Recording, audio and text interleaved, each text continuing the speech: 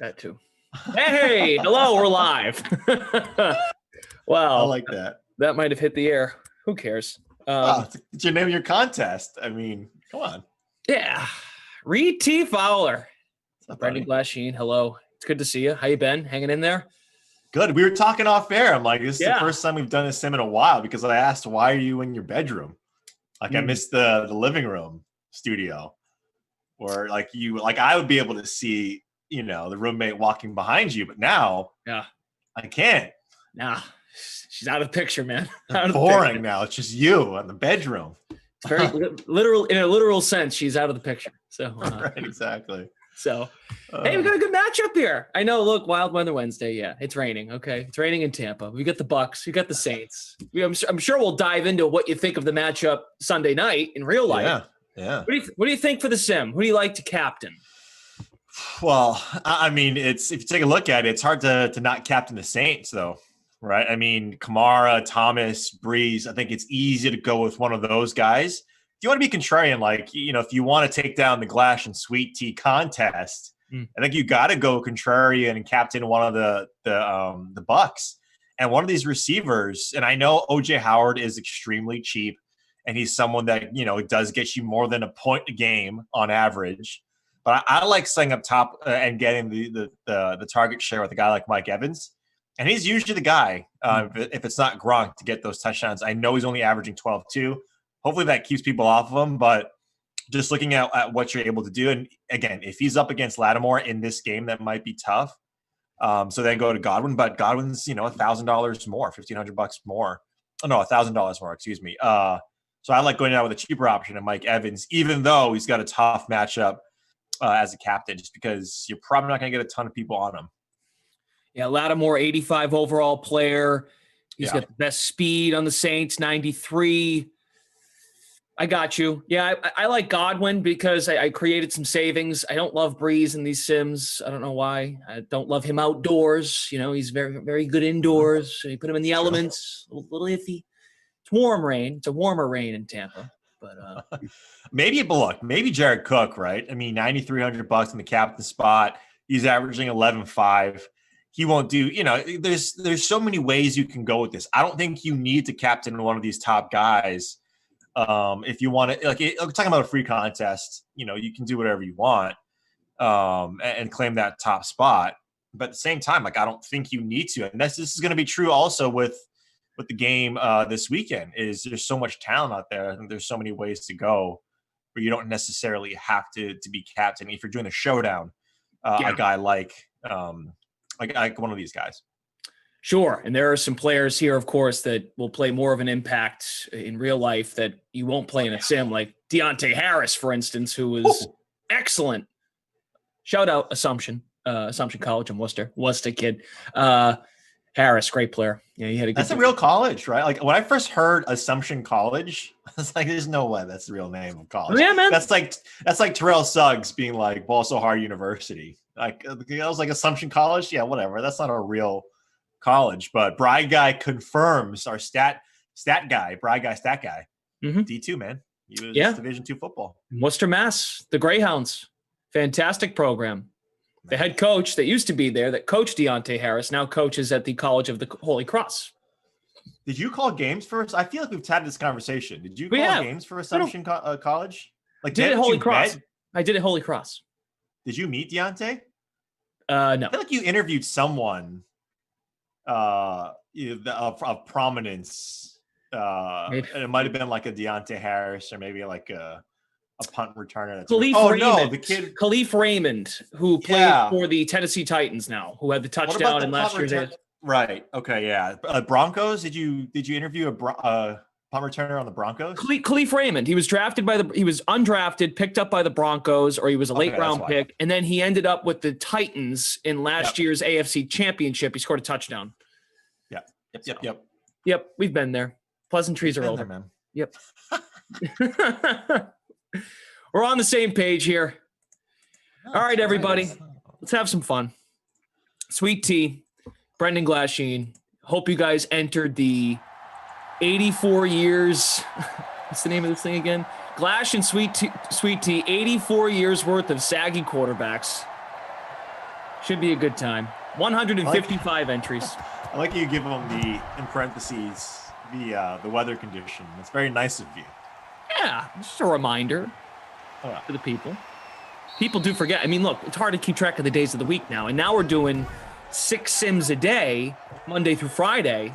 So this is an adjustment. Like on Mondays, you might just have the couple of games to start the day. And then Tuesday feels like Monday. And then Wednesday feels like Tuesday. Right. I know you were all so compelled to figure out how my mind works in that sense. So Glash, what's new since I think the last time I spoke to you on these Sims, you were about to get a cat. So tell me what's new, man, because I've only seen you on every now and then on someone will tweet out the whole team and you'll have done something questionable. But I guess at this stage, it's not that questionable. This is actually 12 p.m. is when Glash is just getting up. He has his coffee. He goes on his Stairmaster for 45 minutes. Yep. This is not 10 p.m. Glash. Right. This is a much more muted Glashing. So what's been new, man? Okay. I see, like I said, how come the bedroom switch? Just more comfort. I've dug myself a little burrow over here. I don't know. I mean, got your paperwork all paperworks and a little folder. Files. You can hear my desk. You hear the drawer. Yeah. It's all organized by division and color coded just for you. Oh God, that's definitely got to help though. I mean, especially maybe outside of the fumble. Yeah. Almost a fumble, but recovered. It's probably really got to help in the other stuff that you do, right? Like color coordinating everything. That's kind of where I picked it up from. We made this transition to the sim world last March. So it's tough going in and out of the sim bubble. You have to face reality sometimes. 3rd and 9. Gronk with the spin move. Extends for the first down. Shady McCoy's been active out of the gate. A couple carries for 11 yards. So here's the deal on the cat.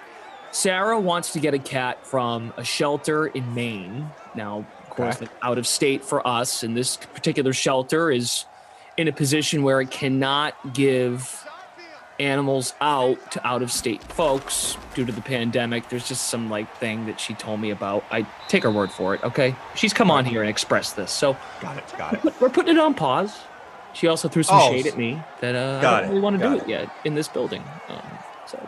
So it's on pause. It wasn't omitted. Like it's still happening. It's just timing of it. Okay, got it. Yeah.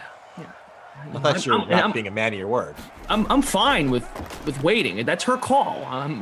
Patience is a virtue. So I just hope it doesn't happen, but it's probably going to happen at some point. Hey, Leonard Fournette for a first down.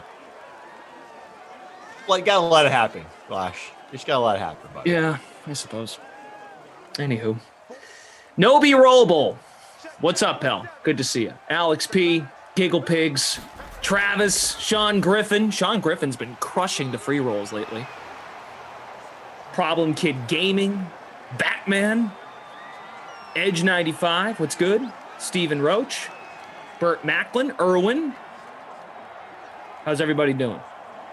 It's good to have you here. We have producer Madison with us. Bry Guy on the ones and twos. Joe and Kyle updating scores with us this morning. Say hello to everyone, not just us. As Brady goes down on 2nd and 3.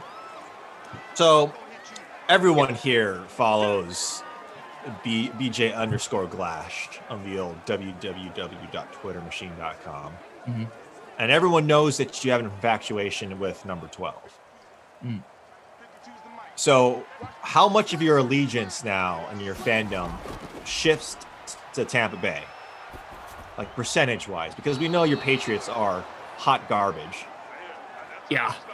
How much of it, not necessarily because he's still playing, but during the season, how much of it has it went over there? A percentage? Was it 10, 15%, 20, 30? I don't put a number on it, Reed. I just know this. That man gave me 20 years of jubilation and joy and nothing that my older family members had to deal with. I'm a spoiled, rotten Boston kid that has had a lot of winning. So I'm rooting for the guy. I am pulling for Tom and the Bucs. So yes, it did hurt when he left, but I'm not like, oh, he doesn't wear the Pat's laundry anymore. Can't root for him. No. He is great, and I will root for Tom as long as he's still in the postseason. And that's the right thing to do. 25%. Yeah. All right. You want to put a number on it? That's fine. Yeah. Numbers. I mean, I know in your line of work, numbers guy. are everything in a sense. I need to conceptualize. When I'm looking at a tweet from Brendan Glasheen, I want to know how much of sweat equity, emotional equity has gone into that. Beautiful blocking here by the offensive line, though, Glash. Oh, gotta get rid of it, Drew. Did you see the tweet Brady put out of Breeze and himself? Yes. The History Channel, the old man look. It's fantastic. You know what I hearken it to, because you also know that I'm a fan of the PGA Tour. And I think Tom's better than this guy I'm talking about. But Phil Mickelson, his social media presence, his social media game is very good, especially for a golfer. And especially at, when he started Twitter. He only started it a few years ago or a couple years ago. Yeah. Brady's Twitter game is amazing. Like, he's been doing it longer, but he's been more active, I would say, over the last couple of years. And both of their the Twitter games are, as the kids say, on fleek. Mm. Do the kids still say that? I have no idea. I think so. You're like 25, so I don't know. It makes me cringe even when it's a video game. He gets hurt. Like, don't get hurt, Tom. Please get back up. Both of these guys going down in the rain in Tampa. Edge 95, always curious about your golf insight. Who do you like this week in PGA? Who do I like? Ooh, is this a golf podcast? Just throw out a guy and we'll move on. Oh wow. Okay, here's Glash. What do it take? 240? 240 in the first to get Glash being a little peeved. Reed? Hands, palms to the sky. Reed, we only get an hour. Okay, we got to move the show along. I'm not here to harp on one talking point for an hour and 15 minutes. I do that with other commentators, and I've had enough of it. This week, I mean, I like Daniel Berger. I like the burger time. He's some of that. I am going to be watching heavily. There you go, Edge 95. Plus, we need to please other folks in what they want to talk about. You can't just harp on one thing. That's not what we're here for. Yeah. There's a lot of guys I like, though. Okay. Yeah. Check out Reed Fowler and his great writing. You are on DK Nation with articles, and you're also going to the PGA website with your content, correct? Correct. PGA Tour on the fantasy page. There you go. Fantastic. You're fantastic, Clash. Thank you. I haven't had a chance to wear the new hoodie yet, but I saw Producer Madison. Saw you. How do you like it? How does it fit? How does it fall? Is it good? It's very good. Does it fall in the right places? Does it give you a slimming effect? Yes, it does. Good. I'm in a large, just enough room for me. It's funny you bring that up because our buddy old pal Emerson Lazia messaged me when he saw me posing in my sweater. I was modeling on Sunday watching football. And your mug. And my mug.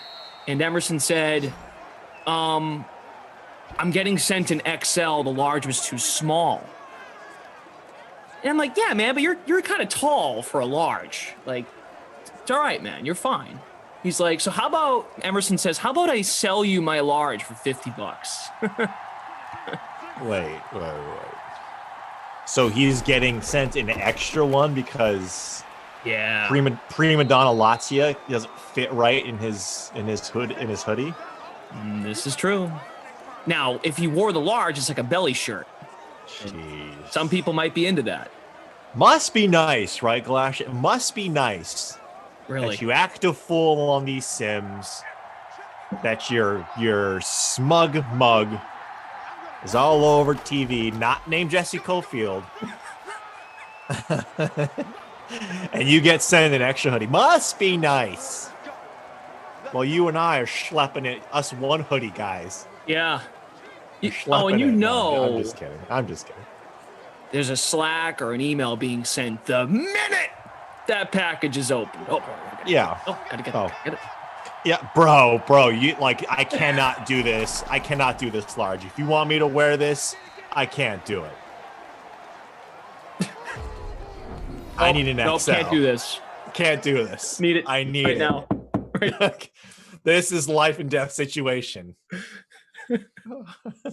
And then we should keep track, and by I say we, I mean someone else, hopefully, how many times he wears that hoodie on these shows.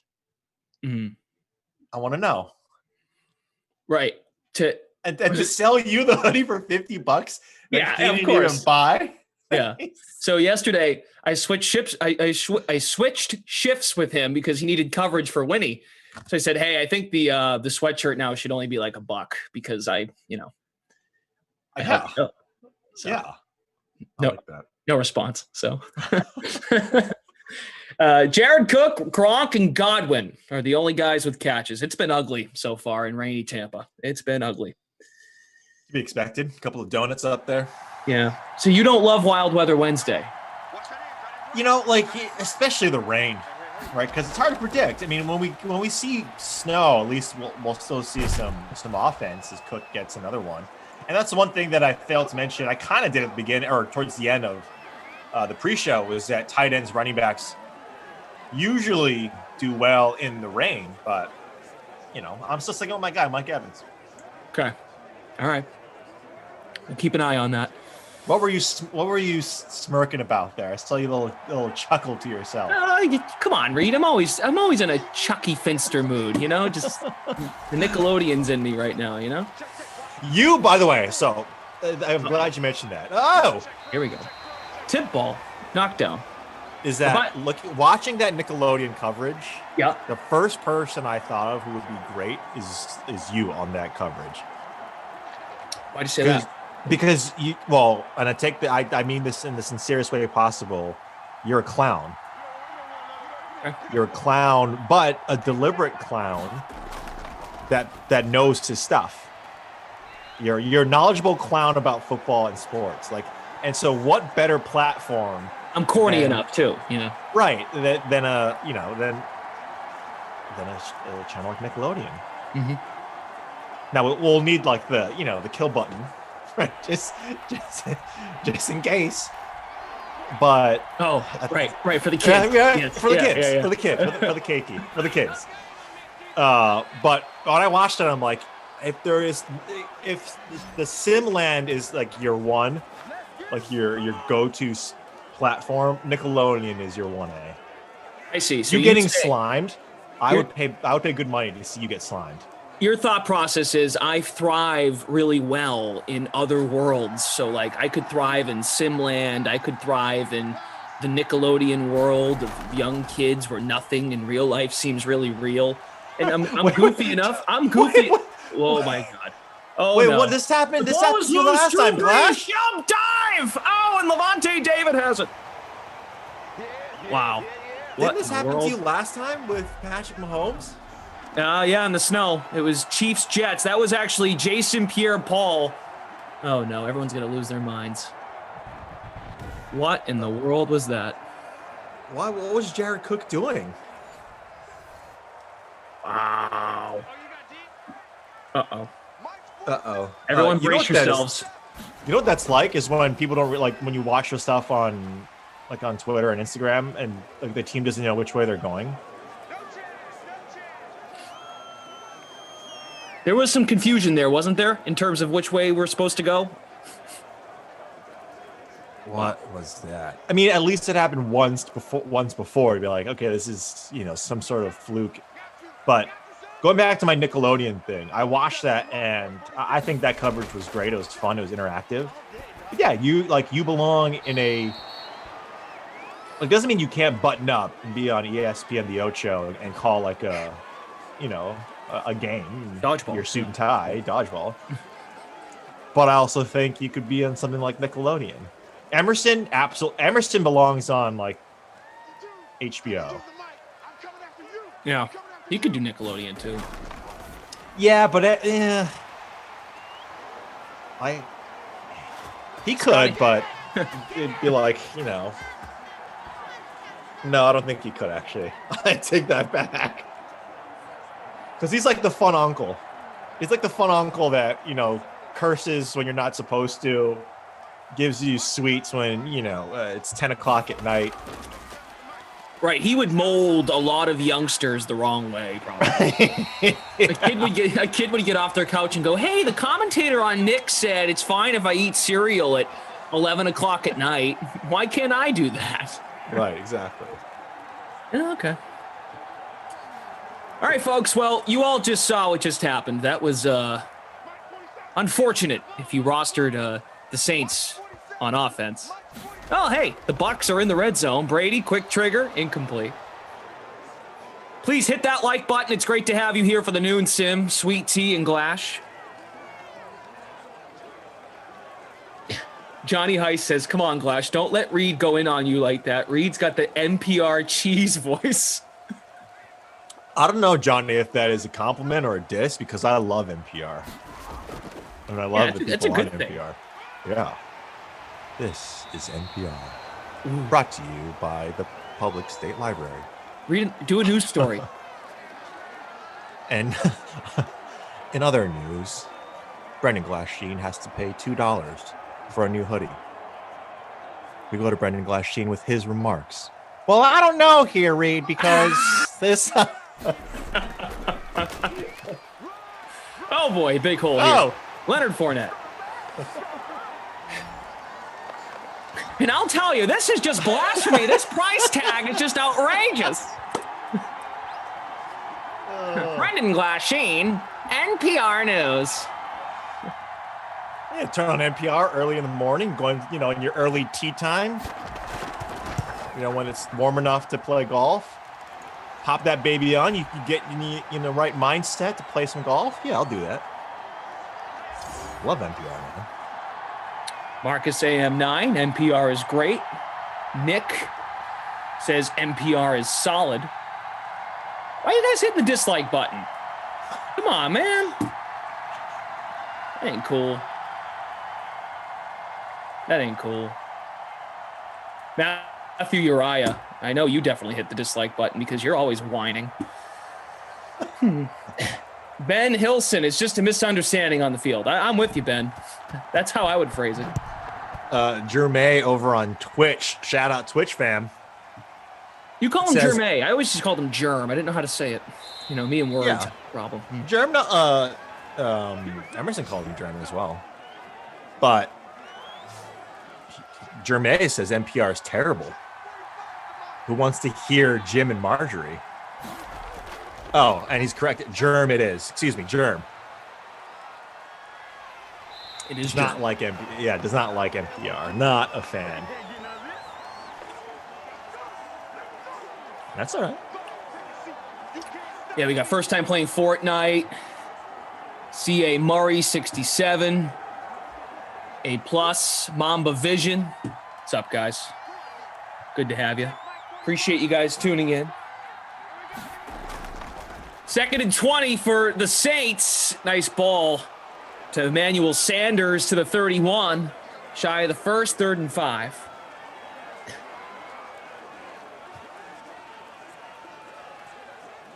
Let's see. So who do you like this weekend between these two teams in the Simper Dome?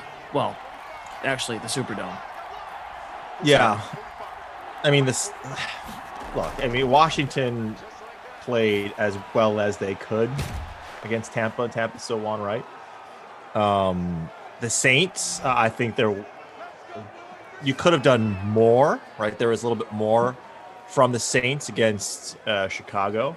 And I love guy, like, I'll shout out Jeff Ulrich right here on this program. Is that he went, Chicago's going to win that game. And I appreciate the bold take. But that was never going to happen. It's like, I won't say never. That had a small chance of happening. But the Saints defense, Flash, is playing at an all-time level, in my opinion. And we talked about this early, right? When we started these sims and when the NFL season started, you weren't very high on the Saints. Right. And because they've been there before, there was something about it, like you just didn't, have a lot of confidence, and rightfully so, right? If you look at their points per game, it's been way down since previous seasons. Yep. But man, look at their defense. Their defense has just been strong, and they didn't have one of their, I can't remember his name right now. His name is escaping me. The defensive end for the Saints was Cam Jordan. No, Hendrickson. Oh. Cam Jordan's great, but Hendrickson has been fantastic this season. So like he's someone 13 and a half sacks on the year, and he wasn't playing last week. I don't know if he's going to play this week because I believe it's a neck injury, and those are always a little bit scary. If he plays, same thing kind of goes with what I said about Washington and why I like them, in certain spots. Is that defensive line for the Saints is very strong. So I like the Saints in that one. Right. I mean, that's what it comes down to. If they can protect Brady. Yeah. It looked like Washington was going to get to him from the start, but the Bucs held in there. Pretty much had control of that game from start to finish on Saturday night. It's going to be... And I think the good news for the Saints is they did not play their best game on Sunday against the Bears, so they know they're going to have to bring everything they got. And I know Tampa's red hot. I just don't know if that operation is fully buttoned up on, especially their corners are it's iffy. Yeah. So I don't think it's going to come down to quarterback play. I think there's only so much Brady and Breeze can do. I think all the other pieces are going to play a huge part in this. I know, I get it. The Saints are probably the Saints are the better team. Hey, but you got to go. It's part of fandom, man. You got to go with your gut feeling of of backing Tampa. Yeah, Frank White just hit the nail on the head. Peyton probably will outcoach Arians, so I could see that.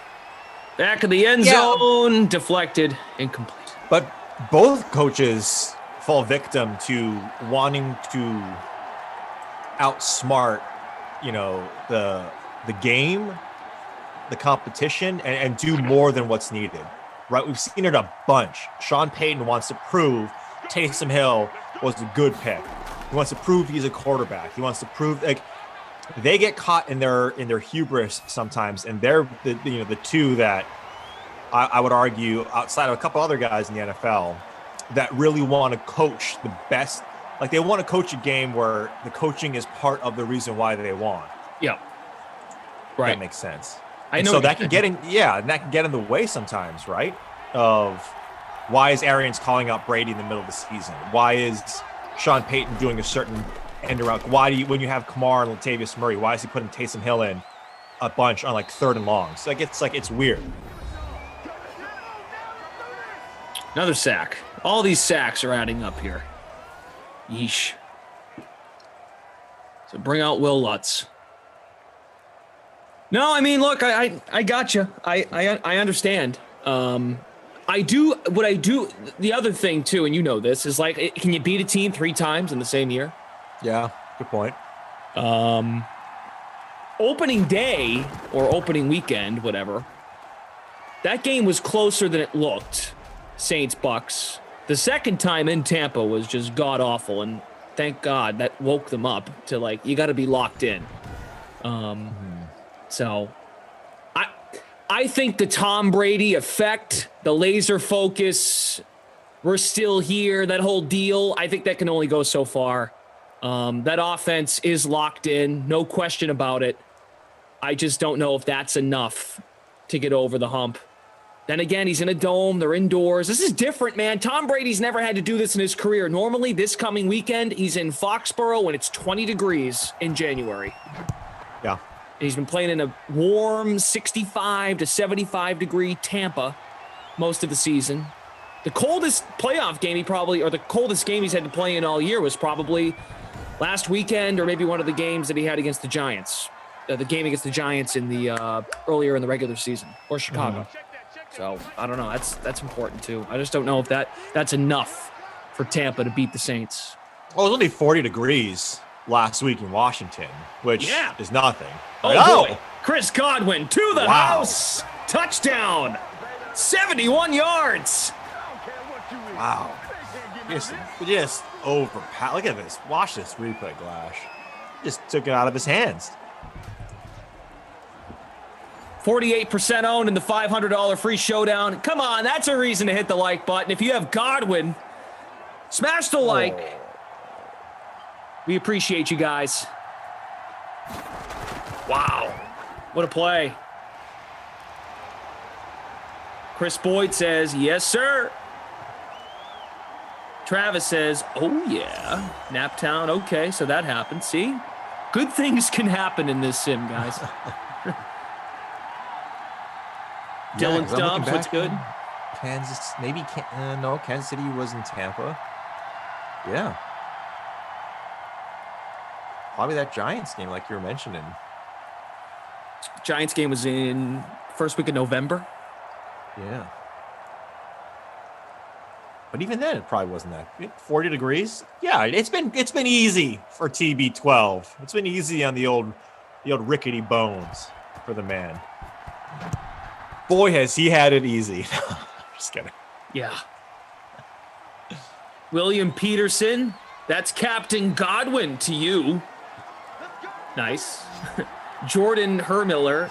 Okay, last sim of my life. Bye, y'all. Come on, Jordan.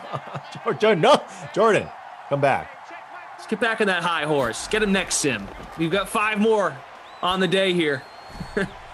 Alvin Kamara makes the catch. He's the highest owned in the $500 free showdown contest. See you guys on Twitch as well. Yogi Dead 444. Always having a good time over on Twitch. Is Yogi your favorite? Oh, I don't like to pick favorites. Come on. Oh, well. Can't do that. You put me on the spot like that. Oh, I mean, just throwing out a question. I'm just rereading the question. Or, the statement. Yeah. It's all right. Yogi Dead's one of my favorites. He's great. Interactive, has fun. Oh. Yeah. Retease Did You Know? He's also a good one. I mean, Retease Did You Know is top 2 for me. Got my namesake in there.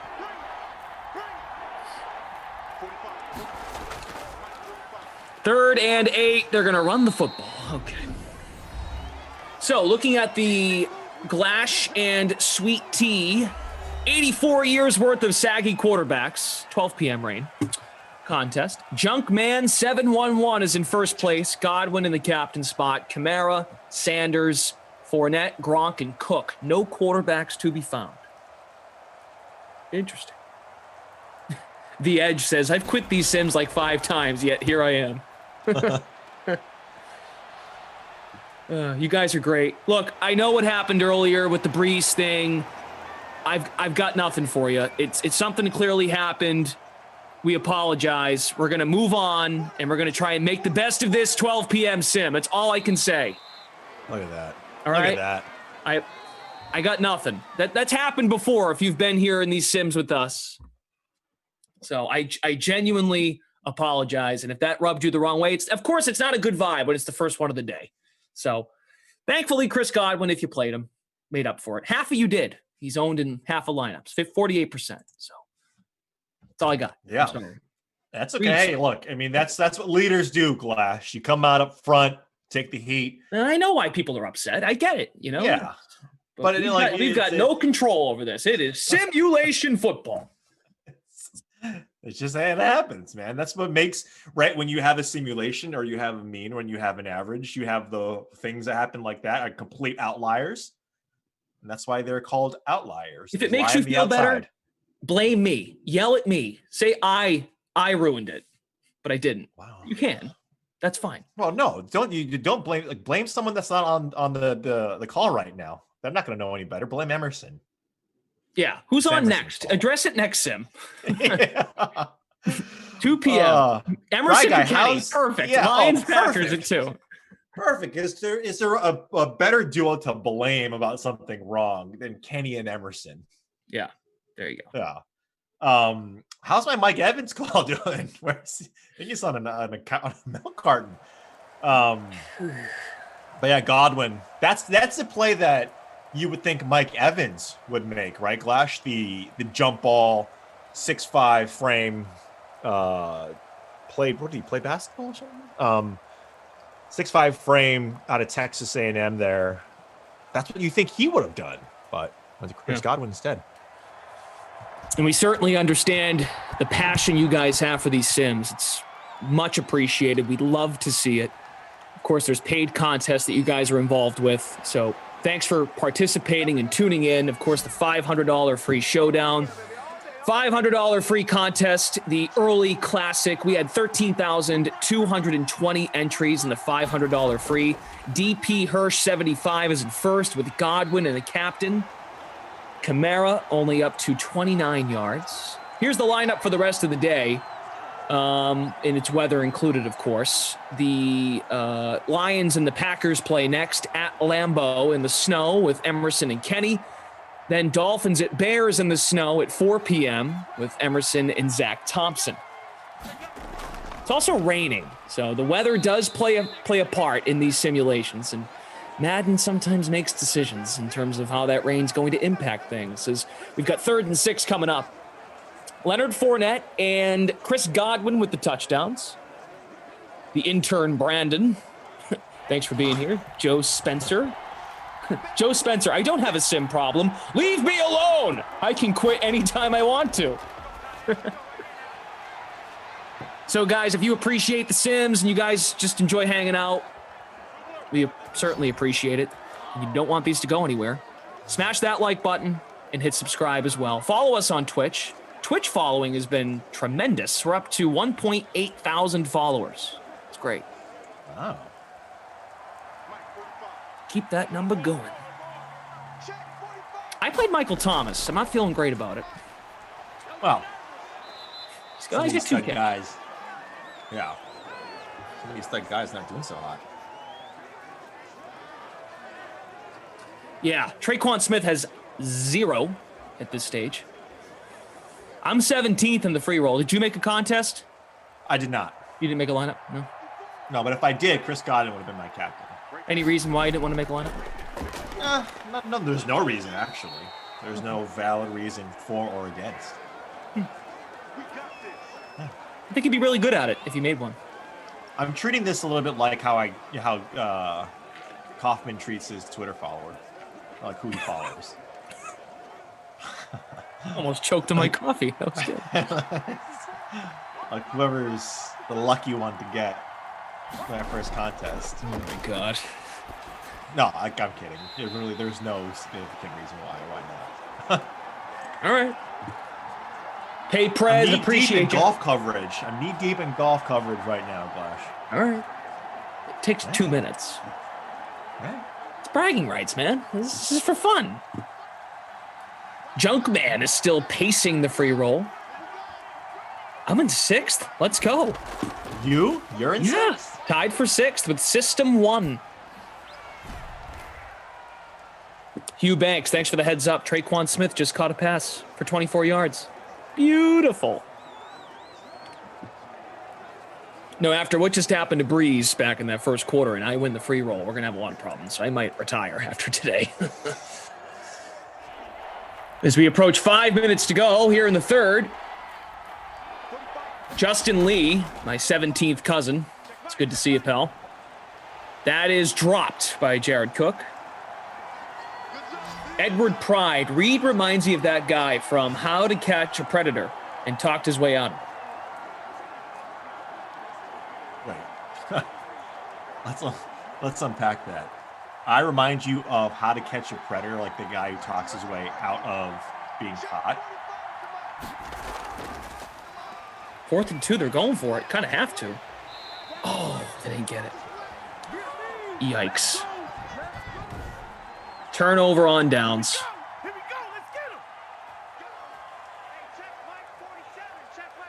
Sticks YT. Catch the ball. Agreed. Small Ben is upset with Cook. Tim Lazard says Cook decided to block instead of catch the ball. Guys, and you know what? If you're sick of me and Reed already, hit the like button for Madison, producer Madison, constructing the schedule and also doing a fantastic job feeding us your chats, your lines. As Brady completes it to Chris Godwin. There's Coach Arians vested in the play sheet. He likes paperwork too. And Bry Guy on the 1s and 2s. Plus, Kyle and Joe updating scores. William says, I have a kicker problem. Did you play both kickers, Lutz and Suckup? Hey, there's Fournette trucking his way for a first down. Justin Lee, thanks, pal. Javi, you too. What's up, dude? What do you got? What are you chuckling about?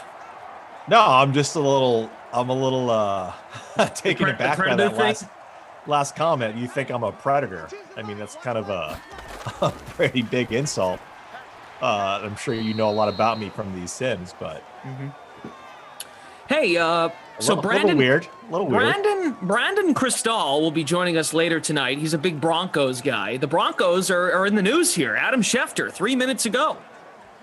The Broncos are finalizing a 6-year deal with Vikings personnel man George Patton to become Denver's general manager. Ooh. 6-year deal. Crazy. Those seem to be, right, because John Lynch, as a GM, got that deal with San Francisco. I mean, that seems to be right. Like when you talk about how to build a team, especially one like the Broncos, who there are some inklings of a future, right? Drew Lock, I don't think is the answer, but I think Jerry Jeudy is a great player and he has a lot of upside. Cortland Sutton didn't play last year. He's still young and he's, he was primed for a breakout year last year. And just got hurt very early on. I think got hurt in the preseason, or quote unquote. But it's 6 years. I feel like would be the most amount of, like the minimum amount of time that you would need to really get your guys in there, free agency, drafts, so on and so forth. So I like that. I like those deals because 3 years. Like, what are you gonna do with 3 years, 4 years? Like, what are you really gonna change in 3 or 4 years? Unless you're right on the cusp of being a playoff team. Sure. You're not, right? You're not going to change much unless you're a genius. How do you feel, and we've got 3rd and 5 here coming up, how do you feel, though, when you bring in a new GM, but, like, what about Vic Fangio? Like, what happens to him, right? Like, is it one of those things where if you do change the GM, that you might as well just clean the house entirely? Yeah. I mean, right? It's a question. I don't know if that's the right thing to do. I feel like when you hire a new GM, the GM usually wants to have his own coach, or they keep the current head coach to kind of save their butt for an extra season. Oh, well, it wasn't my coach. So, yeah, it might be a grace period, right? Okay, well, let me get some time to figure this out. And also is what other options are out there right now. If there's no better option than Vic Fangio and you can make it work, maybe you get an offensive coordinator here or there, where you get a quarterback, whatever that's going to get you those extra 1 to 1.5 wins per season. If you're a 6-10 team and you go to 7-9, 8-8, like at least there's progression until you get your quarterback, you get a coach that comes available, like a Ron Rivera, for instance. That's what you're probably waiting for right now, is those coaches that are in a good spot, they're just getting bad luck. They need to change the scenery. Denver's it's a solid organization. It's a great state, in Colorado. Like the Chargers coaching job and like that organization, Denver would be one too that you would want, I would think, as an aspiring head coach. He's Reed Fowler, Brendan Glasheen. We're with you for this first sim of the day on Wild Weather Wednesday. Raining in Tampa. Bucs leading 14-3. Some of you guys that might be new, thank you for tuning in. If you have questions in regards to how to make lineups and how to go about constructing a lineup, you want to go to Madden Streams information page. Just Google it. Madden Streams info page. The difficulty is all Madden, game style, arcade, exhibition, event type. Injuries are on. They can happen. It's never happened here for us. There are players that are playing in the Sims that might be hurt in real life, but like Cortland Sutton, for instance, or a Tyrell Williams, those guys are active. So check it out. Zach Thompson and the gang over at DK Nation do a great job. Kamara cannot break free. The Saints are they're not moving the ball much here in this Sim. It's not good. It's not good. Well, this is the one thing, too, that you worry about with the Saints is their offense has, like I mentioned, outside of number 41, like it hasn't been really that impressive. Like the 28th in points per game, I believe, in the NFL, 21.1. And they scored exactly 21 points last week. They didn't need to score more than that because they held Chicago to 3. And that's really what the Saints have been this year with all of their injuries, is run first, play solid defense. We haven't seen those huge 50-point games on each side from the Saints like we used to. Right. They did play a high-scoring game, what was it, week 2 against Green Bay? Yeah.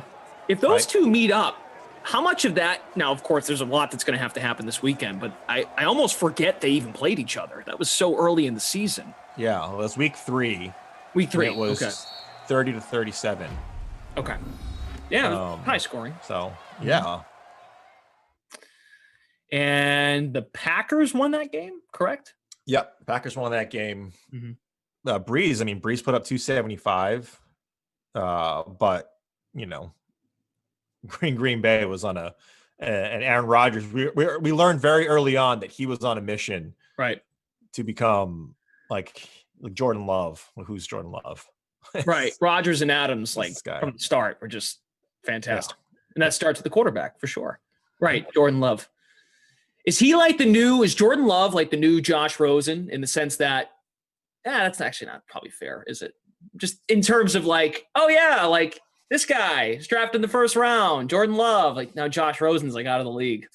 Did Aaron Rodgers doing this well this year really mess up the path for Jordan Love? I think one thing that you have to give credit to is what Green Bay has done. I mean, Green Bay is one of these teams that last year they were, they got the fraud moniker tied to them, right? 13-3, yeah, right. And then we kind of saw that San Francisco exposed them and their run defense, but then they bring it back this year and essentially do the same thing, if not better than what they did last year. So you got to give the Packers, Matt LaFleur, credit for what they're doing and the pieces that they picked up. But at the same time, right, like Jordan Love, imagine if Rodgers had someone like Justin Jefferson or someone like one of these wide receivers that he could have done something with, right? Justin Jefferson is probably going to be good no matter where he went because he's a good player. Yeah. But, man, if he could do that with Kirk Cousins, yeah. Imagine what he could have done with Devontae Adams on one side, him getting single covered. I mean, yeah, it would have been fun to watch. Tom Brady out of the gun, 5 wide. Godwin on the right side, bottom side of the screen. And there's Evans. Hey-o. Guy of the first. So, but that's what great quarterbacks do, right? When they're motivated and they elevate others. So I don't know if I don't think the Packers deserve too much credit for what they did in the draft and how to motivate their QB, but that's what great quarterbacks do. They hide a lot of things. They hide a miss in the draft, drafting a running back in the second round, drafting a quarterback in the first round when you have Aaron Rodgers. Now, look, of course, the Dillon thing is a future move if they let Aaron Jones walk. But I don't get. Matt Russo, Rodgers has had no help his whole career. Come on, stop. That's not true. You want to play that game? You go to every great player, every great quarterback in this league. At some point in their career, they have to elevate others. That's part of the job. That's why if you're great, you'll do well in spite of your weapons. That's just my thought. You're still trying to get that thing out of your tooth, huh? You got something in there. I don't know if there's something in there or I chipped it earlier. Might have been a chip. In the spirit of hockey season. Yeah. All right, we got a punt. Smash that like button, guys. Let's try to get to 200 likes. Let's get a good start here to Wild Weather Wednesday, even if it's not your favorite. Come on. Almost about 700 of you guys watching.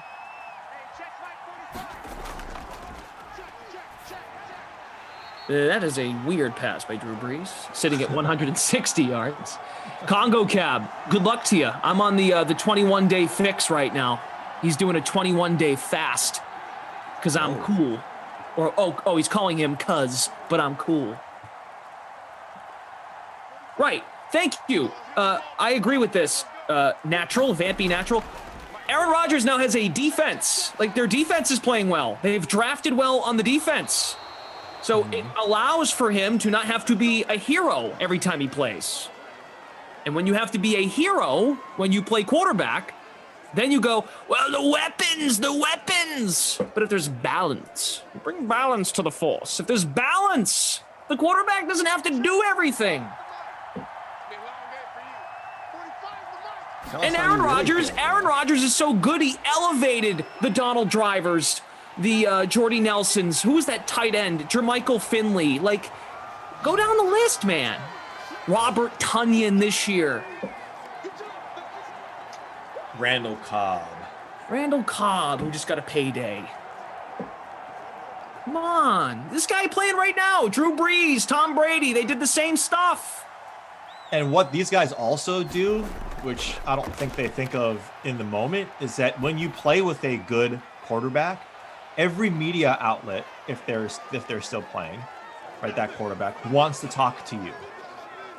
They want to talk to you because they might say, "Well, what is Brady thinking about here?" Or "What is Aaron Rodgers? How did Aaron Rodgers play?" We've seen a lot of guys, look at Reggie Wayne. Look at like these guys who now have jobs on the NFL Network because they played with Peyton, because they played with Aaron Rodgers, Brady. I'm not saying that every single receiver, gets that treatment, but that's also the case too, right? When you play with greatness, if you play for the Patriots, other teams want you, or other media outlets want to talk to you because they want to know. That's what good quarterbacks and good organizations do. They rising tide raises all ships. Fantasy Hawk, I agree. Brady didn't have extreme mountains to overcome. He had a great coach, as Reed just said. Yeah, I'm with you. Don't worry, I won't be the Hawk Pats fan here. You won't get that from me. Tune in later. There's someone else who can do that for you. Here's Leonard Fournette inside the 30-yard line. The 24. Symmetrical. The game difficulty is all Madden. Matt Russo says those guys are all average receivers. Packers have never drafted a skill position player in the first round in Rodgers' whole career. Only took Jordan Love in the first round. Hey, I hear you, Matt Russo. I'm happy we're having a discussion. This is good. So is Matt saying that they've never drafted well? They don't put enough around Aaron Rodgers. They don't put enough around him. Yeah. Well, you don't necessarily look at other people who I'll give you an example. The Raiders have had high draft picks for the last decade, and look at what they've done. Right? Having draft picks hit in the first round is extremely rare. Yep. But when they do, it's great, like a Justin Jefferson, right? Especially in their first year. But I think look at the, and like you mentioned, we don't want to. This is not a Patriots show, but look at how poorly they've drafted their skill players. Mm-hmm. Like, the draft isn't the answer. The draft is a part of the whole equation. It's not the overarching variable. And let's not go to the first round stuff. Like, look at Pittsburgh drafts great skill guys late in the draft. right? Like there's one second for you. round. Yeah, I mean, there's a lot of great players that come out second, third, fourth. Oh, good kick.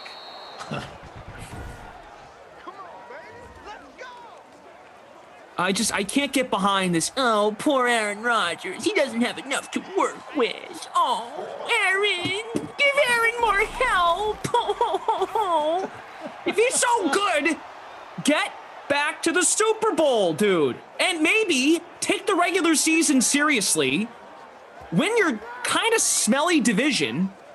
Get the 1 seed and host games more. I think this weekend is only like his 6th playoff game at Lambeau, something like that. And look, maybe Mike McCarthy he's not Belichick, he's not Sean Payton. He's not, okay. I'm not going to throw Andy Reid in that conversation. But God, I hate that. Wait, so you don't think Andy Reid's a good coach? Or like part of that group?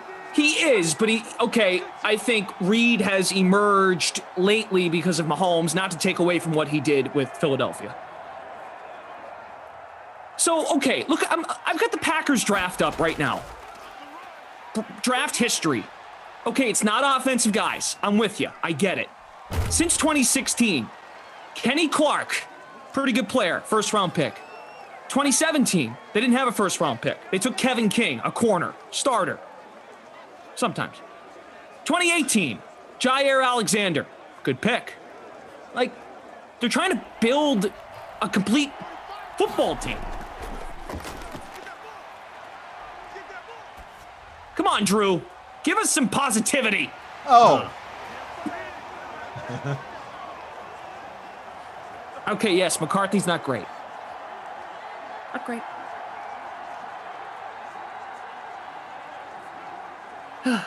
Would you? Yeah, Chris. Yeah, get it out, Josh. Would you consider Sean McDermott a good coach? Yeah, I do. Do you? I do as well, yeah. I think he's... Oh, do we get a return here? Ooh. Go. Oh. That would have been my first one if you had a return there. Fantasy Hawk, did I not say I acknowledge that Brady had a great coach and a great defense? No, you said that. I said that. You said that. Yeah, you said that. Don't tell me I didn't say that, Fantasy Hawk. Okay. All right. We're gonna get a curb your now enthusiasm. I'm being told to drop it. No, I have the microphone. I get the microphone. You go buy a microphone on Amazon and you can talk into your microphone. I got the microphone, Matt Russo. You want to chat? We'll chat. You talk, I talk. Okay? You get to go in here in the chat and say what you want to say. I get to come back and say what I want to say. That's how this works. That's engagement. Well, a couple of things, everybody. Rye guy, you took the words right out of my mouth. We're getting an insight into how Glash really feels about not just sports but interpersonal communication. Right? How do you converse? Oh, it's true. It's time to drop it. It's time to drop it. Right. That's always the thing that when everyone's talking to your respective friend group, group chat, whatever about sports, that's always my favorite. Is that when you bring up some points that don't necessarily they agree. Oh, we gotta just drop it. Look, no, you bring up a lot of good points. Look, what you want to say. I think what you're saying, to be concise about the whole thing, is look, every situation is different. Every quarterback needs help. Every Tom Brady, Drew Brees, everyone needs help at some point. But the quarterbacks that I think will be on the Mount Rushmore, right? Like they can transcend that. And I think that's what, the chat is saying. That's what you're saying, but in different ways. And look, like every good player in every situation, like Michael Jordan, we can talk about, right? Like you can talk about all this stuff. They've had help along the way. Like they're not just doing it on their own. So I get what these guys are saying, but I also get what you're saying, man. Win more games. Be better. Just be better. Just be better. Be better. And get a microphone from Amazon. This one right here. The Yeti. This was kind of expensive, though. That was... Yeah, I got the Elgato here. Oh, the Elgato Wave. I'm going to hold my microphone up now because I know I've got one. Okay. Oh, right here. There you go. Junkman 711 finished in first place. Maintained the lead in first in the free roll. with Godwin in the captain spot, had a 71-yard touchdown. Manny Sanders, 6 for 73. Nice performance. Michael Thomas, 5 for 69. Godwin did hit the bonus with 104. Mike Evans hurt me. 2 for 23. Not good. Not great, Bob. I'm excited for the Curb Your Enthusiasm tweet that we'll get from Glass Sheen, maybe concluding this little rant that you have, because you always find a good one. So I want to see what it's going to be. Okay. Give us that promise that you're going to tweet out something from Curb Your Enthusiasm about I don't know if I can promise that. Oh God, here we go. We'll get there right. At some point. This was fun. I appreciate the engagement and the back and forth. That was good. Two-way tie for us, 7th in the free roll. I was in 7th in the free roll. That was good. Got that to hang my hat on. Called to chat my daddies. Our Tom Cavage came in first in the $500 free contest. Who do you like for a player of the game? I think Chris Godwin. He hit the bonus, low-scoring game, got you that touchdown, also hit the bonus, right? So I think he's got to be that guy. And that's what I was saying, right? With Tampa Bay, you can get some of that leverage off the field because you're looking at the Saints, a lot of high-powered guys on that team, and also with Tampa Bay. But Chris Godwin, the guy that came out on top. I think Chauncey Gardner-Johnson was the one that he posterized, and that's the weak link in the Saints defense is that nickel corner, and that's been Chauncey Gardner-Johnson, who has an amazing skill of getting guys kicked out of games. He gets under the skin of every single receiver that he goes up against, like Jalen Ramsey-esque. And last week, Anthony Miller, that he was the guy. He got under Anthony Miller's skin. Anthony Miller, pushed him or shoved him in the face. Anthony Miller was out. Chauncey Gardner-Johnson was still playing. So he just got posterized by Godwin, but in real life, he's good at what he does. How about the Not My Kid award? I think it has to go to Mike Evans. I'm going to put that on me. 2 for 23. Do better, Mike Evans. And look, I think Alvin Kamara was someone that could have done a lot more in this rainy game, but I mean, I can also not go to Jared Cook, but we'll leave that. We'll put that to bed. Scrolling back here, Joseph Clark, Jamal, Ryan Shed. You guys are it's a good time. Steve Weber. Thanks guys for hanging out. Hit that like button on your way out if you're so inclined. So you're done for the day? Done for the day. Got some other golf stuff that I have to get to with the Sony Open in my home state, Glash, of Hawaii. I grew up like 5-10 minutes away from this course. So this one's near and dear to my heart. Follow me on Twitter if you want more pics, stuff like that. But yeah, more golf stuff that I'm going to be diving into as the day progresses. Very nice. You can find good old Reed T over on the Twitter machine. Reed T Fowler. There it is. REID T. Please. FOWLER. Yeah. There you go. All right. So there's good news and there's bad news. Oh, no. The good news is I am not back at 2. The bad news is I'll be back at 10 tonight. So I get to bookend the dream stream today. Lions and Packers in the snow with Emerson and Kenny. Latzia and Ducey coming up at 2:00. Oh, great. The Packers are playing. So we can carry that conversation right over. Did you know that they were playing? I had no idea. I did. Oh, nice. So you guys have any other questions, exchanges you'd like to make? I at least read your comments and I hear you all out. Good luck with those guys at 2. Yeah, good point as well. Yeah. See, you talk, I talk. 4 p.m., Dolphins at the Bears in the snow, Emerson and Zach Thompson. After the 4 p.m. sim, so right around 5 o'clock, stick around. Shirag Hira and Julian Edlow. That's a great duo. NBA pre-lock. While you can get the NBA because of, stoppages and whatnot, get involved if you want to make some NBA lineups and tune into their advice. And then the late slate of Madden, 6 p.m., Colts at the Bengals in the rain with Koff and Rossi. 8 p.m., the Bills at the Giants in the snow with Koff and Brandon Cristal. And then I'll be back later tonight at 10 o'clock for Madden After Dark. Jets at the Titans in the wind. Myself and Brandon Cristal. Thank you to producer Madison as well as Bry Guy on the 1s and 2s. And Kyle and Joe updating scores today.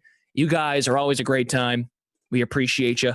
And until next time, Reed T, that was good. We might not see each other again till like April. So yeah, I'm excited that the new place that you're going to be sequestered to, the new corner of your home that you'll be in the next year or so. So I'm excited for that. All right. Very good. So we'll talk then, maybe at some point in between. In the meantime, 1 hour from now, Lions and those gritty Packers that just don't have much on their roster. And it's all about the quarterback in Green Bay in the snow at 2 with Emerson and Kenny. Bye-bye.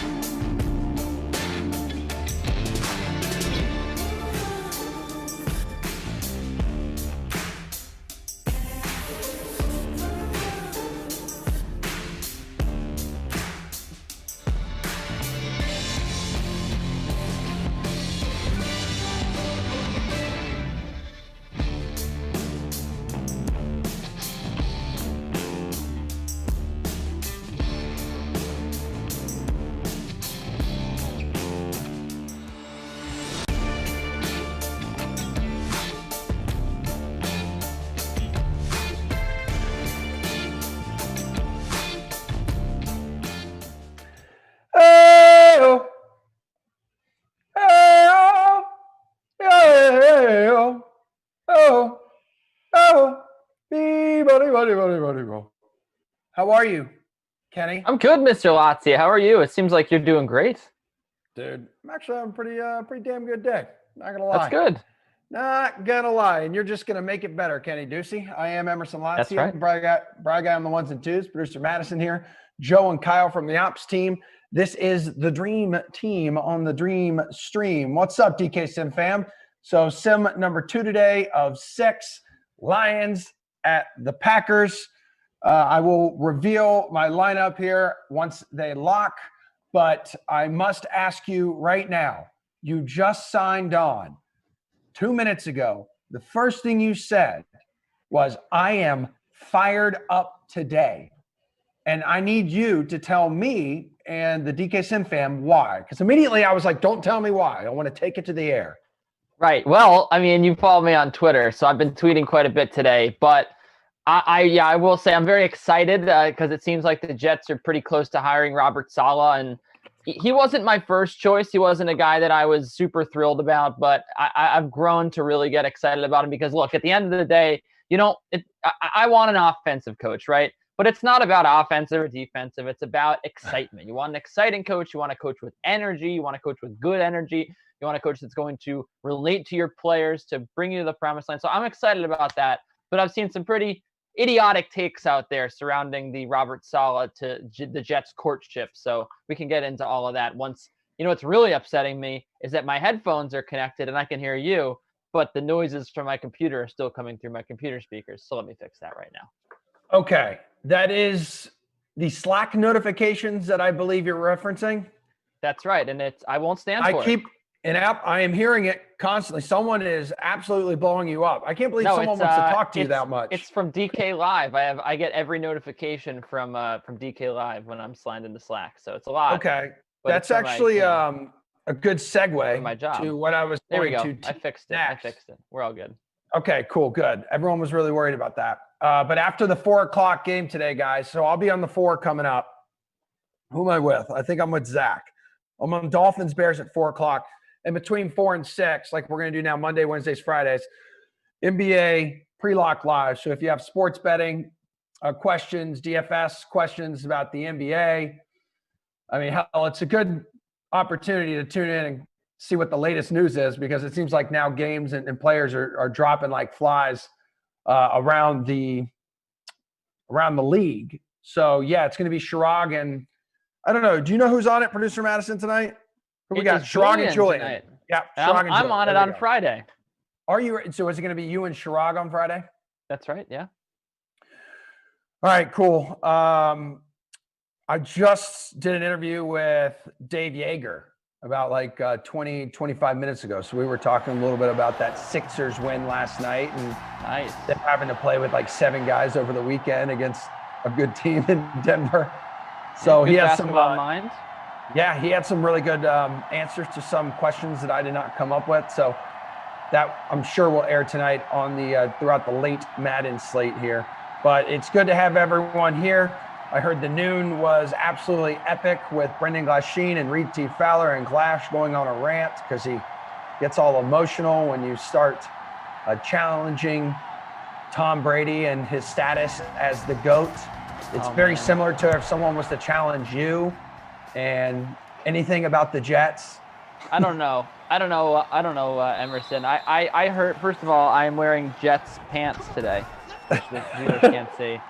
I just love how unbiased you are. Very objective. Right. Well, the thing is, I brought up, I tweeted something out, like I thought it was really funny that Heineke was trying to get Brady's attention after the game and like tried for like 30 seconds and then finally got it and like talked to him, and Brady said like 2 words to him and left.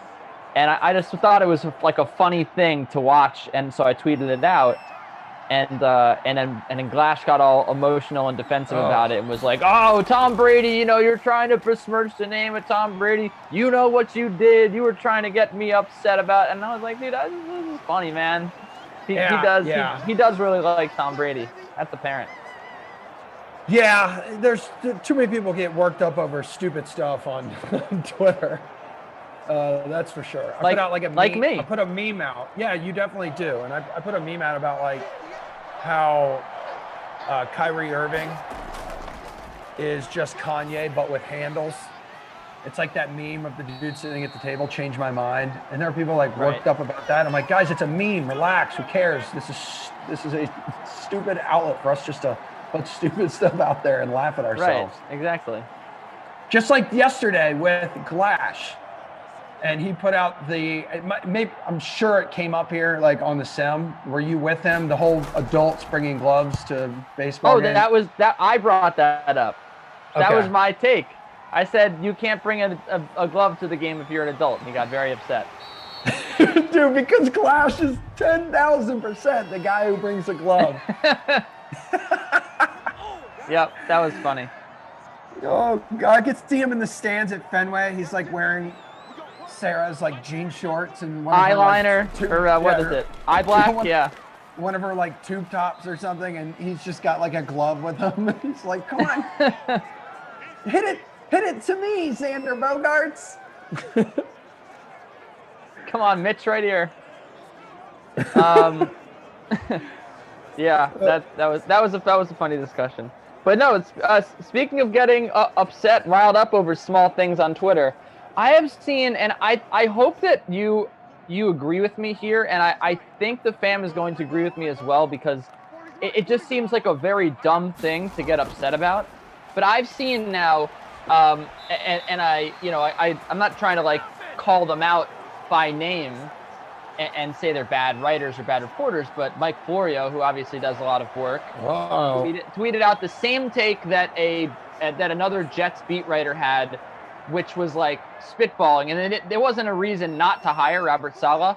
But what's happening right now, and just to inform everyone, because I don't know if anyone's up on like everything happening with the Jets coaching search. Like I don't know what the hell is going on with the Lions, right? Like no one cares about the Jets coaching search.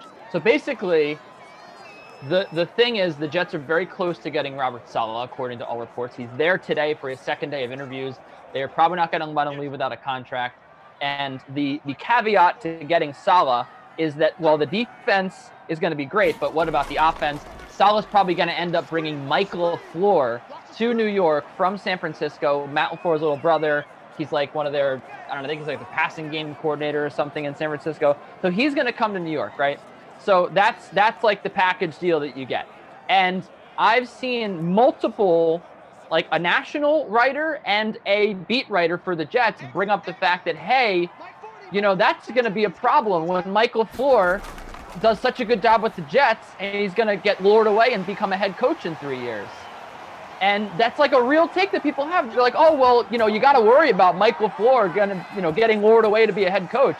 I'm like, are you like, why would you not hire a good coach because he's going to get hired away in a few years? Like, this hypothetical is like that the Jets offense would be so crazy good that someone would just have to have Mike LaFleur.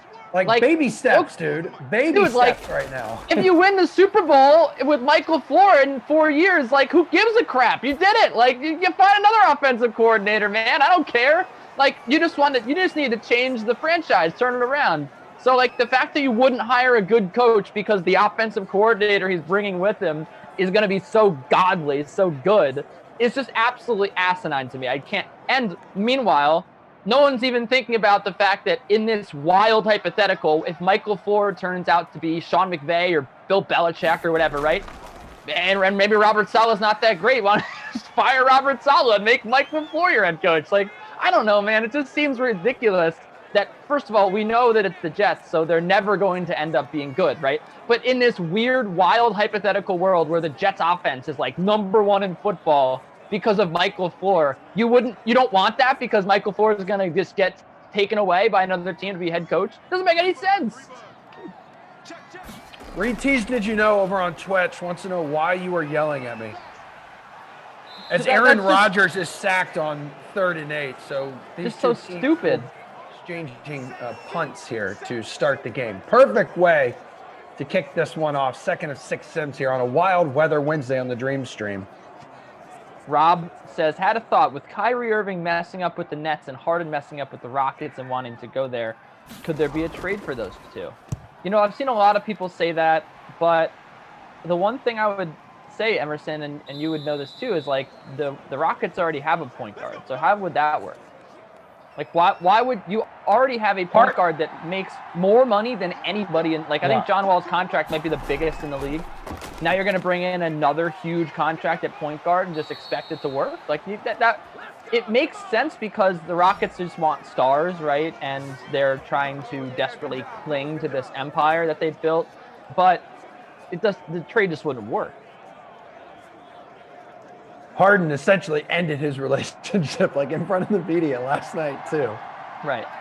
I just saw a report come out like a little while ago that the trade talks with him are heating up. I think it was Shams.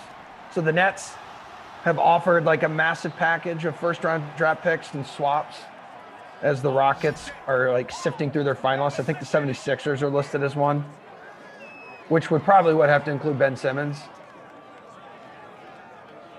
I think the Sixers is a better destination for Harden. I don't know if I want anything to do with Irving right now. Like, he's not even telling his coach he's not going to show up. He's no, me neither. Or James Harden, like frankly. High and mighty when he's preaching, and I don't mind the guy like being different, being himself. I kind of respect that, but at the same time, like, then you're going to a party without masks, and like before it was. I don't know. It's a mess with him right now. Right. Fantasy Ox saying he should retire. I said that. Now, here's the thing. I don't think he should retire, right? But I said that about a week ago because I came to the realization after he missed his second game. I was like, maybe he just doesn't want to play basketball right now. Like he said, all the rhetoric with Kyrie that we've heard, like about how he wants to start his own league. He doesn't like feeling like he's playing for the owners in the NBA. He feels like he doesn't have freedom. He feels like he's trapped in this role. And he's also talked about how like he puts this is not like some show that they're putting on for the world. Like they're professional athletes, with like the media, right? Like he doesn't want to talk to them because he doesn't want to feed into the drama, and he like doesn't want to put on, he doesn't want to be like an entertainer, So I feel like with all that said, like I think that I don't think he really likes his job. Like I just don't think he likes being a professional athlete. He doesn't feel like it, right? Like he's taking time off because clearly he doesn't want to be in the spotlight. And I almost feel like with all this happening, it's making him less likely to come back because now that he's like the biggest story in the NBA, this is exactly the opposite of what he wanted, right? He just wanted to go away in the silence, go away for a few weeks, not play basketball, get his mind right. So I feel like this is just not a very good profession for him mentally, and I don't think that he's going to continue doing it. I just don't think he wants to play basketball anymore, and that's why you're seeing him not play right now. And I don't think he knows. I don't think he knows what he wants, to be honest with you. I agree. I think you're may make up right one day and say I want to play basketball, and the next day he's like, maybe I don't want to play basketball. Maybe I just want to go to like my sister's birthday party and not tell my coach that I'm not going to be showing up and I'm not playing for no reason like whatsoever. But man, those like few games he and Katie were out there, it was like, damn, I don't know how I was already crowning them like champions as Matthew Stafford to TJ Hawkinson is tight end one. And we got ourselves the first points of this game, first touchdown of the game with 38 seconds to go in the first quarter. Yeah, TJ Hawkinson, you got to get him in your lineup here. I have him in my lineup, and he is a favorite target of Matthew Stafford in what should be, kind of an even game, I think. I don't think there's one side to stack here. I think you want to split it down the middle. But interesting tidbit that just came in that James Harden is not going to be playing any more games until he is traded. Yeah, that makes complete sense. Like it's not going to work out. You can already see. I don't know if it's like an effort thing, but I think it's like the first time in 9 years that he's had 4 straight games under 20 points. Like the guy's just not balling out. He's just not in it, and it's okay at this point to admit. Kind of overweight. He looks a little thick, dude. He looks like the old running back for the Packers. What was that dude's name? Eddie Lacy, of course. Yeah, he looks like Eddie Lacy out there. But anyway, it's okay. Like right now, if you're Houston, the Rockets, like you put yourself in this position, just accept it. The marriage is over. Yes, keep him healthy. That way, it's like you can ship him off. You're ending the headache, and you're just going to start this like rebuilding mode. But Houston as a city, right now, it's hearts are breaking. Like Watson, reportedly wants out. Then there's Harden, who is going to be out here possibly today. But that sucks for that city. It does.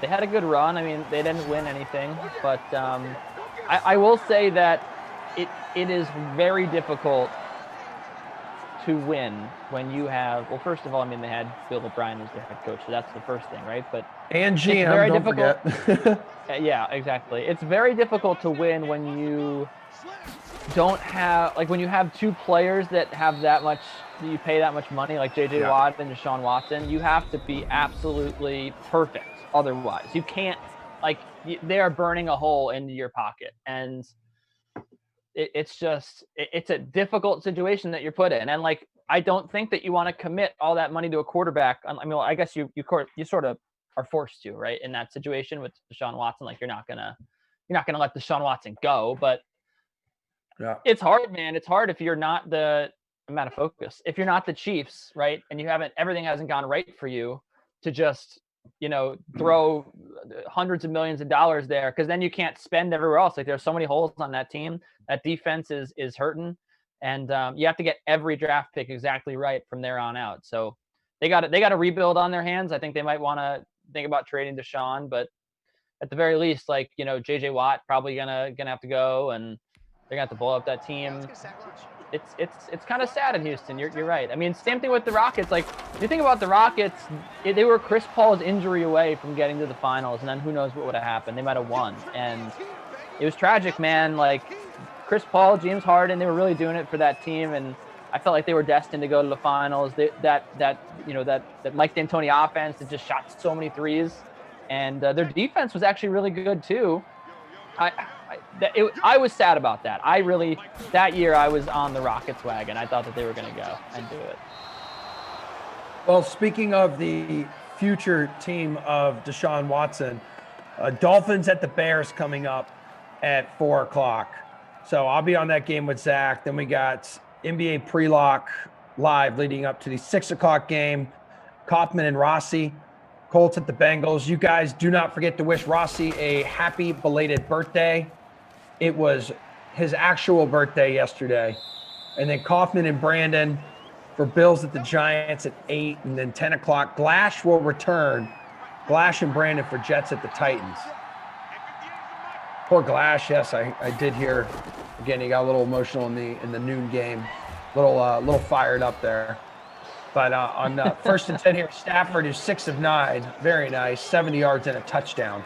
And the second quarter is underway. Solo leaders in both free contests, so the Showdown and also the Classic. Highest owned players in this one, 78% Aaron Rodgers, Aaron Jones, 74%. They both share a birthday. Devontae Adams, 64%. TJ Hawkinson, 45%. Marvin Jones Jr., Dr. Jones, 39%. Did all of you get a lineup in the Aaron It Out contest? 117 of you did. I have been so terrible at these things lately. I am currently 102 out of 117. This is what I decided to do. I went Marvin Jones in the captain spot, Aaron Rodgers, Stafford, Aaron Jones, Wait a second. This is what I did. I was looking at the wrong. You can't have Aaron Jones twice. No. I have Aaron Jones in the captain spot. And I said Marvin Jones too before. It was Aaron Jones in the captain spot is my lineup. Rodgers, Devontae Adams, Marvin Jones, and then I have MVS and Matt Prater. Nice. I like that lineup. No, it's not nice. I'm 105. No, I think that lineup could have a comeback. Yeah, I did a quite very possibly. dangerous thing, and I faded Devontae Adams. So I have Kenny Golladay in my captain spot, who has just one catch for 10 yards. Rodgers, Stafford, Hawkinson, Mercedes Lewis, and Jace Sternberger. That's my punt. Had to punt it. We've got Sternberger. Yeah. No, you kind of do know, but you also never know. Yeah, no. One time I I won a contest, or almost won, when I rostered Drew Sample, the backup tight end on the Bengals, man. Okay. It can happen to you. It can. No, it he had a happens catch. every once in a while. We had a fullback. Was it the Titans game I was on last night at 8 o'clock? We had a fullback touchdown, and they tried to give him a second one, and he was cut down at the 1.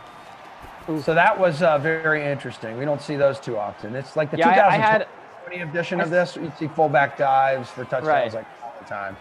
I saw one of those too. Is that Marv? Yeah, that's my guy, bro. Welcome home. I think on not my last name, but the one before that, I had that too. I saw that the fullback got the ball, got stuffed at the goal line. Like that's pretty backbreaking when you actually roster the punt play and then they just get stopped at the goal line. I mean, that's a killer. Mm-hmm. You could say that I'm jonesing for a win right now. Hawkinson, who was on the receiving end of the only touchdown in this game on that catch, 2nd and inches coming up. We have Lindenbaum here over on YouTube saying, not that it matters, but 6th in Emerson's contest at the moment. Lindenbaum, it matters, man. Do not bury yourself. Believe in yourself. This contest is everything. Tough run there for Kerryon Johnson.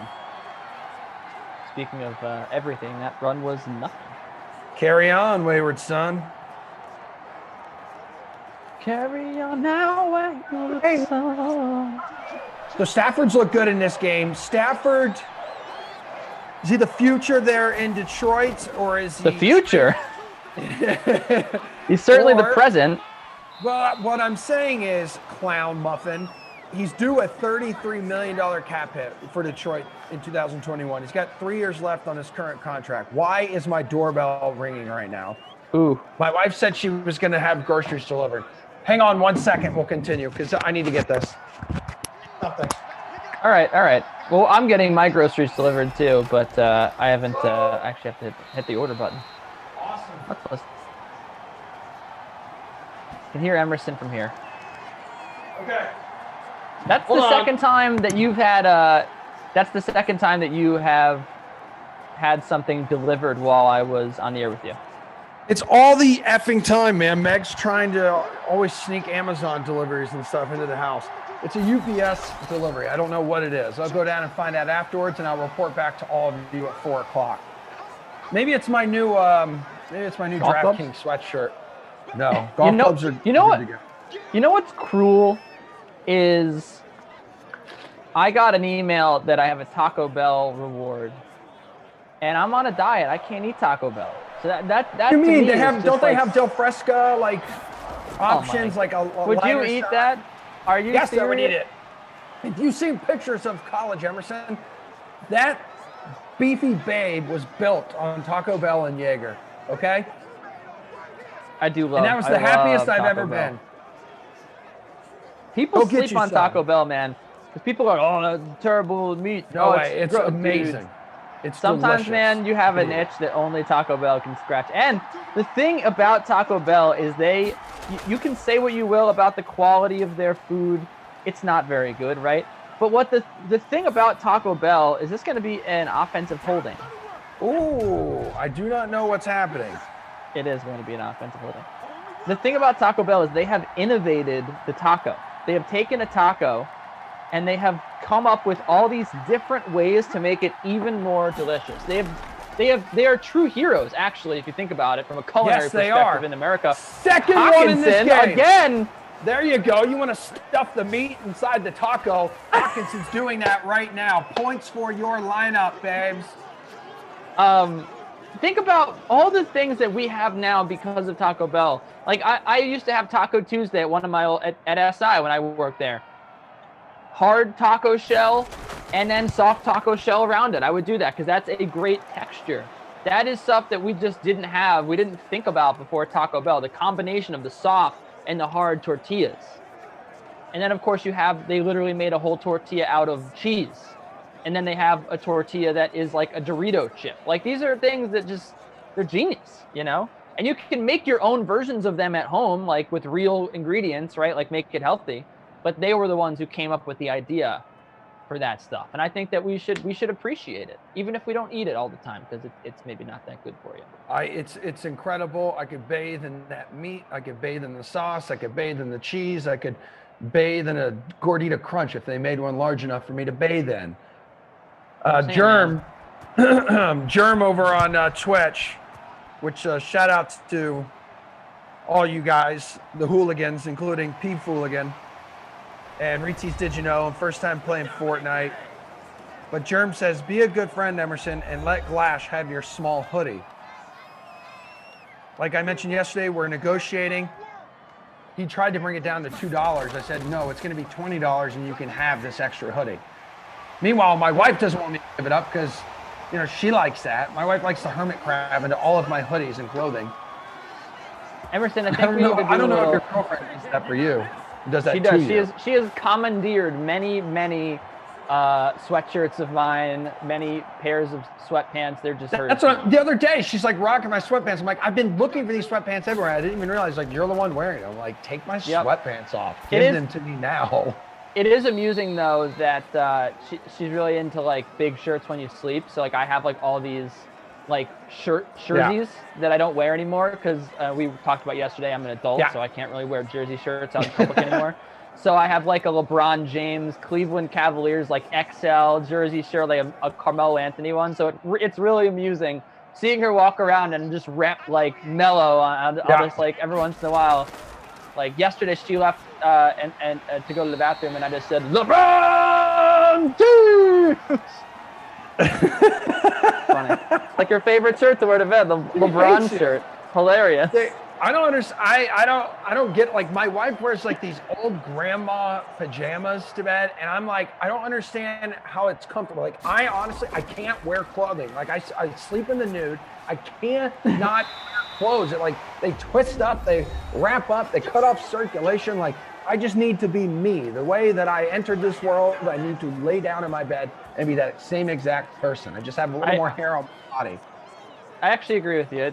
I don't like sometimes like sleeping in a shirt when it's like it gets tight on you and you're like in your armpit area, you know, and then it's like hard. You roll over and then it gets stuck on the other side. You know, I know. It's no good. Yeah. That's what I'm saying. My dog's paw like gets stuck in, you know, my sleeve or something. You sleep like that. with your dog? I stopped years ago wearing clothes when I sleep. Yes, my dog sleeps in the bed with us, right between us. Really? Yeah. Why is that so surprising to you? I know you don't have a soul and you're not a dog owner, so you probably don't understand. Whoa! I can't have dogs in this apartment building. They don't allow it. Otherwise, I would have one. We've already made plans to get a dog. I don't have a cat. I would never own a cat. Cats are ridiculous. They're pointless. Wow. You scream cat guy. That's the only reason I said scream that. Cat guy? What, because I yell and I'm crazy? Is that why I scream cat guy? I don't like... First of all, I'm allergic to pet hair, specifically cats, more so than dogs. So you'd have to get like a doodle or something like that that doesn't shed. I mean, yeah, I think... So I grew up with 2 cats and a dog, and then the dog died, and then we have another dog, and... Well, actually, the dog died, we got another dog, and then from a breeder, but then he attacks people, so we got rid of him, so now we have another dog. And so he's like a mid-sized dog. He's like a medium dog. So like I wouldn't want a small dog, but I would want something like a little step down from how big he is. I think he's a mix. But anyway, so yeah, we're definitely going to get a dog. It's just a matter of time. It's just a matter of what happens, where we move after this. But yeah, we can't have one right now in this building. Okay, I get it. Totally get it. I don't get how Aaron Rodgers can miss a wide open wide receiver in the back of the end zone, but here we are. I mean, they're losing to Detroit right now, 14-0. 41 Name seconds. a more iconic duo than Aaron Rodgers and throwing it away out of the back of the end zone in Madden. Maybe Aaron Rodgers in the Lambeau Leap, considering all of the touchdowns he does complete in the back of the end zone throughout his career. Let's go, man, from the 6-yard line here. What do you want to do? So Aaron Jones is not going to get it, but Aaron Rodgers, there he is. Touchdown. Wow. They may review this one, it's Mercedes. Yes. Jaguars legend, Mercedes Lewis. Hey, former friend of Sports Illustrated. I used to DM him on Instagram all the time from the SI account. Good guy. Man. Mercedes, a word that has 3 E's pronounced differently in the word Mercedes.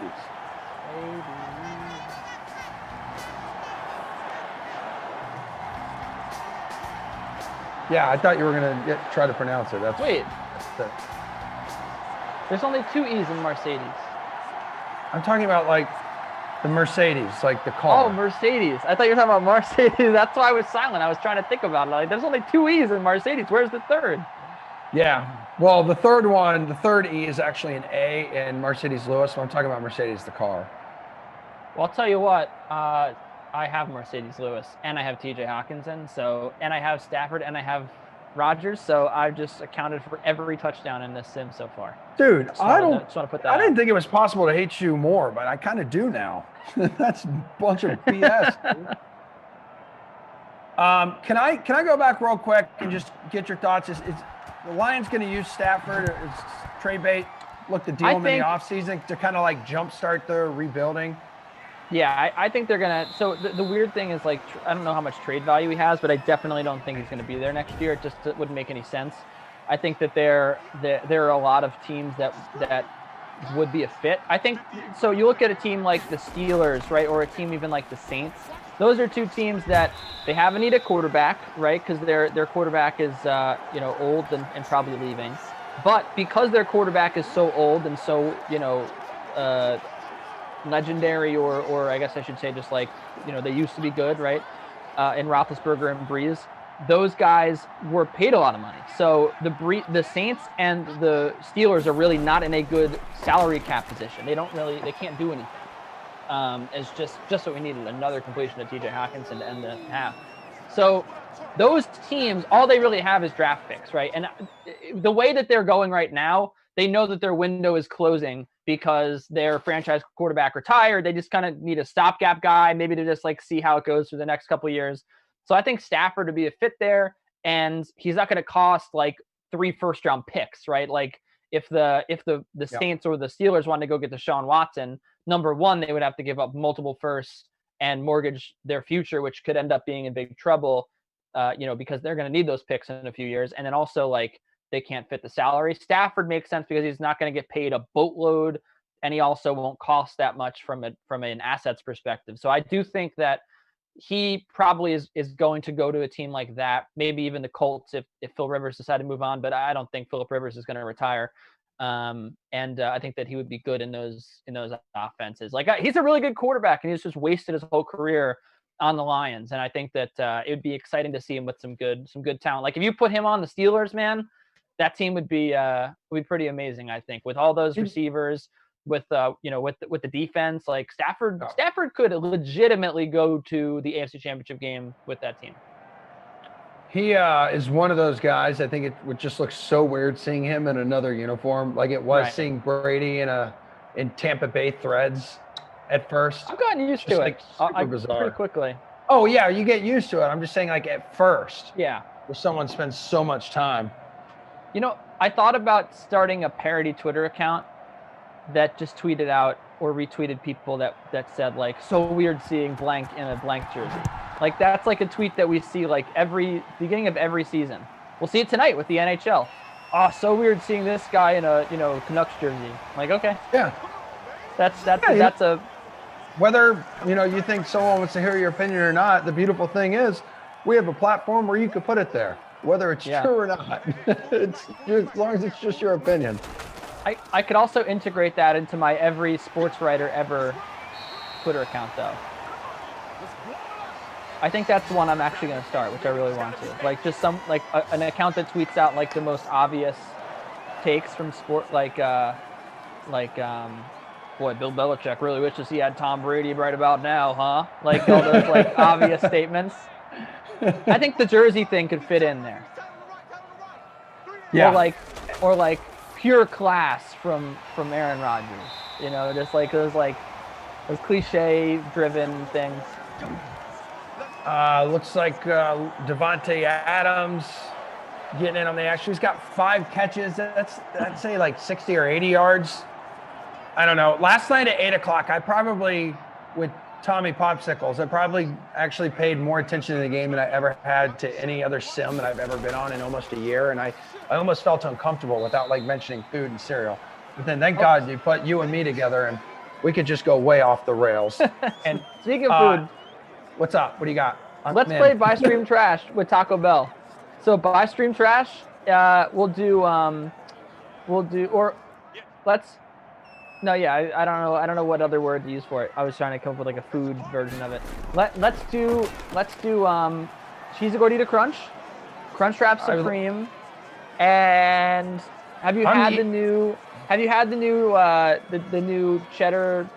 I'm eating one? all of them. Do you know who you're talking to? Like, I'm not. Oh, but trashing- okay, but that's not the point of the game. The point of the game is to rank them. So have you had the cheddar one? The one with like the cheddar taco shell? You haven't had it? No, I have not, bro. I haven't been there in quite some time. And it's just because they.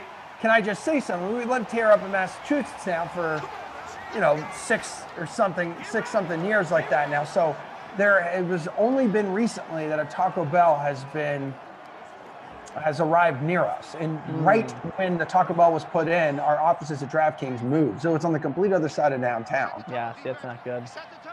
What? So have you had the cheese? So you haven't even had like the Doritos Locos Taco? I don't think I have now. I haven't. What's another one? What's another one we can put in there? Like another what? Another restaurant? Well, I want to do a buy stream trash. So we'll do cheesy gordita crunch, crunch wrap supreme, and then what's like another great Taco Bell menu item that you love?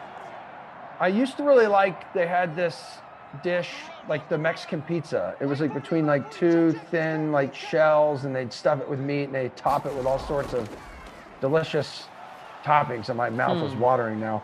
I think I'm gonna order like a burger or some fries and have it delivered right now. I'm seriously, I'm really hungry, and I feel like I'm gonna get nauseous if I don't eat. To let the people at home know, Emerson is on his phone actually doing that right now. I just like heated up some chicken and had some buffalo sauce and avocado. It's not a very exciting meal. Like, we are supposed to have groceries delivered at some point, as Adam. So those weren't the groceries. No, they weren't. I said that it was UPS. I don't know what it is. Oh, yeah. And I'll let everyone know by the time I get back here for the 4 o'clock. But we're supposed to have groceries delivered, but I can't wait. Like, I can't wait anymore. Seriously, I'm like, everything's shutting down on my body right now. Eating is difficult, man. You got to get something in, especially if you have like a good routine of eating and you throw it off. That's the worst. Looking for Devontae there. Let's see.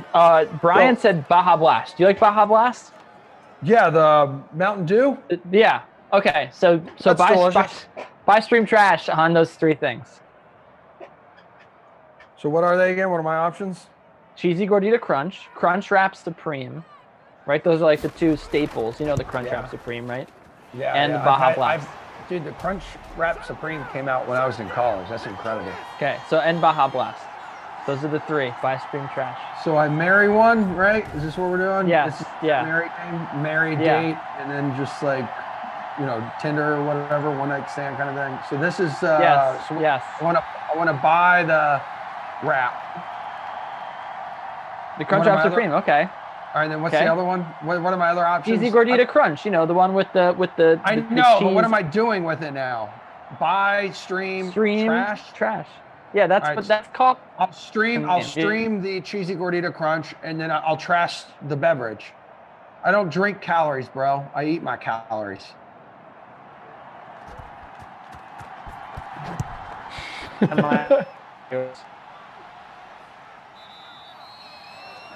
I think your internet is frozen, which I'm pretty sure that's a good thing right now. It's 14-10. 14-10. Detroit is leading the Packers right now.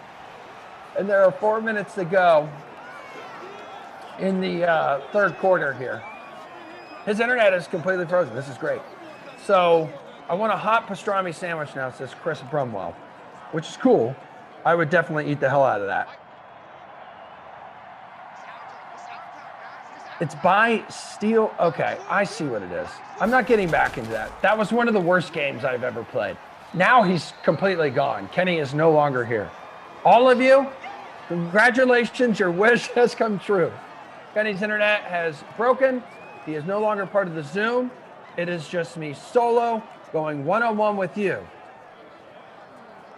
Bry guy on the 1s and 2s. Turn your mic on. Are you there? 3rd and 6. Stafford stuffed. I am here. What's going on, man? I'm just, coming off the bench like I always do. 6-man, This is it. Dude, people are like, thank God, Kenny is gone. And then we bring you on because people loved you last week. So I was like, why the hell not? You're here. I mean, it makes perfect sense. Did you enjoy our Taco Bell conversation? I thoroughly enjoyed it. Sounds like he's really frustrated that he can't eat Taco Bell right now because he's on some crazy diet. I mean, I haven't had Taco Bell since the NAM, so, I mean, it doesn't bother me. Yeah. Bry Guy, Kyle P says, 6th man of the year. You are fantastic coming off the bench. How many more games are you on to? Are you on the 4 o'clock with us? Just the 4 will be the last one for me today. Yeah. Yeah, Edge 95. Anyone here? I'll type it in the chat here. You guys can unmute the broadcast now. Kenny is gone. There you go. Yeah, and look at this. All of a sudden we have hit 200 likes now. This is incredible. Kenny has slacked everybody. I'll give everyone a little play-by-play. It says our internet is down, which we knew that. It says my whole internet is down. But we have decent game cooking here. Rodgers 15 of 22. Oh God, he's saying my Zoom crashed. I wanted to hear Emerson's answers. No, we're good. Producer Madison, maybe tell him he's good. He's good the rest of the day because we got Bry Guy here. Dolphins at the Bears. Zach's internet will likely be working for that one. And you say that. Yeah, I say that now. Now listen, early on, dude, I had a few times where that's where the Emmernet was born. We're back. Ah. I wanted to hear your answers. Let me know. Well, Bry Guy, I guess we'll. Oh, hey, Brian, are you there? Yeah, Brian Maybe. was hopping on, and we were talking a little bit about some stuff. All right. Oh, what stuff? Good stuff. Well, anywho, man, Bry Guy, I'm more than happy with you to like still hang out with us because the people like you.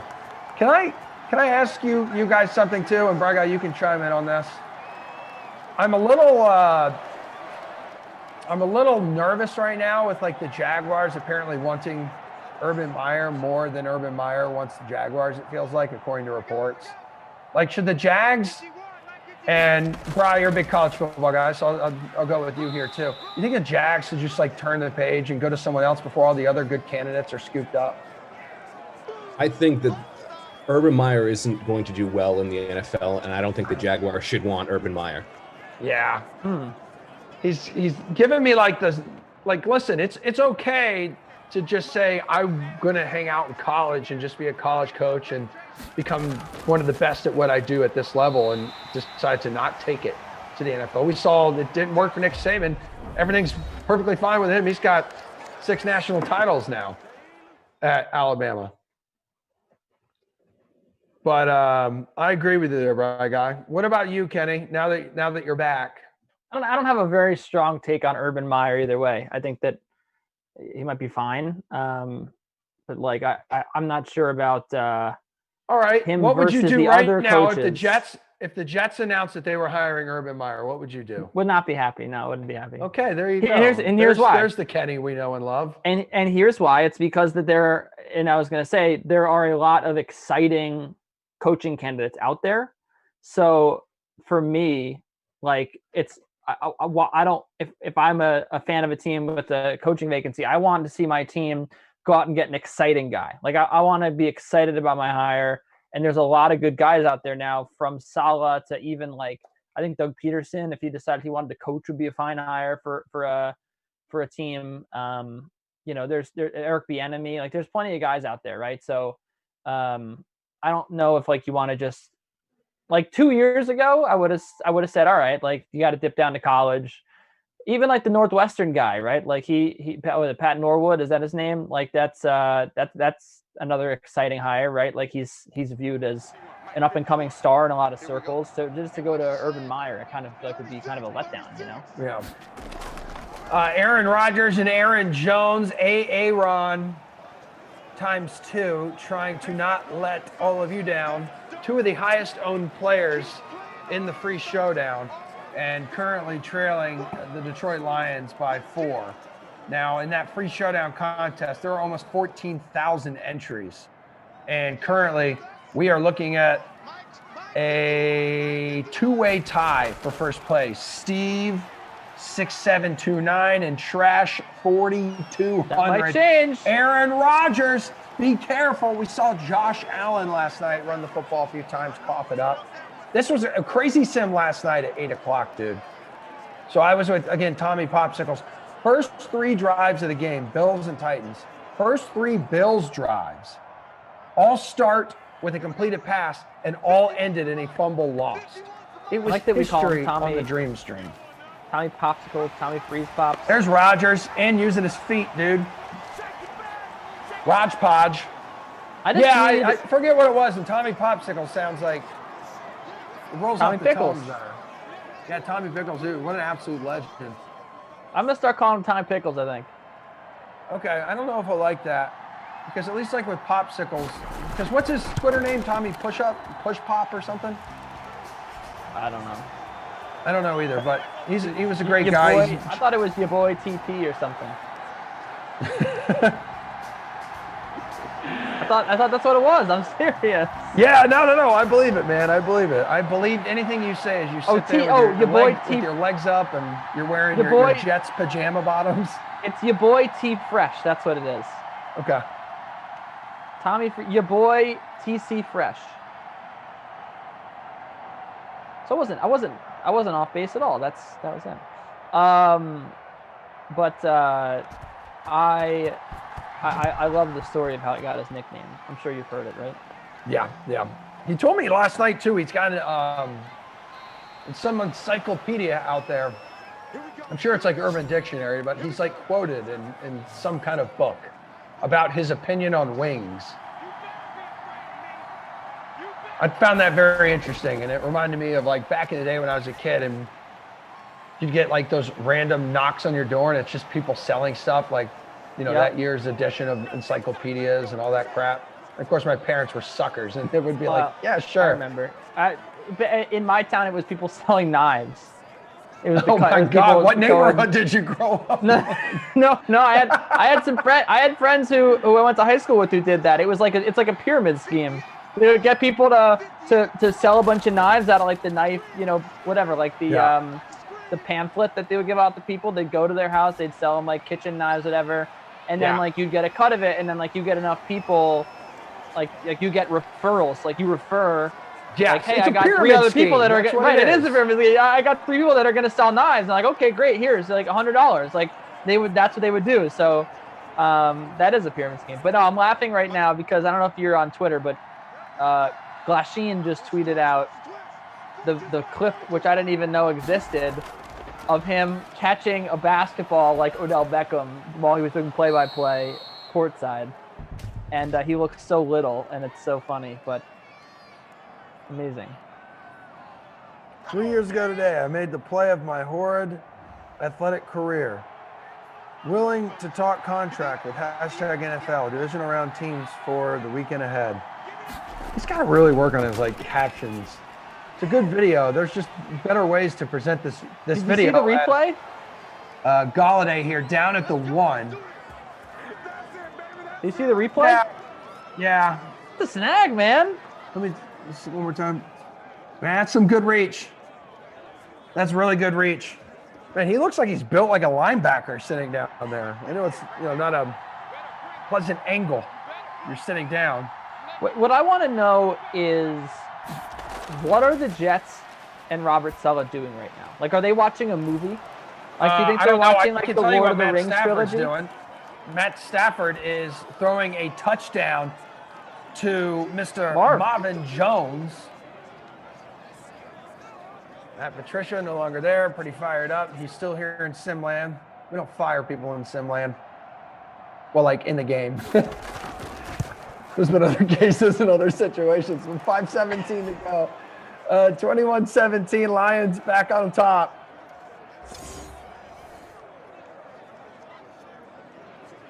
Yeah, good for Glash, man. He's got some athletic genes, and I played flag football with him when we had like this DraftKings Ice Bowl like 2 years ago. We were all idiots, and we decided to get like 20 of us together in our department and go to the Boston Common. And it had like snowed recently, and it all froze. So literally, it was like playing on a pond, and the ice was sharp, and it would definitely penetrate your skin if you fell on the ice. And Jesse Cofield's out there like tackling the crap out of everybody, like laying out Steve Buchanan, who struggled as our quarterback. And Reed T. Fowler on the opposing team threw like 8 touchdowns. And Steve, I think, had 4 picks and just a couple touchdown grabs. And I was Megatron out there, and he couldn't get me the football. I didn't know you guys played sports as a company. I mean, I only joined. Well, that was pre-pandemic, and like when we would all go out and do stuff. We all used to go out and do stuff together all the time, but we haven't done it this past year. I really hope I get an invite, man. Like I'll go make the trip to Boston. I got my friend Drew, who just got married. He's living up there. I got my friend, our mutual friend Matt Ferrara. I could go pay a visit, say hi. You know. Oh yeah. How do you know Matt Ferrara again? He grew up in my hometown. A good friend of mine from Connecticut. I love that kid, dude. Yeah, he always likes when we interact on Twitter. He's always good for like. He texted me yesterday because because I was while I do agree with you with the adult glove thing, I just love trolling people out there, and I'm like, oh, dude, as a man in his mid-30s, give me a glove. Hopefully, I'm catching foul balls over kids. But it's interesting with, as you mentioned, Matt, first time playing Fortnite over on Twitch. And what happened to LaMarca? He hasn't been on in a while. And even producer Madison makes a point. He's got a lot of writing gigs. That guy is, while he crushes it for DraftKings, is also doing a bunch of sports betting stuff for a few other outlets out there. Hey, man, I'm adding to my list as well. Are you really? So it looks like he's going to be on the late slate Saturday. He's currently on the schedule. So he'll be with Kaufman Saturday night at 8 o'clock and 10 o'clock. And because none of us have anything to do anymore with our lives, I'm sure we'll all be here listening and watching on Saturday night. My wife, yesterday, she's getting ready for work at like 8:30 in the morning here. As Green Bay's going to punt the football away, go for it, guys. Come on. Why are you punting from the? Are you I don't know. serious? I don't know. It's ridiculous. My wife says to me yesterday, she's getting ready at 8:30 in like the morning, and she's like, "You're not going to believe this, but I have Sexy Christmas stuck in my head." And I'm like, what the hell is going on? Wait, what is Sexy Christmas? Are you serious? Yes. I am serious. It's the most incredible.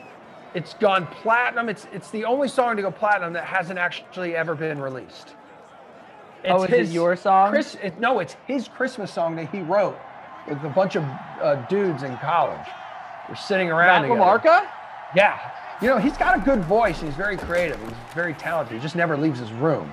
So in college, he didn't leave his room with a few other guys, and they sat around, made some bad decisions, and decided to write a song, a Christmas song. Should I look it up? No, here, I'm going to tweet you right now. I had to go on Twitter and find it. You could just DM it to me too. Here it is. I found it. I will DM it to you right now. Send direct message. Do you want me to listen while we're on the air, and I'll give you my live reaction? Yes, absolutely. Hold on. I have just sent it to you. Oh, I got it. Yep. It is a Robert LaMarca original. Maybe Robert Saleh and Christopher Johnson are listening to this.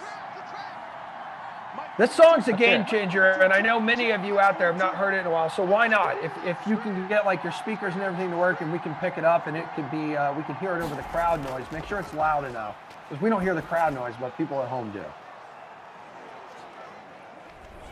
Oh, you're not going to play it. You've got it in your own. You've got it in your own ears. Okay, great. Way to be selfish. I'm listening. Yeah.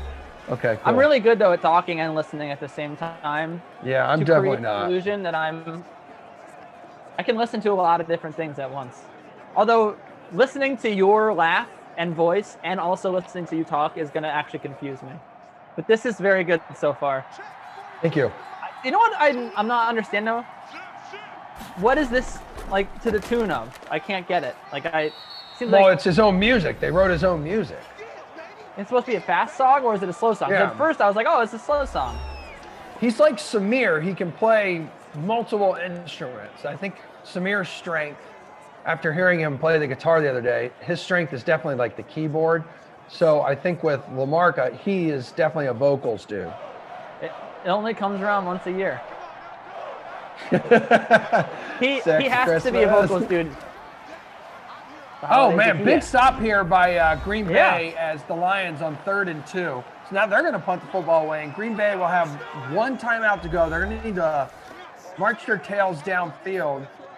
Oh, Prater's not coming out for like a 60-yard field goal. This has got to be the animation screwing with us. This would be, it would be close to like a 60-yard field goal right now. Yes, okay, that's fine. I hope he makes it because he's in my lineup. Let's go. Make this. You're built by UCF. Prove the people right. No, dude, there's no way he's going to make that. Come on. We just got asked on Twitter to caption something by Reed T. Parker. Is that like Reed T's Did You Know? I'm going to say my caption for that one is Bill Belichick finding the most ridiculous way to still upset the Jets or ruin the Jets. I don't know. I can't balance all this stuff at once. That's a hard thing to caption. It's just like a really cool video of someone shooting a bow and arrow with their feet. Okay. Ooh, Jimmy B says, instead of saying LaMarca, just say Malarca. Huh. All right, 2nd and 7 here, and the Packers have a little bit of work to do. There's MVS. Yeah, thank you for showing up. Let me go ahead and take a gander at this lineup that I was so confident in. Guys, right now while you're listening, open up the contest page in our league and go ahead and fill one out for the 4 o'clock game for the Dolphins and the Bears. It's to Khalil, a Mockingbird. So check it out, the LOTZIA to Khalil, a Mockingbird. I want as many lineups in that thing as possible. I want some trash talk coming. And whether you win or lose, you will win the same amount of money. That's the beautiful thing about it.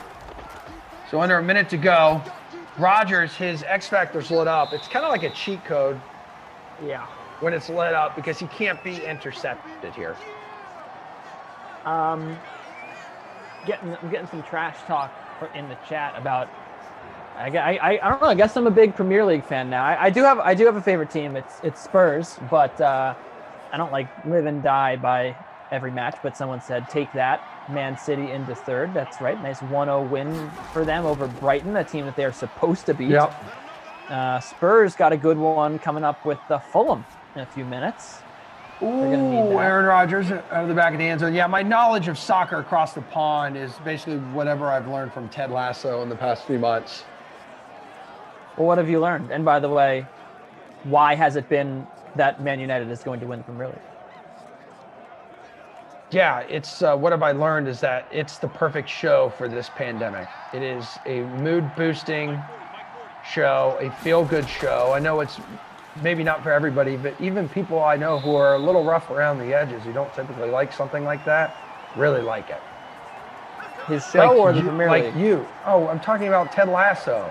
No one cares about the Premier League. Doesn't he? A little bit.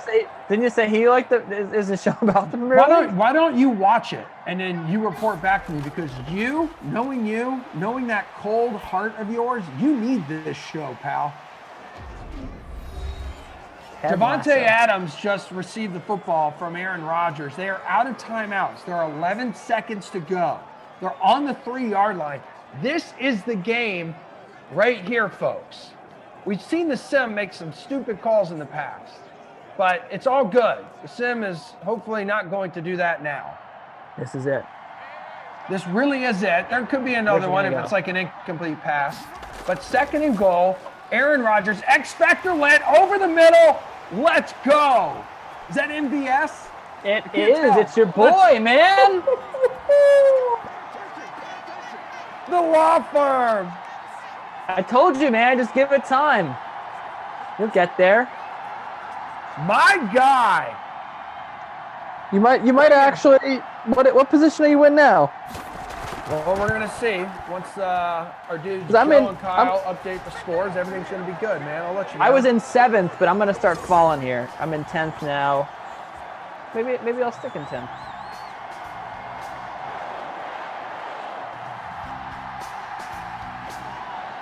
MVS will have MVS. So he's got he's 35% in the free showdown, and in 3.8% the captain's spot. How about in our contest though? MVS is just 21% owned. But I did kill you in this contest. Yeah, I jumped up to 79, which feels good because it's like the first contest in a while that I finished in the Century Club, the top 100. I'm in 10th, baby. I mean, I'm just different, dudes. You know, I go super contrarian, which is why I either finish 2nd or I finish like 122nd. I don't hate your lineup. Yeah, that's the thing with me. I'm either like dead last or I'm top 10. I rarely am in the middle there. I'm with you. But yeah, you see enough of these sims and you just like start to realize like it's hard to fade the good players. And it's either you have to identify if it's a 2-quarterback game or not. Yeah. Like, is this going to be a game where I need to roster both quarterbacks?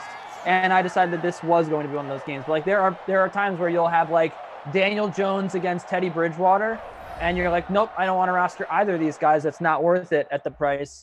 I'm going to go ahead and roster, CMC and Saquon, and then try to figure out, maybe who my captain's going to be.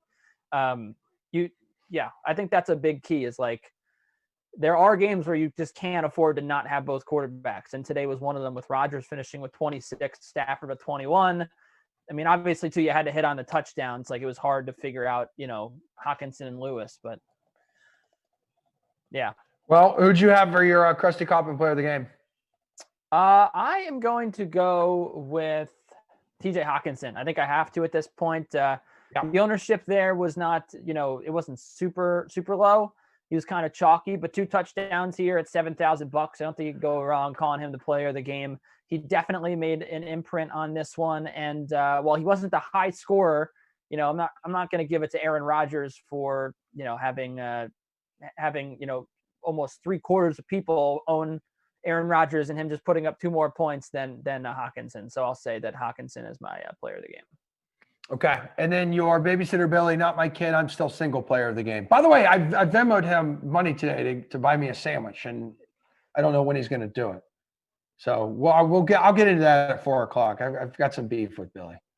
I'm going to say Aaron Jones, really highly owned and didn't do anything here.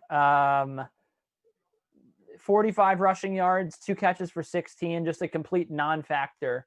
Aaron Jones today for the Packers. Although Kenny Golladay was pretty close, but he ended up pulling ahead with 5 catches and making it worthwhile rostering him. Yeah. Also, like DeAndre Swift had 8 points as well, but he was considerably most of those cheaper came, than I think, in the first quarter too. Right, but look, he outperformed Aaron Jones. He was cheaper than Aaron Jones. He was far less owned than Aaron Jones. So, Aaron Jones to me, bad play today playing Aaron Jones.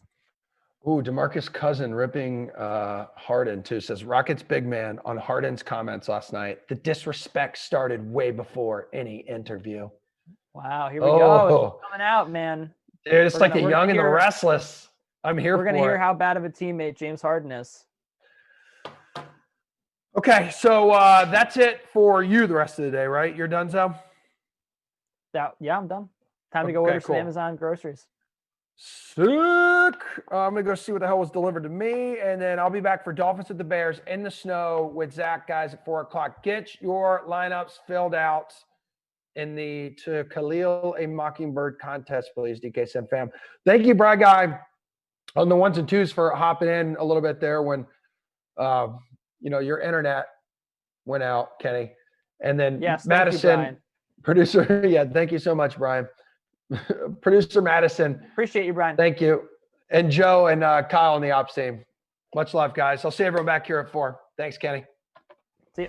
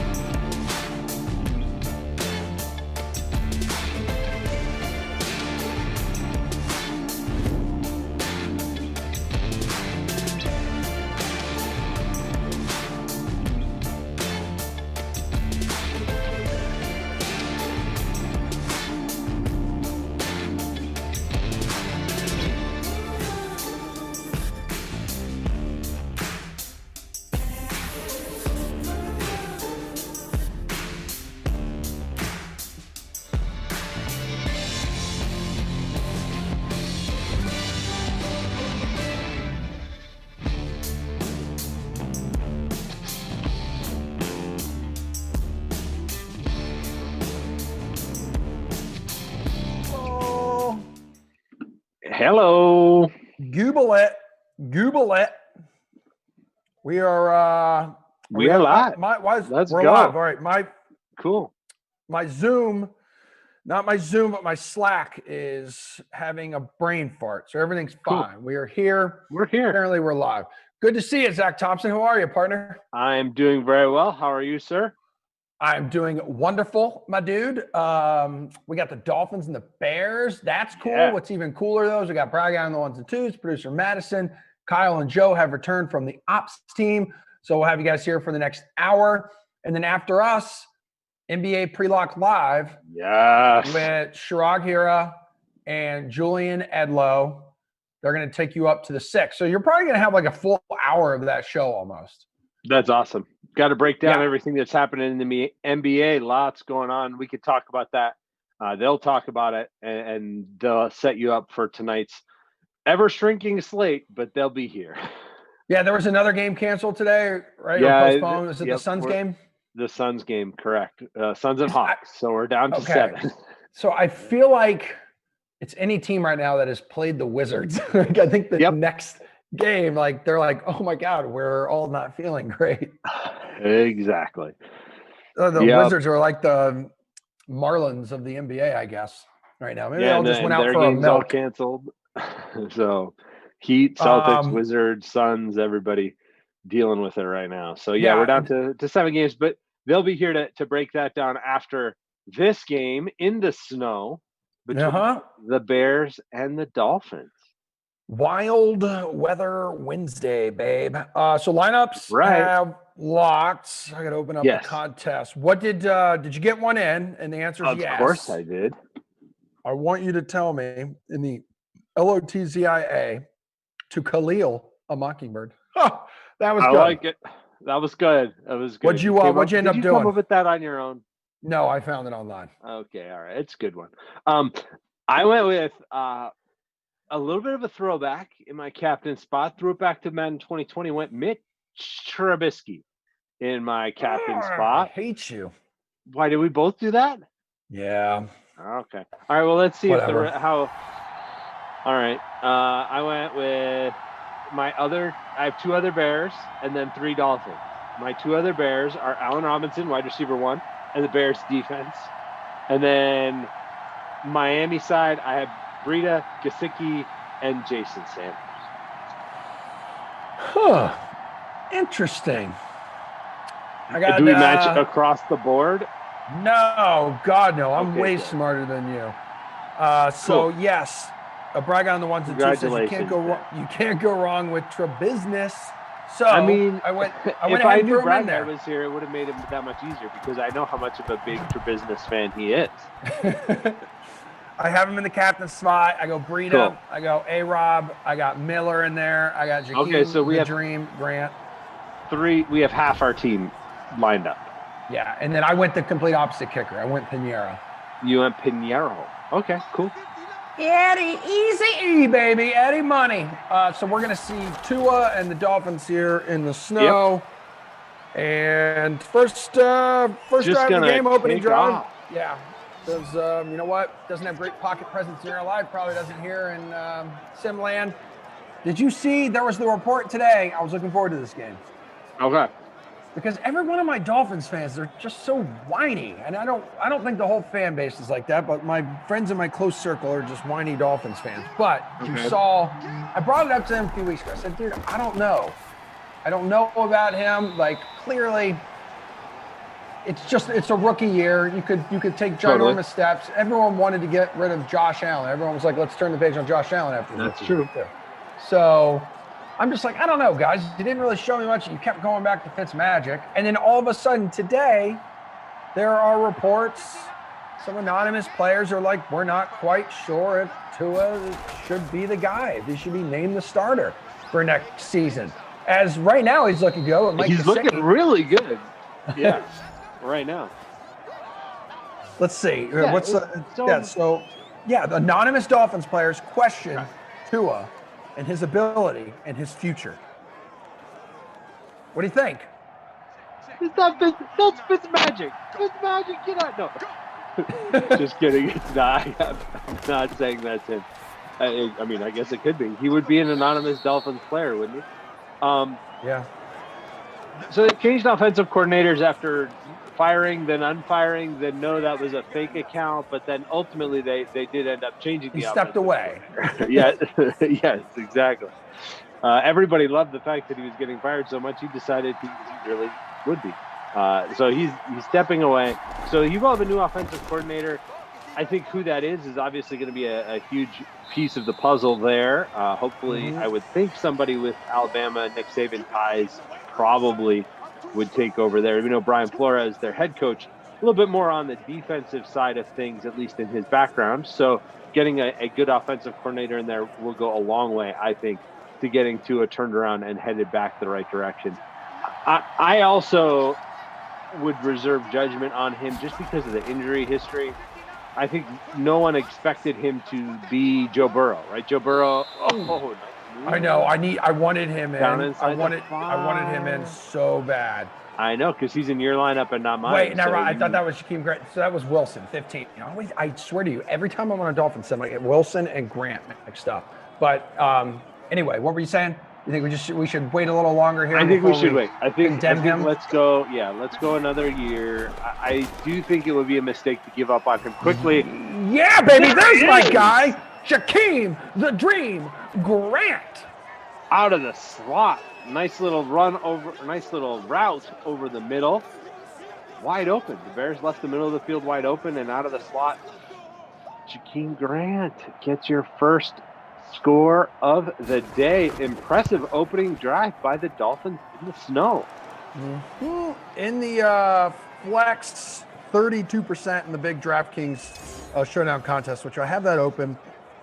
14,000 entries in that thing. Yeah.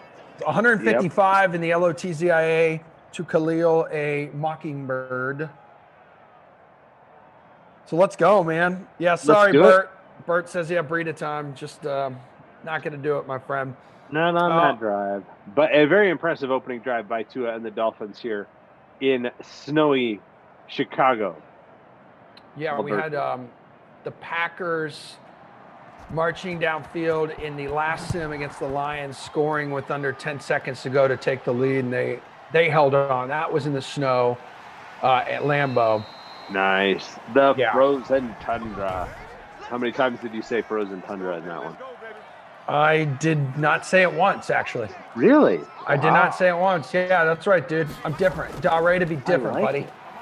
Let's go, Mitch. Captain Mitch. Trubisky. There he goes. Oh, come on, get 20 for me. I like 21. So we have Miami, Chicago in the snow. Yes. Colts at Cincy in the rain. Buffalo at the Giants in the snow. And Jets at Tennessee in the wind. That's what's coming up the rest of the day. Cool. Yeah, that wind game, those two teams love to run the ball anyway. So we may see under 10 pass attempts in that entire game on both sides. I mean, that's Derrick Henry and Le'Veon Bell better be ready to carry the workload. Both those teams like to run the ball a lot. And with the wind, that may be what they do tonight. We'll see. But, yeah, that'll be a nice nightcap. But the full late classic slate, I did write up over on Playbook. If you want to build your lineups, you can go over there. Look around for the picture of Derrick Henry, because it is Derrick Henry that makes a lot of sense in that late classic slate against the Jets. But yeah, some good games. Some Josh Allen. A little Josh Allen in the snow against the Giants. That's a nice play I like as well. Goats my goats, man.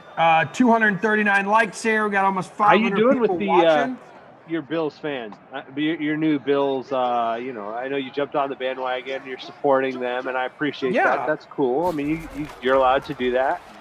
Yes, I am. Your Buffalo ties and Buffalo wings, everybody loves those. Oh, my God. That was a drop. I bet that was Miller, too. I bet that was Miller because I rostered him, and he's like, no, I'm going to let you down.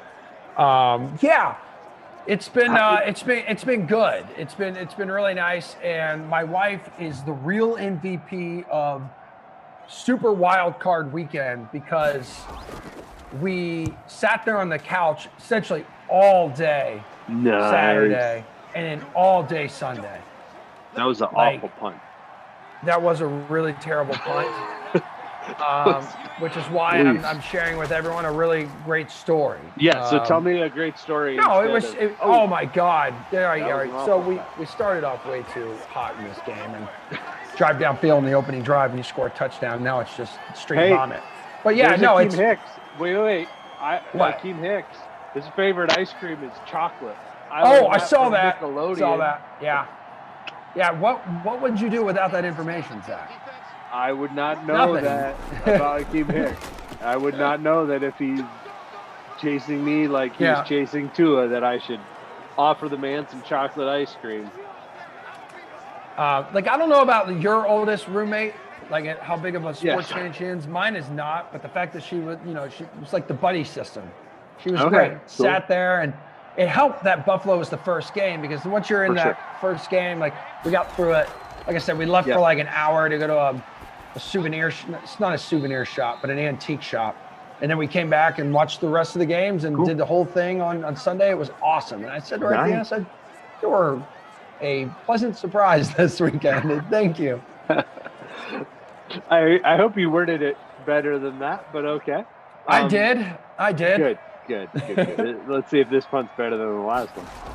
So I was working for most of the weekend, watching the games and writing about them over on DK Live. So yeah, I watched definitely Saturday, the first two games in their entirety. Pretty much just hung out on the couch and watched those two.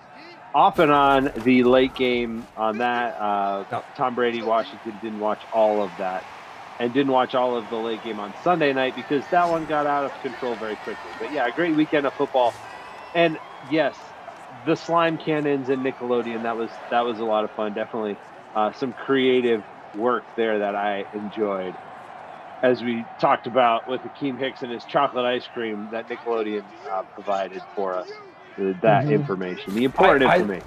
I loved, by the way, I love Mitch Trubisky voted as the MVP, the Nickelodeon's valuable player, the losing quarterback. Of course, it's voted on by kids. They're just like, yeah, this guy's cool. Why? Why? Do we know why? It was a landslide. That was so too weird. Good. It was so weird. It wasn't even that he won, which made no sense. It was that he won with 50% of the vote. And there were no Bears in the top, or there were no Saints, in the top 3 or 4. It's just kids watching, not giving a hoot really what's going on. It's just like all the animations and the big googly eyes on players. It was fun. It was different. And it was also the highest rated a program on Nickelodeon in like 4 or 5 years, which isn't a shocker. I don't watch Nickelodeon too much anymore. I will say that I was like, do we get that channel? Oh, we do. Cool. Yeah, let's watch over there. Thank God you have like the remotes now. I can just tell like the remote like what to change it to. Perfect. You don't have to actually like figure out what number it is like you used to have to do. We did watch it a little bit on Nickelodeon. I thought the ESPN MegaCast was also pretty cool with the different versions of that game you could jump around. Yeah. So that was fun. But yeah, it was an enjoyable weekend for sure. The games, there weren't any. There was a lack, I guess, of super competitive, last minute wins, right? Like most of the games were pretty much decided by the time we got down to it. I mean, Washington got close, right? But the Bills, you always felt they were going to win that game. I know it got to within a score at the end. But there wasn't a back and forth thriller, really. Was there? Not really. Now, so do you expect more of like a back and forth thriller between any of these 4 games we'll have this weekend? Man, I hope so. I hope so just from a drama perspective. I think there's a lot of good storylines. I'm not sure great storylines. I'm not sure if they'll result in great games, though. I mean, we've seen Tampa and New Orleans twice. It hasn't been a great game yet. They were both very one-sided. Do you think the Browns can give the Chiefs a good game? I mean, do I think they can hang in there for a little bit? Sure, but I'm also thinking maybe that 2-week break. Yeah, could it essentially for the starters for the Chiefs? They haven't played in 2 weeks. Didn't look great. They didn't look great down the stretch. No, and I talked about it with Tommy Popsicles last night too. He said the same thing. He's like, offense just doesn't seem as potent. Now, does that mean like I feel like they can just flip a switch? They really can. Well, they're gonna need to because This is a Browns they team didn't coming look in great. with like momentum. Yeah, if you believe in momentum, if you believe in that kind of thing. I think that game is an interesting one. That's the one that I actually got assigned over on Playbook to write the showdown piece for. And I was like, ooh, good. I'll take that one. That'll be fun to dive into. So that I think could be a closer game than people realize. Over on, I mean, we'll see. We'll see. I'm not going to pick the Browns in an upset yet, but I think it'll be closer than people expect. And it just wouldn't surprise me for the points that I just made, for them Chiefs sitting around for a couple weeks, but they are at home, and that's intercepted Mitch Trubisky. That is why you just keep running the football, Mitch. That is why you have That earned is why you do that. captain's knock. Okay, hang on. What? Play the sounder. We have breaking news. Breaking news. According to Woj and Shams, we have a Woj bomb and ShamWow. James Harden is on the move. O-M freaking G. Yeah. Traded the Rockets. To the Brooklyn Nets. Well, wait. Now, he's teaming up with Kyrie, or is Kyrie, would the Nets have actually had the kahunas to ship him off? Are there any details available? Not that I'm looking now. All I see is that the trade has, and that he is headed to the Nets. Looking for more details. Man. He and Kyrie, Woj's can they coexist? Okay, here we go. It's a three-way deal with Cleveland. All right. Because of course. Because Cleveland would, of course, get in on this.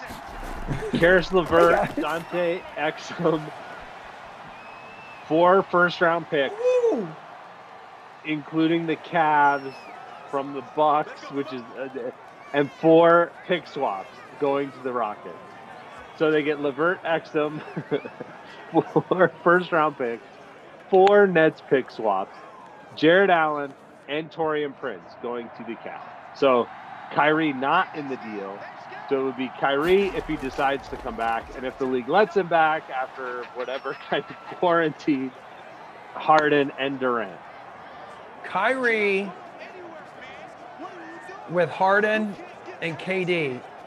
I would take those 3 against 5 guys almost every night. Just that got is 3 on 5. It's scary. Because who do you help off? Like, okay, who's Harden drives? Who do you help off? You don't. You can't.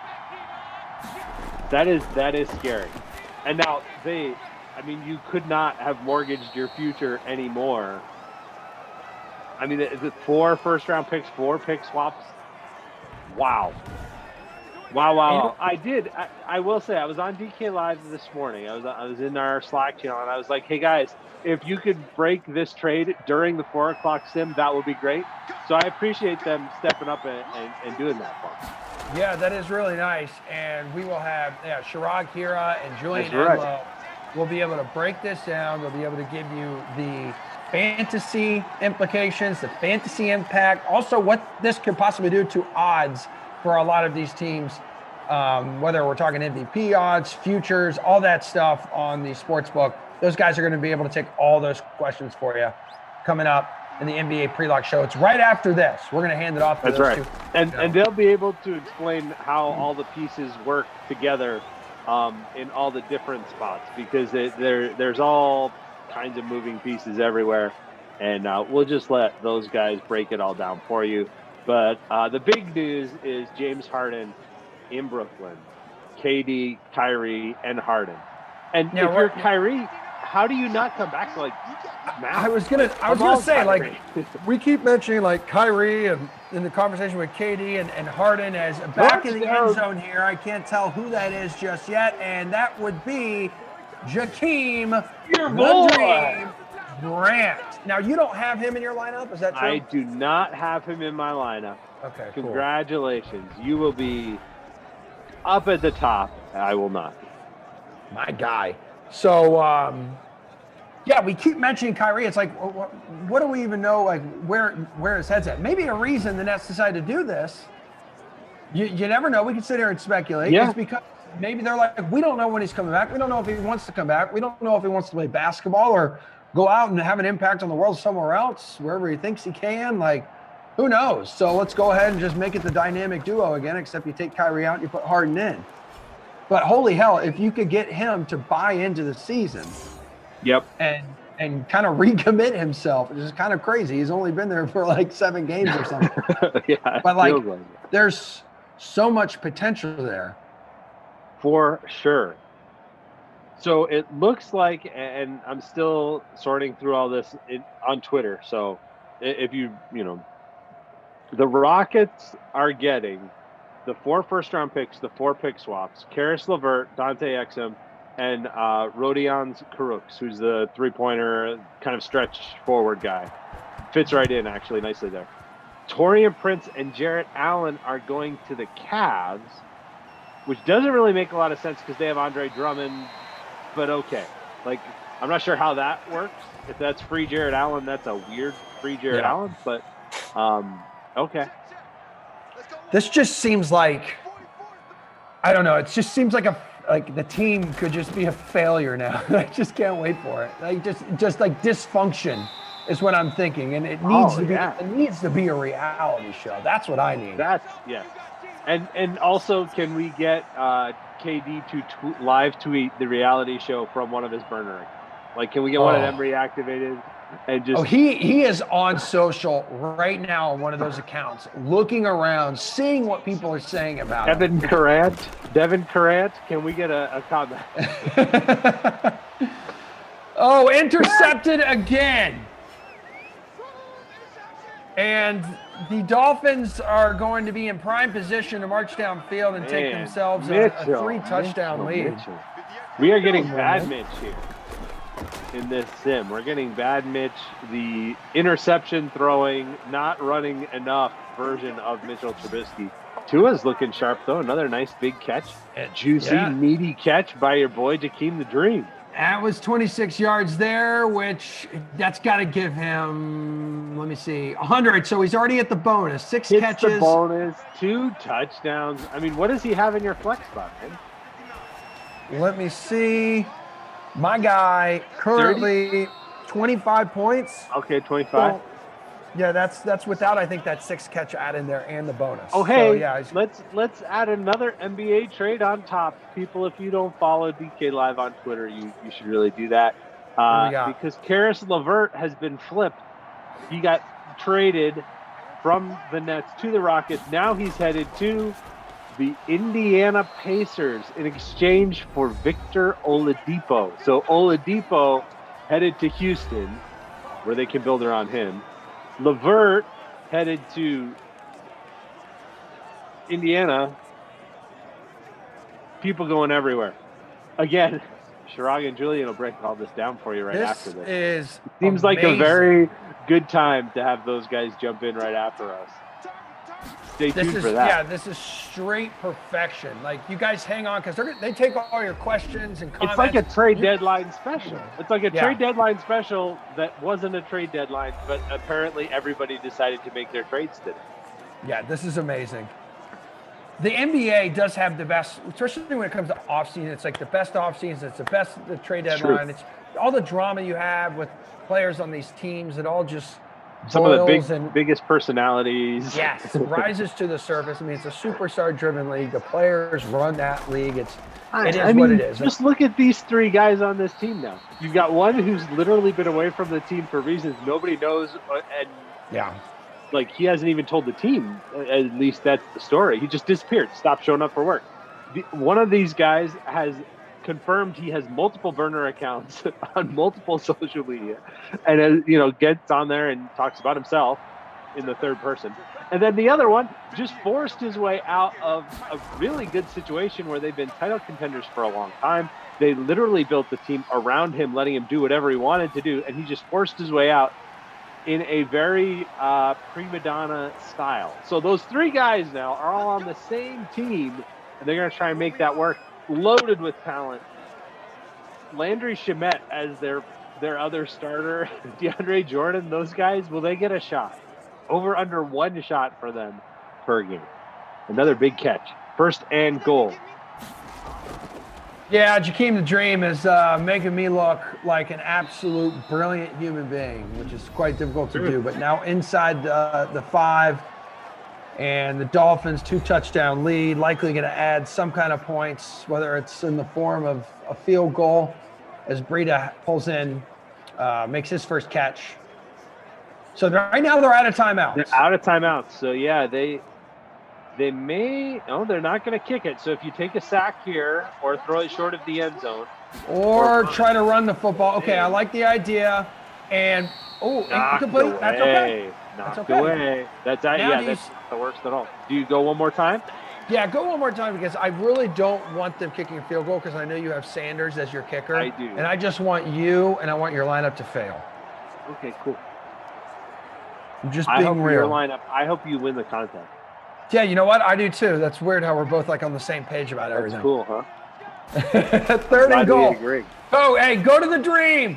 Go to the Dream. Back in the end zone, and it's Gesicki. I don't think he's in your lineup, right? I don't think so, pal. All right.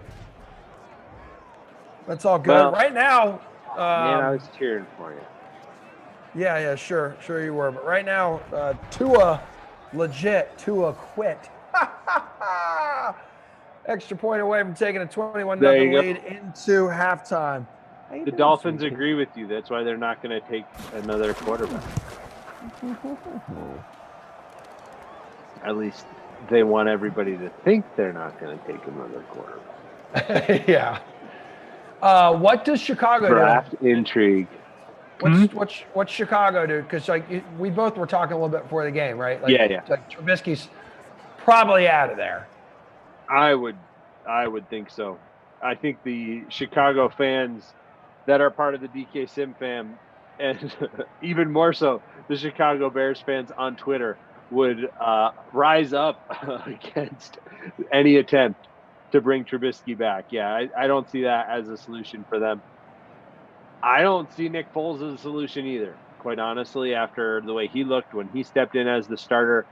I think they've got to bring somebody in. I think there's going to be a ton of quarterbacks changing places this offseason. So much turnover at that position across the league. I think one landing spot will be Chicago. My question is it a good landing spot or not? I mean, Allen Robinson's a free agent. What weapons do they have in their offense? I mean, Montgomery looked good, but not a lot there that you're going into if you go to Chicago. So it'll be interesting to see what quarterbacks want to go there, what quarterbacks might get traded there, or if they go young, they draft another quarterback. If they do, I mean, it's the same people drafting that whiffed on Trubisky that would be picking a quarterback. So yeah, do you trust them to do that? Apparently the ownership does because they brought him back.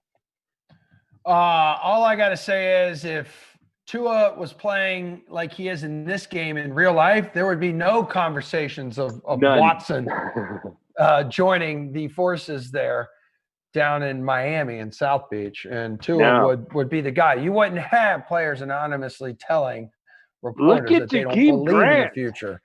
9 catches, 143 yards, 2 touchdowns. Right underneath him, next closest guy, Mike Gesicki, 4 catches, 40 yards, and a touchdown. So 3 touchdown passes for Tua right now, dude. Yeah, Tua is on fire here in the snow in Chicago. I mean, there's going to be a lot of, to get back to what we were talking about, both Tua definitely going to get another year, I think, in Miami. Do you think they'll bring back Fitzpatrick? Or do you think Fitzpatrick could be a solution? Somewhat. You cannot move forward right now with what you have seen from Tua. You need a solid – you still need a security blanket right now. It's the only reason you were able to get past some of those games in the closing stretch. You had to keep going. Correct. So, I mean, Fitz could be the guy already in the system, although they're going to have a new offensive coordinator, right? So correct. That could change some things up. But you need to have a reliable backup with experience. And he has established himself as a reliable backup with experience, what you just said, in any system. I mean, he's been in every system there is, I think. pretty much during his NFL career. He's been system not specific. So he's been able to jump around and get plenty of success to a limited degree in different places. So I think he's an interesting fit there and could definitely come back. But I also think he might be an interesting fit somewhere else, where let's say the Bears draft a quarterback with their top pick in the first round. Are they looking for a veteran placeholder? Let's see. Veteran placeholder, Ryan Fitzpatrick. That's kind of been his entire career. So, I mean, could he end up playing in a Chicago or in somewhere else where they take a young quarterback? I mean, obviously, I think your Jaguars will probably start your new quarterback there, Trevor Lawrence, day one. That'll be sick, bro. How many quarterbacks come out of this draft, which supposedly has a lot of very good quarterback prospects? So we will see a lot of quarterbacks drafted early. I think that will happen. But how many come right in and start? We'll have to see. How many take a year to grow into the role? And if they do, will teams be looking for a Fitzpatrick or Trubisky or somebody to kind of act as that bridge to get to their quarterback of the future? Do we see either one of those guys on the move and headed to New England? I mean, New England's one of the teams that needs a quarterback, whether that's a short-term or long-term solution. And we don't think about Herbert. We don't know if Herbert would have hit the field that early too if it wasn't for what happened to what's his name? Tyrod. Yeah, Tyrod. He had the whole like the medical situation, and he got screwed over big time. And he. Yeah, like I was thinking like that's a massive lawsuit to that team. Of course, he was like, I'm not going to do it. He's just a good guy. He's a really nice guy, but yeah, that sucks. We don't know if like Herbert would have gotten in there as early as he did and put up some crazy numbers. And he was outstanding once he got in there, but yeah, he did not win the starting job. The doctor gave it to him by puncturing Tyrod's lung. Yeah. Everyone hanging out with us right now on YouTube, it is an absolute pleasure to have you here. Thanks for hanging out. Thank you for being here. As I checking out the chat, Vince is here, Fantasy Hawk always here, Problem Kid Gaming. What's going on, dude? Barry, Christina, Rob, Yvette. What is going on? Travis, usual suspects up in here. Jay Barbs. I see you as well, Stephen Roach, who says, Emerson, what's the name of the eyebrow pencil you use? My friend, I have the best waxer, Dina, over here at Mini Lux. It is the best, like 20 minutes every 3.5, 4 weeks. I go in there, we just gossip about each other's families and how dysfunctional everybody is. And don't worry, DK Sim fam, you come up too. 3rd and 10, come on, Mitch. Let's go. Is that Cohen? There's a nice little pickup there. I believe it was Tariq Cohen on the grab. 3rd down back, who missed most of this year with a torn ACL.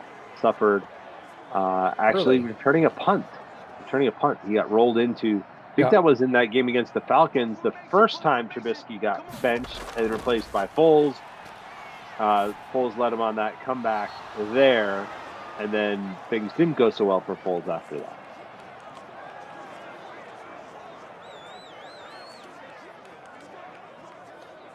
So yeah, all kinds of NBA stuff swirling. Make sure you stay tuned for our pre-lock show right after this game as we head into the 3rd quarter. Miami leading 21-0. Bears trying to get on the board, but they will be able to break down where and how all this will end up. They may not be able to tell you exactly what Kyrie Irving is thinking because no one knows that, but other than that, they'll have all the answers for you. I don't even know if Kyrie knows that. I know, that's what I said. You know, there's almost more important news that broke right before our sim that I wanted to get to, but the NBA, just trying to steal the thunder. Did you see Jeopardy announced 4 more guest hosts?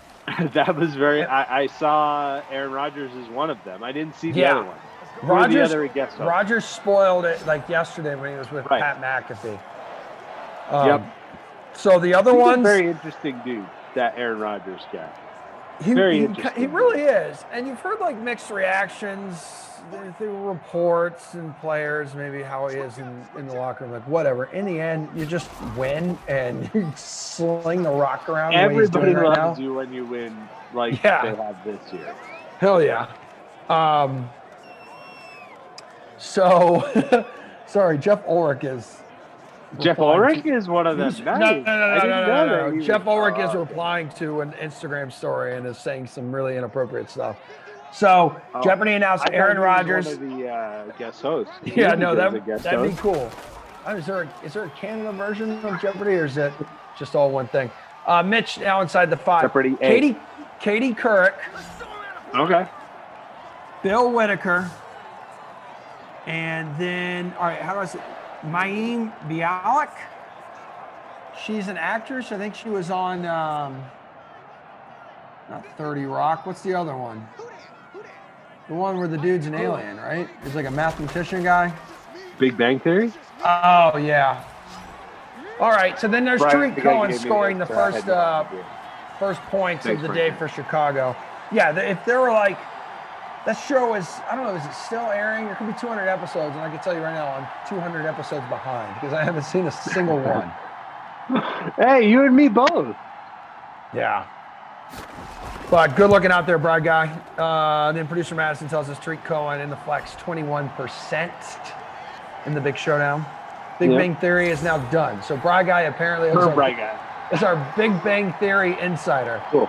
Yeah, I have nothing to offer to this conversation on Big Bang Theory. Literally. Yeah, we can zero. definitely take it somewhere else. Yeah, Mike Bizzle, you mentioned Blossom too. That's right. I knew I there you go. recognized her. Nice. So that's cool. So that was kind of like that was kind I of the did big see breaking Ken news until the Jennings. NBA Yeah, I came did around. see Ken Jennings. He did a pretty good job, I thought. I like, of course, like people on social media and everyone's got like mixed reactions. Like no one was going to be Alex Trebek ever was, and like as these guest hosts fill in, and whoever ends up taking over full time, like it'll just never be what it was. It'll never be like that ever again because there'll never be another Alex Trebek. So it's tough to meet those expectations. Yeah, it's impossible. So I think it is natural to look at it and be like, I don't like this. This doesn't feel right because it's been like this forever since like the start. Brian guy, I'm against that suggestion. I don't even want to say it. He does. He says Ryan Seacrest. He does host everything, doesn't he? Doesn't he host every show ever? Every show. Yeah, I was watching him on New Year's Eve. Isn't he now the new Regis, right? With like, isn't it Ryan and Kelly or something? Oh yeah, he hosts everything. That's what I mean. Would you guest host Jeopardy if they called? Would you pick up the phone? Absolutely. I could just send them a few of these sims and be like, here's my demo reel. This is what you're going to get, people. I'm going to mispronounce every word and every name. And I'm going to talk about things besides the questions. Right. Like the game will go on and you will continue to talk about food and we'll talk about NBA trades while the game continues on with us paying no attention. I will be easily distracted. My dog will be standing right next to me. Let's go. Tua tossing it up to absolutely nobody because nearly got taken down by Khalil Mack. Chasing him down. I do like that suggestion. Producer Madison suggests Will Ferrell should just play Alex Trebek and host. I'm good with that. That would be. You know what? That would be epic. Like it would that would be appointment television too, Producer Madison. That's a great idea. I'd watch. Sign me up. What's Will Ferrell got going on right now that's more important than that? He's only running Funny or Die. That's it. A bunch of movies that are.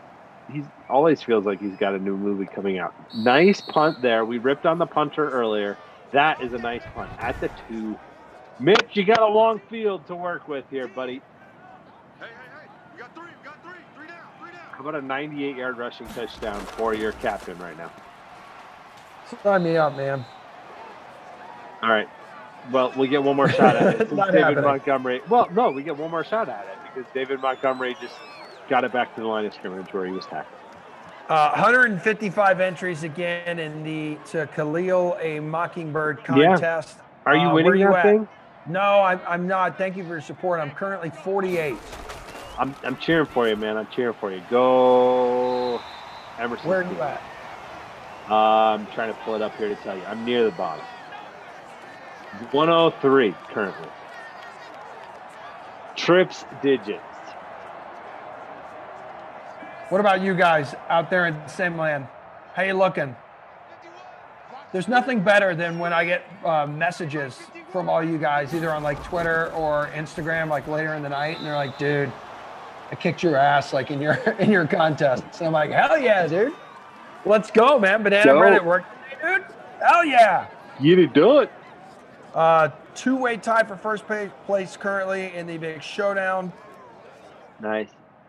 Thank you. And then why not? Because we're ending the early classic. Let me pop over to this contest as well. That's true. Early classic wraps up now. Late classic starts with the 6 o'clock game. So make sure to get your lineups in for the 3 sims tonight, as well as that classic contest. And you mentioned earlier you got a little preview for that? The preview of that, yes, over on Playbook. Playbook.draftkings.com. You can search for Madden or just scroll down until you see the picture of Derrick Henry running over people, because that's what Derrick Henry does. Indeed it is. It's a very natural process for that guy. It is. And just another reminder for you that after this sim, before we get to that classic contest, we have the pre-lock NBA show with Chirag and Julian. All kinds of great content both on the slate tonight, and a few things happened in the NBA in the last 30 minutes. Maybe shook some things up. Definitely changes the Eastern Conference, kind of resets things down in Houston as well. So obviously Kyrie's the big question mark here now, but are the Nets the favorite? I mean, would they be? They have definitely fallen short of expectations, but a lot of that I think has to do with Kyrie like not being there, and then KD was out. Wasn't KD out because KD of missed 4 games because of safety protocols? Yep. Yeah. You have the Bucs starting. The Bucs got off to a terrible start, and they're starting to put it together a little bit. Yep. Sorry, producer Fish Sticks, but the Magic, while hot, also a lot of that had to do with Markelle Fultz. They lost him. Yeah, he was having a good. He was having a good start. Year for Yep. him. He that was off to a very them. strong start.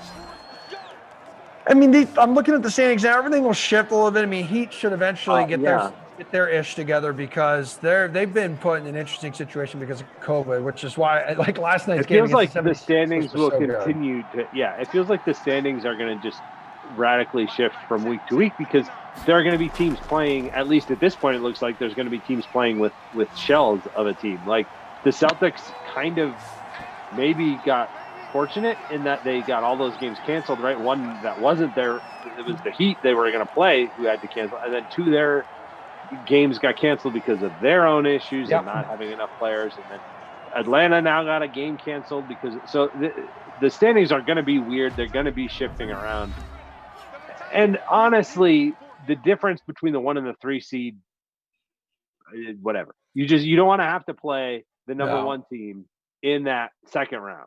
So, and listen, they may end up doing something where towards the tail end of the season, you don't know if the commish and these teams are like, let's just bubble us up so no one gets screwed over come playoff time. They could go that direction. Like when they just stiffen all the protocols again, it's for this like 2-week stretch.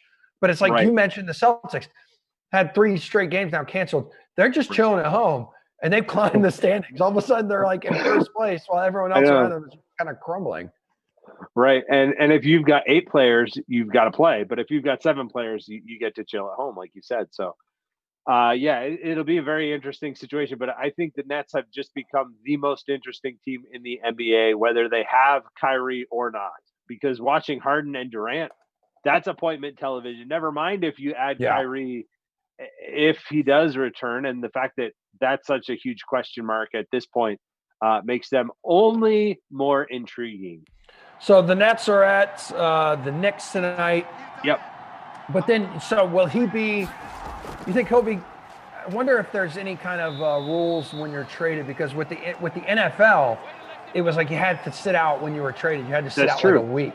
So I wonder if there's anything like that in the NBA. I'm assuming there is, but if there's not, we could see him then suit up Harden with the Nets. But Saturday night, hosting the Magic. And then, damn, then there's Monday night against the Bucs. That would be a sick debut. Going up against the Greek Freaking Company, rising up in the East. Wow. So many storylines all over the place. Who knows? Yeah, so either any of those debuts, again, like whenever it is, I'm watching that game.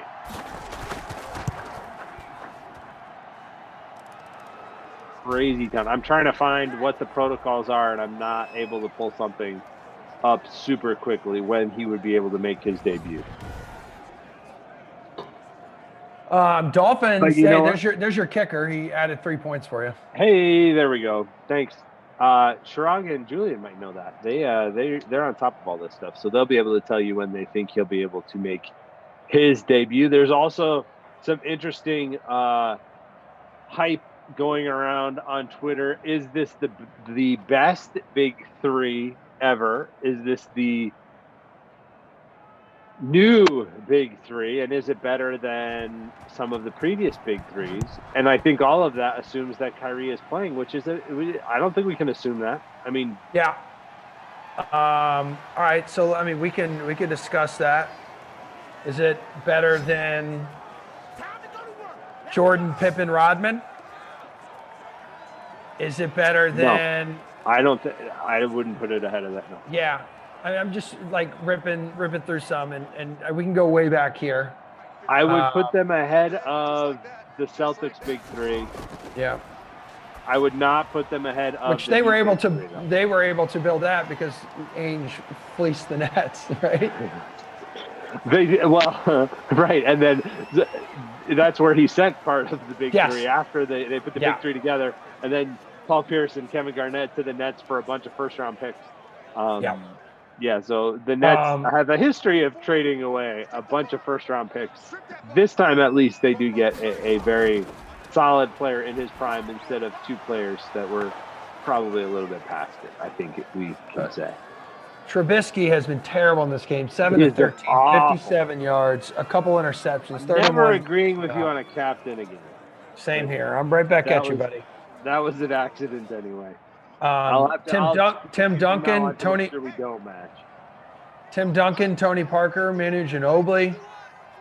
I think I would put this ahead of them as far as raw talent, but obviously not an accomplishment yet. Hey, what about Larry Bird, Kevin McHale, Robert Parrish? Again, going way back, there's Magic, Kareem, James Worthy. I think LeBron, Wade, Bosh is the best. In there, just as far as if you're talking straight up talent in their prime, this is close to that though. Yeah, I think I'd put this second only to that as far as just sheer talent, not what they can be together, because we haven't seen this group together, and with Kyrie, who knows if we ever will. But and how it'll work when we get them all together, and what they have left on their team after trading all of it away. So I mean, all those are questions we'll have to see.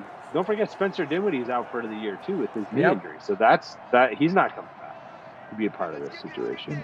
Go back to Kobe, Shaq, Derek Fisher, Kevin Durant, Steph Curry, Klay Thompson. Derek Fisher? I don't think anybody has ever made. Shut up, man. Shut up. Derek Fisher part of the big three. Where's Sharad? Sharad, when he gets here, let's run that one by him because he's a huge Lakers fan. Let's see he is. All right, that sounds good. Derek Fisher in the Lakers big three. I think obviously there's Wade, James, and Bosh. Yep. So yeah, man. Oh, that's funny. That's funny. Derek dude, Bill Russell, John Havlicek, Sam Jones. Wow, man, that's going way back. I pulled up some old big threes.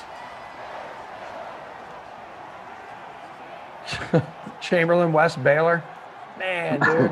Okay. Throw back. All right, man. So anyway, there's There's a lot mean, there. It's some fun stuff. I know there's a lot of NBA fans, like part of the DK Sim fam. So every once in a while, it is nice bringing it up. Like Fantasy Hawk's a passionate NBA guy too. So I like it. I like bringing it up. He's with me on the LeBron Wade Bosch. I think I saw that. Yeah. In the chat. Yeah. I mean, it's anytime like LeBron is part of a big three. Yeah. Yep. Oh, he's like, was it last year? Like he almost put up like better numbers than he did at any point, like with those guys too. And he's like, that's that fine wine joke. Here we go. Mitch Trubisky. Ted Ginn Jr. Number 19. It's a good day to wear number 19. Ted Ginn Jr. with a touchdown for the Bears there. Jakeem Grant, who has kind of disappeared here in the second half, but had the 2 touchdowns. He had a whole game in the first half. And doesn't even need to play in the second half to already be the best play of this one. But the Bears, a little bit of a comeback here after trailing 21-0 at halftime, now have cut it to 24-14 after that score from Trubisky to Ted Ginn. But yeah, there'll be plenty more NBA talk on the pre-lock show coming up right after this thing's done. Chiraga and Julian joining for that. They will have all the insight and information, both big picture on what this trade means for the Nets, what it means for the Cavs, who jumped into the three-way trade because of course they did. It's just what the Cavs do. And obviously the Rockets getting all those picks and then flipping Karis LeVert. We got an onside kick. Don't see one of those all the time. Recovered by Miami though. So no snow helping that onside kick. Miami is able to recover it and take over with good field position here. Just under 4 minutes left in the fourth. And hey, the Pacers jumped in too. Got Victor Oladipo. Yeah. Sent down to Houston. So in Houston now you've got Oladipo and John Wall in the backcourt for Houston, which is an interesting combo for them. And Christian Wood, gotta like his usage bump there. I think Houston's got a nice little core there to build around if John Wall can stay healthy. Wall, LeVert, and Wood. Jordan Lindenbaum chiming in on YouTube says he's first in our contest right now. Nice. Atta boy, there he is, JSL 23. What's shake? Dude, you got yourself a 14-point lead right now, guy. Wow. Let's look at his lineup right now. Wow. Wise human being, Jakeem Grant in the captain spot, almost 60 points there. Trubisky, Tua, Cohen, Robinson, and Ted Ginn. Ted Ginn. What was it about today that made you lean towards the number 19, Jordan? Because number 19's on both teams, scoring touchdowns. Jordan sipping on gin and juice. Laid back. That's it, dude. All right, so the Dolphins this is interesting. Right, the Dolphins after recovering that onside kick. No punt. 3 and out. Bears get the ball back, down 10, 2:40 left. Still plenty of time. They've actually been fairly productive here in the second half. Trubisky up to 122 yards passing. Robinson now 3 catches, 43 yards. There has been a lot of NBA talk. Yeah. T-Mac, it's all good, man. We'll dial back in. T-Mac, that's kind of an NBA name. But yeah, it is. I don't think T-Mac, Shaq, and who would be the third in their big three? Nick Anderson? Was Penny there at the time? I don't know. Hold on. Anyway, but yeah. T-Mac did a little time in Houston as well. But yeah, anyway, we but T-Mac says he's in the minority, being an NHL fan. So congratulations to you. NHL, yeah. Puck drops on the season tonight for the NHL. I know here in Boston, people are pretty stoked for the Bruins opening the season against the Devils tomorrow. Yep, NHL getting underway, and of course the NBA saying, you thought you got the spotlight on your opening night? They're here to take it. NBA shaking things up. We'll have the pre-lock show right after we're done here they get to talk about both tonight's slate and everything that you can expect the rest of this season. The Nets are playing tonight. Yeah, And at all these New York. players that they just, all these players they just traded away. Will Kevin Durant get 50 shots up? Do you think? Because I mean, all those guys they traded away aren't going to play. None of the guys they got will be there yet. So, going to be a skeleton crew for them against the Knicks. Definitely some value opportunities there. Chirag and Julian can talk about that as well. I'm sure they will. Those guys always bring in the heat with the picks. Broby1 has entered the chat. What's going on, Broby? Good to have you here. It looks like they are. He's knocked out at the 1. Knocked out at the 1 with the clock running, though. So didn't get knocked out. They're saying forward progress to the 1 and then pushed back and ruled him down inbounds, which is weird. But all those seconds ticking off. We do get a touchdown. Oh, who do we got? Is that Jimmy Graham? Jimmy Graham, tight end 1 for the Bears here in Madden. Cole Kmet took his job by the end of the season. But Cole Kmet's the backup here in Simland. Although, hey, did you see the last play? The last play yes, I did. On Nickelodeon? That was actually a sick grab by Graham. It was. One thing I didn't even notice until we were talking about it last night at Essen, it was he just ran off. He ran off the field. Made the catch and then right up the. It's like you did like a Forrest. You did the Forrest Gump. Yep. He just kept going and going and going. He's still running. Reports are. I don't know. That's what they're saying. All right, so it's a field goal game, but only 33 seconds left. They do have all their timeouts. They already tried an onside kick once. I imagine we'll see another one here. Running out of time, though, as the Bears try to rally. They were down 21-0 at halftime. Dolphins looked like a juggernaut in the first half. They've kind of struggled to move the ball at all here in the second half. Those halftime adjustments. Yeah, I've never seen one of these recovered by the actual kicking team. I just haven't. I have seen one. And You've seen one? Were you on it with Kaufman? Because I heard Kaufman.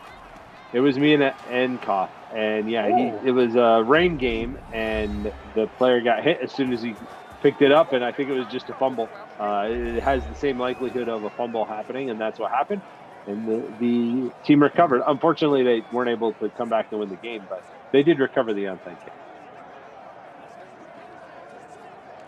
All right, so Chicago is going to play this timeout game here, most likely closing out the 27 seconds left. Tua just going to take here the it knee. is.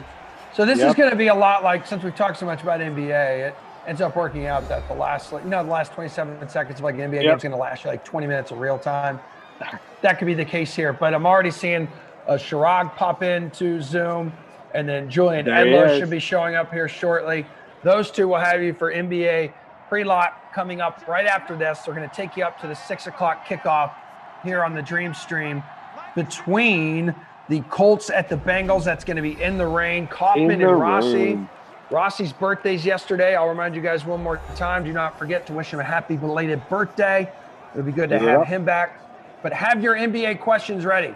Literally, Chirag and Jules are two of the best to ask all of your award-winning questions to. They will give you the best answer possible, especially if it comes to the DFS. There have been a few things that have happened today in the That is true, especially over the past 45 minutes. So the impact of the crazy trade, James Harden now a Brooklyn net. I still almost want to say New Jersey half the time. And I do it all the time on air. Let's do it. And I'm like, whatever, man.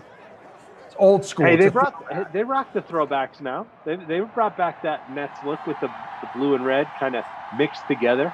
Those were some nice threads they had. Throwing it back to their New Jersey days. So the Dolphins here holding off the Bears 24-21. They take that 21-0 lead into halftime and are able to hold off the Bears. And we saw a lot of Jakeem the Dream Grant. We saw Tua stepping up. I don't think his teammates in Simland have anything negative to say about him here, but he came up 22 yards shy of the bonus, Zach. He did, yeah, 278 to go with those 3 touchdowns. Trubisky bounced back with a much better second half, 184 yards for him, 2 touchdowns, and those 2 picks, which were in the first half, also added 69 yards rushing. Oh, I bet. The only touchdown on the ground, though, was Tariq Cohen's for the Bears. Jakeem Grant, 9 catches, 143, and 2 touchdowns. He does get the player of the game and took the entire second half off. Didn't even have a catch in the second half.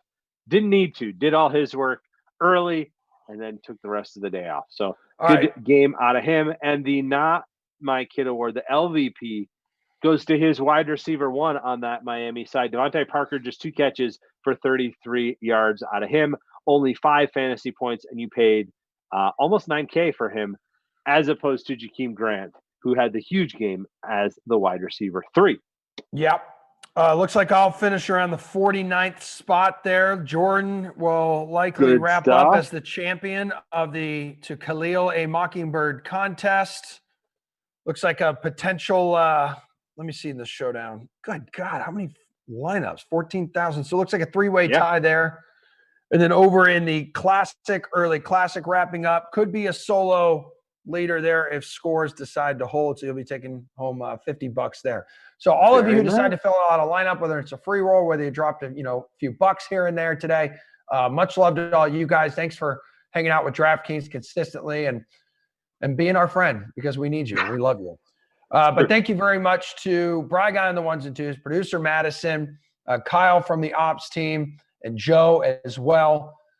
We have 3 more games coming up today, guys, and that'll start at 6. Colts at the Bengals in the rain with Koff and Rossi. But right now, leading up to kickoff of that 6 o'clock, I mean, you've heard Zach and I talk about it here for the past hour, but tons of NBA news. And now is the time to get your questions in and listen to guys who actually know what the hell they're talking about. So Chirag Hira and and Julian Edlow, gentlemen, take it away. It's good to see both of your hairy faces.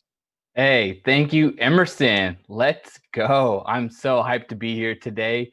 Julian, how you doing, man? This trade is crazy. I can't even believe it, man. Pulled a Chirag, left myself muted. I make fun of you. Hey, nice one. 1 for 1. Last on Monday, I did it. Now you did it. Yeah, I'm scatterbrained, man. This Harden was obviously going to be traded after last night, and then they tell him not to practice today. But it came together so quickly, and it being Brooklyn rather than Philly, with Simmons, with Philly having arguably the best piece to give in Simmons. Just was on the radio talking about it, so I haven't even had time to get to the slate. Now I'm going to get to the slate. I know we're going to give our thoughts on everything trade related, but one of the sneakiest parts I think of it is Houston gets potentially 8 first rounders if it uses all the swaps. Brooklyn's never got burned by that before, giving Jaylen Brown or Jason Tatum to Boston. But the 2 good pieces coming from Brooklyn in this were Karis LeVert and Jarrett Allen, and somehow Houston winds up with neither of those pieces. Yeah, that was really interesting. Why? That blows my mind. I'm gonna let's break down exactly the entire trade right now. Actually, I'm gonna go through it. So the Rockets get Victor Oladipo, Dante Exum, Raden Kurucs, 3 Brooklyn first rounders, 22, 24, and 26. A Milwaukee first rounder unprotected, so that's probably gonna be 4 first round swaps, 21, 23, 25, and then your 2027. The Nets get James Harden. The Pacers get Karis LeVert and the second rounder, and the Cavs get Jarrett Allen, Taurean Prince. I think honestly, the Pacers made out the most with this, and the Cavs too. I mean, the Rockets, for all the picks that they get, they're pretty much looking at saving all the picks that they gave away in the the Russell Westbrook deal. That's how I look at it. That's all they're just making back. Yeah. I mean, Houston gets a ton of picks. I don't want to those could be something, but winding up with winding up with Oladipo instead of, I want to come out of this starting with LeVert and Allen and then go from there. If I'm Houston, I don't know why they got neither of those pieces. Indy's the short-term winner. Yeah. Because we know LeVert to Oladipo is an upgrade now. It's an upgrade for the future. It's a ridiculous move to favor Oladipo over Levert.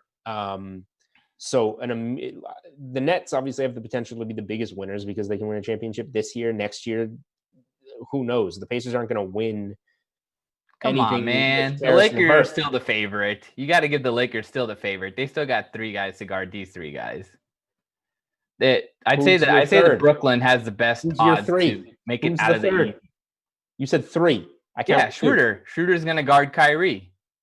I mean, that's fine, but the Nets are gonna reopen the favorite on the betting board to win the title when odds come back up. And rightfully so. The Brooklyn Nets should be favored right now to win the championship. They're going to be a mess for a little bit, but they have plenty of time to get Kyrie's head on and to find the pieces that they need to build around what they have. They got thinner with this, but there's a lot of time to find veterans to fill in. Yeah, exactly. They're going to get a bunch of veterans on the buyout market. I think just adding James Harden to the mix with KD, that's a great 1-2 punch. And then when Kyrie decides to come back, that's what's going to really see if this team can go over the top. They have the pieces to in a playoff matchup. That's what you need. You need the 3 studs to really carry. And I think, if even Durant is off a little bit, or if Kyrie is off a little bit, you have Harden to pick it up. And then whatever happens with Kyrie, at least Harden is there to carry for, you can still see him carrying for another 3 to 5 years for sure. It could also not work this year. Kyrie could get traded by the deadline this year.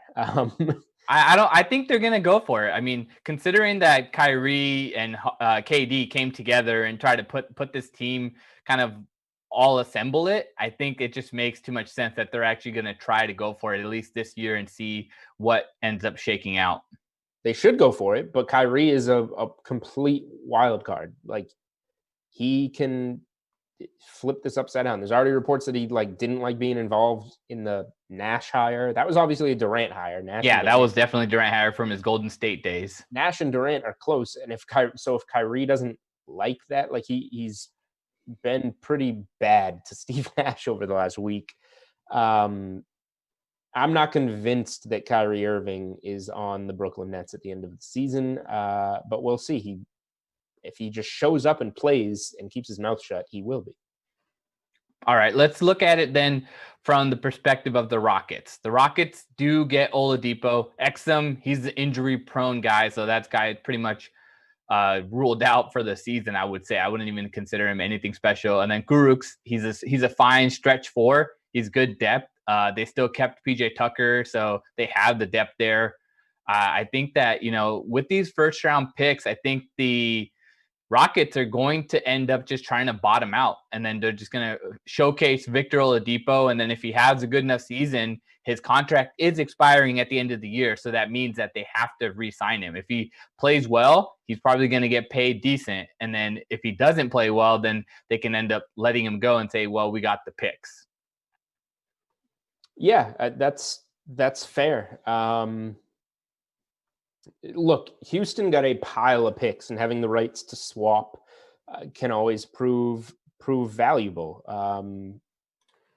as we saw in the Boston-Brooklyn trade. So, again, Houston is banking on mixing too much in one pot, particularly with Kyrie and Harden, and just waiting for that to go bad and then reap all the benefits with those picks. So it's not a bad bet, because we've seen it happen. We've seen it happen before. So Houston did what it had to do. It clearly wanted to move on from Harden today, and it did for what it felt was the best package. I would have taken Simmons in some picks. I would have definitely taken LeVert and Allen in some picks, but it went just the picks route. So, okay. I heard that the reason why, or I saw on Twitter, I saw the reason why that Houston didn't go for the deal with the Sixers is because they weren't including Tyrese Maxey. And it's like, this guy just showed up while he's been playing well. I don't know if that's like a make or break kind of situation for James Harden in the deal. And then you end up with Exum and Kurucs.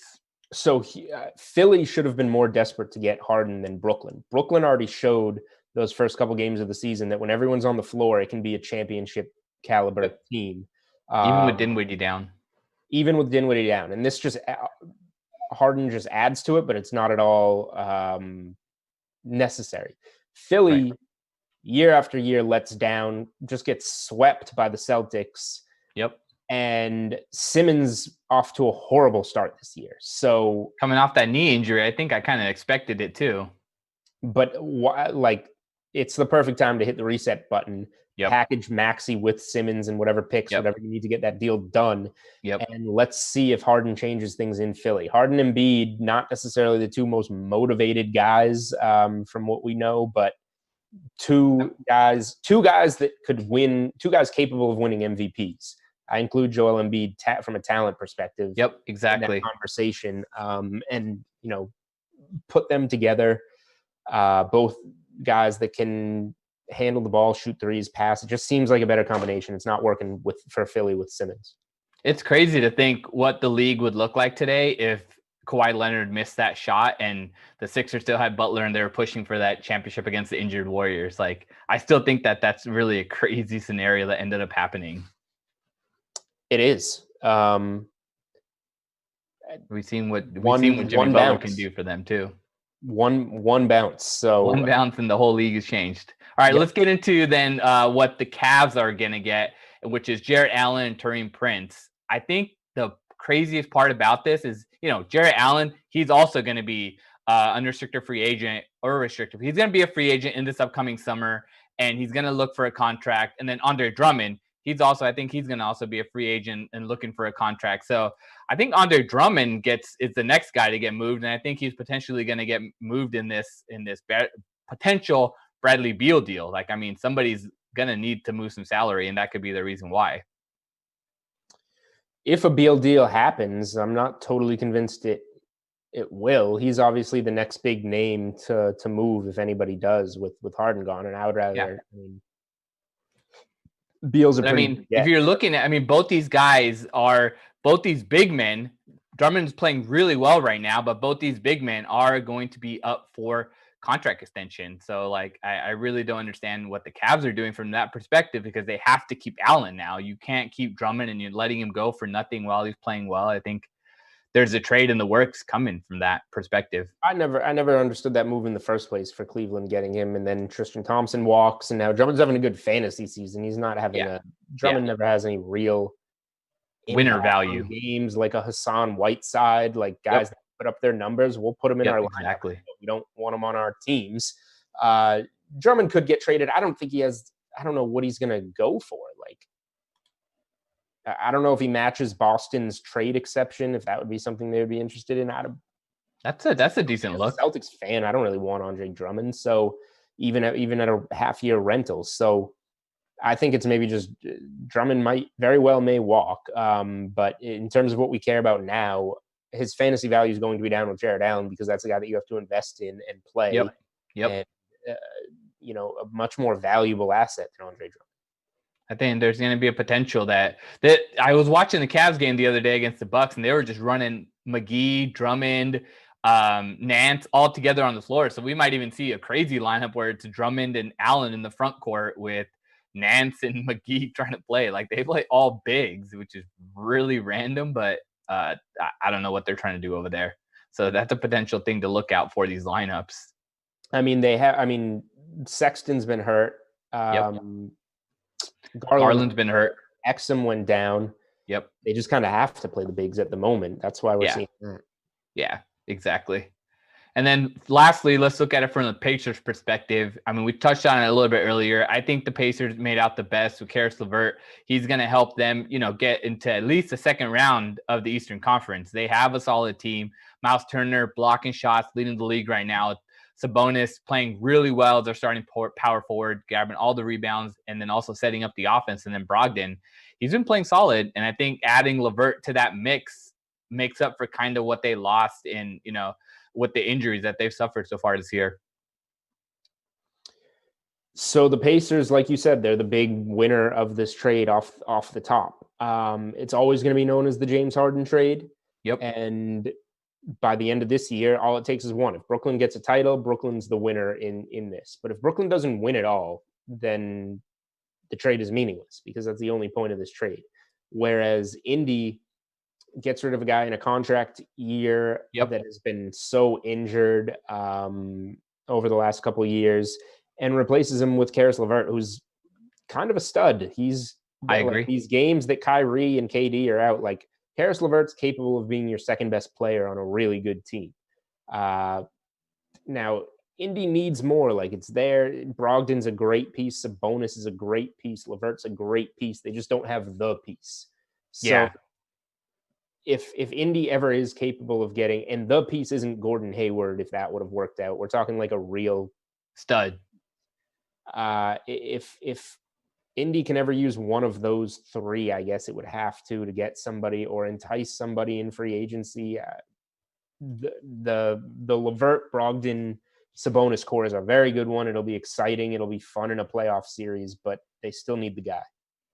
You don't think that puts them at least in the Eastern Conference Finals to play Brooklyn? That would be a hell of a run for the Pacers if they are better than. I mean, I don't know. Toronto has been awful. Philly, Indy can definitely beat Philly. They got the size. Boston, Miami, and Milwaukee. If Indy beat either of those three teams in a playoff series, that would surprise me. That's true. So we can look at probably going to be looking at Milwaukee and Brooklyn as the Eastern Conference Finals, and then LA versus LA in the Western Conference Finals right now is how I'm seeing it. We were looking at LA last year, and then hey man, maybe the Clippers will actually figure it out for once. I have no idea who we're going to see in either conference finals, but I'd be shocked if the Lakers and Nets aren't one of the teams on each side. Yeah. Well, no, I mean one of the teams on each side in the conference finals. I think we're trending towards. We all agree we're trending towards a Nets Lakers final. I don't know if anybody has the talent to get in the way of that happening. Definitely. It's going to be an entertaining remaining part of the season, man. This is something to really look forward to. We've had all these COVID postponements and crazy stuff happening, and now we finally get some exciting news that shakes up the league. This is big news. This is big news. We're getting some questions rolling in if we want to start talking slate. Let's start talking about the slate then. We got some slate questions from Sean Griffin. Do you guys like Josh Hart tonight? Definitely like Josh Hart tonight. I mean, I think he has a chance to give you, 30, 35 minutes with how depleted they are. And he can also play in this blowout scenario. But I'm leaning towards Nickeil Alexander-Walker. I prefer him. He's 3,100. I think no matter what the score is, he's going to play 30 minutes, and I'm kind of leaning him. But I think you can play both. It's just showing how, when depleted teams due to COVID or whatever the injury situation is, they just got to play as many solid guys as possible. I think it's potential to play both. What do you think? Yeah, I don't disagree with that take at all. Alexander Walker being 3,100 and having ball out, Bledsoe banged up to a degree, there just have to be the minutes open in the backcourt there. And then now with Zion out, now we have the blow up potential on the Clippers side, but he's going to be playing in the game when it's close. And then if and when the Pelicans start getting blown out, he's going to stay on the floor, like you said. So that just gives you a lot of safety, I think, for 3,100 in a guy that is not shy to shoot. I don't like Alexander Walker as a player because I think he is like a bench guy that takes away from the flow of the game when he comes in because he hucks up so many shots. But I will definitely put him in my DFS lineup for 3,100 with a couple of starters out for New Orleans.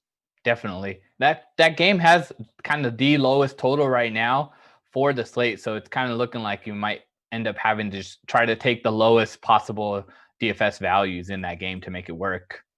What do you think about on that side with Zion out? Who are they going to start? Are they going to look at Melly? Are they going to look at Jackson Hayes? What's your potential there? We have to kind of consider that too. Yeah, I don't know exactly what they're going to do. And I haven't watched a lot of the Pelicans so far this year, but they haven't been as good as they should be.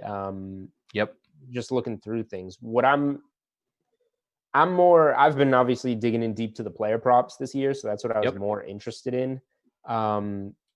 So I did lock in the Brandon Ingram when this news hit. And I still have to put it out on Twitter because too much has been happening in the NBA. 22.5 points, I think.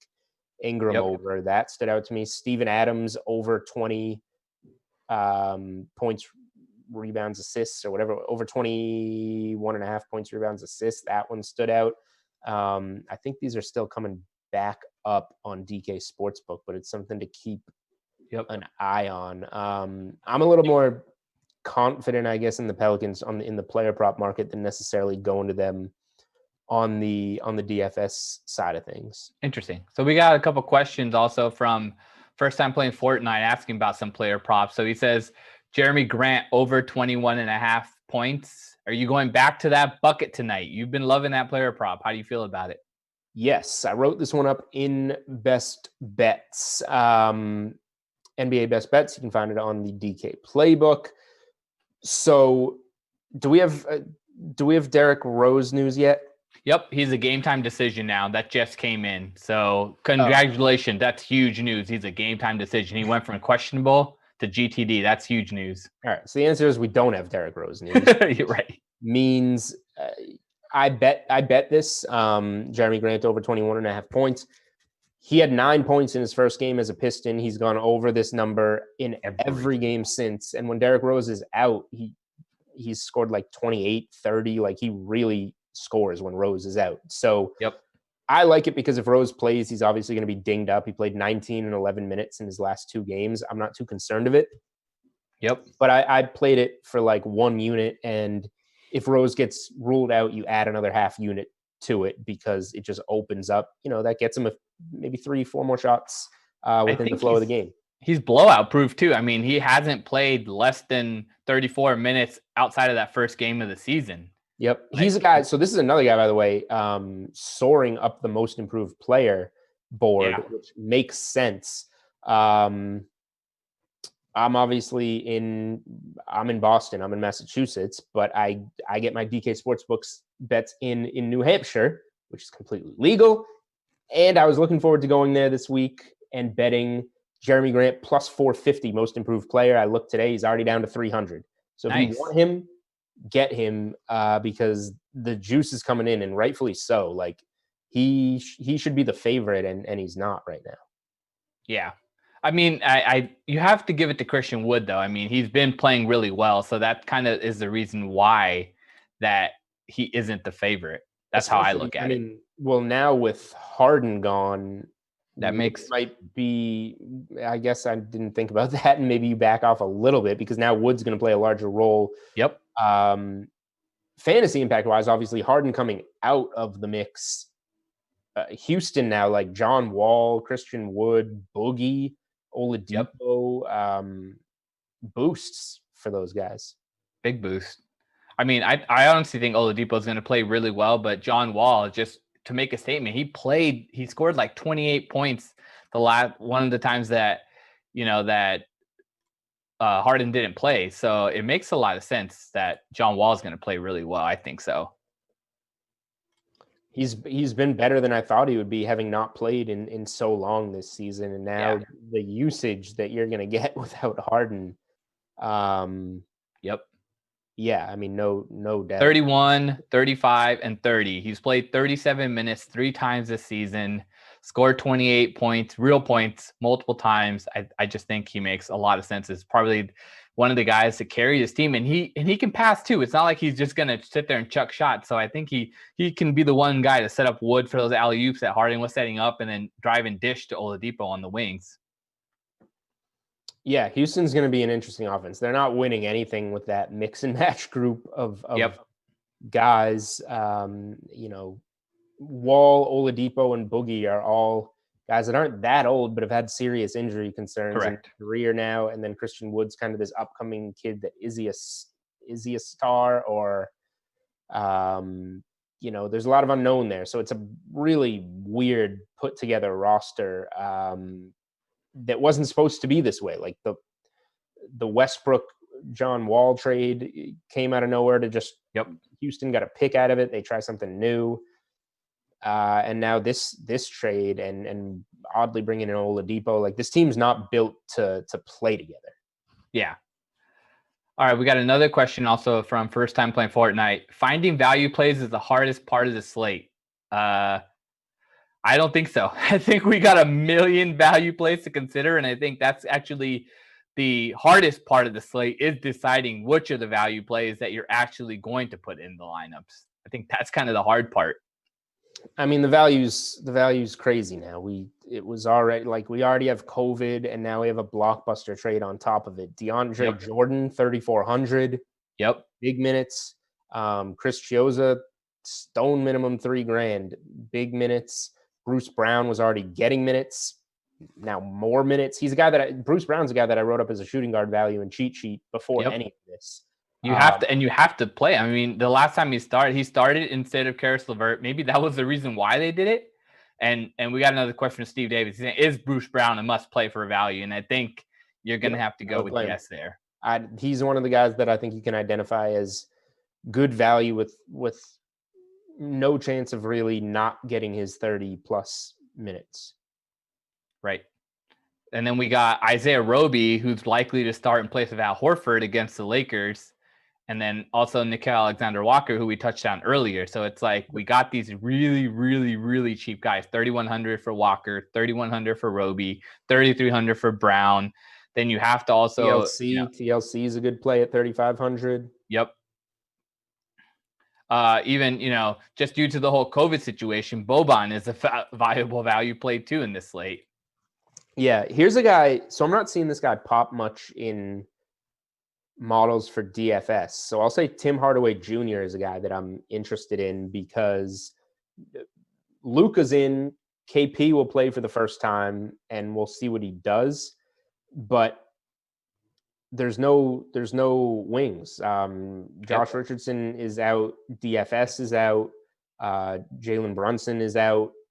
Last game, Tim Hardaway, season highs. So I wrote Tim Hardaway up in best bets, over 18.5 points. I love that bet tonight against the Hornets. Season highs in the last game in minutes, 40, field goal attempts, 20, and points, 36. So at 18.5 points, I just think against a team like the Hornets, there's no reason that I agree. I played him in that game against the Magic too, so I was really stoked he got 40 minutes in that. That kind of was like a blowout game, and they still played him a lot. So yeah, that's a really good call. At 6,900, he has a nice price, so I think you have to kind of look at that. Say what? That he does. We're getting a question from Gordon Hayward tonight. I assume this means staying in that same game. Yeah, DFS perspective. I don't see why you have to. Too much has been given to us at this point where we play somebody who is just going to be in his standard role, and Hayward should be in his standard role. So I don't think we need to go there.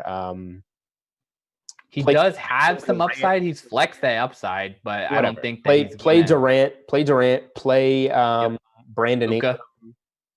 Brandon Ingram gets a boost, obviously. I guess if we're looking at guys like I would play before Hayward. What's Hayward's price? These guys are more expensive than him, but like Hayward is 7,800. Okay.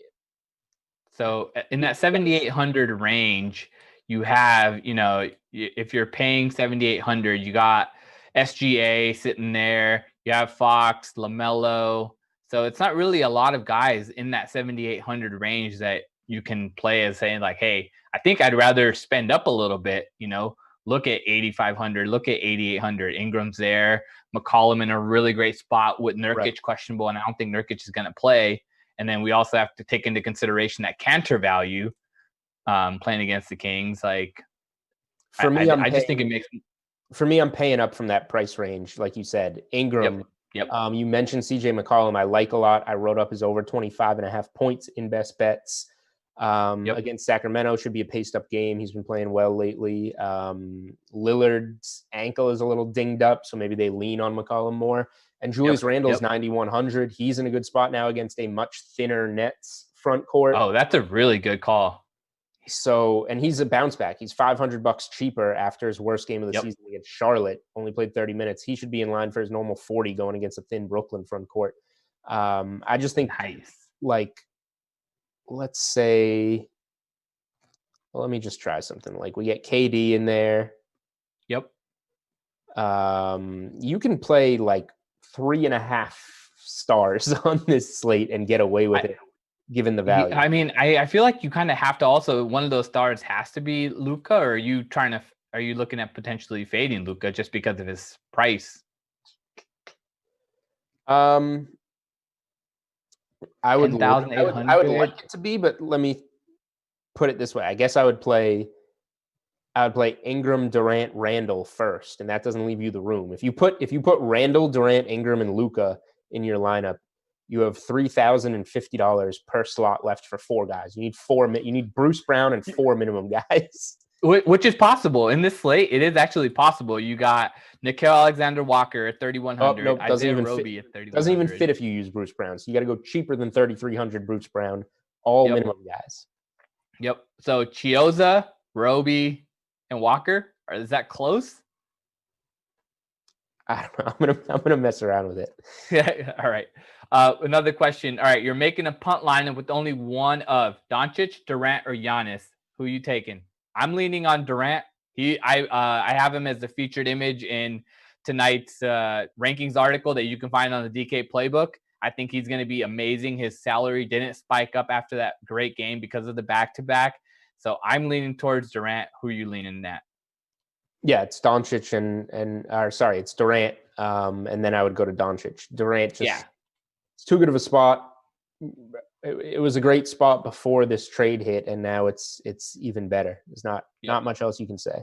Yeah, I think he might even have like a 40% usage rate tonight. Like there's who else is going to shoot on this team? They're all going to pass to him and watch. Yep, I cannot argue with you. Playing the Knicks is the best pivot. I do believe so. They're really probably going to go overlooked, and they play a ton of minutes. They didn't have a really good game against Charlotte, which they should have.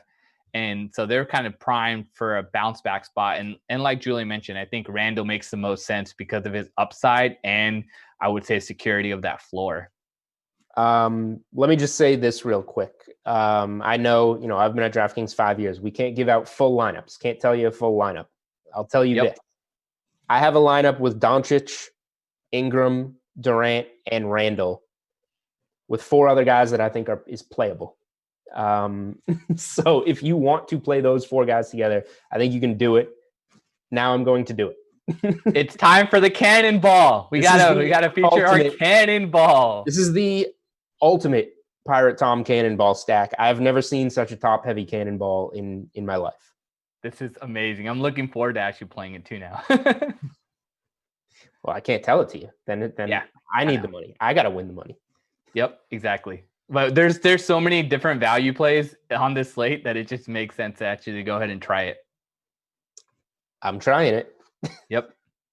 The game with the closest spread tonight right now is showing Memphis and Minnesota. That's kind of a toss-up with Cat coming back. Do you feel any which way about just how Memphis has kind of struggled with Morant going down, and Minnesota, while they have struggled, they get Cat back. D'Lo is in a better spot once he doesn't have to be the main focal point, only person chucking it. Like, is there any value to taking Minnesota favored by 1.5? No, because I don't know what the Wolves are. I know that they're bad even with Cat. They're better here, but they did beat the Spurs, right? In Cat's first game back. If you made me bet the game, I'm betting the Timberwolves. But I'm not betting a single side in NBA tonight. I'm all over props. The news is wild with COVID. The trade hits. It's a all props night for me. That makes sense. I think that the props are just where the value is then, because you don't have to worry about any guys. What the weird situation's been in the NBA this year is just blowouts happening. Guys not taking it serious. They know they might play the team again on a back-to-back or whatever the scenario is. So that kind of sets up for like if the game gets out of hand, then they just pull the stars or whatever in the fourth quarter, and then they say, "Hey, let's run it back the next night."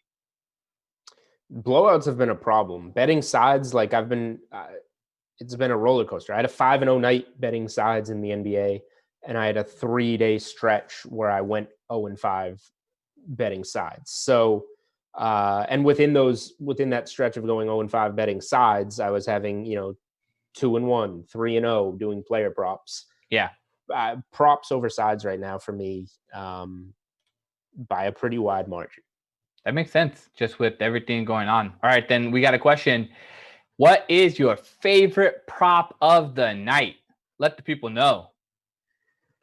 Okay, so we're going to have to see how things come back up on DK Sportsbook because like a lot of stuff is getting pulled with Zion news, pulled with KD. Yep. Okay, so I'm going to go favorite DK. I'm going to do this a couple ways. If you can get any exposure to Durant or Nets props, you bet those overs. Durant's going to carry the load. I personally have him over 44.5 points, rebounds, assists. That's how you bet Durant. If you can get any Pelicans, I think we'll see what the starting lineup looks like. But like Steven Adams props, Brandon Ingram point prop. Yep. Ingram's the one that I have there. Those aren't available right now on DK Sportsbook. We got to see because of the news. Right, because of the news, we got to see what comes back up. So for me, my favorite prop that is available is Tim Hardaway Jr. over 18.5 points. Nice. Has not moved in juice since I wrote it up on Best Bets, -121. You're telling me you don't move the market, man? I personally do not move the market, which is surprising. Put the article out there. A lot of people read it. No, but the spot against Charlotte, 5 legit rotation players out. Richardson and DFS being the most significant to Hardaway Jr. straight up. Porzingis is back, but you can't imagine they push him too much in this game. Yep, exactly. Whatever. 40 minutes, 20 shots, 36 shot attempts with all these guys out last game. 18.5 is his season average. We shouldn't be getting his season average when there's so much of an edge with these guys out. Yeah, that makes a lot of sense. Speaking of player props too, we have some player props that we can potentially look at for tonight's top player props that have got the most steam right now is,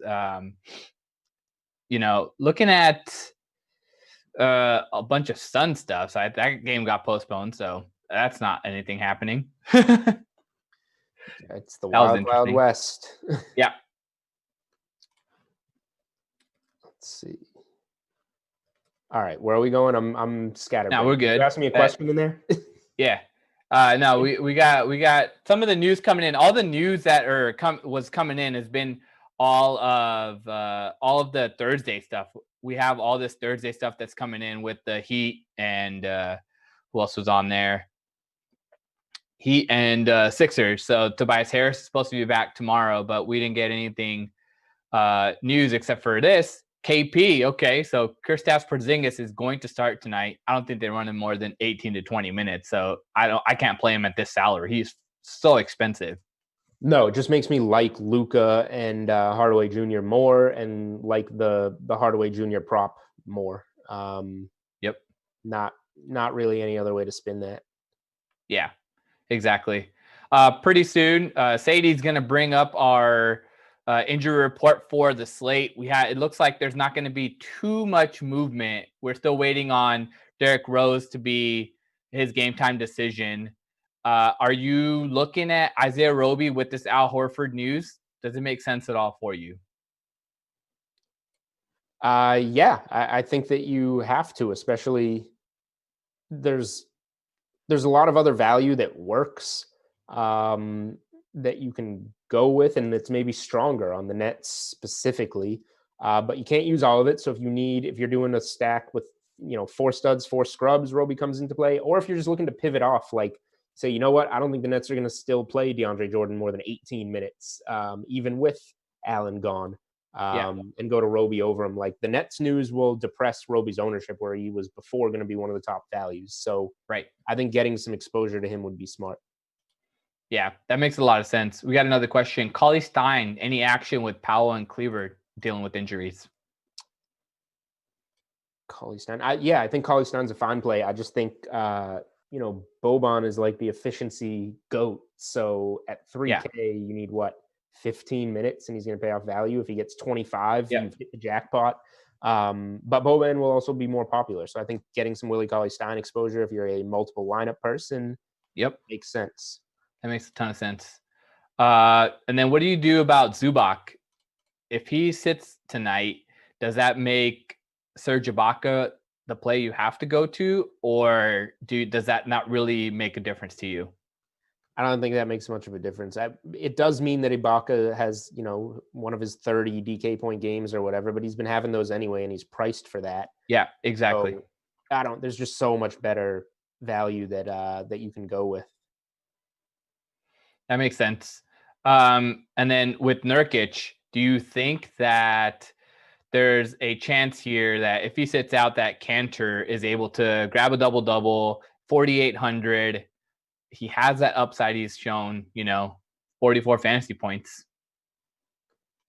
Let's see. The game log is, Cantor's one of those guys. He's not Boban, but 14 minutes, 27.5 DraftKings points, 10 rebounds, 10 points, 7 rebounds, an assist, 2 blocks, 2 steals. 19 minutes, 30.75 DraftKings points, 11 points, 15 rebounds in 19 minutes against the Kings, which is tonight's matchup. So if Cantor gets 30 minutes, you can get 40 DraftKings points out of him. Now we're looking at close to 10x. It's not always there. 16 minutes, 23.5 DraftKings points against Toronto. But when Cantor's on the floor, he scores and rebounds. So if Nurkic is out, I think Cantor is a legit option.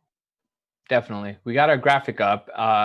The big news that we're kind of waiting for that I think is going to happen, I have a feeling that Anthony Davis is not going to play tonight, and that's going to likely come after lineups lock. What do you make there? Do you have to play Harrell? Are you looking at maybe Schroeder in a revenge game against his old team if AD sits? I think Schroeder's a good place to start. And like you, I do think AD should sit in this game. But again, is this even, it sounds crazy to say AD out is usually news that trickles down and affects the whole slate. But on this slate, is it really enough to affect your lineup? And the answer is maybe, but not like other nights. So again, this probably means that because it's less meaningful than usual, you should react to that news. And because other people are going to be focused on the Nets news, you should react to that news. And I think this is more of a GPP type of pivot scenario than anything that's going to affect your cash lineup. LeBron's always a cash play if AD is AD out. That makes sense. I think that, there's just because of all the value options that are coming in this slate that I think it's more of a better option to play maybe in that turbo slate or kind of work there, because that could potentially give you, because that first 2 games lock at 7 Eastern, then you kind of have a little bit of a pause with that Brooklyn, New York game, which can help out. If you look at it from a perspective of kind of playing multiple slates, then that kind of gives you an option here where if you look to play that turbo slate, which is only those 2 games, Lakers, Thunder, and Memphis, Minnesota, then you got a game that's potentially close, and then you get a game with some value there since the Brooklyn Nets and New York Knicks are not in it. I like that idea, going to the turbo slate. Yep. And then we got our next graphic up. We got some injury news. We got Porzingis, who's going to start. We don't think that he's going to make a huge impact here. And, you got Karl-Anthony Towns, who's probable and expected to start. And then you got Hield and Holmes playing again back into the lineup against the Kings.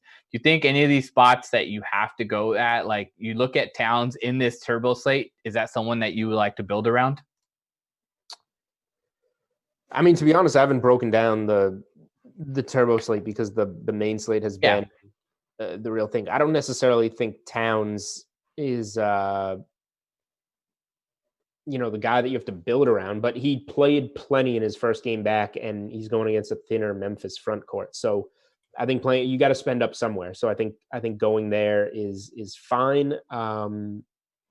And then waiting, I think Portland against Sacramento is a team that you want to stack. You maybe want Nurkic to be out so that you can have Cantor, CJ, maybe Carmelo in there coming off a good game against Toronto. Some different ways. You got to be more contrarian on the shorter slates. So you got to find a piece somewhere in there to be a little different. Definitely. So this lineup, the way the slate's breaking down, so it pretty much sets up where we have to play 3 values and then trying to look at 3 studs. I think that's kind of where the lineups are going to go. We saw last night that because of all the Miami Philly value, that 400 points was something you needed to win a GPP. So with all this kind of popular play is going to be value, it just makes sense to play the upside guys too. Yep. I'm not going to differentiate from you there. I am looking at, so what I'm looking at right now is still the stack situation of how you can do this. Yep. And I think that you can do 4-man stacks with Luka, but Luka's obviously the most expensive. He benefits a lot from those COVID issues. Yep. But if you want to go like 4-way stud stacks and fade Doncic, you can really fit a lot of more intriguing value guys, just different combos like Durant, LeBron, CJ, Ingram. Like you can easily play those 4 guys and fit top values on the slate. So this is going to be interesting. Yeah, I think it's going to be another one of those nights. Probably if the chalk hits, like it's going to be another one of those nights where you need 380 to 400 to win a GPP. It's going to take a lot of points. Yeah, that's just how the slate breaks down. I'm kind of glad that Atlanta Phoenix game got postponed because that was going to open up a lot of offense there too. Right. Yeah, it's almost less is more right now on this slate. Yeah. And the weird part is that since all the guys are kind of bigger names, they're going to basically be game time decisions. We're not going to have much more news. I mean, we're waiting for Bledsoe. That's coming after lock. We're waiting for Nurkic. We're waiting for Davis. That's coming after lock. The only news that's really happening soon, my expectation is waiting on what's going to happen with Derrick Rose. Yeah, and at this point from DFS, that means nothing, honestly. That just might get me in on some player props. Like if Rose is out, I know Jeremy Grant's the guy that we all want to play, but if Rose is out, DeLon Wright is going to play a lot more, 34 and 36 minutes the last 2 games. Now he had 16 points in a game that Rose played in, but Rose only played 19 minutes. Next game, he had 6 points with Rose out. But shot 2 of 9 from the field. I think he played 36 minutes. So if he just gets those shots to drop down, you're getting even money on over 8.5 points on DeLon Wright. As soon as Rose is ruled out, hit the DeLon Wright prop, in my opinion. He's a game time decision, so I'm leaning towards him potentially playing even if he's going to be a game time decision. Normally I would agree, but he was probable yesterday and got downgraded to questionable today and then left the game time decision. Old, bad knees. Maybe this one's trending the wrong way. Maybe he's just trying to save himself so he can be included in the trade as well because Detroit needs to make a move too. Or that. Yeah, right? Any final parting thoughts before we look to head out and try to go build some lineups? It's looking at the slate. It's a stars and scrubs night for sure. Yep. You know where the value is. Brooklyn and Dallas for starters, but a little bit in OKC. And player props. Capitalize on player props the same way that you would on a DFS slate. You just got to be quicker because the market will pull things away from you. Right. That makes sense. What I like to do usually is just have the DK Sportsbook open at 1:30 and 5:30 Eastern, so you know what's coming on. And then as we head into lock, that kind of sets up where you have to play it that way. I think that's the really only way to gain an edge. Otherwise, these lines and props get pulled so quickly that it's kind of difficult. Yep, you want to beat the book. Exactly. And if you go do your player props first when you react to news, because those are going to get pulled. Your lineup is still going to be sitting there and able to be changed until lock. So do the player props when you react to news and then go to adjust your lineup. That's a great way to look at it. Perfect advice. So I give a wrapping lot of up, perfect advice. Say what?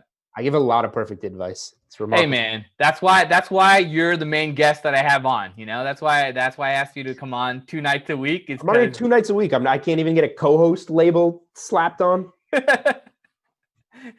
Unbelievable. We can look at a What bum do you have on Friday nights? Say what? What bum do you have on Friday nights? It was Slate Breaker last Friday, and then we're gonna have Kenny Ducey coming in on this Friday. Man, the fall off is significant. You guys want to tune in on Monday? I know, but that's because you're not on a DK live shift on Friday night, and I don't want to make you come back on. Good. Almost dropped my hat. So we got Terrelin taking over the Dream Stream for us. There's 3 more games. Wild Weather Wednesdays coming your way with Colts at Bengals in the rain with Coffin Rossi. Bills and Giants in the snow with Coffin Brandon. And then Jets at Titan playing in the wind with Glash and Brandon to take you home. For Chirag and for Julian, this has been Pre-Lock NBA. It's been an amazing day, just breaking down that Harden trade that finally went through. And then we got some news right now that just came in that Obi Toppin is available to play. Yep. And he might not be able to play in the rotation right away. But that's it for us.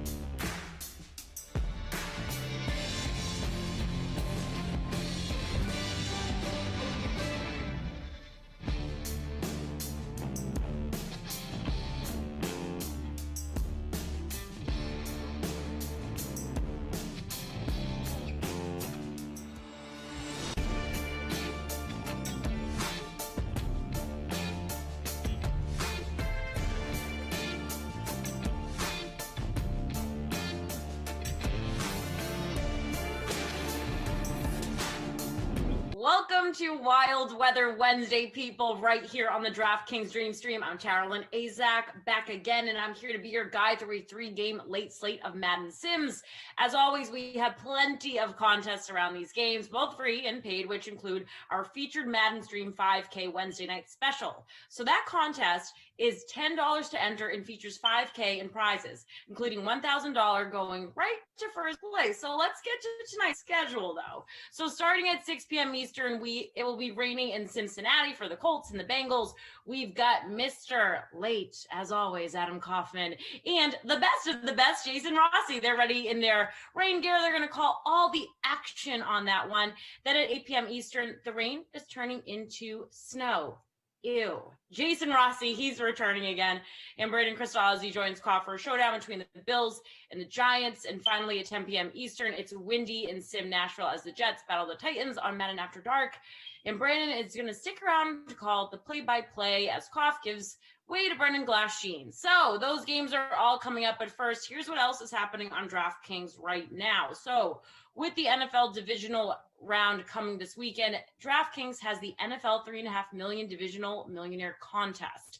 Say that 5 times fast. So that's a $20 entry that gives you a shot at $1 million going to first place, and that contest is open now and available right in the DraftKings lobby. And then we have a special edition of the Sweat for Sunday's divisional round games right here on YouTube and also over on Twitch. So that's going to start at 2 p.m. Eastern as our analysts give you their favorite plays for the Browns and the Chiefs and the Buccaneers versus the Saints. Also available now in that very same lobby, our season opening slates for tonight's NHL contest. Some games are already underway, but you can still get into the 3-game late slate that locks at 8 p.m. Eastern. Check out the NHL Twine 10K Twine contest that offers a $2,000 first prize for just $10.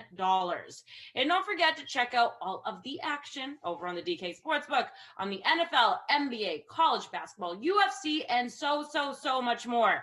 But let's get to some virtual football. The rain is falling in Cincy for the Colts and the Bengals on this Wild Weather Wednesday. So with the call for game 1 of our 3-game late Madden slate, here is Diva Kaufman and Mr. Jason Rossi. Tara Lynn, it's always a pleasure. As Rossi said in the chat, Tara Lynn ASAC coming to you live from the Embassy Suites, where Tara Lynn, you need to at least call guest services and make sure you get a new battery in that smoke detector. Thank you all for hanging out and being here with us. Rossi, how are you, buddy?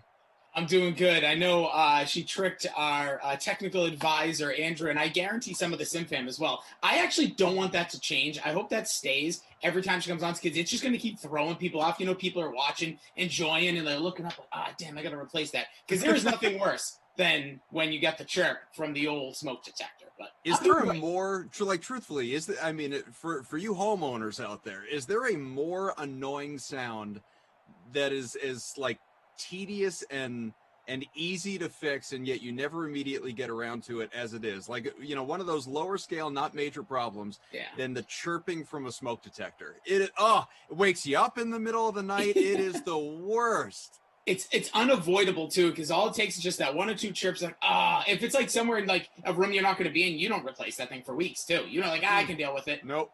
Dog barking, cats meowing, babies are not sleeping yet. I'll get you in a couple weeks. I would rather listen to the awful sounds of a baby cry, and that's not me wishing a baby would be upset and cry, just the sound of a baby crying, than a smoke detector chirping. I thought you say I'd rather listen to both of us call play-by-play than listen to the chirping.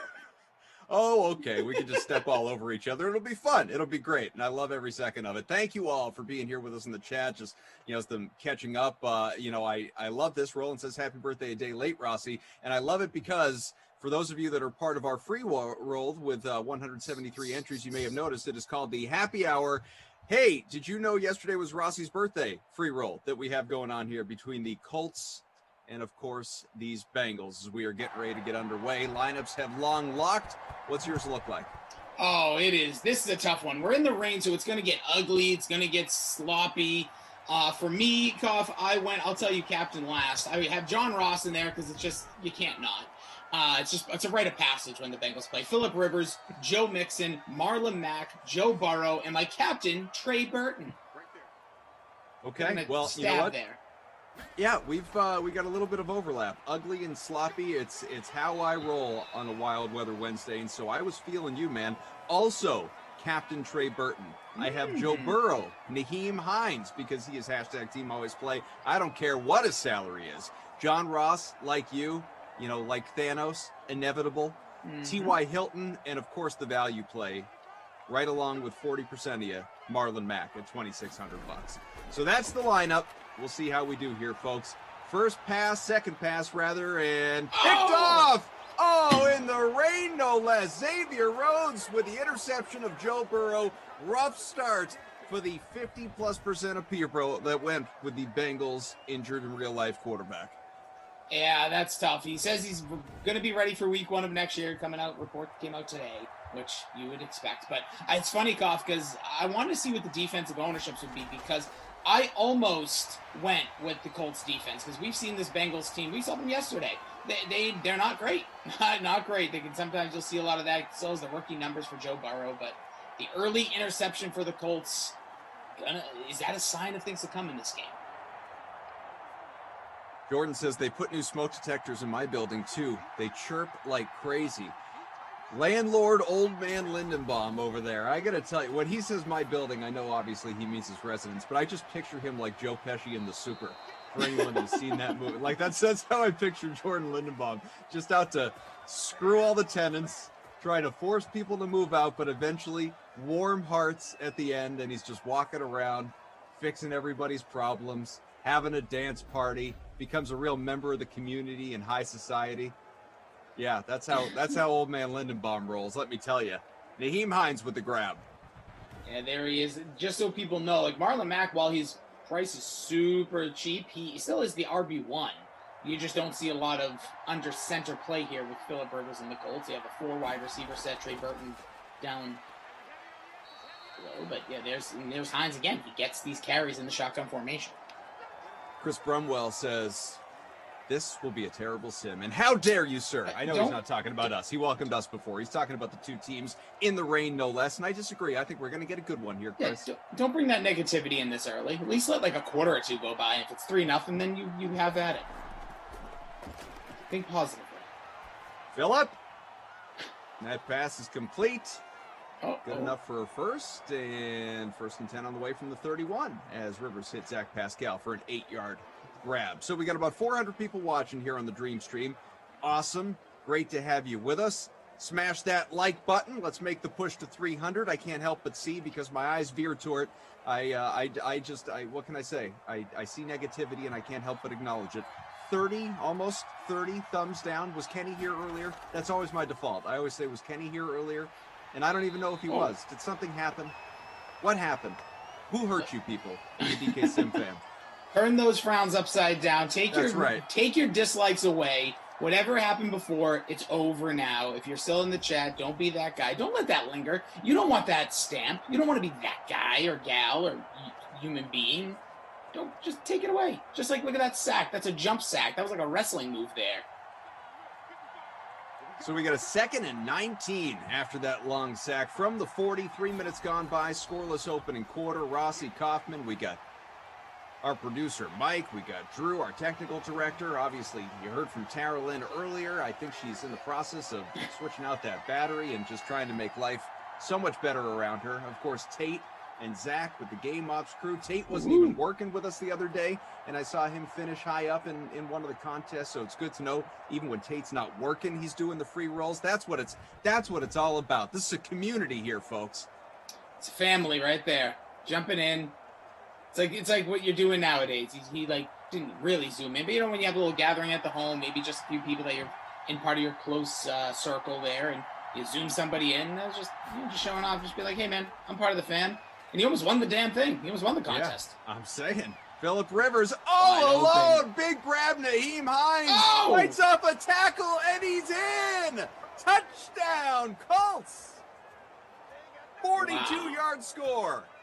That's a big play there, Hines. This is why he costs a lot of money. This is why you want to get him in your lineup. The receiving back gets more looks than any other option on this Colts offense. And there it was, wide open down the right side, breaks a tackle, gets it into the end zone after a big sack. So Think about the way this swing happened. That could have been a much less of a pass attempt, but gets those extra 5-6 yards. Edward Pride says Kenny actually lagged out earlier, got 50 straight likes, but then he came back at 500,000 dislikes. You guys are rough. We're going to hear from Kenny during this sim. I can promise you that. I can't believe he didn't come walking into the room after that huge 42-yard score for Nyheim Hines. It is 7-0 fittingly with 4:20 to go here in the opening quarter. And great to have you along here with us. And, you know, there's so much going on in the sports world. It's opening night in the NHL. I don't know if anyone jumped into a little bit of DFS. I wet my whistle with a few contests. Maybe Rossi and I will go down that way. You know, we do like to do our NBA head-to-heads. I don't know. I've never asked you if you want to get into some NHL head-to-heads. But by all means, if you want it, let's do it. And, I mean, shoot, we could spend this entire hour plus that we're here together talking about what has happened in the NBA in the last couple hours, because my goodness gracious, if you've been tuned out, it has to have come up here in Simland. I can't imagine you guys have not discussed this, be it in the chat or whoever was commentating previously. But wow, oh wow, oh wow, James Harden is off to the Brooklyn Nets after basically, you know, putting the nail in the coffin, as some people like to say, with his presser last night, the little walk-off saying this situation's broken and it can't be fixed. Thanks. So he's going to the Nets, where Kyrie Irving may or may not even play again this season. He's not injured, just doesn't seem to feel like it. And they traded away basically their entire bench and all their picks in an effort to get a third star there. I'm hoping and praying that Irving does come back, because I might need to invest in League Pass. That is must-watch TV. That team is either going to win a championship or more likely flame out somewhere in the second round. And, of course, that was just the tip of the iceberg. You had, Karis LeVert get spun off to Houston. Then he ends up going to Indy, which is a great deal for them. They get rid of Victor Oladipo's contract. Just a madness. You go to sleep, you take a nap, you wake up, it's the NBA trade deadline. Gotta love it. We said this yesterday. We talked a lot about quarterback carousel that we're going to see in 2021 here in this offseason. And we had the discussion about, like, the NBA is probably second to the NFL when it comes to, like, offseason and being, a sport. But it really is true, and this is it again. The off-the-court drama in the NBA is second to none. This is incredible. Twitter is ablaze. The trade, to me, doesn't really make much sense. If you're the Nets, you've done this before. Hello, go back. Oh, let me guess. 9 years. You did this for Paul Pierce, Kevin Garnett. You mortgaged the future. But obviously, these players they're still within that prime window. No disrespect to KG and Paul Pierce at the time. But man, that cover of Sports Illustrated to this day still burns the former New Jersey Nets. And this is just insane. If it works, it's going to be the greatest comeback story in a way, because James Harden right now looks like me on the basketball court. Kyrie Irving can't be found on a basketball court. KD is got to be scratching his head like, I left the legit, like, a legacy that I was building with that Golden State team that already won before me. And now look at this. Look at me. What is happening? And all of the good players around them, all this team go back 2 years that made a nice little run to the playoffs that kind of brought KD and brought Kyrie to go, ooh, this is a place that we want to hub. They have the finance. They have the young players. Gone. Oh, man, fumble. Bengals have it, and down at the 7-yard line. Big boy hit and a fumble recovery out of Lawson. Sorry, Phillip Rivers. It's unbelievable. For a guy that believes in a flat earth, obviously, the gravitational pull that surrounds Kyrie Irving. People just seem to flock to him like Kevin Durant. Kevin Durant left because he and Irving, as you acknowledge, they want to team up somewhere. Winds up being Brooklyn, and really I think that was because of Irving. There were some reports at the time that Durant might have preferred the Knicks, New York, but as opposed to Brooklyn, and Kyrie sort of got his way there. And now, after last year when Durant couldn't play, hurt all season, Irving dealt with his fair share of injuries as well, and just kind of, ultimately sat out. He just didn't even want to be bothered because that's his personality. This is record speed now. Of all the Kyrie drama that existed in, toward the end there in Cleveland, obviously throughout his time in Boston, especially that second year, and followed it like this guy, usually there's a honeymoon period where he's happy. And it, other than the coming home video that he did when he re-signed or signed there with the Nets, it didn't happen. It didn't exist. He has been miserable from the get-go. And this year, oh, I feel for you Nets fans. I really do. I genuinely feel for you because I say this as a Celtics fan. You see his talent on the floor. You see that he's a superstar, a generational talent when it comes to his ability to score. Maybe the greatest ball handler in the history of the NBA. He is a transcendent talent to the eye, and you want to believe. You want to believe this will be the stop. This is when it's gonna work. And then you realize, nope. You know, sometimes some people just don't change. Kyrie is Kyrie, and this dude. Again, he's not hurt. Family birthday party, maskless, huge, lavish, breaking the league and team COVID protocols, breaking life's COVID protocols, the world's COVID protocols. Missing games, he's missed 4 straight games. Last night, as opposed to being at his team's game, he was sitting on a Manhattan DA candidate Zoom call. And that's not to dismiss, you know, obviously some of the social components of life that are near and dear to him, and he does a great job, you know, obviously promoting and supporting. But the fact is, everything comes before his team. Everything. And the team is the one that is paying him millions upon millions upon millions of dollars, and he might not come back. It's crazy. Yeah, a few things just quickly on that. I know we'll talk NFL. This is just... I rambled. I know. I'm sorry. No, you're good. I'm in disbelief. But what I will say is it's amazing these two things. One, I turn to certain people in certain times who I believe have a really good voice to listen to and have a little bit of the pulse, and I want to hear what they have to say about certain things, whether it's sports, different topics. We all have those things, favorite podcasts, whatever. I actually had to listen to Stephen A. on this one. Because you can think of what you will about Stephen A. Smith. But this morning, aside from him saying Kyrie should just retire, I think that's a little dramatic. But I like what he had to say. The biggest point he made was, I understand, Kyrie, you're hurt with the social injustice that's going on. That not seeing things getting better. But you can chew gum and walk too. His line, not mine. Play, put yourself out there, be in front of the spotlight, do the post games, the pre games, talk about it, go out and play the game. People, you get highlighted that way. Right now, there's nothing but negativity around your name, and you want to try to be a face of social injustice. It's unfortunately not a great look. Not my words again, this is Stephen A. So I appreciated that. When it comes to the on the court, though, what you said, Kyrie is a generational talent. His ball handling skills are like something you've never seen and may never see again. He's just so smooth, so fluid. But he wanted to be the man. Remember, he came to the Celtics to be the guy. He wanted a team to build get around out of LeBron's shadow, wanted to be the man. He came to Boston, had a young core around him. This is it. Gordon Hayward came over, but he's still a B to he would be the Robin to his Batman. Yeah. He was put in the position. Then he deuces. He's like, I'm done. I'm going to go to another team and do this. Goes and teams up with Kevin Durant, a superior overall talent. Now he's got James Harden coming in. This is bizarre. It is insane. It is, like, I think I said, I tweeted this, like, get The Last Dance, get those documentary people to Brooklyn ASAP. That game NBA Hard Knocks, baby. You know, NBA seriously. Hard Knocks. We need all follow this team around, make a 30 for 30. It's just, and there have been all those reports too about, you know, there was the one from the guy from SNY earlier today, and I know some people, as we got a punt here from the Colts, still up 7-3. Obviously, a Randy Bullock field goal mixed in while we were chatting, but there are some people want to make light of the report because, you know, oh, he's from SNY, he's not Woj or Shams or Amick or Stein or what. Look, people in New York have sources, believe it or not, and this reporter from SNY said Kyrie is just the problem. He has gone AWOL for the last 4 games. By the way, only a dozen games into the year at this point for the Nets.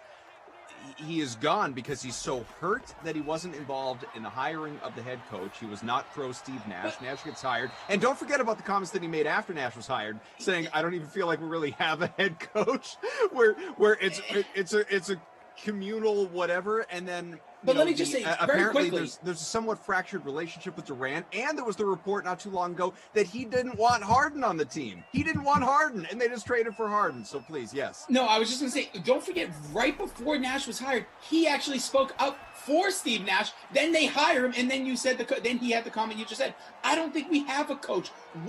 This guy is such a problem, and as a Celtic fan, both of us, like, this couldn't have worked out better. Seeing a generational talent leave, you're like, this is not good. That there's something wrong. All these free agents leave. I'm so happy he's not on this team and not on a team I care about. I mean, you can only, with what we're seeing and hearing right now, and it's a very unusual time in the world. We know that, but you know what? It's unusual for everyone, not just one person or one team. So what we are seeing and experiencing here as we watch all of this unfold, you can only fathom what conversations are happening behind closed doors with the Celtics and what a relief it is for Danny Ainge and Brad Stevens, ownership, Wick Grossbeck, teammates on down, everybody in the organization, how thrilled. And I'm not even accounting for the fact that they replaced Kyrie Irving with Kemba Walker, who was just such a better fit. And I don't know what, like when healthy, 75-80% of the talent. So it's not even like there was a huge drop off guy to guy in this world where both are healthy, which they haven't been in recent years. And that's been a problem, obviously, for both of them, knee injuries for both of them. But what a relief it must be internally for this guy to just not even be their problem anymore. That Steve Nash, in his first year of coaching, the Hall of Famer, has to listen to questions a dozen games into his coaching career, has to be asked, so do you think Kyrie Irving, who's not hurt, by the way, is going to come back and play again this year? All Nash said was, sure. That's it. Sure. One word, that's it. Sure. That's like when you ask your significant other if, like, hey, do you want to do something that you really want to do? And they reply, sure. You know what that means? No.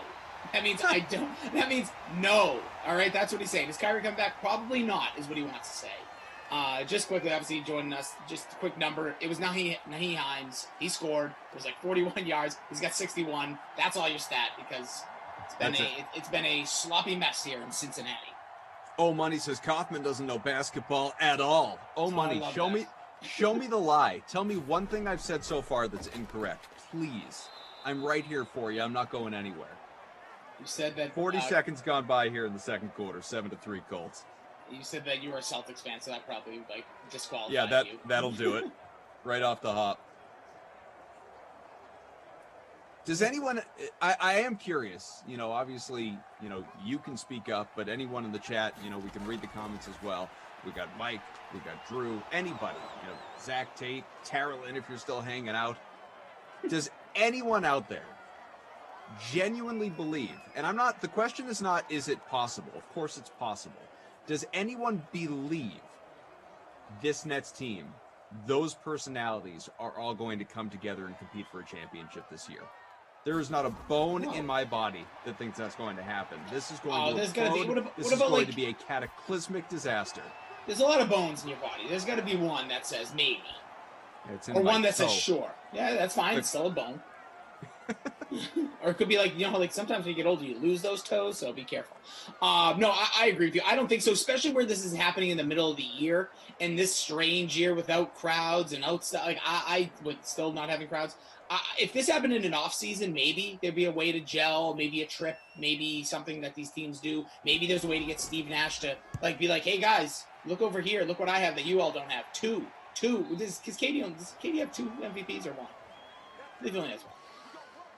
Without looking it up. I think he's got 1. Yeah, so right now, between all 3 of them, he's got the most. All right, he's the guy. He never won a championship like Kyrie and Kevin Durant, but he has got the hardware. So, listen to me. Let's get this thing on track. I don't think that he has that chance unless for some reason these guys are going to just all of a sudden, from everything you hear, just sit in a hotel room together and scheme and be like, we're going to just put all the noise behind us and go play, which what you're seeing right now. First off, Kyrie's not there.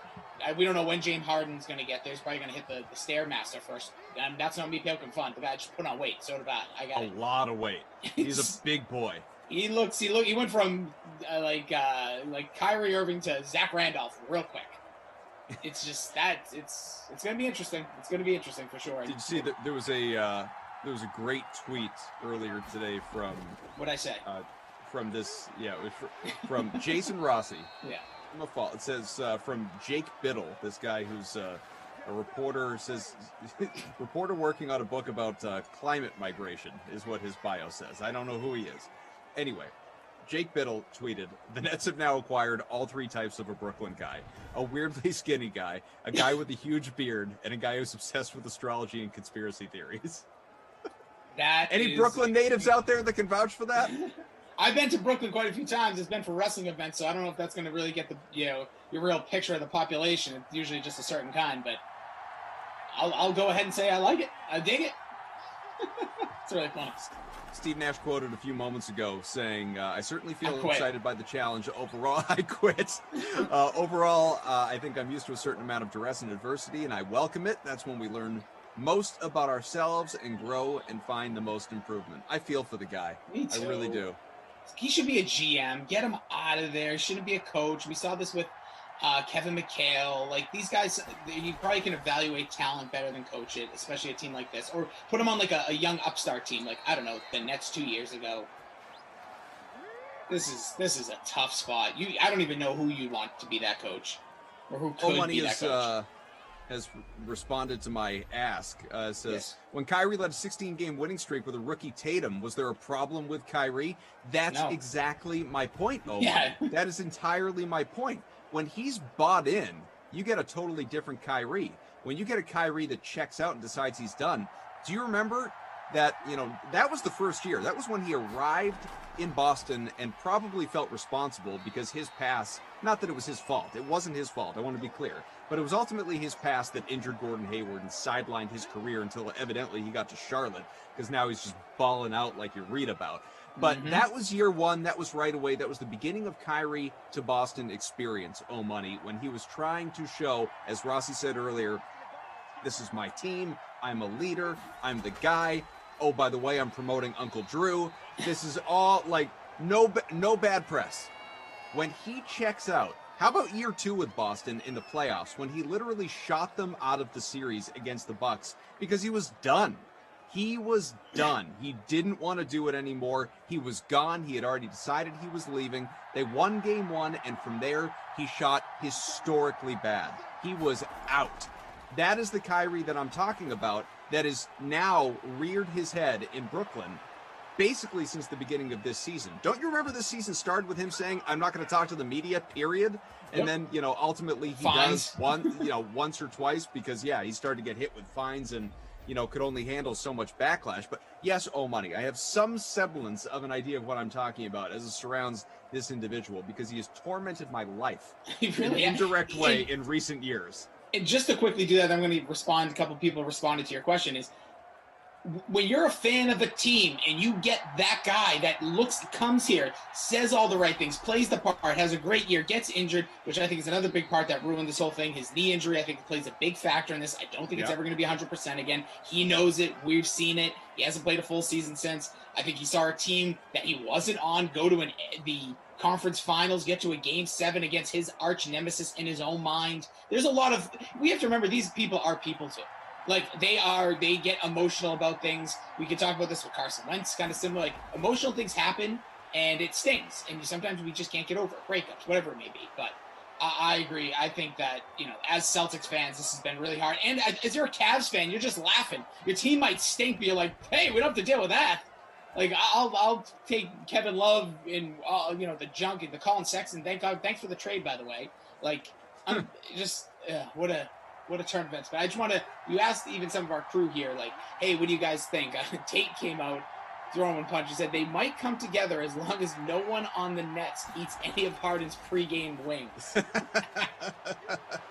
And then our guy Andrew says that they said they need Nash to play. Their bench is short, which is true. He might have to. Throw him out there. What do they have, 8 players tonight? Something like that. They took, you think about, obviously, and I do get it. I get it that people look at it and say, you only have so many swings realistically at a championship. Superstars only come around in the NBA so often, by a trade when they're actually still superstars, which James Harden certainly is. I mean, he is, in NBA history, one of the greatest offensive players, one of the greatest scorers we have ever seen. There's no question about it. So when a guy like that comes available, you really got to think long and hard about whether you're willing to mortgage the farm.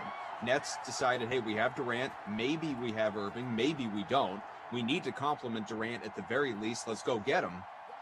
What they gave up, and I'm not even talking about, the LeVerts and Allens and guys like that, which absolutely make for a big loss to the roster. You've totally sacrificed your depth. What they have given up in picks and pick swaps in the future, making this, like deal with the Celtics part 2, obviously, that, allowed Boston to get Jason Tatum and Jaylen Brown in the first place with that big deal where they traded for superstars past their prime, Kevin Garnett and Paul Pierce. This is just, I don't see how this is going to be viewed in the long term as a good trade, unless, obviously, they win a championship, which I don't think will happen. Colts touchdown, Paris Campbell. Yeah, not in my lineup. Stinks, but yeah, you get the touchdown. Honestly, we've been ranting back and forth, if you've seen. It's been a defensive struggle. Teams not moving the balls fluidly down the field, but there's Phillip Rivers doing what he does best. Slinging it, not giving a crap. He can throw a pick, throw a touchdown, doesn't make a difference to him. His helmet's going to pop off. He's going to be screaming, getting to the sidelines, calling his kids, telling them he loves them. But no, I agree with you. I think that's the biggest part of this. Like, I think the team that might have made out in the long term of this altogether might be Indiana. Like, getting a LeVert who's on a rookie contract, who is a absolute baller. I think they'll be sad to see Oladipo go because I think he fit that team so well. But he's been injury prone. It costs a lot of money. They don't see a long-term signing there. Houston, they get a lot of picks. They get an Oladipo to match up with John Wall. We'll see what that can do. But I think it worries me a little bit what I think this Pacers team can be, because I think they strive off being that kind of under the radar younger team, and I think he's going to bring a lot. I think this might be the last year of his contract. I can't remember that, but either way, Oladipo, yeah, okay. So like that was a great move. Yeah, see ya. Yeah. Great move. You get him more. You got LeVert for the next few years, who has shown obviously that he can play, and you got him at good money. Absolutely no brainer. Money, because I'm zeroing in on old money during this sim. Love the him. Chat VP Says Chat VP. Says they have a better chance than Boston because Kemba can't guard nobody. Well, look, Kemba Walker's not known for his defense. Got me there. It doesn't have to be, by the way, because there are tons of players on that team that can play stellar defense. And I should mention, and it's about as worthless as that comment, but I'll give it to you anyway. Celtics have the best record in the East right now. What does that mean through 10 games? Nothing, but it's just nice to see. Here's the thing. Ultimately, looking ahead. I already said this, and we know this, right? If you're an NBA fan, you know this. My goodness, what a grab. Was that Ross? Of course it was. Blazing speed, gets down to the 33. You have to love it. 40-yard pickup by John Ross III. Talent is... I always thought talent won out in the NBA. Talent was the most important thing in the NBA.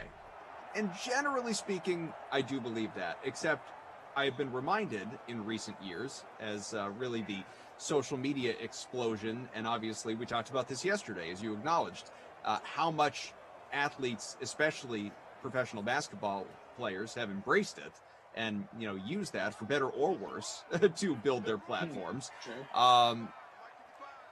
Personalities ultimately are stronger than talent in that league. Now, when those things work hand in hand, you're gold. The Nets absolutely have more talent than the Boston Celtics and any other team in the Eastern Conference, by the way. You will have no argument there from me. But that team could be sunk by its personalities. Sunk. Let us not forget, we are talking about three guys that, Irving doesn't want to play.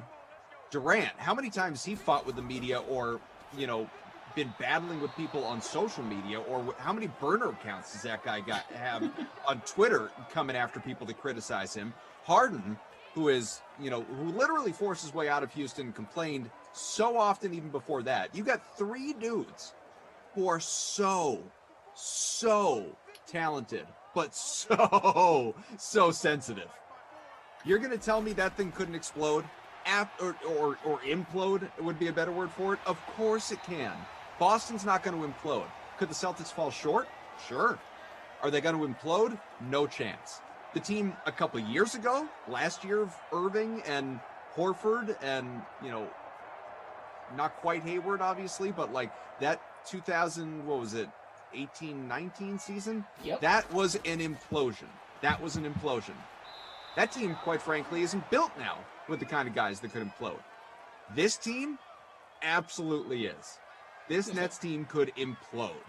So it's not always about talent. Yeah. No, I agree with you. Yes, talent, like you said, you've already said it. It does win out most of the time. We saw it with the Lakers last year. But also, I don't think LeBron and KD had any beef. I'm sure there's moments, they're humans, but I don't think there was an overall, KD, did I say AD? Sorry. Adrian Peterson is there too. No. You said KD. I thought you meant Anthony Davis, right? Yeah, I know. I made a mistake. I don't know what I'm talking about anymore. All right, these players are all in my head. And they're all too talented for me. But yes, sorry. AD and LeBron James, there was no beef. They both knew what they wanted. LeBron James wanted another championship for his legacy. He wanted to win one in LA to have that marquee kind of moment that he's won now a championship in 3 cities, one being LA that people probably will forget about a little bit, I think, when history moves on. But AD gets his ring. They all knew the mission. They all stayed together. They got the job done.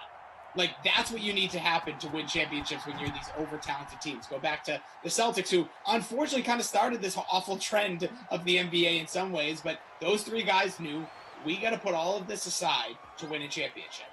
We have to put all of, I want to be the star. I want to do this. We got to listen to the coach. You have to put this whole thing together. And unfortunately, they were only able to get one, but we've seen it now over and over again. We saw with the Heat. So in all sports, it does happen, but in the NBA, it does seem that the best talent will more than likely win. And I just don't think you're going to see that with, yes, the talent is great. You can put in your video games to tell me the numbers that these Nets guys are going to have over the next couple of days when the roster updates. But guess what? That ain't going to matter when these guys hit the court, because if they all hit the court together, they're all a mess. Final seconds of the opening half here. It's 14-6, Indy and Cincy. We can look at some of the numbers, but I'm glad you brought that up. I'm glad you brought that up, and people have written about it. They've talked about it. It's really interesting, and also Steve Davis, your comment, spurred this thought as well. So Durant and Harden already have chemistry from OKC. Irving is like another Westbrook. It's ignorant not to think that they'll be the best team in the East by the end of the year. Now, here's the thing, Steve. Are you going to tell me that Durant and Harden, that dynamic is the same as it was back in OKC when James Harden was the 6th man of the year? James Harden's a superstar now. He is a superstar now, ego off the charts now, which is true of any superstar in the league, by the way. That's not a criticism. You have to have that to be that good. Their relationship is not now what it was then. And by the way, the relationship that reportedly has grown distant was the report from SNY today. Durant and Irving were like best friends this time last year. Not the case right now. Relationships change over time. But if we're going to even remove all that and just boil it down to basketball, is Naheem Hines 3 for 73 with a touchdown, Campbell 1 for 4 with a score. Those are your only touchdowns in this game. If we're just going to boil it down very simplistically to basketball, you brought up the Celtics back in 2008. When ultimately, who deferred more than anybody else? Ray Allen. He had to. He got fewer shots. They all got fewer shots than they were used to, obviously, in their own individual superstar careers leading their respective franchises, whether it was Allen with Milwaukee and Seattle, whether it was KD in Minnesota, or KG, pardon me, in Minnesota, obviously Pierce with the Celtics. They all, I know, right? They all had to take a step back. But Allen, more than anybody else, it has been written about, talked about extensively that, he just became a specialist, really. He wasn't getting the same kind of volume that he always had, the repetition, the flow to get loose, to get comfortable. He became a different guy. He had to evolve. Are you going to tell me that right now, Durant, who's already won rings, Irving, who's already won a ring, Harden, who hasn't, and I'm not sure it's the most important thing to him, those guys, none of them had won a ring. None of them. They came together for one common goal. These 3, is there that one common goal? Is a championship more important to them collectively than anything else? I doubt it. And also, who of them is going to defer? Please, for the love of God, tell me who of those 3 is going to defer and say, you know what? I don't need as many shots as I've been getting. No chance it's Kyrie. I promise you that, because I'm sure that's everyone's default answer. No chance it is Kyrie. There's a better chance of Kyrie Irving saying, I'm not coming back, I'm not playing, than deferring and taking fewer shots and not being the guy. Yeah, I think if there's a force, let's just say since we're having this conversation, hypothetically, you know who it is? It's Harden, because the guy's way out of shape. That doesn't move the same. I'll just sit at the 3-point. All right, I'll sit 6 feet because he likes to shoot him from half court. I'll sit over here whenever you need me. Yeah, I'll be over here. I'll shoot him, I guess. I feel like that's the vibe that I would get if they had to force it into it. But no, these are all these are all alphas, and it's going to be very intriguing once they all hit the court. And this is why the NBA, much different from the NFL, that like these power teams, like it doesn't work. It works so differently in these different sports. And you go back to the Eagles, remember the Dream Team, and they stunk, but it was because Michael Vick and Vince Young aren't going to be on the field together. This type of guy, there's certain elements to a Dream Team that doesn't make sense in other sports, even hockey with who's on the ice, who isn't, and even in baseball, you have a killer lineup up and down, but it's very individual. Where the NBA, it really needs to be cohesive in some way. I understand that you've seen LeBron carry teams to championships, but guess what? Back in the day, these guys did help him out. There were players there that did actually contribute. So I think it's going to be very fascinating once we find out. I think once this dust settles, and I'm guessing Kaufman's going to be another 72 hours, give or take, when we find out more from Kyrie. I think by the weekend. Hyro says, whose ego is bigger, Harden or Cuff? I can tell you whose belly's bigger. That's for sure. I don't know. Some people saying Rossi's falling asleep. No, you know what? Rossi's biting his tongue. He's struggling right now. Oh, no. Listen, I get my words in. Listen, if there was a word meter, I get them in. But I will just say this. When you have someone on a heater, when someone's passionate and going on the things, you got to get out of the way. Get out of the way. He's coming down the court. He's got the layup in hand. I'm there open, but you know what? Don't matter. Get it in. Koff is coming in hot, and you got to let him go. Fantasy Hawk says, Kaufman, your argument makes no sense. Fantasy Hawk, I'm done with these people. Tell me more. Tell me more. Stop. We just did this with no money. All right, don't make enemies out of everybody tonight. 2 minutes gone by, third quarter. You know what we didn't do, you and I, when we were together celebrating your birthday yesterday and spending so much time talking about a whole lot of things, a lot of TV shows. By the way, I started my Psych binge. I'm 3 episodes in, really enjoying it. What we did not discuss was the NFL playoffs hardly at all. We really didn't get into it much. And I don't think, it's Wednesday. It's a Wild Weather Wednesday. I don't think it makes a whole lot of sense to review Wild Card Weekend at this point. We've done plenty of that here on the Dream Stream. So how about the two of us? We look ahead to the divisional round. Focus the sucker back on football a little bit. Let's go, baby. What are you most excited about of these 4 games that lie ahead? And why is it Brady Breeze? It's not. I'll tell you that. No? Okay, good. No, tell me. I don't know if I'm going to watch the game. I'm a scorn lover. That's my ex-girlfriend. I'm not going to her wedding. That is one of the worst kicks I've ever seen in the history of this game. What are you doing, Blankenship? Look at this thing. I don't even think it goes up 10 yards, off the ground 10 yards. Look at that. Not even close. For me, if you want to know what I actually am looking forward to, it is Rams-Packers. I want a camera on Devontae Adams versus Jalen Ramsey all day. Ooh, I think that is going to be, I think it's like the C tier or maybe even F tier story. And I think it's going to be the most underrated going in because Devontae Adams is what moves the Packers offense. Jalen Ramsey has become a man possessed for that Rams defense, is the lifeblood, especially if Aaron Donald has the continued issues he's having right now. Those two, I want to see that all day. And I know you don't get those receiver corner kind of matchup solely like Breeze versus Brady is what people talk about, but they're not on the field together. They're just going to duel each other. Where you're going to see Ramsey and who I think is the best cornerback right now versus who I think the best receiver right now in the game is in Devontae Adams. So that's the one I am all in on, and I don't think I can watch any more Brady. Kareem says, put your glasses on, Blankenship, after that last kick. Again, 14-6 here, and trying to move the ball upfield here. 3+ minutes gone by third quarter. Burrow gets up to 79 passing. That one, last completion there. AJ Green, of course, his first here in this game. So, that in mind, there are 2 games this weekend that have upset potential. The one that you just named is not one of them. Is there? And I just don't see any chance of the Packers losing that game. But it sounds like you disagree. Really? Yeah. I don't know what it is. We've seen this Packers team the last 8 years fall because their defense is still soft. They don't have a great defense. And I think with the right game plan, Sean McVay's the guy who can find ways to win this type of game. If the defense, if Jalen Ramsey does his part, Aaron Donald gets after Aaron Rodgers, they keep it competitive. I think there's some sort of swagger. Cam Akers is running like a man possessed as well. So I don't know. I think there's potential, but you think the Browns? Do the Browns have a chance? The Browns is the Browns? No. Are they going to go into Kansas City? No, it's the other two. It's the two we didn't. Bills and Ravens, I could see going other way. Saints, Bucs, I could see going either way.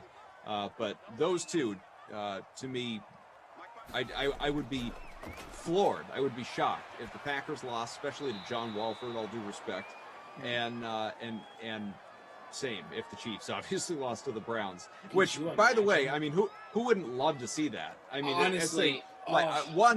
Cleveland, if we have any Browns fans or just Cleveland fans in general here with us in the chat, or YouTube, Twitch, wherever you're watching us, or maybe you're not in the chat but you're following along, you deserve it, folks. I mean, no question. The dog pound, you deserve it. The city deserves it.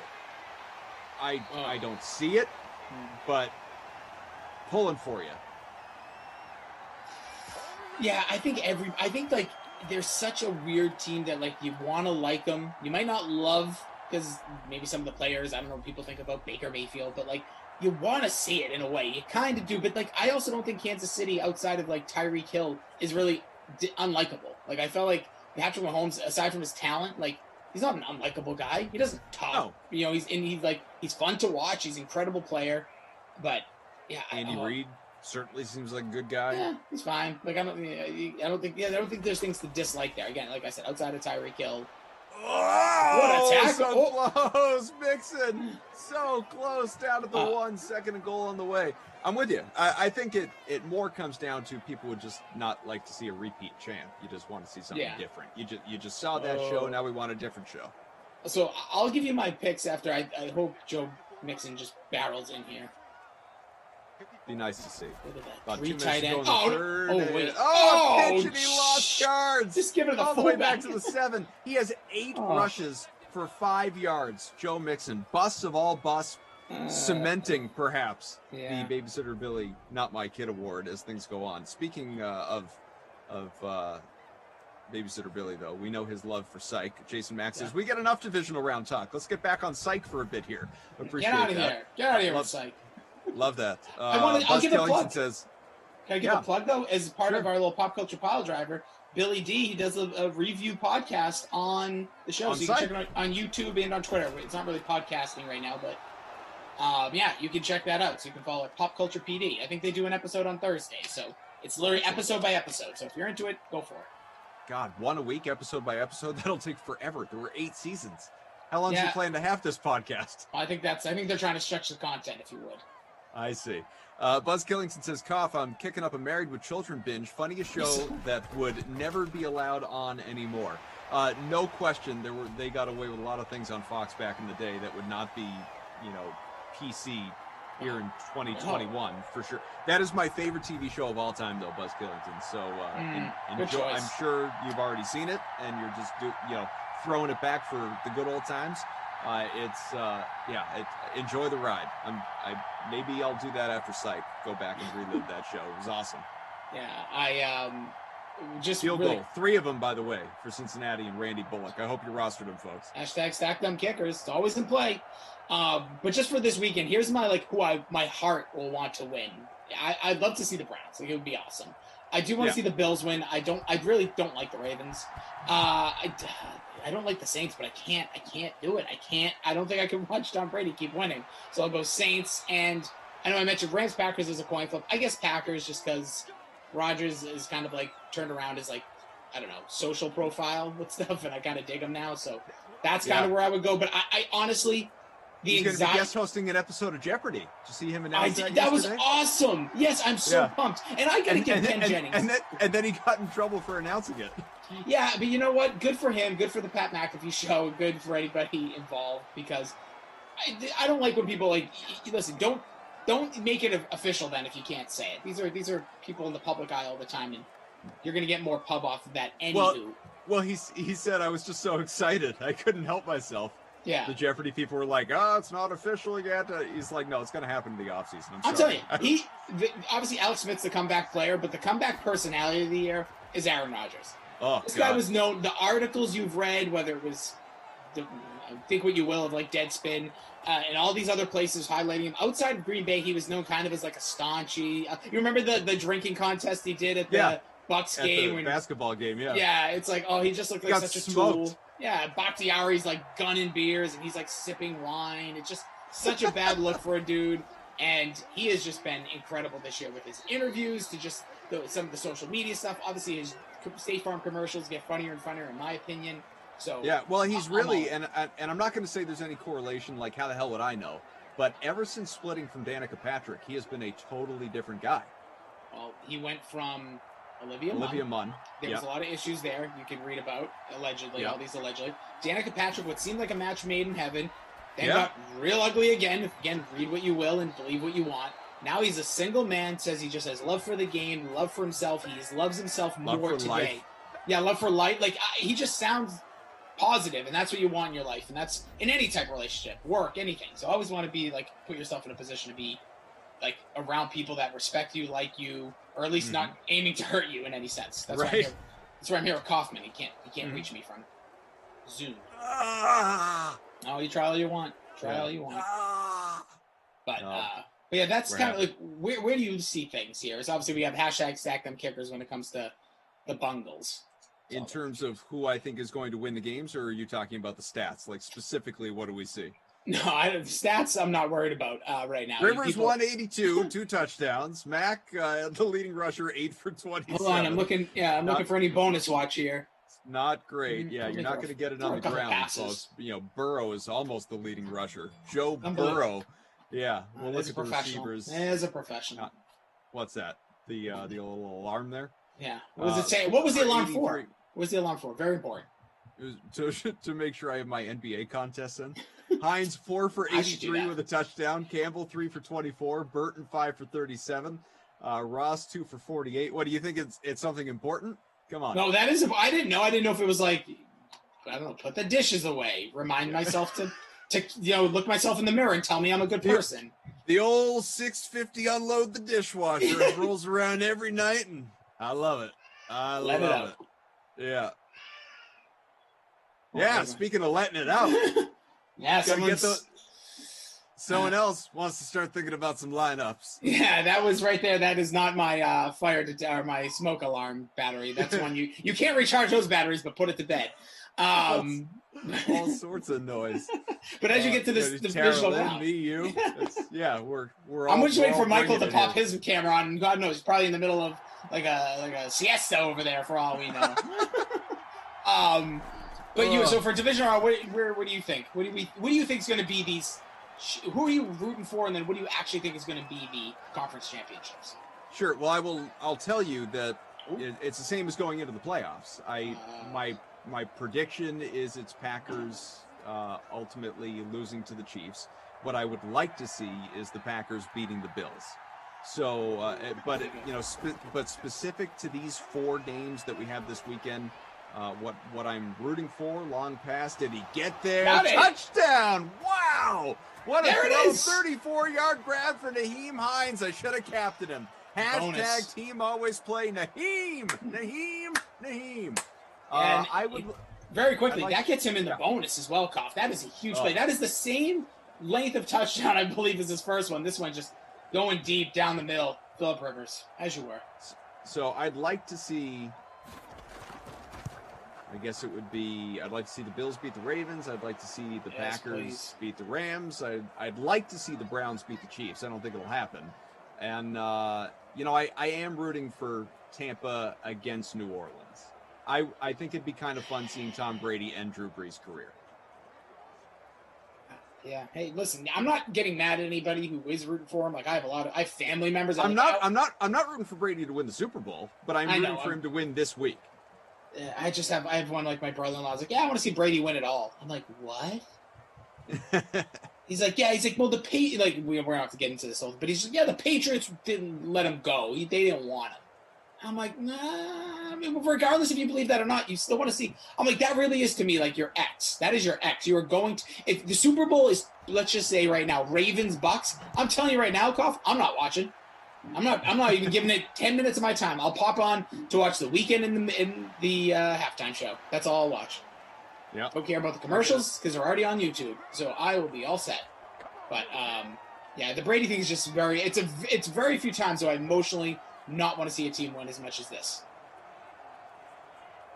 But yeah, I think I'd like to see the Bills too. I just really want to see that Bills Chiefs game. I think that would be so interesting because it's kind of like Mahomes 2.0. And I'm not saying Josh Allen's as good as Mahomes, but like that next guy up, maybe. Like, is he the next? That's how you become a star. Or does he take an L like Mahomes did in the conference championship to the Patriots 3 years ago that sparked his, uprising in the ranks? Who knows? I think there's a lot. I think there'll be a really good game. And I think for the NFC, the best game would probably be.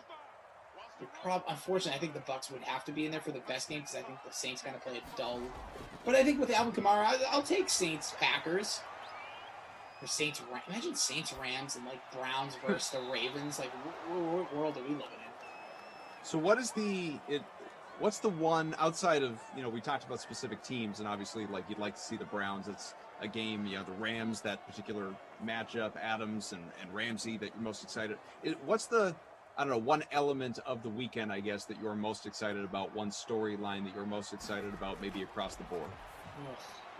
You're just teeing me up to this like Brady Breeze crap, and unfortunately it is. It's just interesting. I think that is going to be the big story because you really have like Aaron Rodgers is in the latter portion. He's not anywhere done. Breeze and Brady are basically, final rounds of their career. You have Josh Allen, you have Patrick Mahomes, you have Lamar Jackson, you have Baker Mayfield, who all have what you would believe to have successful careers ahead of them pending. And then there's like the Jared Goff wild card. Right. And so to me, I think it is Brady and Breeze to see that. I think that is the major, I think that's what all the eyes, I think that's going to be the biggest story unless some crazy stuff happens. Like what happens in that game, and if Brady does take down Breeze, is this it? Do we just see the end of Drew Brees, or vice versa? If Brady gets not crushed, all signs point to him coming back, but could there be a foundation rock there in Tampa, depending on if they get blown out, if they get embarrassed like they did last time they played the Saints? Does that change a lot of things for their next year as they approach trying to win one more around Brady? Are you assuming this is the end for Breeze? Yes, I don't think this postseason, not necessarily this game, obviously. But yeah, no, I think a lot of these guys are. I think we're going to see maybe a potential 3 of the bigger name quarterbacks, including Phillip Rivers, potentially, but he still seems like he's got flair. I think Roethlisberger's going to retire as well, personally. I think Breeze, Roethlisberger's talked about it, but Breeze literally was moments away from signing with CBS, I think it was CBS in the offseason, and decided to come back for one more go. So I think once your mind goes there, I think you're done. Yeah, I think that's then again, reportedly with Roethlisberger, at least his mind has gone there for a couple of years. Yeah, I think it has to catch up sooner or later. We saw this with he's kind of Brett Favre 2.0 without actually filing the paperwork. He's talked about this retirement during this portion of the year so many times that I think how about this? I don't think any of those guys are going to be back on the teams they played for this year. I don't think Phillip Rivers is a Colt. I don't think Roethlisberger is a Steeler. I don't think Breeze is a Saint. I don't think that in general. Anybody? How could you say that? Because they stopped a game when he broke a record. It was the most ridiculous thing in the history of sports. I get it was Monday Night Football and they're struggling, but that still chaps me. That chaps me every time I see it. They stopped a game because Drew Brees threw a pass that got a complete. It was the first quarter. What are we doing? Peyton Manning, same thing. Enough of that. Do it after the game or do it in the break. Blankenship. Nope. He has missed everything. He's missed everything. It's hashtag sack the right kicker tonight.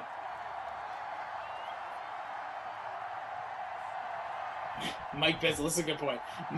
Mixon averaging over 100 yards the past 3 games, has 5 today. I love Simland. Hey, Mike, that's the breaks, dude. That happens in real life, too. Don't even pretend. Don't even pretend. Look at Derrick Henry's numbers and see what he did in the playoffs. Happens. Blankenship has missed as many kicks as Rivers has thrown touchdowns. What do you expect in the rest of the way here?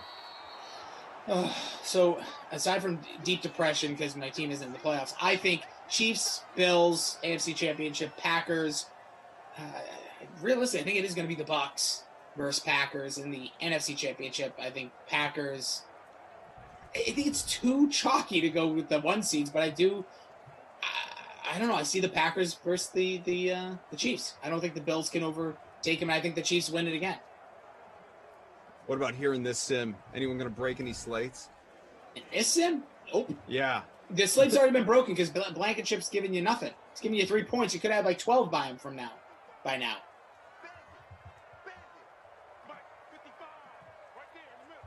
So the rain. Don't forget that, Mike. The rain played a big factor. Blankenship getting drenched. The ball is wet. Harder to kick.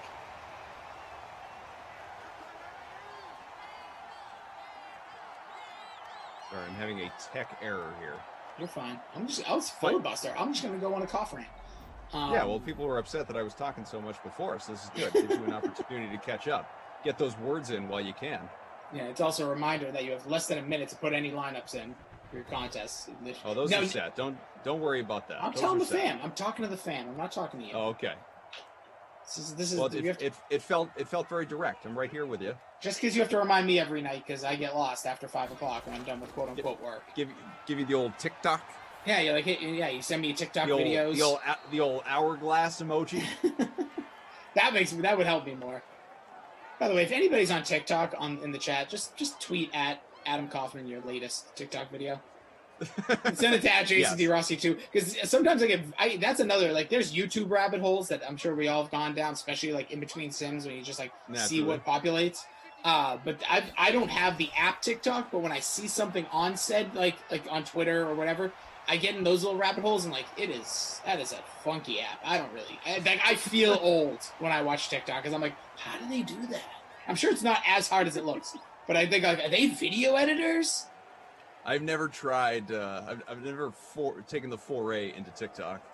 Oh, we should. That's it. I'm gonna get Tara Lynn, who's gonna be a superstar on TikTok. Even though we've tried to make her a gamer, I think she should become a streamer.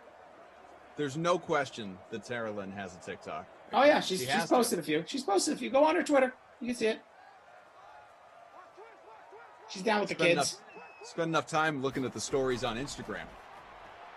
See, you know what's fun? Yeah, that's another thing. I really am. I know my birthday was yesterday. You literally, John Ross, baby. My God, go! See you later! Like you said, you gotta roster them. You just gotta.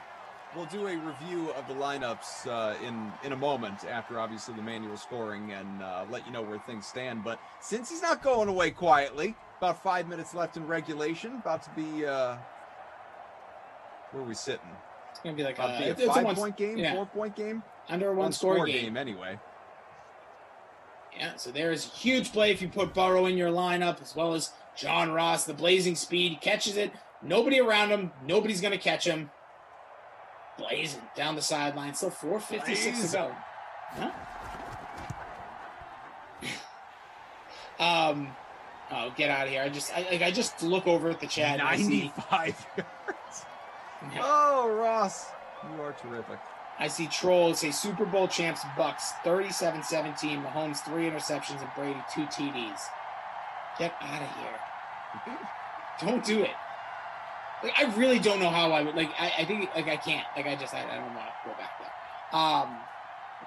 Yeah, that's the Brady thing is just so hard. I don't even know how I could relate it to any of you.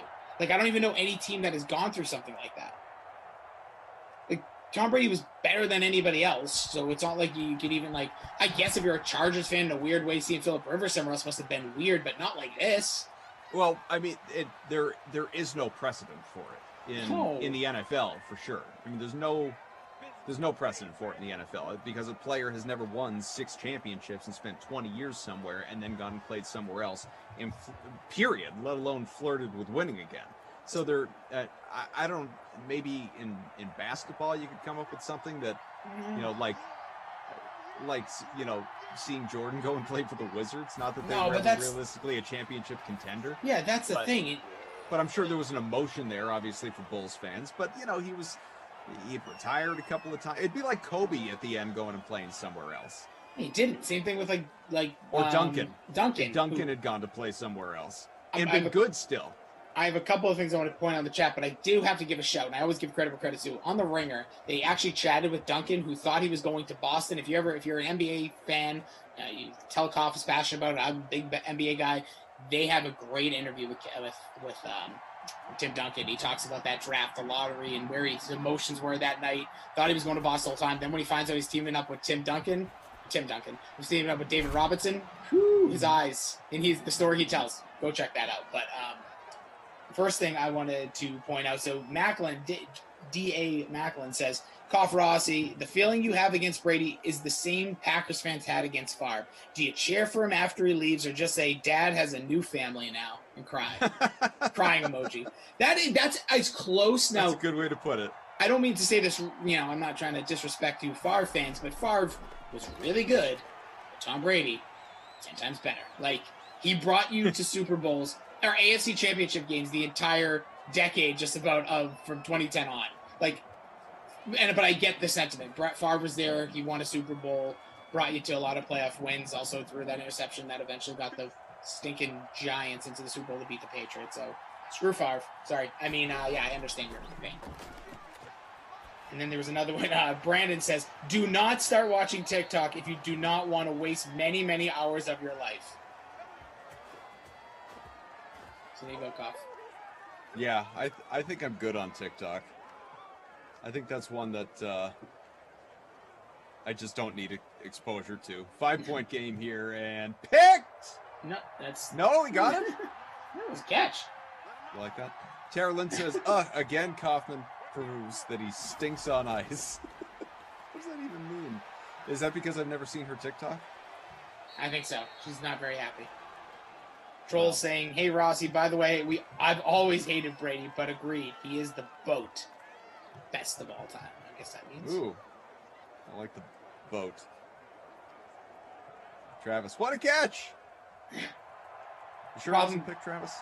No, 2nd and 8 from the 28, 2.5 to go. You have to understand the emotion that Koff went through in the first half of this game with all that NBA stuff. Like that was just inside of him. It's like, Emerson wants to bottle up your energy and put it inside of him. Koff had to bottle up that energy and get it out of him. He's going to take a nap after that. Real quick between Sims. Yeah, just take a quick snooze. Power nap. I've tried that once. Oh, really? Bad idea. That seems like a terrible idea. Clock is ticking against you. There's nothing worse than trying to do like a nap, like trying to actually close your eyes and get any form of sleep when you have a ticking clock within like a 40-minute time frame. Like you have to do something. Not like I should get up to cook dinner or I should go pick up my kids at the friend's house or I should go to the store. Literally, like I have to be doing something at this time. So like right now you're already down to like 56 minutes. And you would come on a little bit before. So, like, yeah, one time I tried. It was very bad. I was very frustrated. I forget who I was on the next game with, but I had to bring a lot of – I used their energy to spark mine. So, in our happy hour, hey, did you know yesterday was Rossi's birthday free roll? Out of 173 entries, we have Mr. Div 156 in front by a quarter of a point on Geno 16. It's a battle between those two. Hines in the captain spot where he's north of 50 points, 75% owned, 21% the captain spot, but north of 50 points. What a day. Rivers, Ross, Gio, Burton, and punt play who's gotten you nothing so far, Jack Doyle. That doesn't matter. You're in first. I am 51st. Solid 20 points off the lead. Where are you at? I'm 104, Koff. Keep looking, baby, because it's not looking good. Yeah, Burton, Rivers, Burrow, Ross, Mixon, Mac. Mixon and Mac kind of hurting me there. Burton as well, to be honest. If he could maybe snag a score here. Maybe Kareem in the chat is Mr. Div 156 because he's calling for a Jack Doyle vulture. Now, was he the fullback? That's the thing I was trying to look up before. Or did they actually have one? Yeah, he is the fullback. Yep. Okay. Yes. Could get the vulture call, but we'll see if can Blankenship hit a field goal. Hold on to your butts. Got it. There it is. Still technically a one-score game. Oh, 8 I don't points. care. That's fine. Hashtag Stack Them Kickers is in play. I will find that lineup. I'm going to hunt for the lineup that is a stacked kicker lineup. Come on. I'll be here for the next 7 Sims.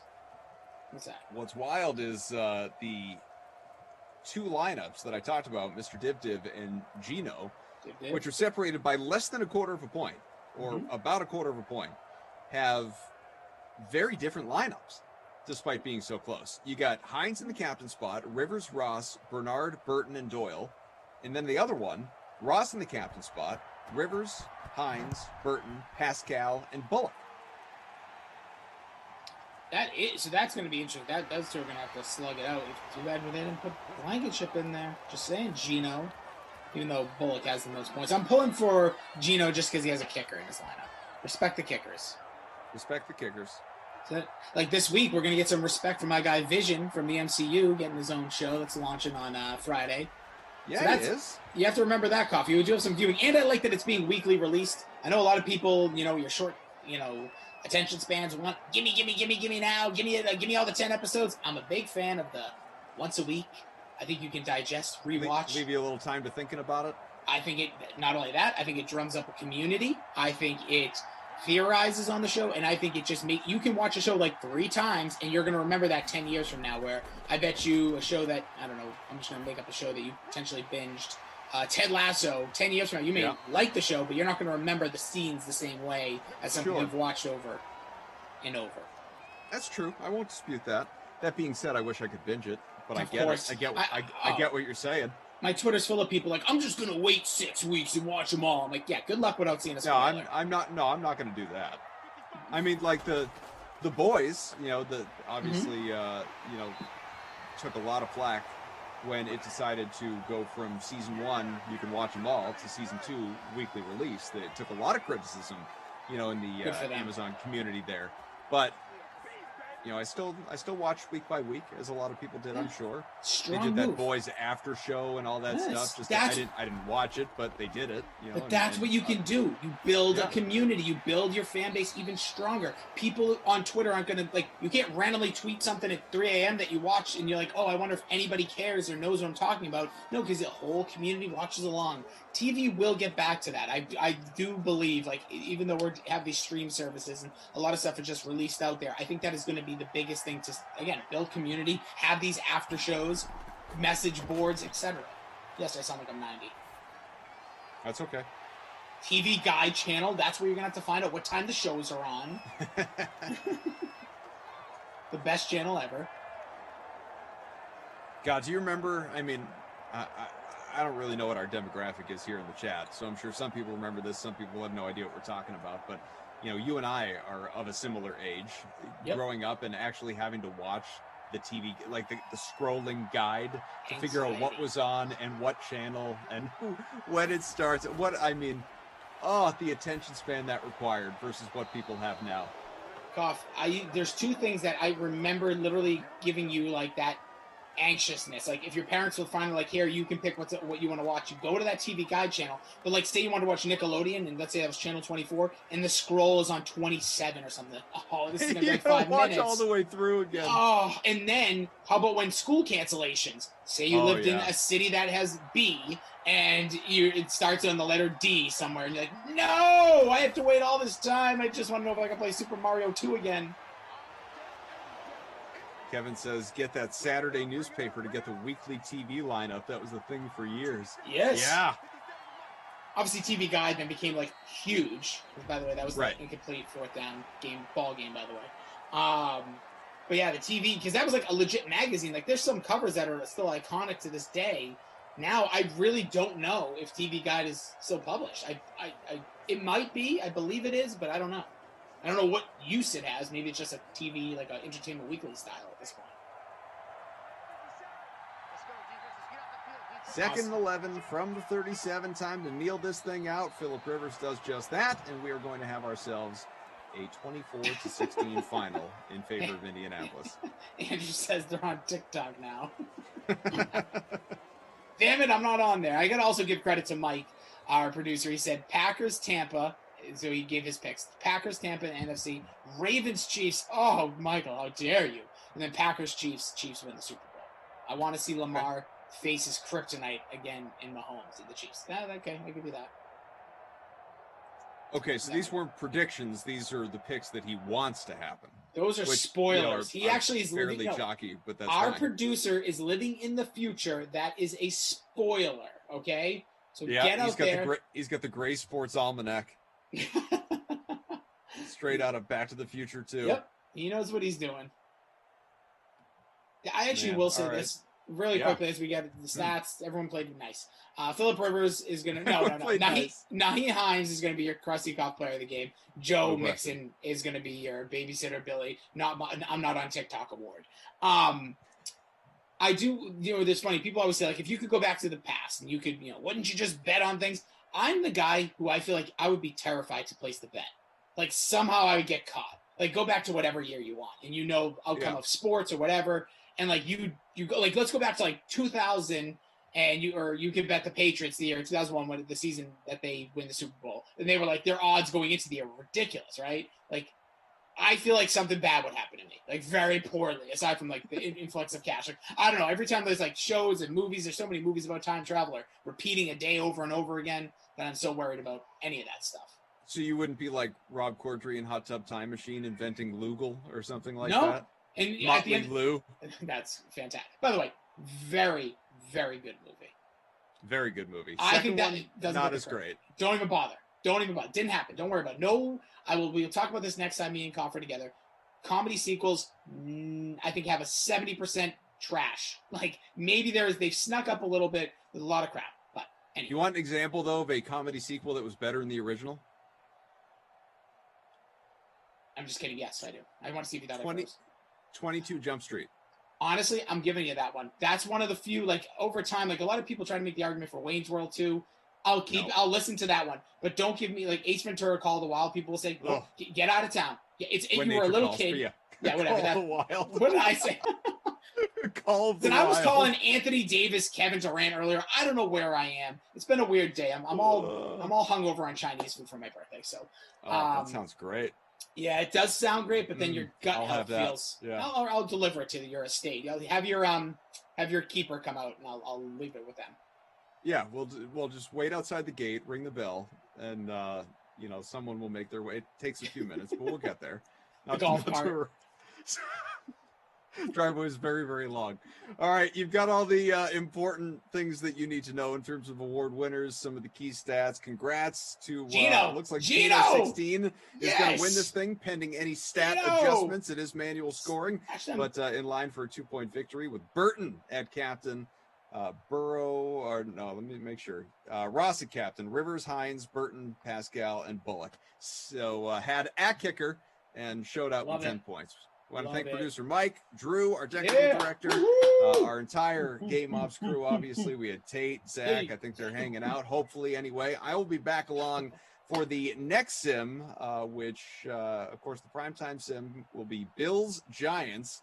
Me and BK, Brandon Cristal, coming up in, let's call it about 40 minutes. We'll be back with you for pregame. No, but plenty of time for Tara Lynn to tell you how TikTok works. And that starts right now. Okay, so step one. No, I'm just kidding. So, Kaufman's being a bozo. Rossi, we'll see you next time. Our next Madden Sim here on Wild Weather Wednesday. Coming up, like Kaufman just said, because he likes to take my lines at 8 p.m. Eastern, Bills and Giants in the snow. So Kaufman and Brandon Cristal, they're going to be the dynamic duo for that showdown. That game is featured in the Madden stream. 1.5K Flea Flicker, which has a 1.5K prize pool with $200 going right to first place. Plus, the free contest for that showdown has a $500 prize pool with $50 going to first place. So head on over to the DraftKings lobby to get those lineups in right now. And there's a lot going on in the sports world this week, including we got a big golf tournament in Hawaii. Here's Pat Mayo with his picks for the Sony Open in Honolulu, which tees off tomorrow. What up, everyone? Pat Mayo here with your DraftKings picks for the 2021 Sony Open in Hawaii. Taking a look at the course first, you have 144 players in the field at YLICC. Cam Smith, the defending champion at this course, but you'll notice it is the first cut event of 2021. So the top 65 in ties get through to the weekend. Just over 7,000 yards Bermuda grass on a par 70. So almost the complete opposite of the other Hawaii course, Kapalua, that we saw a week ago. Also a complete full field and a much weaker field than we saw with all of the very top names at the Tournament of Champions. However, this is one of the strongest fields top to bottom at the Sony Open in almost over a decade. So bit stronger field than you might expect, which leads us to a more balanced build this week on DraftKings, because the very bottom of the 6K range is not that strong. If we look at the very top, you'll see that Webb Simpson is the most expensive player. Harris English coming off the win. Morikawa, Neiman, Matsuyama, Berger, all above $10,000. If you do go above 10,000, I like Neiman and Berger the best out of these 6. I think you can make pretty compelling lineups with them if you want to, but if you just start with Berger at 10,000, then work your way down into the 9s. There are 3 guys in the 9s I love this week. In fact, everyone in the 9s is a great play. Obviously, you can't pick everyone. So if you even want to start your teams with Sung Jae Im at the very top, he led the field tee to green a week ago at the Tournament of Champions, and he just couldn't get the putter going. But now we're back on Bermuda, where he tends to putt a lot better. So at $9,800, I like him. I'm going to skip Cam. I'm going to skip Answer. Go to Palmer and Scott, $9,200, $9,000. Both good iron weeks last week. Ryan Palmer has a victory here already. Tied for 4th in his past 2 starts anyway. Tied for 4th in this tournament last year. And it seems like people are jumping off the ship. This is still a pretty good price for him and Adam Scott in the $9,000 level. And they actually fit that balanced build if you skip on the $10,000 level. So let's say you start there, then drop it down into the 8,000s. Kevin Kisner is going to be super chalky. Everyone likes Kevin Kisner at this course. Everyone likes Russell Henley at this course. Henley's a former winner at YLICC. But I think if you're going to go pivot-wise, this is a spot to do it, as all these guys are around the same sort of talent level. Billy Horschel and Sergio both played last week at $8,600 and $8,300. I like them tremendously here as pivot options. You probably don't need to go to both of them, but you can go to one of them and get a huge ownership discount off the rest of the competitors in your DraftKings contest. Scanning down into the 7s, if you stay in the upper 7s with that balance build, Leishman is right there. Griot is right there. I like Leishman more than Griot, but I like Sebastian Munoz more than the both of them at $7,800. A bet to win, a play on DraftKings. I like where Munoz is trending right now. A horrible round 1 at Kapalua a week ago, but rounds 2, 3, and 4, he was actually the second best player in the field behind Joaquin Neiman when it came down to it. So don't look at the overall stats. Look how he improved every single day of that tournament. 6 of the past 7 winners of the Sony Open played the week before at the Tournament of Champions. Of course, Munoz did as well. He checks that box, so we're good to go there. Now it gets really dicey down at the bottom. You got Siwoo Kim in the middle. I always love my guy, Siwoo Kim, when it comes down to it. Other than that, Tom Hoagie, an iron and putting specialist, Seb Straka, Brennan Grace, all good pivot options. But honestly, the player I like the most below this at $6,900, Doug Gim, the Gim Reaper, has made the cut in 5 of 6 starts so far in the 2020-2021 season. 4 of those are top 25 finishes. He is up and coming. He is a great young player. He's $6,900. He's not going to be in the 6K range for long, so go with Doug Gim at $6,900 and call it a hunch. A guy who's played Sony so well in the past, played last week at the Tournament of Champions, won in Bermuda during the fall. Hudson Swafford, $6,800. With Gim and Swafford, you can round out your teams in the $6,000 range if you choose to go that route and take someone above $10,000. My entire cheat sheet is up on DKPlaybook.com on Wednesday, and for more in-depth breakdowns of the entire field, check out Mayo Media Network on YouTube and the Pat Mayo Experience DraftKings picks and preview. Good luck this week. You know, we've been so busy talking football, college sports, obviously NBA. Don't forget about hockey, though. NHL drops the puck on its shortened 56-game season this week. Jeff Ulrich is here with me. I'm Adam Kaufman. We're going to break it down for you. Moosey, excited? I mean, I know you're all in when it comes to puck talk.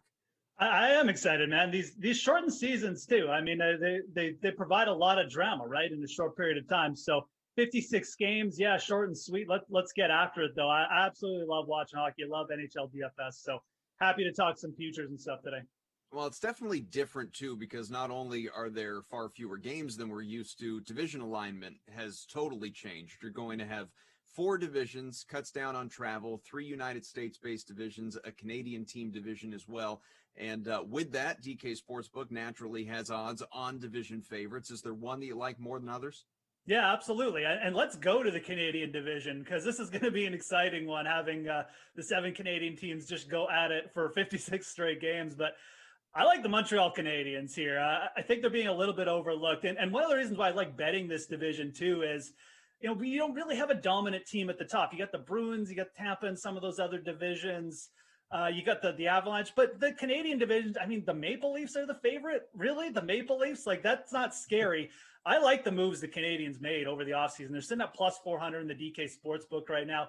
They needed to add offense, and that's what they did. They traded for Josh Anderson, and mainly they signed Tyler Toffoli, who I really like as a player. He's a high-volume shot guy. I think he's going to work really good with their power play. They have dominant defensemen and Jeff Petrie and Shea Weber there for just defending purposes and for power play purposes. And they have some good young centers, and Nick Suzuki, Asperia, Kotkaniemi. Those guys are in their young, early 20s, excuse me. So I just like the value you're getting here. I don't mind the Hurricanes at plus 350 either, but I look at these divisions. I think Montreal's got a better shot to win it overall, just because I think this Canadian division, again, it's not necessarily weak. It just doesn't have a dominant top team. So plus 400, give me the Canadians.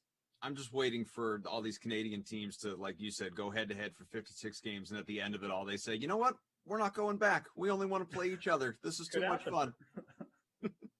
All right. So with the playoffs here, it's all different. Like we said, 4 divisions, top 4 teams from each division make it to the playoffs. And so it's, it's going to be a real race here. Not the way that we're used to following this thing. Is there a team that you like at plus money on the DK Sportsbook that could potentially sneak into one of those 4 spots? Yeah, again, I mean, this one, you when you're looking at to make the playoff bets, you have, you can take teams at shorter money, even minus money that look good. But I think you're going for real value here. We have a shortened season. You're going to see teams that just get hot and probably just sneak into the playoffs that you didn't think. Again, it's condensed. Some top teams, some teams that are, at minus odds right now, probably going to get off to bad starts and might disappoint. So I like going for the real value. I think the LA Kings are really interesting. Plus 400 just to make the playoffs here. Again, they don't have to win the division. They have to finish in the top 4 here. The top 4 teams from each division make the playoffs. They're in a division with Anaheim, San Jose, and Arizona. And realistically, I think the Kings are better than all 3 of those teams.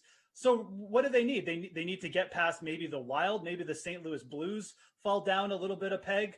I could see that happening. The Kings offensively challenged for sure. They got some younger players in there, though, that some of the moves I like. They added Ollie Matt on the back end. And Calvin Peterson, a 26-year-old goalie, I think he's going to bring a lot of stability. I think you're going to see Peterson have a really good year. I like the Kings at plus 400 to make the playoffs. Again, they're in a weaker division. They got a really weak back end, 3 teams they could easily overtake.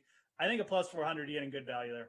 You can also bet on the total number of points a team will accumulate over the course of this shortened 56-game season. The Avalanche, for instance, 77.5. That is the highest total that is out there right now. Is there one that really jumps out at you? Yeah, again, I kind of like going for these weak teams with this over prop bet for the points. I think it's pertinent to look at what divisions the teams you're going to be betting is. I don't mind taking the Kings over, but there's a team that I actually like better, and they have a lower prop. It's the Ottawa Senators at over 47.5 points. We're not talking about many wins here. The Senators might only have to get 20 wins to reach this if they get some overtime ties and stuff. So again, we have a low floor to work off of, and they're in the Canadian division. Again, they're not going up against powerhouse teams like every second night here. They don't have the Tampa Bay Lightning or the Avalanche to deal with. They have winnable games here. I mean, Toronto is beatable. We've seen Toronto get upset many a times by weaker teams, play down to their competition. Same goes for a lot of these other teams like Edmonton and Vancouver and Calgary. So the Senators added some depth. Dandanoff for scoring. They have, they have a pretty good power play in terms of Thomas Chabot anchoring it. And I like their draft pick and Tim Stützle. I mean, he's a big guy. A lot of people have him projected as a possible Rookie of the Year candidate. I just think that the Senators have made enough moves over the offseason to at least give them a fighting chance to be competitive. And if they're competitive, they should hit this over 47.5 points fairly easily. Hart Trophy odds are out. That's NHL MVP. And just looking at the top few listed on the DK Sportsbook, obviously, there's Connor McDavid. There's Nate McKinnon. There's Austin Matthews as well. Is it one of those guys who really jumps out at you, or would you rather put your money somewhere else? So it's a shortened season. So again, I'm kind of looking towards bigger odds if possible, because things can happen so quickly. If a player starts off really fast, he's just going to get in the media's mind, and it's going to be hard to get him out of the media's mind over this shortened season. At the same time, I don't really want to bet against Nathan McKinnon at plus 550. I think that's a good bet. If I'm going to go bigger, though, it's definitely going to be Jack Eichel at plus 2,000. The Sabres are again, they made a lot of big moves. They signed Taylor Hall, Eric Stahl. I really think they stabilized their top six. They're still not really favored to make the playoffs or do anything. Most people are still fairly sort of bearish on their overall projections, and they are in a tough division. So I think that's part of the reason. But the Sabres make the playoffs here, or maybe even get in like the top 3 or 2 of their division.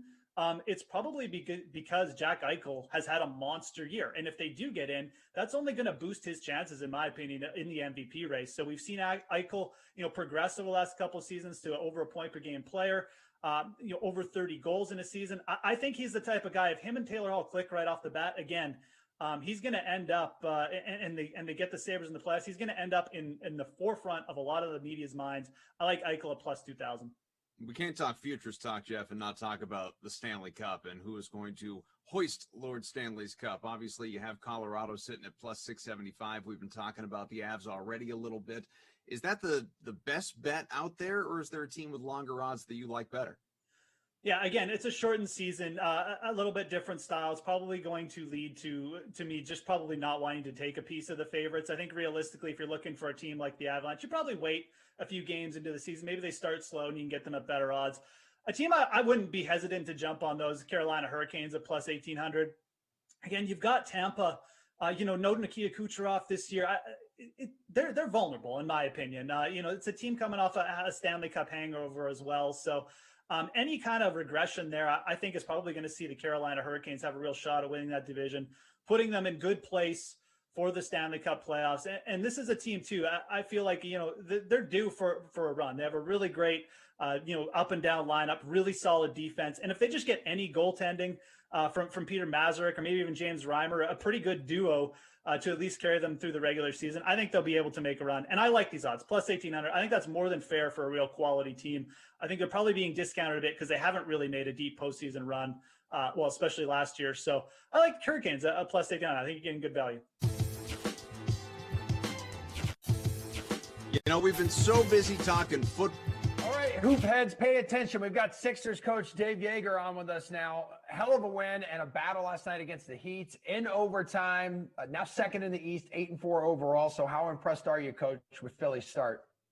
It was a gutsy win last night. And we've been through some tough times, and we have lots to talk about today. But every guy that goes out there has been competing his tail off, and it doesn't matter if it's considered the 15th, 16th, 17th guy or our franchise guys. They've been competing and they've been doing it together. And, last night was a really gutty win. And you can say, well, they didn't have some guys on. We didn't have some guys either. Yeah. And whether people realize it or not, we're in the middle of, and that's maybe why I don't look great. We're in the middle of 9 games in 14 days, right? Let alone X number of players are not on our roster or being able to play right now. So it's a tough stretch, and guys are battling like crazy.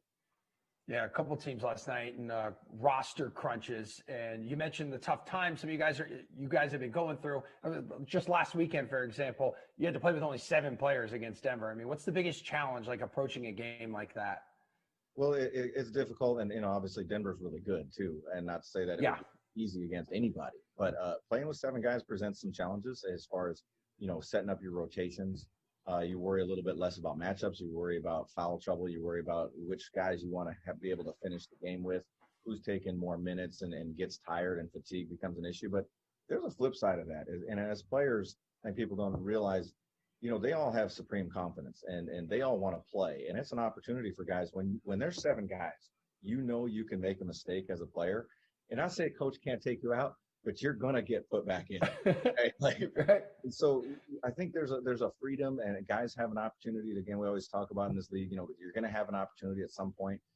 Be ready for your opportunity. Make sure you're ready. And guys were ready, and they went out and competed with everything they have. Yeah, coach could put you in timeout. It's just not going to be like that long when you don't really have like many options. And a lot of those guys too have had so much praise this season for Coach Rivers and your coaching staff and you. So what has that process been like? Take us through the process of like when you come in as a new staff and you're working with players who have been there a while and you're, trying to build relationships. Well, first of all, I got to coach against Doc, and to be on the other side and see and not really understand the underneath stuff of why is he doing that? That works really, really well. I like that. And now to see him teach the way that he does, to see the way he motivates players, the way he does, the way he leads teams. It's been really neat to sit next to him and support him and learn the way that he does it and why it's effective. And I see why players play so hard for him. He has a great way about him of being upfront and very positive with players. And I think as a player, you want that. You want to hear the news. Sometimes you might not agree with the news that is being told to you, but he's telling it to you. And then he's extremely positive. He's always giving guys a lot of confidence to play their game within what we're trying to do. And so to your point is, and a lot of us came from the Western Conference also. When you only see the teams in the East twice a year, and you know the league and the players, but there is a process of learning your team. And we're still in that, to be honest with you, of developing those relationships like you talked about, coach to player, staff to player, and then the head coach with each and every player. And that does take a while. And then also stylistically on the court, we have had very little practice time. And that can be difficult. And so we're a little bit on the fly. I mean, we learned a lot about our team last night. Very gutsy, some things that we can do better as a staff to put them in positions to be successful, how we can open up the floor for Ben, for Joel, where the double teams are coming, where the help is coming from. Also the corporate knowledge of the East teams playing against Philly. They've played against each other, playoff games and series, and throughout, 4 times a year, most of the years. They have schemes that they've run for years and years, and we're working on that from our own standpoint as coaches of how we can help our players the best. That was a long answer. Sorry. No, it was great. It was perfect. I think what you're trying to say is you enjoy coaching with Doc more than coaching against Doc. Absolutely. No question. Shake Milton recently said he's been really impressed with the team chemistry so far. So, what's been your assessment of the team chemistry? Well, you never know coming in as a new group, but guys like each other. They like playing with each other. I didn't really realize from the other side. I thought it was maybe kind of a stoic group. To watch Ben and Joe, especially their emotion that they're showing in games, close games where we're going on a run, those kinds of things. Guys are really pulling for each other. And I don't think it's born out of what we having to go through with the COVID. I think that this group likes each other and they play for each other. They play hard for each other. They try to make the right play for each other, try to help each other defensively. But to that, you then see what you see on the bench. And it is partly because there's no fans in the arena, but our guys are all pulling for each other. They're all cheering for each other, no matter who's in the game or who's out. And that stuff, to me, when you look at it from a distance or you look at it from within, is very, very positive. Yeah, and speaking of the bench too, Shake's name has been thrown around in the conversation as a potential candidate for 6th man of the year. I know Doc Rivers, you look at his resume, he's produced a handful of 6th man of the year winners during his time with the Clippers. Where do you think Shake's name should be in that conversation? I know it's early. It is early, but from a personal standpoint, we watched a lot of tape before we got here. And I thought, this guy can score a little bit. Man, this man can really score. Where you really have to realize when you get up close to it, and the way that he's able to do it is just really, I don't want to say surprised me, but he continues to improve. He's a really, really hard worker, and the shots that he's able to make around the basket are really impressive. Really impressive. His touch, if he gets it out of his hand, and all you see is hands and arms, and he gets it out of his hand, I believe in every time it's going in. Certainly is a terrific shooter, and then as you said, Doc really can maximize guys. He really puts guys in positions to be successful.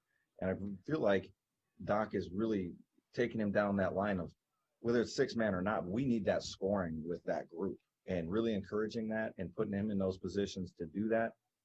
They're learning each other. It's just been really, really positive. And we watch our own stuff so much. And then whoever you're going to play next is a scouting. So I'm not watching a ton of across the league, but his name's got to be up there at the top. And as you said, it is early, but what he has done is also, he's kind of a new name also. He's like, where'd this guy come from? If you haven't been watching, now you know, as they say. Yeah, and with the new names and just the new guys on the roster, does that magnify how important the leadership roles are that Joel and Ben are holding down, especially knowing the challenges that you've faced and will continue to face this season? Yeah, no question. No question. Those two have been great leaders. And, again, coming in, we're new, don't know those guys really, really well. The way that they go about their business has been terrific. They're both, like I said, I didn't realize that, they are very, very competitive, both of them. Both of them have a real natural feel for the game. And, what skill set each guy has, we're talking about what they bring to the table as far as what their job is, what their role is, and then taking that leadership. And I think sometimes we forget that they're still pretty young players in the general scheme of a career. They're still pretty young. So they're still learning about their voices, and they continue to work on it, continue to get better in communicating. And as they hold those roles down, then everybody else can be who they can be and be the best version of that role. And that is really, really important when you're talking about sustained success, but also playoff success and going into those kinds of series. Yeah, young and dangerous. And Dave Yeager, this was really good stuff. Keep crushing it. Go get yourself some beauty sleep, my friend. And thank you for hanging out with DraftKings. We do appreciate it. Awesome. We'll do it anytime. All right, so let's recap. We've covered the PGA Tour, NHL, and NBA, but probably the biggest games on the sports calendar are coming up this weekend with the NFL playoffs hitting the divisional round. And that's where you'll find our play of the day right here on the DraftKings Dream Stream. I've already mentioned the NFL $3.5 million divisional millionaire contest with a top prize of $1 million. But if that isn't incentive enough, DraftKings is also offering the following bonus in that contest. Listen up. If you draft a lineup with the RB, WR, tight end, and score the longest touchdowns on both Saturday and Sunday, you'll win a share of $100,000. So that's if you draft a lineup with the running back, wide receiver, and tight end that scored the longest touchdowns on Saturday and Sunday, you're going to win a share of $1,000, people. So speaking of the NFL divisional round, here are the guys from the Favorites podcast presented by the Action Network with a sports betting preview of the weekend. All right, last game on the slate. We had talked about this Sunday night in our instant reaction video. The Bucs are 3.5-point dogs at the Saints right now. It opened at 4, got down to 3. Now it's at 3.5. You were right about this one too. You just said you thought that the Bucs might be the public dog of the week. They are getting 58% of the bets. The flip side is that unlike the Browns Chiefs, where the majority of the pros are betting on the Chiefs, you're also getting a majority of the money on the Bucs in this scenario. Do we still like the Bucs at plus 3.5? Yeah, it's interesting that it went back from 3 up to 3.5 again. Yeah. A little scary because that's usually a sign of them telling you that some pro group has a good read here on the Saints and the Bucs trusting that group. But this is an interesting weekend, man. We have the NFC with all the old guard quarterbacks. We got 2 quarterbacks playing in their 40s. Rodgers, 37, 38.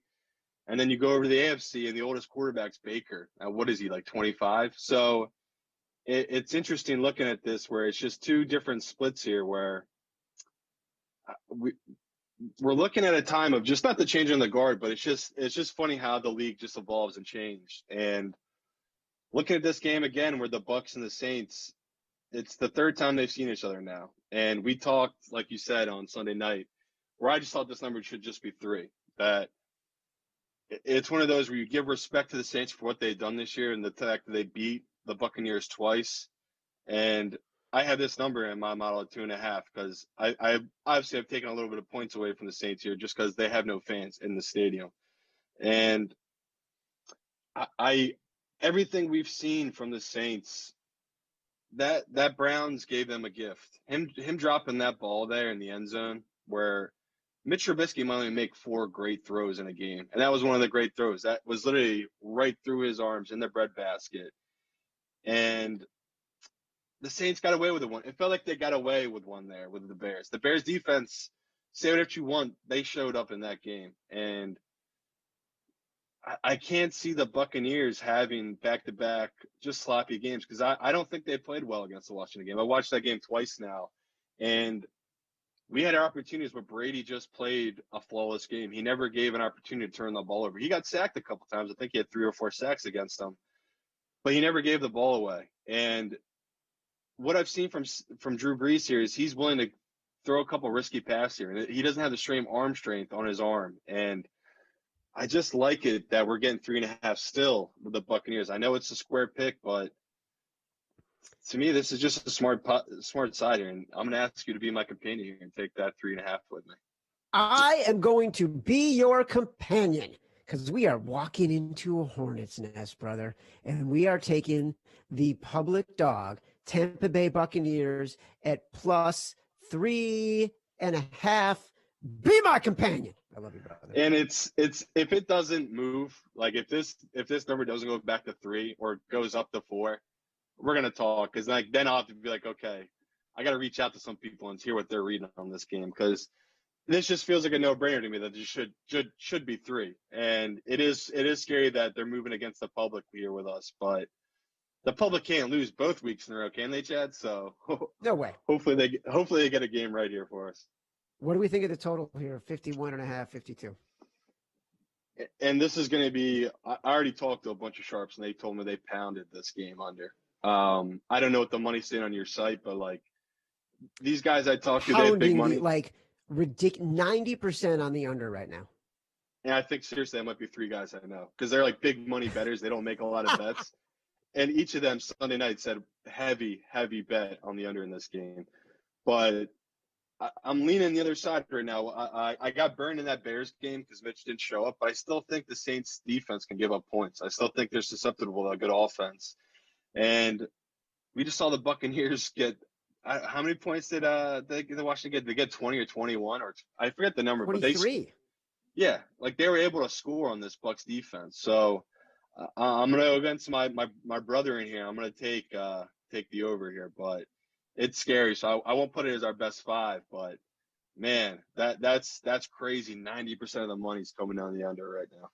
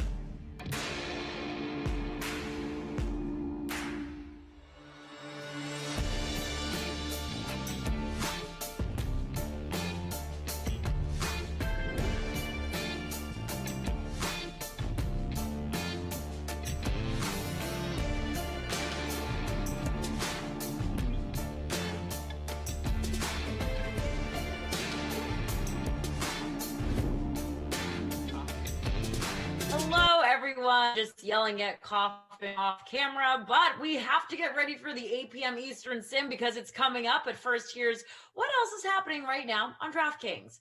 We've still got NBA contests available tonight, including a 2-game turbo slate that locks at 8 p.m. Eastern.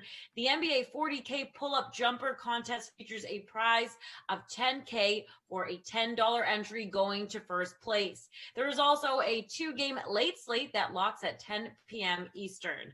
Of course, there are plenty of contests available for the NFL divisional round this weekend, and we'll have a special edition of The Sweat for Sunday's divisional round games right here on YouTube and Twitch. Be sure to check it out, and that will start at 2 p.m. Eastern as our analysts, they're going to give you their favorite plays for the Browns, Chiefs, and Buccaneers, Saints. You can also check out all of the action over on the DK Sportsbook for tonight's games, as well as the NFL divisional round, college basketball, the NHL, UFC, and more. Back to some simulated football, though, as Wild Weather Wednesday, my favorite, it continues. The snow is falling in the Meadowlands as the Giants, they're hosting the Bills. And here with all of the action is my arch nemesis of all time, Adam Kaufman, and my non-arch nemesis, Brandon Cristal. Take it away, guys. Had to be a less complicated way to say that. Tara Lynn, thank you so much, and I hope everybody is in our primetime, the QB with no backfield versus the backfield with no QB free roll that we have going on here for the Bills and Giants. That is just about 30 seconds away. BK, how are you, buddy? I'm doing great now that my mic great. is on. Yeah, there you go. I want to make sure to mute my mic to not talk over Tara Lynn because I do not want to become another one of her nemeses. There you go. No, I'm doing good. I'm excited for some simulated football. And you said I'm kicking your butt in the head-to-head NBA game that we've got. Maybe we'll get in early on the late slate doubleheader. We'll have to keep an eye on that, see what changes there, obviously. But yeah, guys like Giannis, Luka, they're off to good starts. If anyone has an NBA contest going right now, but how about contests for this one, for the Bills and of course these Giants? What's your lineup looking like now that lineups have locked? Off the top of my head, I captained Singletary, hoping that he's going to get some work. Then I was able to use Saquon, Josh Allen, Diggs, Dawson Knox, and maybe even sneak in Cole Beasley at the end by using Knox. Okay. So going heavy on the Bills. All right. Curious, obviously, to see how things fare for you. I am sitting with paid up. Josh Allen is my captain. And then Saquon Barkley, Daniel Jones. That's, kind of where a lot of the salary went, certainly most of it. And then Evan Ingram, have Darius Slayton, and the punt play, who may or may not factor in, typically doesn't, but we'll hope for the best, Levine Toilolo. I'm not even sure who that person is, but depth chart diving on the tight ends. Yeah, absolutely. That's what we're doing here. Well, look, Dawson Knox at least will catch a pass every now and then. In real life, Dawson Knox has become a big time weapon now that he's healthy for Josh Allen. But in these sims, I know that expecting a lot from him would be a mistake, and it's all kind of gravy if he finds the end zone or does anything beyond the 4.5 points that he averages. Well, obviously, a great opportunity for us here on a Wild Weather Wednesday in the snow in the virtual Meadowlands to look ahead to this weekend for Buffalo because, we didn't have teams looking to the playoffs in our last sim, and here in this one, certainly the Giants are not, but the Bills are. Bills part of the Elite Eight that lies ahead, so we can get into some of that this weekend and more expansive thoughts on the postseason as they evolve throughout the week here. It's hump day. It's a Wednesday, so we've still got plenty of time to look ahead to those games on Saturday and Sunday. I'm just glad that NFL postseason football is still with us. It's going to be a strange time. A lot of our last sim was spent actually talking about the NBA and all that has happened today between James Harden and obviously Kyrie Irving in the last couple of days and Victor Oladipo traded and so on and so forth. It'll be nice to get back, focus on a little football here. And I don't know, maybe that last sim was kind of a preview of things to come when the actual NFL season is over. And then it's a whole lot of basketball, maybe some hockey and baseball as well. You may get into some college football, even though I know that's not your bag, because you do have a bunch of leagues that are going to be playing in the spring. True. And I get that it's not your premier leagues, but there's definitely big time talent that has come from a number of the leagues that are playing, even if they're smaller Division 1A and there's not that many of those, or Divisions 2 and 3 and whatever they're called, FBS subdivision, all that. But Ivy League's playing, the historically black college, which I want to say is a SWAC, where Dion's coaching at Jackson State. You've got those type of teams, Grambling, schools like that that'll be playing that have certainly produced a lot of pros. And maybe I'll do a little digging to see who we've got to look forward to and when they're playing those games. But we'll have a little bit of football, and then, of course, everything with the NFL offseason. For you, I get there's no games to watch, but for me, that's when I have as busy a time in stretches as any other time of the year. Well, player movement, and in Denver's case, certainly executive movement. You got yourselves a new general manager out there today, so I imagine that has contributed to a lot of the excitement as your guy, Cole Beasley, picks up a nice big reception here early on in the first minute of action. We are scoreless. I mentioned this the other night, either to you or to Glash. It might have been to Glash. I was really surprised Cole Beasley made second team All-Pro. Not surprised. Yeah. It is surprising that he is the. I'm trying to decide how to say that. He had a year worthy. He was worthy of it. The surprise is that he is a second team All-Pro, I guess. Not that he was elected it. A little unnecessary juke there by Zach Moss. He might have had a chance to go all the way had he not juked back into traffic. Nevertheless, gets himself north of 20, out to the 23 here, 6:40 to go. I think the point is you don't typically think of Cole Beasley, the man, the player, the name, in that context, but he certainly had a worthy season of it statistically. He was very, very good, and I can tell you for stretches carried my season-long team. How'd you finish up in your season-long with Cole Beasley in that in that league? Yeah, fell short in the playoffs. It was one of those both leagues actually that I was in. I had a lot of. I started off kind of slow or kind of mediocre 500. Finished really strong the last 5-6 weeks of the regular season. I don't think I lost, period, in either league. And then I get to the playoffs, and I went down in the first round of both. So here's the thing, and I'm not going to tell you anything that everyone that's watching this stream doesn't already know.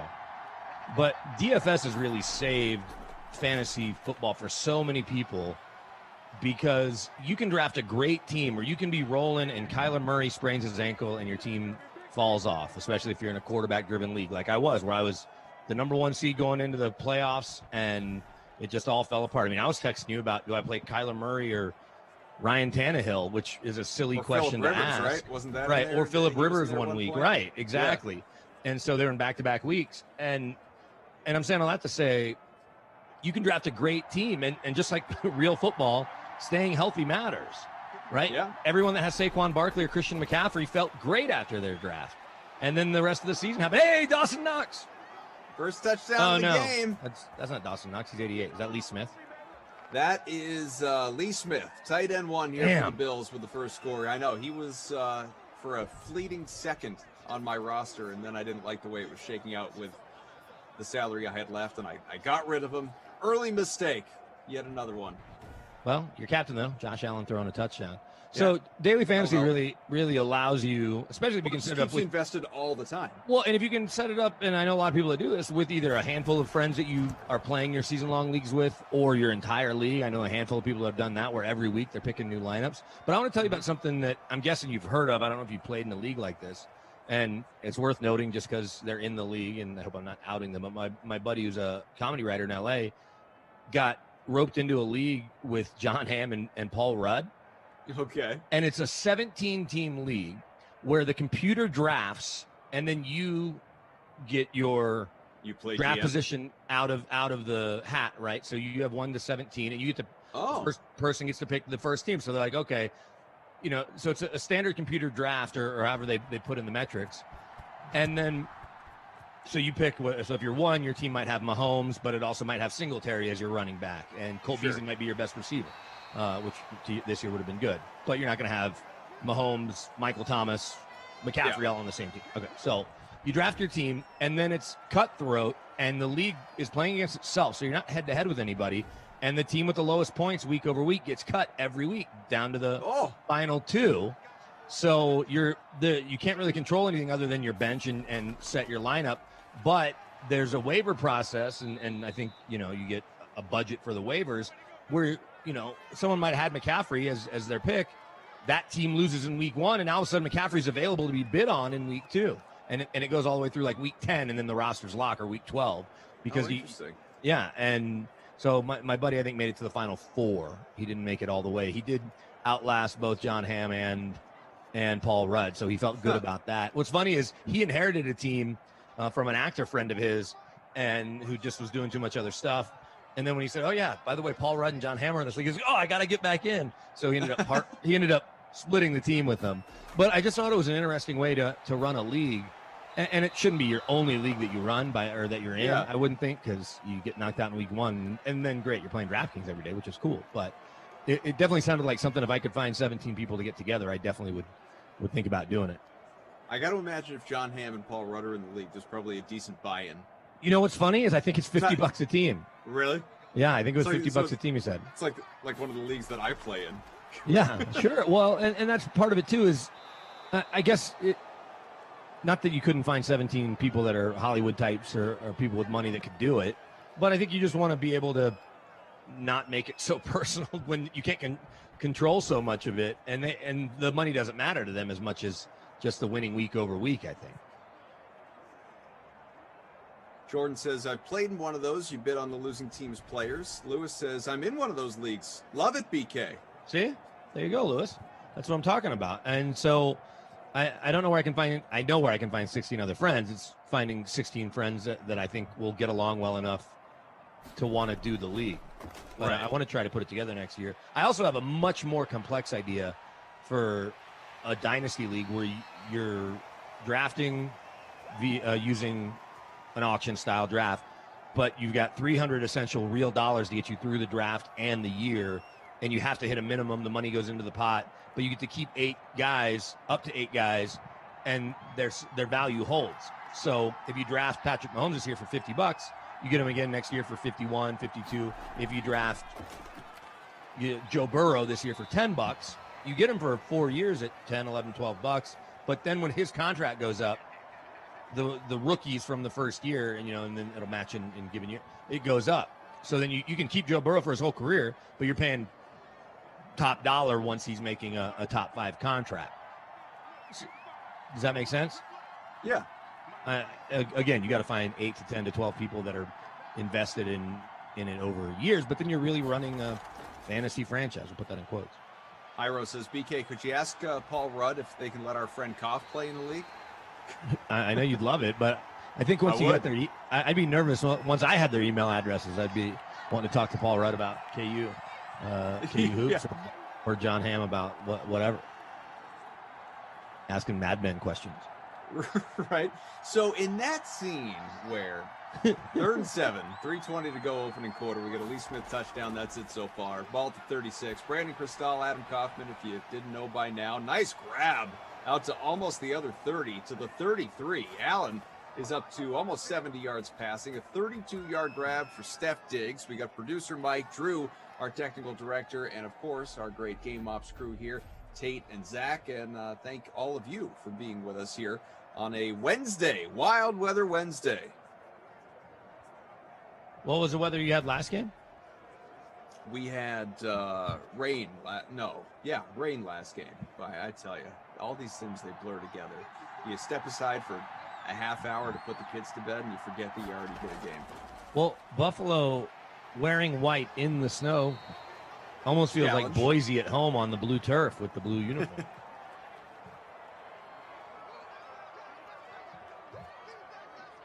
Second and 2 coming up, 2.5 left here in the opening quarter.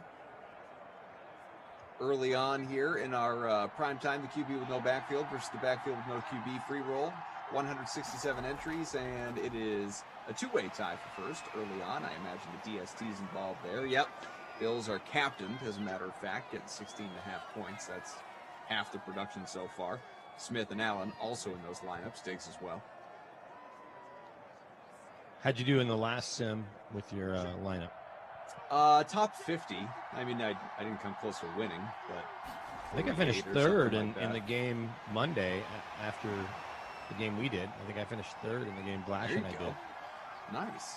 Feels good, right? Sure. Had a couple top 5 finishes. Haven't won one, though. Haven't had the opportunity to really boast to the DK Sim fam. See? Gotcha. J.E. says, cough, BK, hello. Hey, J.E. Here comes the kick. It's up, it's high, it's far, it's good. 10-0 after that field goal out of Tyler Bass. Third out of Very 162. good, by the way, over the weekend. Third out of 162. I feel like I finished first once. Doesn't that sound right? Maybe I need to check with Rossi. You'd remember. I think I did once. But definitely third. Oh. Although I like the act like you've been here before attitude right there. I think I might have won once. Maybe. Well, look, these are fun and they're for posterity, but as I'll tell anyone that invites me to a year-long fantasy league, if it's not for actual money, then I don't have time for it. Seriously, even if it's $20. Meaning like a bragging rights league you're not going to do? Yeah. Or when you say actual money, like if they said to you like top prize is like $200. No. Like, no, I'm good. No, I'm fine if it's even $5 and the winner gets you want 60. there to be something at Yes, stake. there has to be something at stake. No, I was in a league with I agree with that, by the way. Yeah, with two of my best friends from growing up, their brothers and like their kids and stuff, and a neighbor. There's 8 of us. And my buddy Steve, who ended up winning it, who's been my best friend since 7th grade, he drafted Lamar Jackson, Russell Wilson, and Deshaun Watson. And I kind of wanted one of them from him, but I think I drafted Kyler. Actually, I drafted Wentz, and it was a thorn in my side. I drafted a bunch of good running backs because there's 8 teams in the league. He ultimately traded one of them, and I said, look, you're wasting picks because you can only play one of those guys every week, even if you pick the right one. The other two, while it sort of hurts us, it doesn't hurt us as much as we have better running backs and receivers than you do. Anyway, he won the league, so I guess the strategy worked.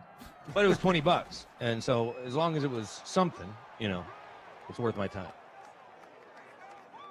Saquon, who many captains, unsurprisingly, I'm sure he's he's about 30% captain in the larger free roll. Here in our contest, he is, 26.5%, although owned in about 87% of lineups. Very similar numbers to Josh Allen. It was really kind of pick your pleasure in terms of who you were more comfortable captaining, who was more reliable. But those two guys together captain in more than half the lineups involved here. Hasn't done much so far. It's very early. Lewis says it's true, BK. Guys stopped caring halfway through the season. There's one no way thing to avoid it. That's one thing the way to avoid it is to pay out last week 17 gets their money back. You could pay out last place. You could, but then people might be tanking. Like it goes the other way. Yeah, not last place. I'm saying if you have the highest points in the final week of the year, I'm in one league where you get your money back. If you're not in the money already. Yeah, I mean the best thing I want to say of the leagues that I've been in that they've done to try and make people care all the way throughout is say that if you finish in last or you're found to even 1 week have not set your lineup, and obviously you get toward the end of the season, it's pretty obvious who's setting their lineup and who's not, you get kicked out of the league. Okay. There's a couple leagues I wouldn't mind being kicked out of, honestly. Well, you could just leave. Yeah, but I don't know. I want to beat these guys. But it started out being like 8 friends from college in a 10-person league, and now it's 4 friends from college, or 3. If I do the math, I'm one of 5. And then people you don't know. Yeah, it's their coworkers. Maybe it's one guy's dad, which is fine. I mean, I'll take anyone's money, but it's a lot more fun beating a bunch of people. Like I'm in a work league where I snuck into the playoffs because a bunch of wild things happened in the final week of the year, and then I ended up in 3rd place and got money out of it. There you go. But I can tell everybody at work, hey, I beat you in fantasy for the 2nd time in 3 years. Well, that's what I love about, I was having this conversation with somebody yesterday. We were talking about DFS, and, I'm, as you know, and we talk about it all the time here on these Sims, I'm more of a cash games, small, like head-to-head or very small, 10, 20 person kind of player. I like that because I like competing with people I know versus playing, against tens of thousands in larger tournaments. It just doesn't appeal to me the same way. Unless you won $100,000, then you would think about it differently. Of course. So. Yeah, naturally. I'm the opposite. Oh, I shouldn't say I'm the opposite. I'm happy to play you all the time. I've got a million friends that are on DraftKings. I don't take the time to send them contests as much as I could, like you do to me all the time. Right. But I will jump in you're a shot my at only friend is really well, what it there's is. that. But I would jump in at a shot to win $1 million because I don't care who I'm playing against. I'm like, let me win $1 million. I'm only looking at the top prize. Right. Or big money. Totally get that. But I'm fine playing you for $1,000 a night in the NBA. It's great. Yeah, well, it keeps things interesting. You know, Sure. Eyes on the prize. We're ready to return here for second quarter action. Again, 10-0 Buffalo, 4th and 7, so a punt on the way here from the 38 to start things off, and it will be the Bills, already up by 10, getting the ball back. So, if you want to, we can talk about the Broncos' new GM, or we don't have to at all. Well, how about we don't spend a quarter on it, but you talk about give people a little taste as a Broncos insider of what kind of impact this guy's going to come in, effectively replacing or at least not being behind John Elway.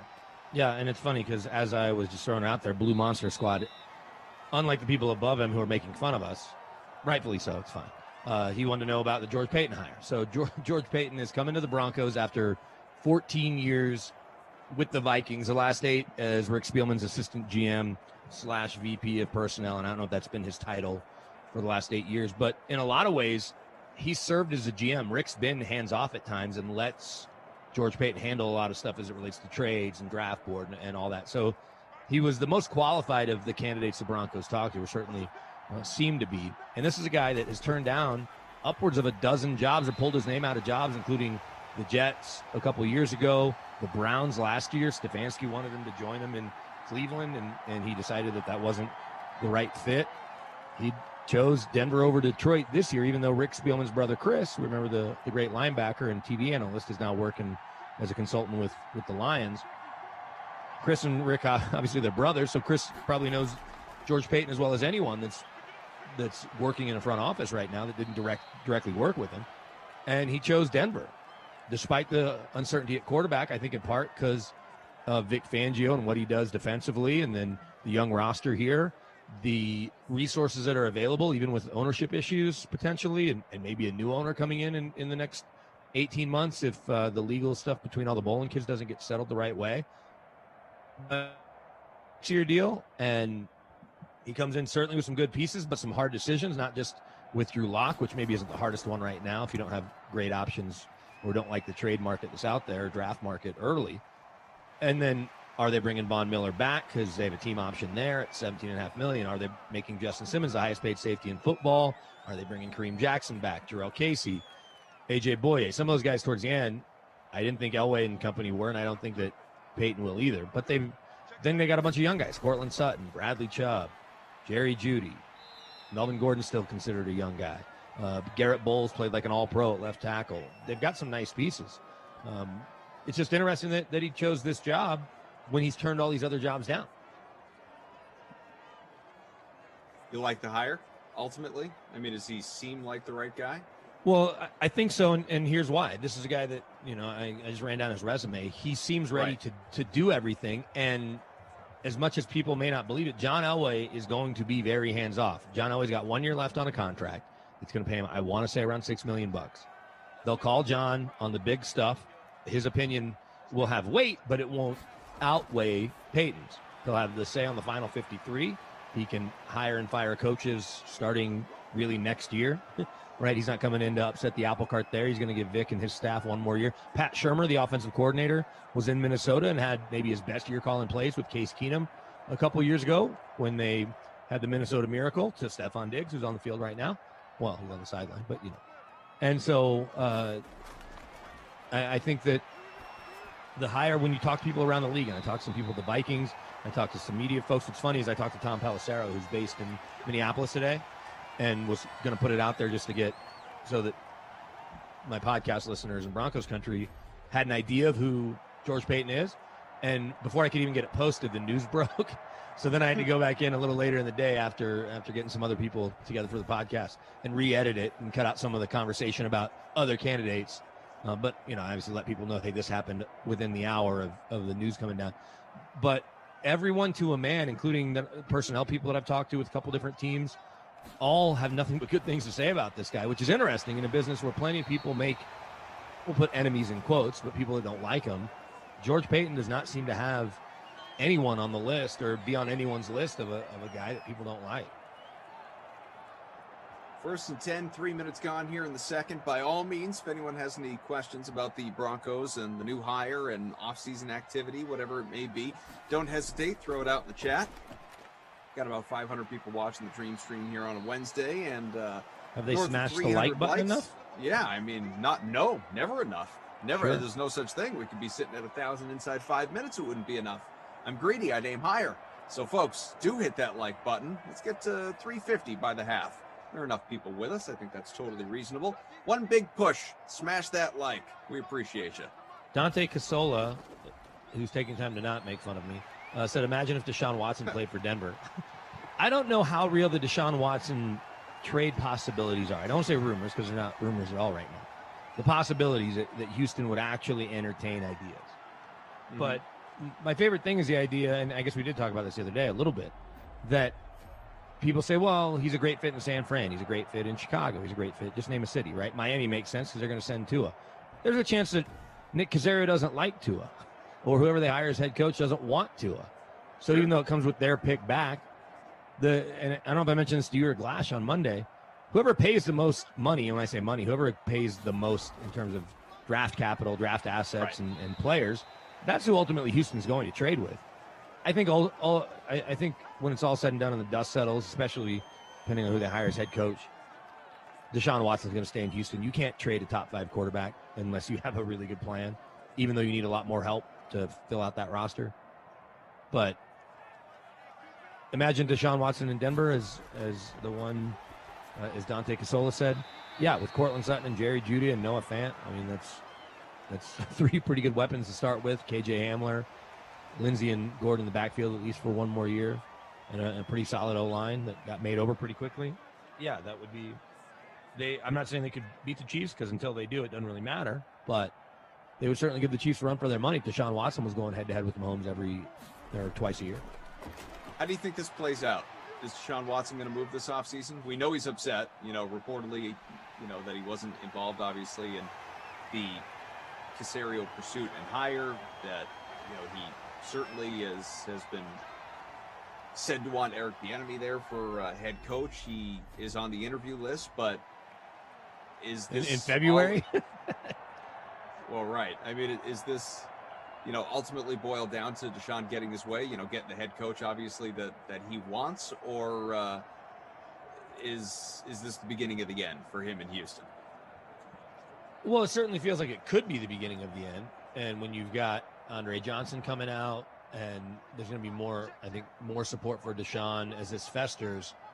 If the Chiefs make it to the Super Bowl, and that's not a very big if, since they're most teams' favorite to get there, and they have to wait until, we'll call it, the Tuesday after the Super Bowl, so that's February 9th. If they wait till February 9th, then every other team will have filled their head coaching vacancy by then, you have to think. Doesn't mean that there aren't good candidates beyond Eric Bieniemy, but let's say Eric Bieniemy tanks the interview or just doesn't knock their socks off. They've appeased Deshaun Watson, but they're now picking from maybe not their preferred group of candidates if there's somebody they wanted ahead of time. There's Saquon. Touchdown, first of the day for Saquon Barkley, and of course, the Giants are on the board, about to be a 3-point game. 2.5 to go here in the opening half. I'm jumping way up with that, TD. Well, no, I'm not. I was in 99th. What the heck? 26th for number 26, by the way, of these Madden Sims. I'm sitting 120, but it's early. It's early, folks. Not that early, but I'm going to tell myself it's early. We got a 2-way tie for first right now with Saquon in the captain spot of those leading lineups. No great surprise there, along with Allen, Diggs, Smith, Slayton, and Bass, all on the board. Well, I guess the points have gone, but the score hasn't. Saquon has 11.5 points in the flex. With that touchdown. Does that sound right? Sounds about right, yeah. Got Saquon up to 17.5 in the captain spot. Steve Davis has Watson and Jimmy. Yeah. Steve Davis has Watson and Jimmy G for picks. Let's see who that head coach is. If it's Josh McDaniels or even Brian Daboll in Houston, maybe the Texans make that move. Someone else here, Matt R, says the Broncos have to give up Fant or Jeudy in a trade for Watson. I think Broncos fans would be fine with that. There's no reason not to be. I'd probably want to keep Fant more than Jeudy, even though Judy's a hell of a route runner, he had his ups and downs as a rookie and is going to be a dynamic player. You still have Cortland Sutton, and getting Deshaun Watson means you're probably giving up less draft picks. At that point, it's probably 2 number ones and Jerry Jeudy, who was your number 1 last week. But I think ultimately it gets calmed down. They're not going to trade a franchise quarterback unless he just absolutely pulls a James Harden just down the road in Houston and says, I'm not playing here. I got to get out of here. Do you think, I don't want to do much Harden stuff because we did enough of that on the last sim. I think a lot of those people are probably still here with us. I know you didn't. You lost out. I'll text you about it. Yeah, please do.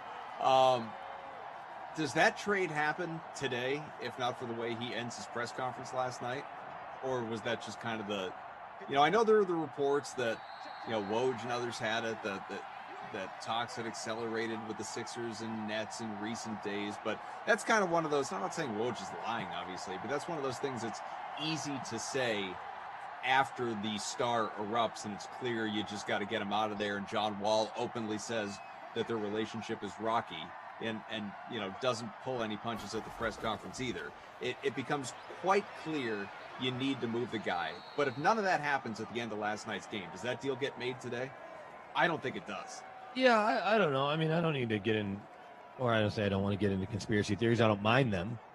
But there's no reason to believe that these deals haven't been in the works, and maybe that was the straw that broke the camel's back, where they're like, okay, we have the framework of these deals.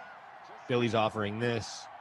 The Nets are offering that, and that's why they went ahead and made the move. The fact that they were able to work it out. Did it get finalized? Is Oladipo headed to Houston? That's the last thing I saw, yeah. Yeah, so if you have Oladipo and John Wall can be anywhere close to what he used to be, that's a pretty dynamic backcourt. I don't know if it's good enough with those other pieces this year to compete to win the West because of how stacked the West is. But I think it's a good place to start when you've got 2 all-star caliber guards. Again, if they play like all-stars, but they have played like all-stars before, so you're not waiting for them to make a jump. You're just waiting for them to get back to true form. We got a 1st and 10 from the 42. Minute to go here in the opening half. Allen completes a pass to midfield, right on the line, as a matter of fact, and a timeout. About 20 likes away from 350, folks. Hit that like button. Appreciate you. Here's some, I don't know if we call it breaking news, but TMZ Sports says Dennis Rodman's daughter, Trinity, enters the NWSL draft, expected to be a first-round pick. Not that surprising, I guess, that he would have an athletic daughter. I've never heard of the NWSL. That's the league that J.J. Watt's wife plays in. Oh. It's a pretty well-established women's professional soccer league here in America. All the national team players playing it. As you know, I'm not a huge soccer guy, but I've sure. Yeah. Well, anyway, NWSL, National Women's Soccer League, is going to draft Trinity Rodman. Oh, she got drafted by the Washington Spirits, and she played her college soccer at Washington State. The question is, are the Washington Spirits in D.C.? Yep, they are. They're in D.C. Washington Spirit is in our nation's capital. Very good. Well, like you said, no surprise that there's athlete genes there coming from Dennis Rodman. Right, Karl Malone's daughter, remember her dominating the WNBA, Cheryl Ford? Uh-huh. You probably do that. Go down that list for a long time. What's the best Caps combo? Is Christian Wood going to be the man in Houston now? Yeah, I agree Maybe with that. Christian Wood is. He's going to score already a force. What's the best combo, father-son or father-daughter, where they both were truly great or close to it in any sport? I'm just trying to think. The Mannings were good. The Bonds. Yeah. Bobby Bonds, Barry Bonds. Was Bobby Bonds a perennial all-star? I don't know. Like Ken Griffey and Ken Griffey Jr. Senior was never as good as Junior. Right. He had some good years. So, Howie Long's in the Hall of Fame. Chris and why am I drawing a blank on the O-lineman who's now retired? Jake? Jake? I was going to say Jake, yeah. Chris and Jake are... Well, who's the guy from Michigan? Wasn't that Jake Long? That was the lineman? Anyway. Kyle. Yeah. Kyle Long. Yeah, Jake Long's from Michigan. Chris and Kyle have both been good. Chris won a couple Super Bowls, but he wasn't a perennial Pro Bowler. I guess Clay Matthews, the second and third.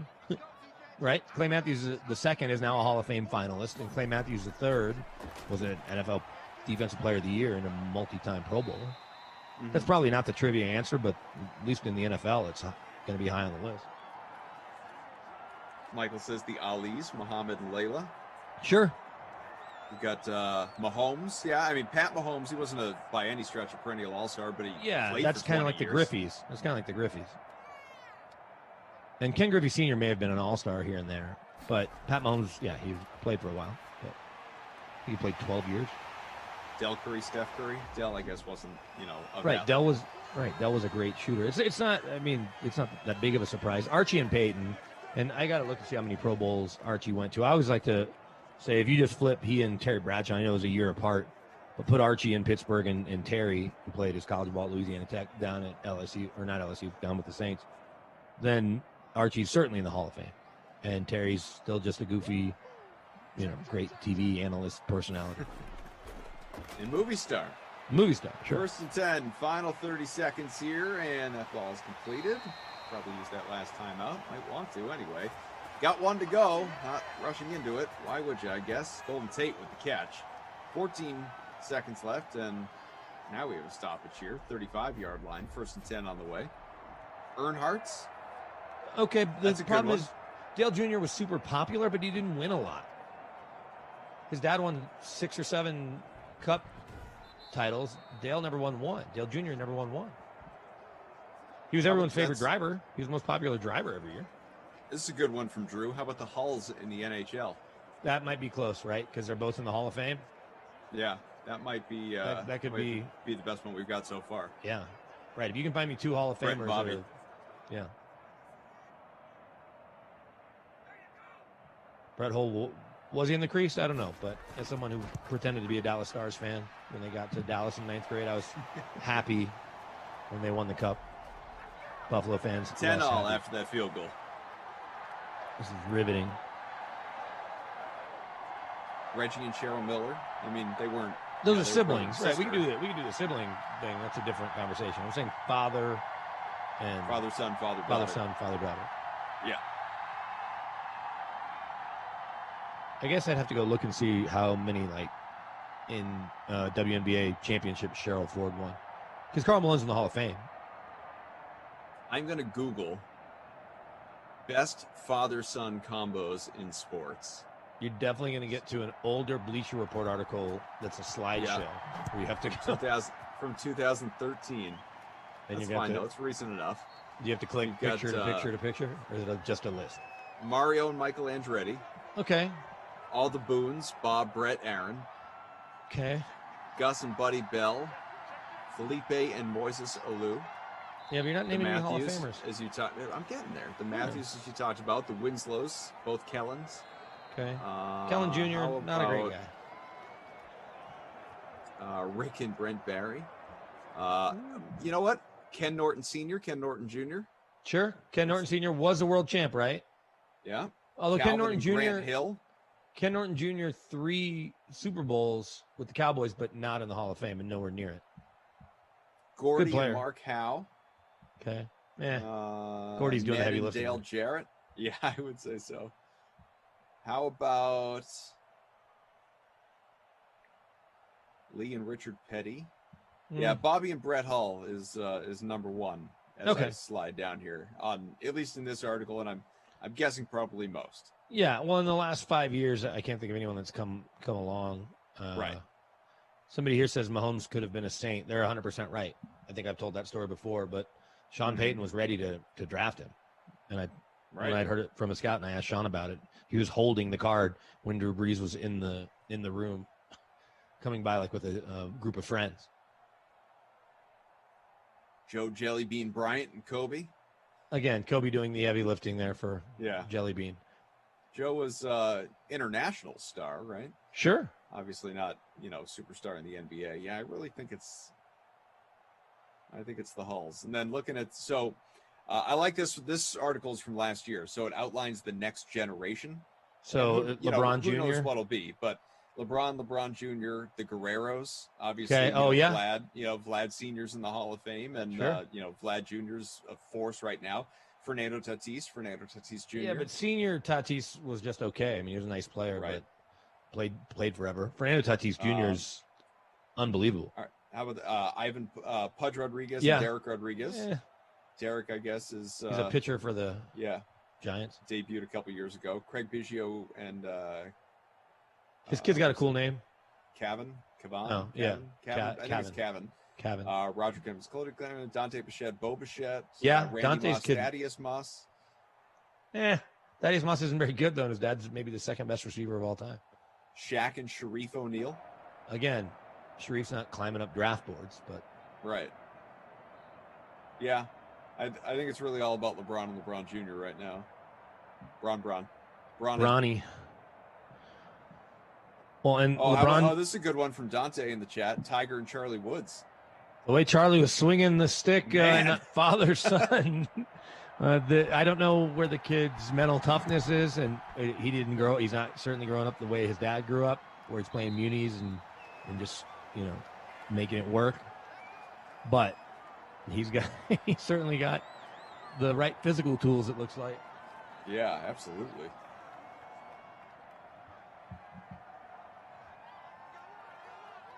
Ten all, second half. Thanks for being with us, Brandon Cristal, Adam Kaufman, producer Mike, Drew, our TD. We got Tate and Zach and Game Ops. Tara Lynn will be along in a little while as well. You got one more sim tonight. BK's hanging out with BG, Brendan Glasheen, Phonics, Jets, Titans. That ought to be a barn burner in the final sim of the day here on a Wild Weather Wednesday. And then BK will be back with me, actually, on Friday for this same sim, 8 o'clock. Who do we have I'll be back, though, tomorrow. We've got Ravens and Bucs for that one. That should be a lot of fun. I'll be back tomorrow at 4 and 6, looks like. Well, Ravens and Bucs, I know you're going to captain Brady and have Gronk in your lineup like always. Not By like rule. always. Yeah, 100%. We're going to see. We're going to see. This is good from Kyle. David Beckham and Odell Beckham Jr. That's pretty good. This is a better one, I think. Reese and Ricky Bobby. Mic drop. Pretty good. Oh, Sabonis. Talk to me after Dome Tom makes a couple all-star teams, and he will. Because there's people that'll tell you that Arvydas in the 80s, before his knees went bad, was as dominant a basketball player, dominant a big man as there was in the world at that time. But he was behind the Eastern Bloc, so you only saw him a little bit in international competition. By the time he got to Portland, his knees were done. But you talk about a big man that could kind of do it all and could really see the floor. He kind of predates Nikola Jokic. He was bigger and burlier because he's kind of built like the way Yusuf Nurkic is built. But Joker is a big man that passes like a Hall of Fame level point guard. That was Arvydas. And he could knock down open jumpers. I love Domantas Sabonis. Love him. So that might have a chance to at least get interesting because Arvydas is he in the Hall of Fame? Boy, I want to say he is. The Basketball Hall of Fame is very broad. Very broad. Right. Well, because it's the Basketball Hall of Fame. It's not, the NBA Hall of Fame. So your international play, your college play, it's all taken into consideration. Arvydas Sabonis must be in the Hall of Fame. That was one of the best. Who was it on SportsCenter that said, he's my Vetus, he's your Vetus, he's our Vetus? Who was it? Was that? It wasn't Kenny Mayne. Was that Craig Kilborn? Yeah, it could have been Kilborn.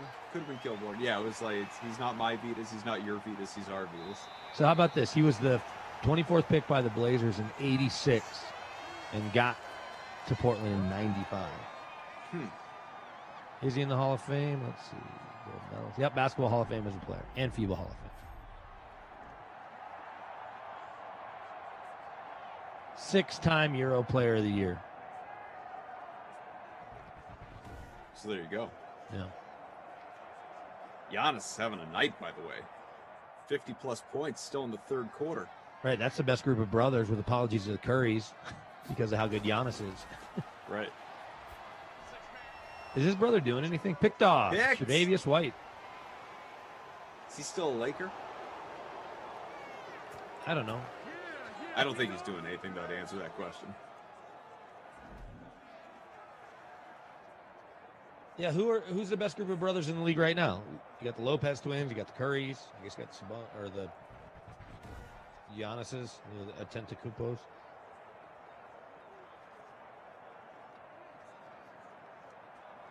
Versus the Holidays. Holidays is a pretty good combo, I guess.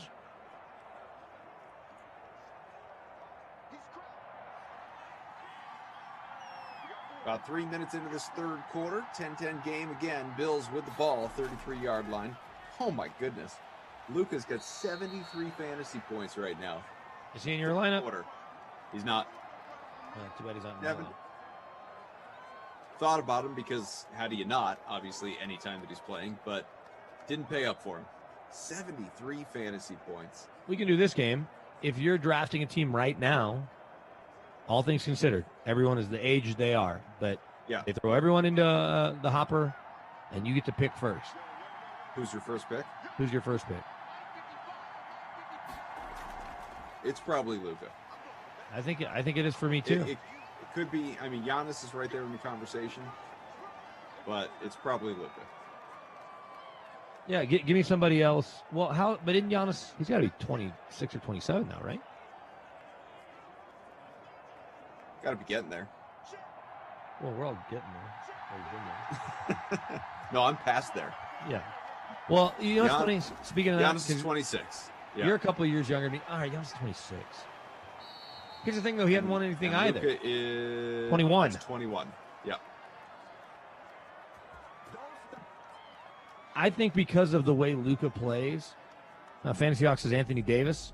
My issue with Anthony Davis is if he wasn't playing on a team with LeBron, there'd be so many times where his shoulder, he would sit out of games or ankles. I don't think that for a Chicago kid, Anthony Davis is not as tough as I'd like him to be because he's so awesome. Well, there's also toughness has nothing to do with this, but the injury history would have me stay away from him being my But top that's what pick. I'm saying is he misses games for nagging injuries, not for debilitating ones, not a torn ACL. Right. His shoulder bothers him for 6 weeks, and he skips a week here, 2 games here. And it's like, dude, just suck it up and go play. Somebody says the Morris twins are solid every year. Well, I'm not going to argue against a couple Jayhawks, but they're not the best brothers in the league because Steph and Seth automatically, because of Steph's greatness, would be above them. Same with Giannis and his brother, if he's on a roster. 2nd and 5, and Allen taking off. Good pickup. Goes from the 42 to the 28. He is 33 on the ground now on 5 attempts. 1st and 10 coming. So field goal range for the Bills, and clearly aiming for more than that. Yeah, I guess I just like that Luka can kind of do it all. And he's 6'8". I mean, he can't guard anybody or doesn't really try too hard enough for my taste. But shoot, pass, rebound, keeps everybody involved. And can really score. I mean, he can score from all over the place. No, he's as good as you'll find in terms of good young players in the league right now. Like you said, at 21 years old, I mean. Luka and KP versus Davis and LeBron. Give me the Mavs. Well, what KP are you getting? Because he's another one. He's cut from the Anthony Davis cloth a little bit, although his injuries have been season-ending. True. Dawson Knox? No, Lee Smith. Dawson Knox is holding a roster spot for him. Like a bench player. Sure. Let's see. In our 167 entry free roll, we've got a 4-way tie for first currently, with Allen in the captain spot, Barkley, Diggs, Smith, Slayton, and the Bills DST. I am 116th. What about you? I'm just a little behind you at 137. Need my man Singletary to sneak into the end zone. Bad Boys Pop says, Koff, what about the best triplets? Robin and Brooke Lopez plus Sideshow Bob. That'd be all right. That'd be a good trio.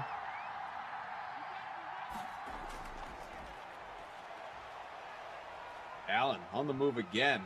Working to get inside the 10. Does so. Can he get all the way there? No. Down at the 3. 6 for 48 for Josh Allen. Man deserves it. Any chance Singletary is going to run this in here? I would say it's minimal. Yeah, should have captained somebody else on a stupid lineup. Who Get in knows? the Maybe backfield, he'll be though. Feeling better. Let's find out. How can you even tell what Well, uniform that- in the snow? But that's a 6. Oh, no! Allen the sacked Brill. for a 6-yard loss by Peppers. Jabril Peppers was one of my favorite college players to watch at Michigan because he was all over the field on defense, and then he was the best returner in the league. I thought he was the best college football player that year. Sort of like how Devontae Smith won the Heisman. I thought Peppers should have won the Heisman just because he was the most complete player, but he didn't. Singletary. Uh-oh. Oh! Was that Martinez? 12 for Martinez 49. snuck in there. Martinez snuck in there. I thought Singletary was walking into the end zone. Where are you on Devontae Smith? I mean, clearly, like Heisman winner. We saw what he did in the first half of that national championship game. It was ridiculous. But, you know, you had, as hyperbole often happens on social media, we know that happens every single day, especially after big performances. And you had, you know, some NFL greats watching that performance and tweeting saying this is the best wide receiver we have ever seen play in college. See that kind of hype for you? It feels a little hyperbolic, right? He had one of the best seasons. I guess it depends on how are you quantifying it. Did he have the best year that a receiver's had and looked like the most dominant college receiver? Maybe. But I guess I'm always kind of in the back of my mind saying, okay, but what does that look like in the pros? Mm-hmm. And I guess my thing with him, even though he's super skinny, right? He, like Kevin Durant, is nicknamed the Slim Reaper. I don't care about what he can't do. I know what he can do, and that's run, catch the ball, and get open. And that's the thing you need a receiver to do way more than block. I understand you need to block plenty, but he's got. It seems like he has an innate ability to get open and catch the football almost every time.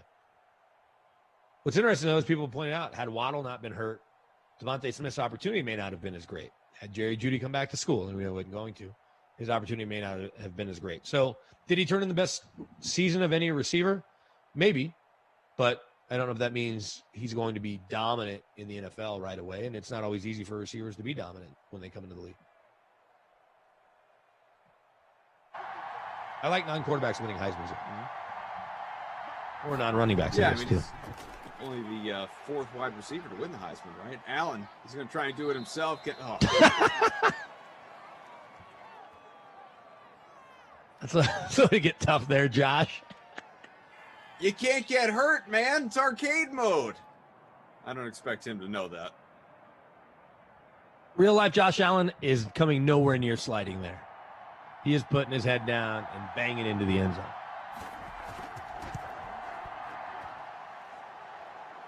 Settling for 3. 13-10 on the Tyler Bass field goal. As we are early in the fourth, BK, AK, Mike, Drew, Tate, Zach, TL, we're all here with you. Thanks for hanging with us. A lot of frustration in the chat after what happened there. I feel for those like me who have Josh Allen on the captain spot. HJD says, be cautious drafting Jones. Well, how about another one? We saw what Mac Jones did the other night. You a believer in Mac? Where does Mac Jones for you rank in the, in that group, obviously, with Trevor Lawrence and Justin Fields, among others? And what do you think of him as a pro? He's behind them, but to me, and I don't want to say this to be insulting, especially in the right system, he could certainly be what Andy Dalton was, where you're taking a team to the playoffs. I don't think he's mobile enough to get excited about, and the only non-mobile QBs at this point are guys that'll be wearing gold jackets. Otherwise, they're not playing, or if they are, it's Joe Flacco, and he's not going to be wearing a gold jacket. You saw what Joe looked like this year. It's Tom Brady, it's Drew Brees, but everybody else can move a little bit, and I don't know. And I get Andy Dalton played when Dak got hurt. That to me is who he kind of reminds me of. He seems really smart, and so I saw where maybe he ends up with the Patriots. If Josh is still calling plays, and it's Josh and Belichick coming up with game plans, I can see them winning games with him.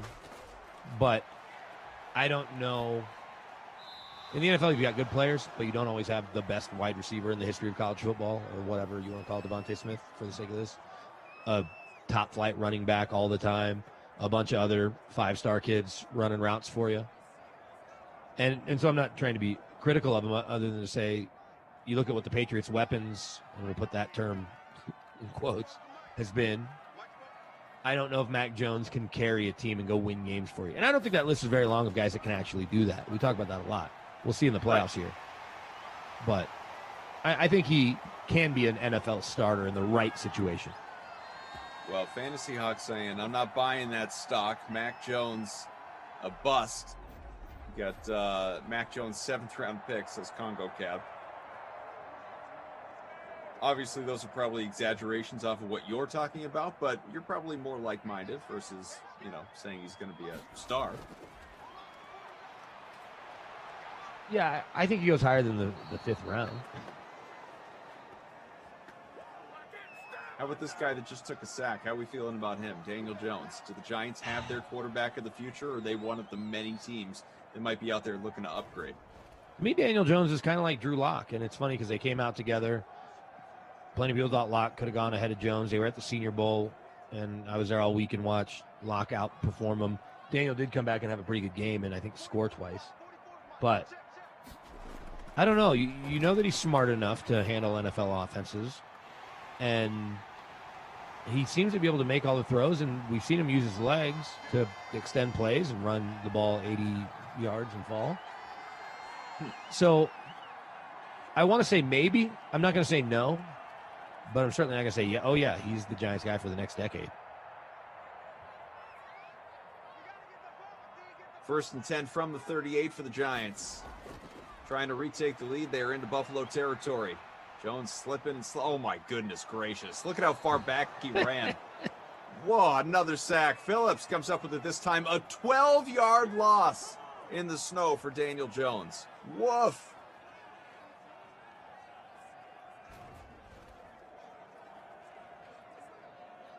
Yowzer. I'm looking at a mock draft updated today. I'll see if I can even find where Mac Jones is going. They still have Fields going number 2 to New York, and the Dolphins taking Devontae Smith at 3. Zach Wilson all the way up at 4 to Atlanta.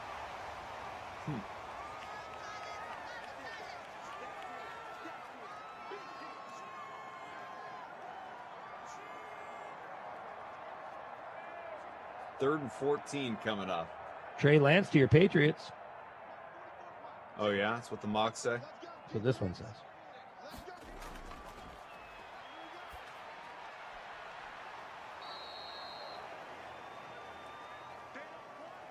Jones a completion, not nearly enough. 4th and 11 coming up, and this would be a very long field goal to try and tie things up, especially in the snow out of Graham Cano. It'd be a 56-yarder. We'll see if they actually have the desire to go for it. All of the pre-drafts. Try it. Well, Joe Judge is a special teams guy. That's true. All right, kicks up. It's high, it's far, it's off the mark. Man, he go wide left there? Had the distance. Oh, well. The pre-draft process is going to be interesting because we're hearing there's probably not going to be much of a combine, if any. The Senior Bowl is going to be a lot more valuable to at least look at those 100 to 120 players that'll be there working out for the week. And then what will pro days look like? Will schools even want the liability of having pro days? So I think that a lot of it, you got to look at last year's evaluation when you had grades on guys a year before they're coming out even, and then see if they're taped this year for everyone that didn't play in the SEC or Big 12 for the 60 games they play, if it matches up. big completion out to the 28. Steph Diggs picks up 24.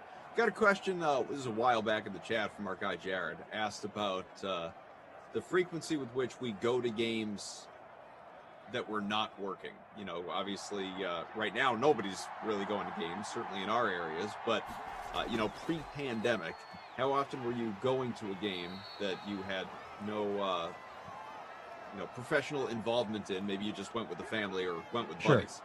So football, never, because when you cover an NFL team, you work all 16 weeks. I was in Chicago 2 or 3 years ago, maybe 3, I don't know what it was. And a buddy of mine who has Bears season tickets invited me to go see Bears Lions.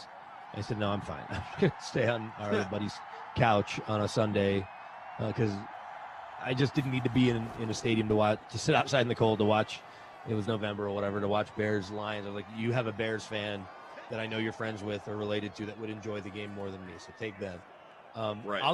I used to, when I lived downtown in Denver and was single, I would go to 30 of the 41 basketball games plus all the playoffs when they were in the Carmelo, Anthony, Allen Iverson, Chauncey days. Now, because we have the Rockies, my station, I'll go to 10 to 15 Rockies games a year on a great year. Other years 5 to 7 because I can get a bunch of tickets and take the whole fam. So, I don't know, a few times a year. I much prefer going to concerts at this point. And that's what I miss more than, like, I could go to a Nuggets game. I could go watch Nuggets Warriors tomorrow because they have media seating. But I'm not choosing to do that. Or the Mavs last week. I almost went, but bailed. This has Mac Jones, by the way, 51 to the Washington football team. So second rounder. Actually, the website I'm looking at, despite having a mock draft updated today, still says Washington Redskins with their logo. Huh. Yeah, middle of the 16 second to round. 10 after another field goal, by the way. Stack them kickers in honor of Jason Rossi. Yeah, I wonder, I mean, we certainly all collectively wonder what larger events like that will be like in the years to come. And I'm not talking about 5 years from now. I mean, like later this year, next year. Sports are certainly a big question mark. But yeah, people don't talk probably as much about concerts. And that is one that could, you know, is like you can go to a sporting event and sit in a socially distant fashion as teams, you know, are able in some cities to host fans right now and have it be not the same by any stretch, but could be a somewhat similar experience. Well, you saw that know, Tennessee stadium, right? That looked pretty darn crowded. Do we know what the attendance was there? That I don't know. Could look I'm going to check real quick. I mean, concerts, that's a, you know, part of the fun of a concert is everyone being on top of each other. And I'm not talking about like down in front in a mosh pit necessarily, but just, you know, like everyone is just jammed together and dancing and singing and, you know, just together versus at a sporting event. Like, you don't need to be high-fiving everybody all around you for it to be the same experience. Yeah, and odds are you're there with a few people, but you're right, that shared experience at a concert. Here's the thing, too, just from a cost standpoint. Every sporting event you go to, for the most part, especially these pro events or big-time college, it's all covered by the TV contract. So they're not, like when the Broncos had 5,700 fans in the stands, they were losing money by being open. They were doing it, you know, more for the civic whatever. And then they quickly closed down when things were trending badly, even though they weren't told they had to. But a concert, you can't put on a tour and say Red Rocks here, which holds 10,000 people. It's most bands' favorite outdoor venue here in Colorado. I mean, but it's their favorite in the country.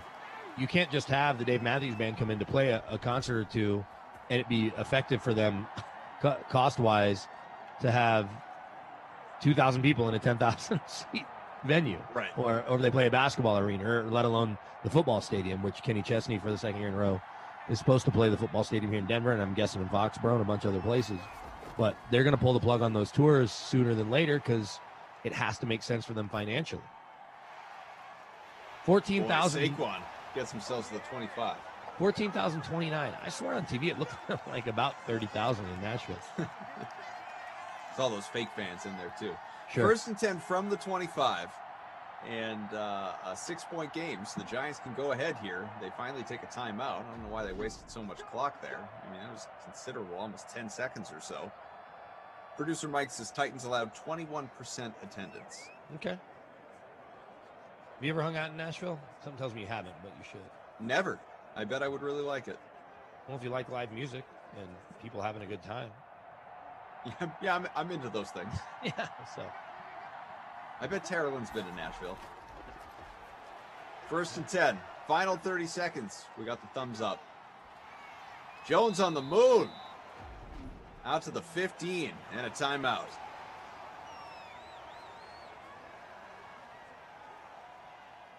Can the Giants get it done with 23 seconds left? 2nd and inches. 1 timeout remaining here for Joe Judge's crew. Folks, you having fun? Hit that like. About 10 away from 350. I know you can do it. Nobody in the backfield. No Saquon. Jones keeps it. Almost runs into a defender and then gets rid of it, throws it away. Wisely at that. Don't have to burn a timeout. 18 seconds still to go. 3rd and inches, though. Any chance because of the weather? Are we going to get some free football because they're going to score the touchdown and miss the extra point? I have never seen a missed extra point in these sims, so I'm going to say even on a wild weather Wednesday. Although the grass looks on a wild weather Wednesday. The fake grass there at MetLife looks fine. Did he complete it? He's got it. First down pickup and a timeout. 12-yard line. 13 seconds left, and it was Slayton. 5 for 66 for Darius. I'm climbing, baby. I mean, I have no chance of winning, but I'm into the top 50 again. We got a 2-way tie for first, though. I'm going the other way. I'm 151st. Out of 167. 1st and 10. Here we go. Jones right over the back of the end zone. Got it! Touchdown! Oh, my goodness. First of the day. Evan Ingram. I thought about putting Evan Ingram in my lineup. Maybe it would have got me out of the 150s. I've got him. That's going to climb into the top 30. We'll see. Jealous. Oh, that's a sizable jump. I just bumped up. I just moved all the way from, I was like 48th, and now I'm top 3. Top 3? Yeah, but I'm going to, man. Stop the I'm count. going to lose this thing by like a point and a half. I went the other way. I'm 157th after that. Crushing blow that is. Brutal. Yep, Viper 1969 and Wolverine 8385 are both going to get you. Tate, Zach, just give me a few more points for Allen in the count. I'm just kidding. Kicks up, and the Giants take the lead. 17-16. Never count them out. Joe Judge has these guys. Let's see. The top 4 lineups, 5 lineups, 6 lineups, top 6 lineups, which top to bottom are separated by 3.5 points, all have different captains. Our leader has Daniel Jones. Viper has Diggs. I've got Allen. Holy here has Barkley, and then Jay Stever has Slayton, and then Fievel has Lee Smith. Wow. Nobody had Singletary, I heard you say, or I didn't hear you say, I guess. Yeah, you did not. That was the wrong decision. Wow. Where's Ray Finkel when you need him? Says Michael Tolbert. Fievel says, Coughlin headed for my second top 10. Get it. Get it, Fievel. All right. Come Dawson on, Josh. Knox. Come Throw on, it. Josh. Get me some points, Josh. This is a good run. This is a good run. Josh Allen down to the 50. What are we going to do? I got him at the captain spot. Come on. Come on. Give me that score in Tate and Zach. Oh! Oh! He jumps into first. Unofficial scoring, but a 0.2 point lead. Let's go. Hang on, baby. Gosh. We're going for a ride. Could that be more garbage time? It's truly the definition of garbage time. What was Josh Allen even doing running that ball? In that position, like, how do you not throw there? What was Dawson Knox looked happening? open to me. Why didn't he throw to Dawson Knox? Or Singletary out of the backfield? And that right there was the difference in, just as I had highlighted, the top 6 or 7 people, whatever it was, all having different captains. I automatically assumed the 2 people ahead of me must have, of course, had Josh Allen. I mean, the guy's captain in 26% of lineups. So you're going to make him a player of the game just because of that last run? That's up to you, man. I don't make those calls. No, I mean 25 points in the captain spot, please. Evan Ingram, obviously worthy of consideration for that honor, but you tell me, who is the player of the game here in this one? Well, Ingram getting in the end zone late ends up being pretty huge to go with the 6 catches and 53 yards. What was his captain scoring? Well, he was only in 1% of lineups in the captain spot. He was in about a third of lineups overall. Went for 17 points. That's pretty good. Yeah, sure. Let's go with Evan Ingram. He wins. I'm just looking back at what people are saying in the chat to celebrate my win. Jeff says, Koff wins. LMAO, Kaufman. God, let's see. So happy. Austin says, Tyre Woods. Did you win, Koff? Says Jay Barb. Sure did. Is this your first place finish there, Koff? Says PhD. Honestly, I believe it is. I've finished top 5 a couple times, a few times. I can't remember another time that I would win. I'd like to believe that I would remember. So I'm going to say that's my first. Five says nice. You always remember your first. You always remember your first. Way to go there, Koff. Koff wins. All of you. What better way to celebrate my birthday than with a victory here in Simland? I got to tell you, what a day. When your birthday's coming up, though, right? My actual birthday? Yeah, a couple weeks. 2 weeks from tomorrow, actually. January 28th. Let's all celebrate together with the Krusty Koff. It's going to be great. Then we get to actually play NBA Jam against one another. Yeah. Once Can't we wait. set that baby up. You did? You're No, waiting. I don't have it yet. I mean, it's arrived, but I don't have it yet. Okay. It's got to get wrapped. Yeah. Okay. Yeah. Drew says you can play online. Yeah, you can, Drew. So you got to get one too. And then all three of us, we can play together like big kids. Sure. Okay. So did we is Singletary your yes babysitter Billy Not My Kid award? You said yes. He's terrible. Oh boy, 7.9 points. Yeah. I mean, he wasn't good. I never am going to put him on a roster ever again. Ever. This is the end. Yep. See ya. Although he actually may be a good DFS play this weekend. Cole Beasley only had, how about John Brown at 2 points? Cole Beasley at 3 points. Yeah, he would probably be a pretty good DFS play this weekend. Well, I have so many people to thank. Thanks to Mike, thanks to Drew. Make this possible. Yeah, we've got Jets and Titans, which should be a blast with Glash, and obviously BK will be along. Make sure everyone tell Glash that I won this sim, but do it and just to see how long it takes him to point out that he's actually won these twice, as far as I know, maybe more than that, twice that I'm aware of.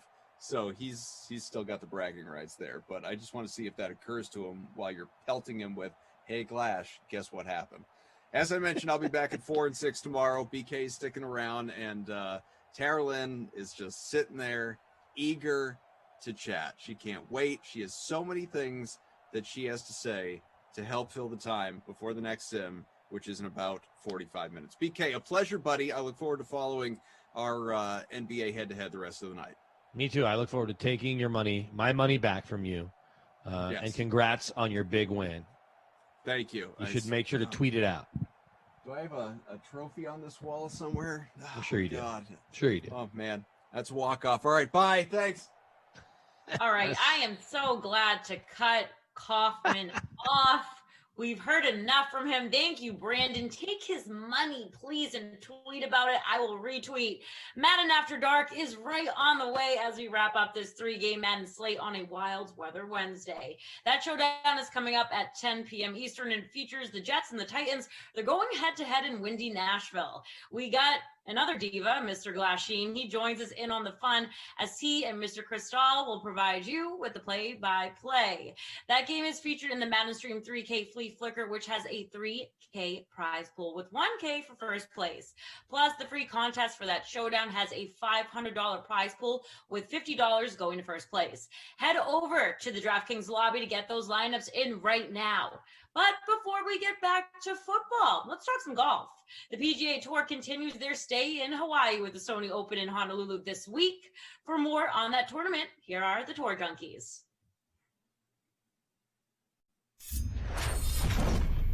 But let's start in the shorter range, Pat. Who would be maybe the shortest name catching your eye on the outright betting market? Shortest name catching my eye. I love him in DFS and betting, and that is Sungjae Im. He is at 18.5 Love to it. 1 on the DraftKings Sportsbook. I love that they throw in that 18.5.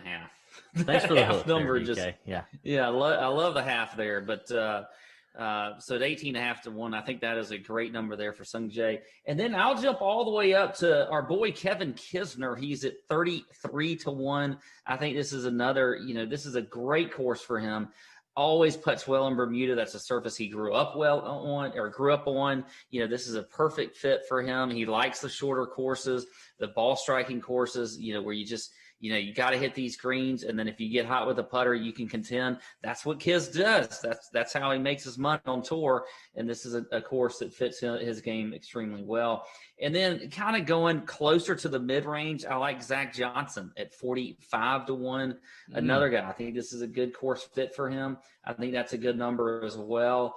He's not terribly long off the tee, but you don't have to be here. You got to be strategic off the tee. You got to be great on approach. You got to be a good scrambler. Zach Johnson does all of those things well. If he could just get hot with the putter too, I think he could certainly contend there. So there you go. Sung Jae M at 18.5 to 1, Kiz at 33 to 1, and Zach Johnson at 45 to 1. 3 I like in the mid to top range. Well, I would back up your Sung Jae. He would be as short as I'd go, and I like the value on him a lot. I also like the Kisner play. We talked about him on our podcast extensively. A name that I'm really all over this week is Ryan Palmer, also at 33 to 1. Ryan Palmer, a lot of 4s going on with Ryan Palmer, but I believe there could be a 1 with Ryan Palmer this week. And I mean by a lot of 4s. I mean, he finished 4th place last week at the Sony. Last time he played here, last week of the Century, sorry. Last time he played here, the Sony, last year, he finished 4th. The tournament before last week, guess what? He finished 4th. Ryan Palmer is golfing his ball, is what they would say on the TV. He's hitting it well, a great ball striker, a lot of confidence. He had a good fall, checks the box with his irons, really solid iron player, strokes gain approach play. Love the value at 33 to 1. And that's a good number. That's a longer number that I've seen in other books. So DK Sportsbook giving you a little value there. Now, here's a name that we didn't talk about on our podcast whatsoever. Okay. But I saw the number on DK and it's a value. It's longer than I've seen elsewhere. And that is Brendan Todd at 55 to 1 on DK Sportsbook.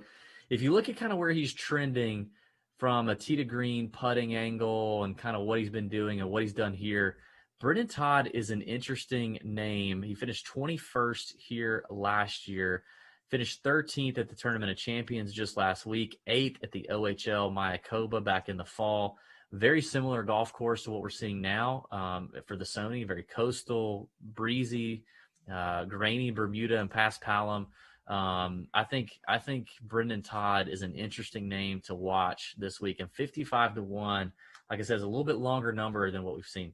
Another name that we didn't really talk a lot about on the show, but I like, is Keegan Bradley. Ooh, wow! Let me throw up in my mouth just a minute. I did not expect that. He's one of those you just kind of click. You just kind of click the button and look away. But Keegan has winning upside. He's an aggressive player. If you look over his last 3 years here, he's trending nicely. 2018 finished 39th. 2019 finished 29th. 2020 finished 12th. Now, we did not get to see him last week at Kapalua because he didn't deserve to be there. But, it is what it is. Keegan checks a lot of boxes. Off the tee, tee to green, fantastic player. Can't putt, worth a okay, horrible putter. But it's one of those tournaments where if Keegan breaks even putting, he'll run away with it if the tee to green game is what it has been, which is pretty good. Top 5 in this field, I would say, ball striking over the last 24 rounds, and 80 to 1 is a big number. I got a couple bombs, then I'll let you hit us with a couple bombs. I think Sepp Straka at 150 to 1 is a massive number. This guy's going to win on the PGA Tour before too long. It's coming.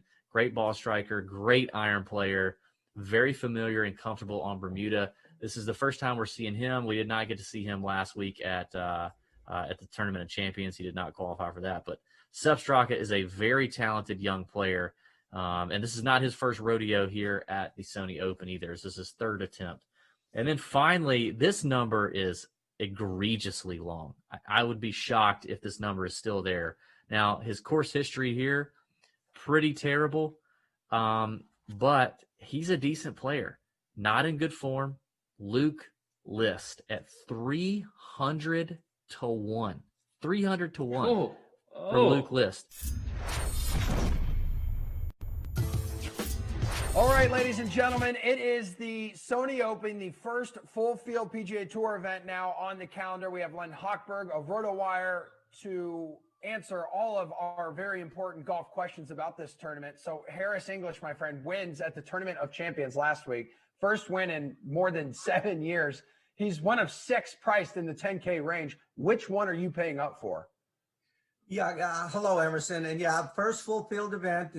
Things get a lot trickier now when we're not dealing with just 42 guys. Not that I had the winner last week, but we won't pick that up. Harris English is an incredible story. 16 months ago, he was playing Korn Ferry Tour events. He was deep into the 300s in the world rankings. He was over 30 years old. He might have been entertaining thoughts about how much longer am I going to do this? And then suddenly something happened. The switch flipped, the proverbial switch. He finished 3rd at the season opening tournament last year, then 6th, and he has not stopped. And finally, he got a W. What a fantastic story. He's a little bit higher priced than I thought he'd be. He's number 2 on the board. I thought he would be maybe 3. I'm kind of leaning against him because it's not only is it so hard to win on the PGA Tour twice, it's hard to win on the PGA Tour once. I don't think he's going to be celebrating like some 22, 24-year-old for 3 days after winning. I think I'd like to step back from him for this week alone and recalibrate next time out for him. Okay, so we thinking like Simpson, English, Morikawa, Neiman, Matsuyama, Berger. Yeah. Those are your guys 10K and above. Yeah, there are a few guys who I like. Simpson, I think, is actually very low price for the top guy on the DraftKings board, only 11-1. I think usually DraftKings has a guy 11-5, 11-7. So Simpson, he was 3rd last year. Colin Morikawa has played YLA before. I think you need some course experience to do well. He now has it. He laser-like irons. I like him. I like Daniel Berger, who is very good off, tee to green and pretty good putter, although he wasn't a very good putter last week. All right, let's talk about a guy who's right outside that 10K range. So we have Cameron Smith here. He's going to look to join Jimmy Walker and Ernie Els as the only repeat champions like this century. So 24th last week. What do you make of him? Yeah, he is a really good young golfer coming up. And of course, he had a terrific week last year with his breakthrough win.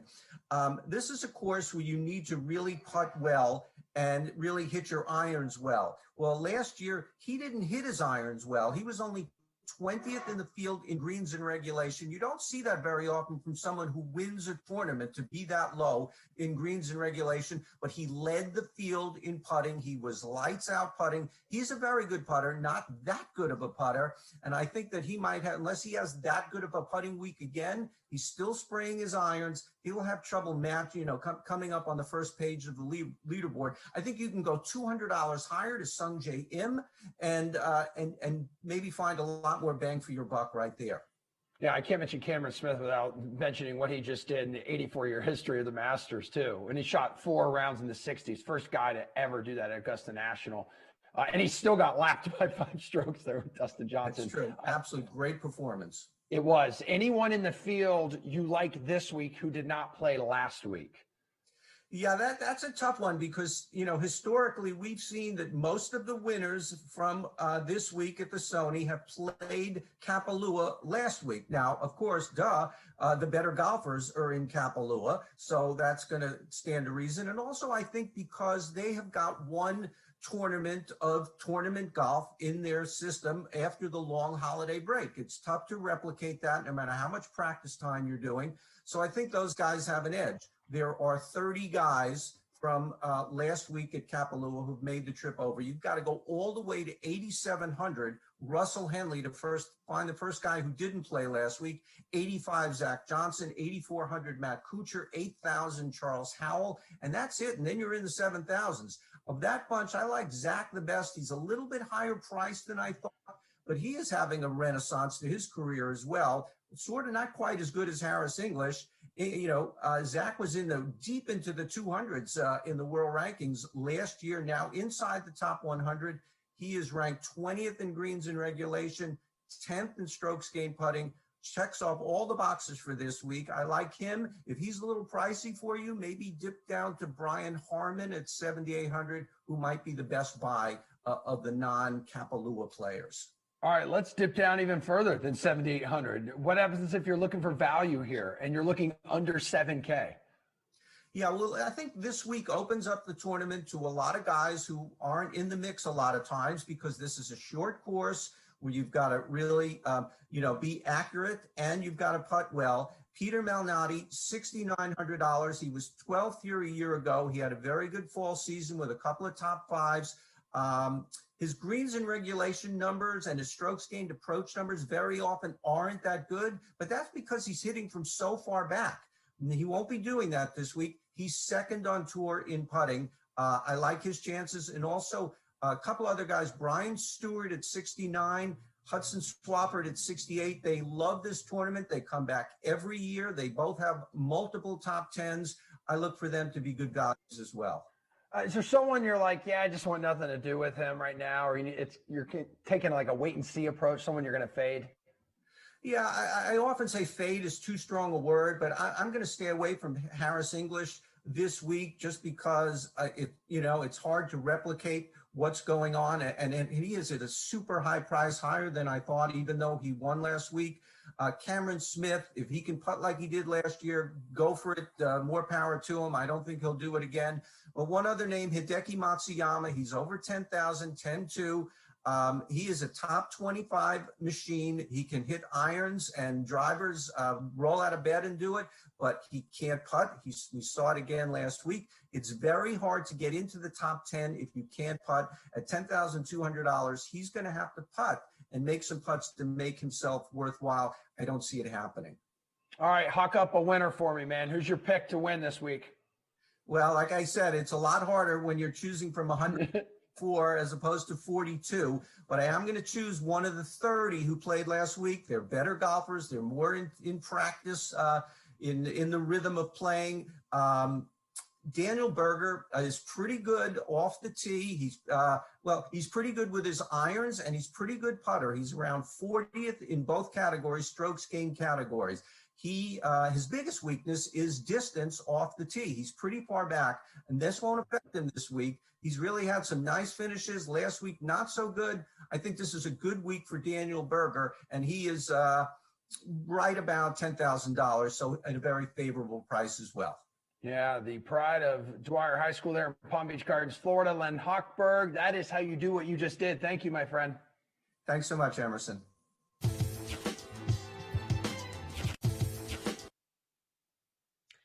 Hey to everyone watching and all of you awesome people in the chat. It's time once again for me to tell you about the DraftKings Dream Stream play of the day.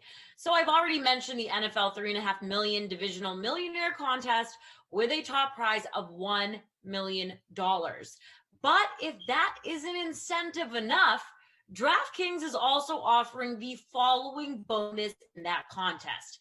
If you draft a lineup with the running back, wide receiver, tight end, that score the longest touchdowns on both Saturday and Sunday, you're going to win a share of $100,000. You heard me, $100,000. So yesterday, Emerson Latzia, he caught up with a player who is very familiar of what it's like to play in the NFL's divisional round, former safety and Super Bowl champion Intrell Roll. Here's part 2 of that convo.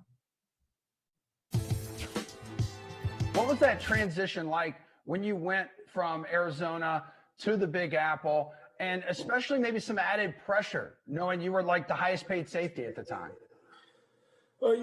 Being in Arizona, I feel like sometimes you get lost in the market a little bit. Our games weren't televised all the time. We're a different time zone. It's not that broad spectrum. When you got to New York, listen, all eyes were on you. You either better perform or you're getting up out of there. This is a what have you done for me lately business. And I love that pressure. I'm a guy that answers, when his bell is called. I love the bright lights. I love to perform on the bright lights. And for me, there wasn't any added pressure. The most added pressure I ever put on myself was me putting pressure on myself and trying to be the best guy I can be for myself as well as for my teammates. All right, so when you retired at 33, you said this, Antrell, I'm at peace. I'm at total peace. looking back on it, what would you have done different? To be totally honest with you, I wouldn't have done anything different. I love the way my career went. I love who and what I've meant to my teammates. More importantly, I love that I was a durable player. And, listen, a lot of guys love the accolades. They love the Super Bowls. They love the All Pros and the Pro Bowl. And don't get me wrong, all those things are great, and I love them as well. But the thing that I always want to be remembered as is the guy who was durable, the guy that you can count on to be in each and every game, every single play, and more importantly, a guy that was tough.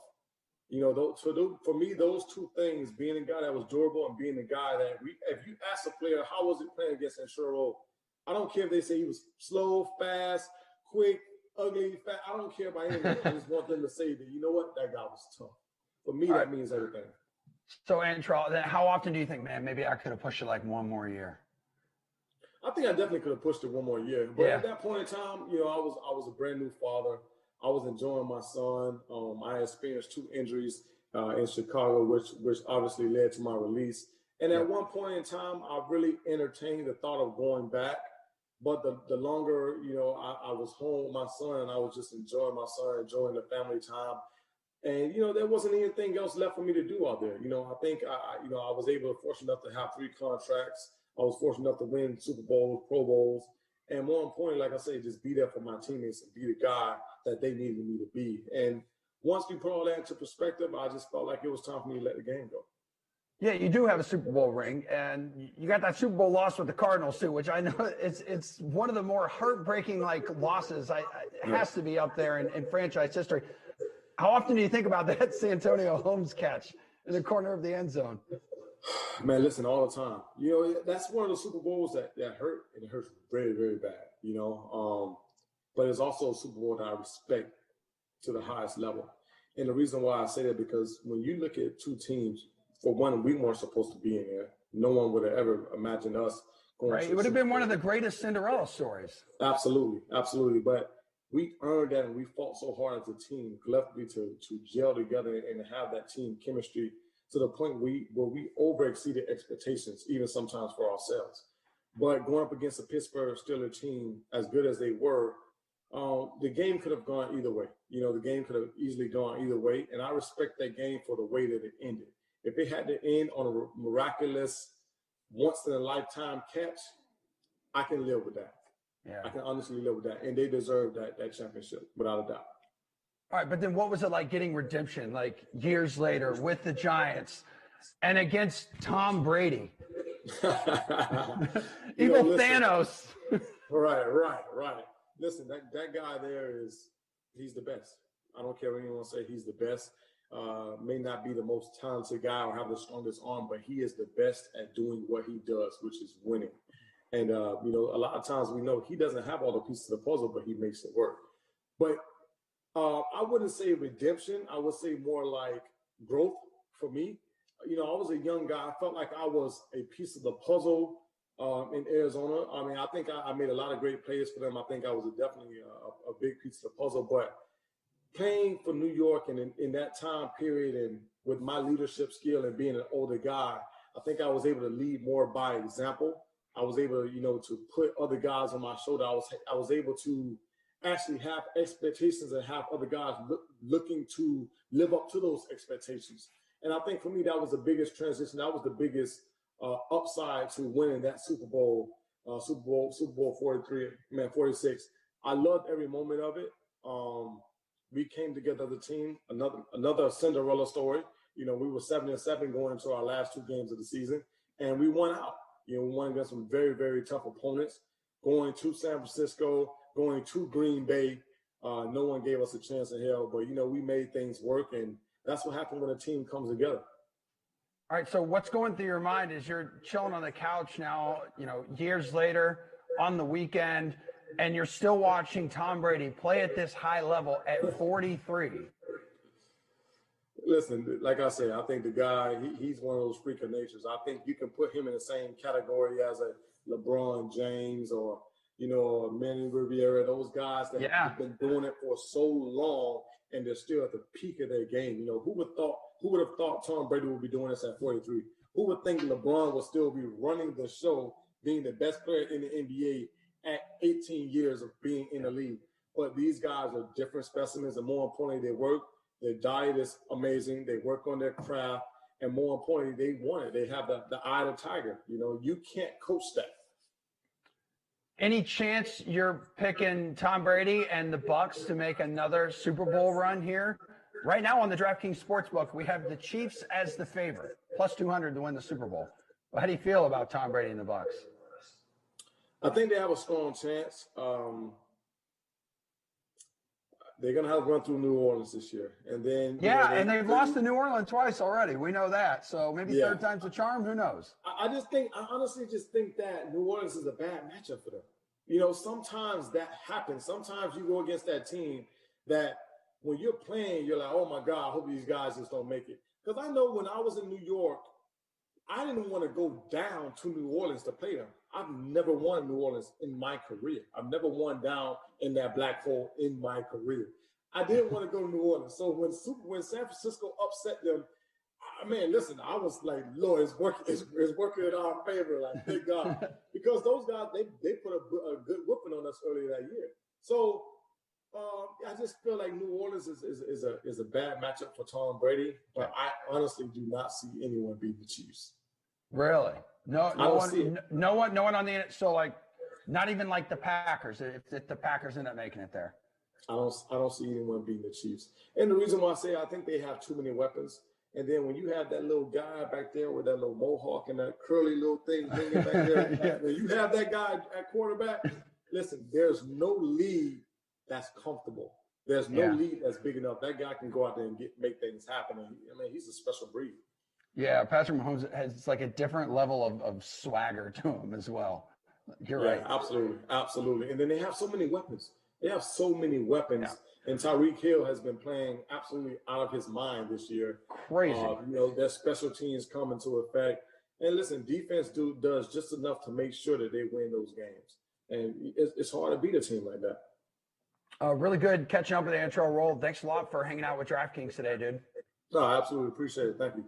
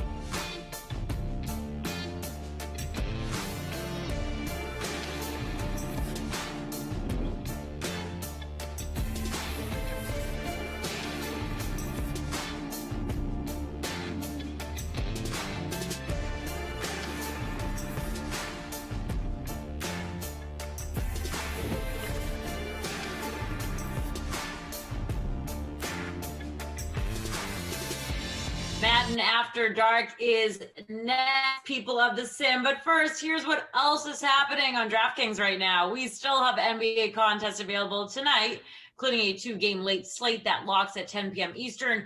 Head to the DK lobby to find the NBA 200K West Coast Special. A $15 entry gives you a shot at a $50K first prize, so get those lineups in right now. And of course, there are plenty of contests available for the NFL divisional round this weekend. We'll have a special edition of The Sweat for Sunday's divisional round games right here on YouTube and Twitch. Be sure to check it out. That starts at 2 p.m. Eastern. Put it in your calendar as our analysts give you their favorite plays for the Browns Chiefs and the Bucs Saints.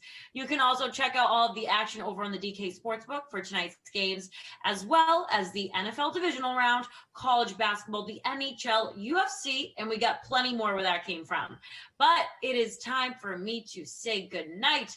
Go check on my smoke detectors that keep beeping over here. But Wild Weather Wednesday still has one more game to go. We have the Jets at the Titans in the windy city of Nashville. So let's check out my, he's not my arch nemesis as much as Kaufman. He's like one under. He's more of like a BFFL / arch nem, Brendan Glasheen. And Brandon Cristal made his way back for the call on Madden After Dark. Take it away, guys. Good night, everybody. Thank you. Yes, great intro. Appreciate that. Okay, here we go. We've got about a minute here, Brandon Cristal, to talk Jets, Titans. What do you think? Who do you like to captain? I'll tell you what I'm doing. I'm not going to tell you. I just raced to get my lineup in, like as Terrell was tossing to us. So how'd you go? I can't tell you everything, everybody. Maybe in a couple minutes. 13 seconds. All right. Cool. All right. Yeah, it's 10. I played both defenses. I don't trust any of these quarterbacks. I just don't. Both running backs, both defenses. That's what I'm going to do. Well, I was similar. I captained A.J. Brown just because of the value, hoping that he finds the end zone.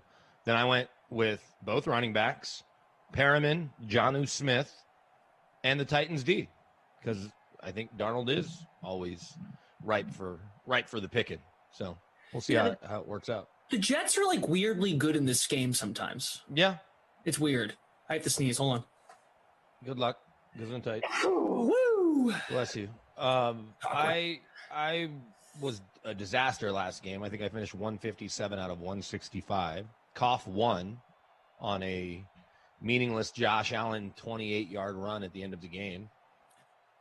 The top 6 lineups had 6 different captains, and his captain was Josh Allen, and that pushed him over the top from 3rd to 1st. So he's still talking about it. He's texting a bunch of us. He's emailing people. He's tweeting about it. It's it made his night. But I finished, like I said, I think 157.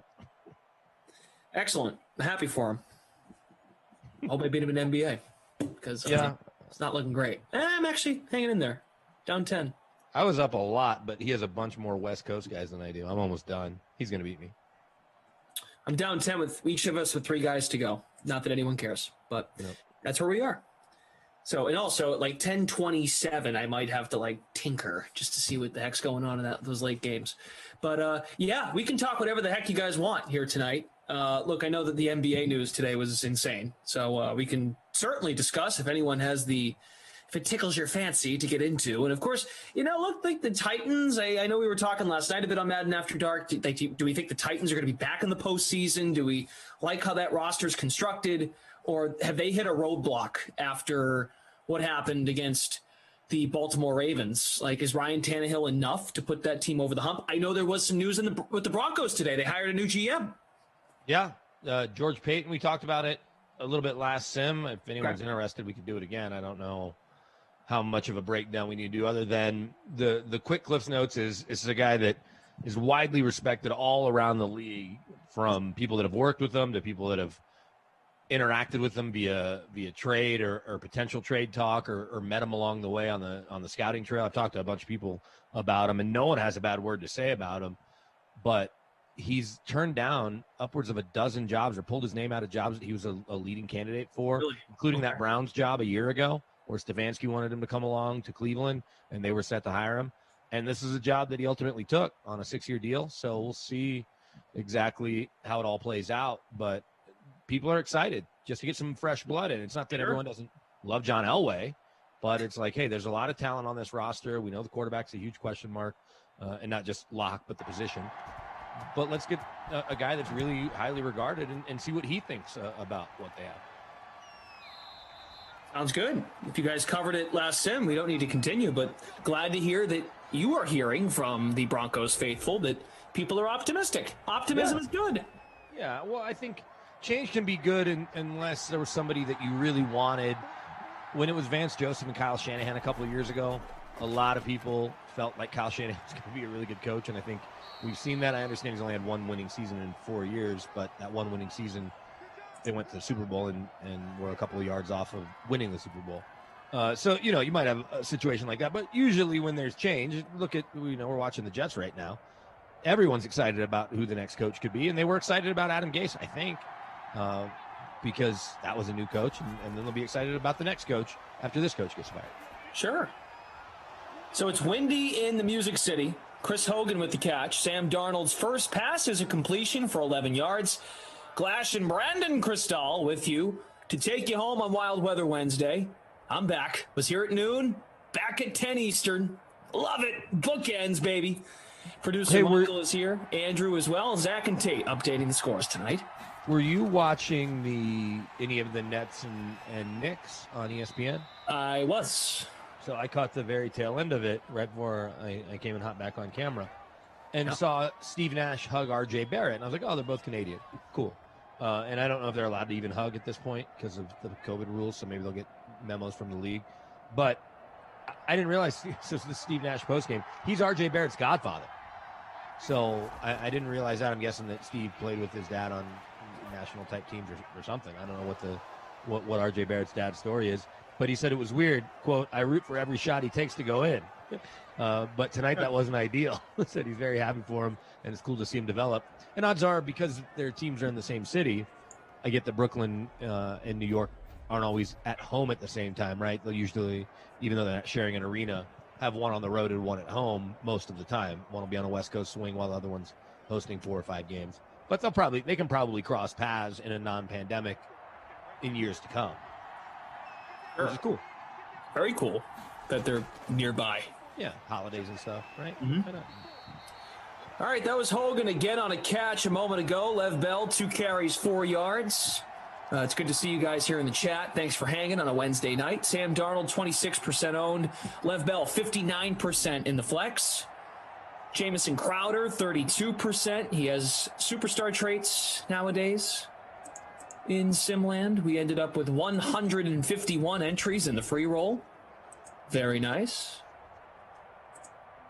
Chris Hogan, 33% owned in our free roll. 2 catches, 29 yards. El Paso #1. Fantasy Hawk, Bad Boys of Pop. The Krusty Kaufman fan club manager. Jimmy B, Jim Powers, Chris Boyd, Mo, Barry, Vid Always, Chase Johnston. Evening all. It's Chris Herndon on the catch. Darnold's 4 for 4 for 44 yards. Chris Boyd.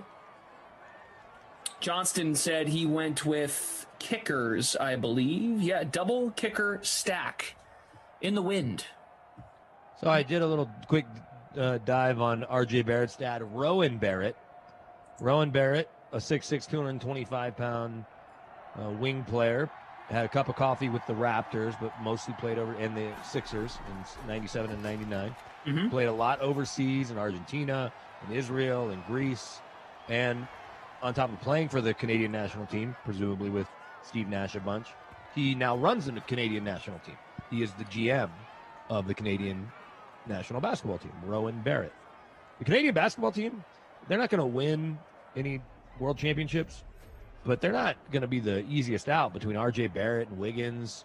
Then there's a few more Canadian dudes, if I had to rack my brain, that are in the NBA. Trying to think of the next breed in terms of younger guys. I mean, Barrett, of course, included. I'm trying to think of others. Let's see. Who are other really good Canadian basketball players? Other than Steve Nash? Other than Nash. So Wiggins, Sam Dallenberg, Kelly Olynyk, Canadian. Not great. Samuel Dallenberg. Haven't heard that name in a long time. Active players. So there's a handful. Corey Joseph, Dylan Brooks from the Grizzlies, Brandon Clark from the Grizzlies. The dude from OKC, the point guard. Lou Dort. Yep. Shea Gilgeous-Alexander. Mm-hmm. He's pretty good. Yeah, Trey Lyles. Dylan Brooks, yeah. Oh, Jamal Murray, the Blue Arrow. How am I forgetting Blue Arrow? Boom. Who's Tristan right here in my backyard. Thompson. Tristan Yeah, some good Thompson. players. Yeah, so if all these dudes showed up to a world championship, it wouldn't be an easy out. Faux show. All right, we've got 3rd and goal here from the 6. Tell us who you need. Le'Veon Bell, I guess. Who'd you guys captain? Let us know. Looks like Darnold's going to throw here. I could use a pick 6. Yeah, same. I played both defenses. Darnold looks back of the end zone. Knocked down. Kevin Byard. Nicely done. Bring out Ficken. Kyle, happy birthday. Kyle Darroch. Thanks for tuning in, buddy. Kyle's always hanging out for Madden After Dark. Frank White, what's good? This is how you spend your birthday on a Wednesday during the pandemic. Hey, man.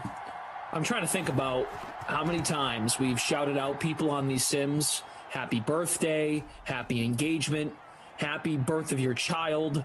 Congrats on passing a test. I'm here for it. We need better vibes. We need happy moments. So, Kyle, I'm hoping you're having a good one, pal. 21. Oh boy. Very, very happy. Oh, 21? Anyone can go to Vegas. It takes a real man to stay home and watch Madden Sims. Yes, that is allowed. Take 21 shots. You can take 21 shots? Did you try that when you turned 21? That was a thing when I was turning 21 a long, long time ago. 21 years ago. You're talking Pop-A-Shot, right? At the arcade? No, I'm talking about actual shots. I think I got to 13. Okay. Didn't go great. All right. Yeah, Tate threw in Jamal Murray. How did I forget the Blue Arrow?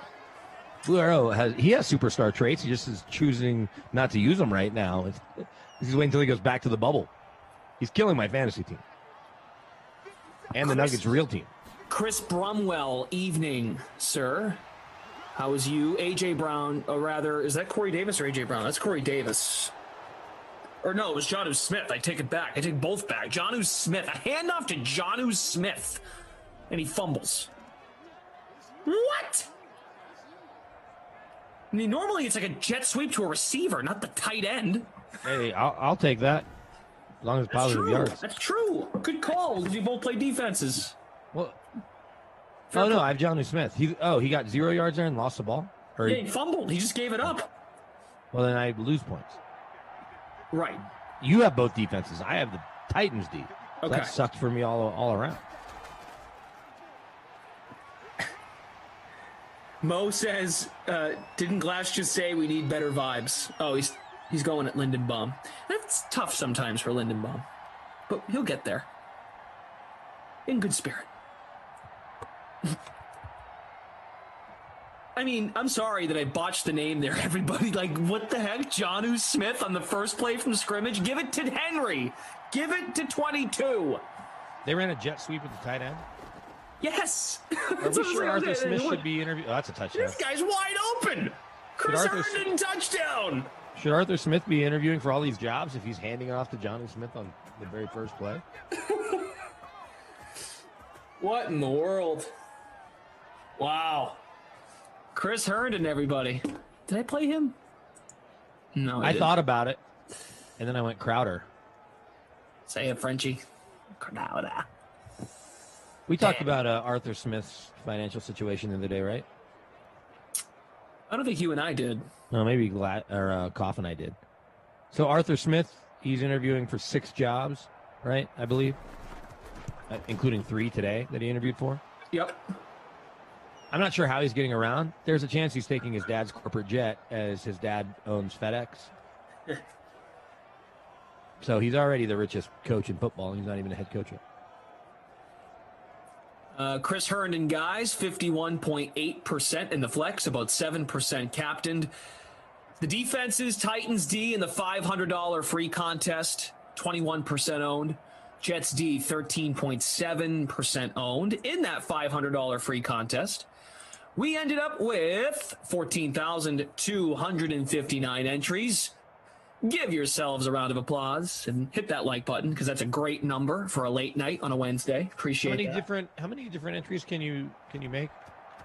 One single entry. Oh, single entry. You got 14,000. All right. It's pretty good. I'm in 119th place. Okay. Yeah, these leagues the league that we set up, these contests are restricted to 200 total. Right. I just didn't know people could make multiple, but single entry, that makes sense. And I feel like I've heard people say that countless times. I never processed it. I've got the old Twitch machine fired up. Brooklyn, what's up? Reed Tees, did you know? Corey? I'm not trying to get political. I just want to observe something funny. Okay. I was listening to somebody that was listing all the social media platforms that Donald Trump has been banned from. Mm-hmm. Twitter, I get. Facebook, even Instagram, of course. But when they went down the list, and Twitch was one of the platforms that he was banned from, and I realize there's a couple different ways you can use Twitch, but the idea that he would be showing up in someone's game to get a message out there, or like playing Call of Duty and also with a camera on him, made me laugh. He or any politician, I'm not going to limit it to him, but it's just a funny visual.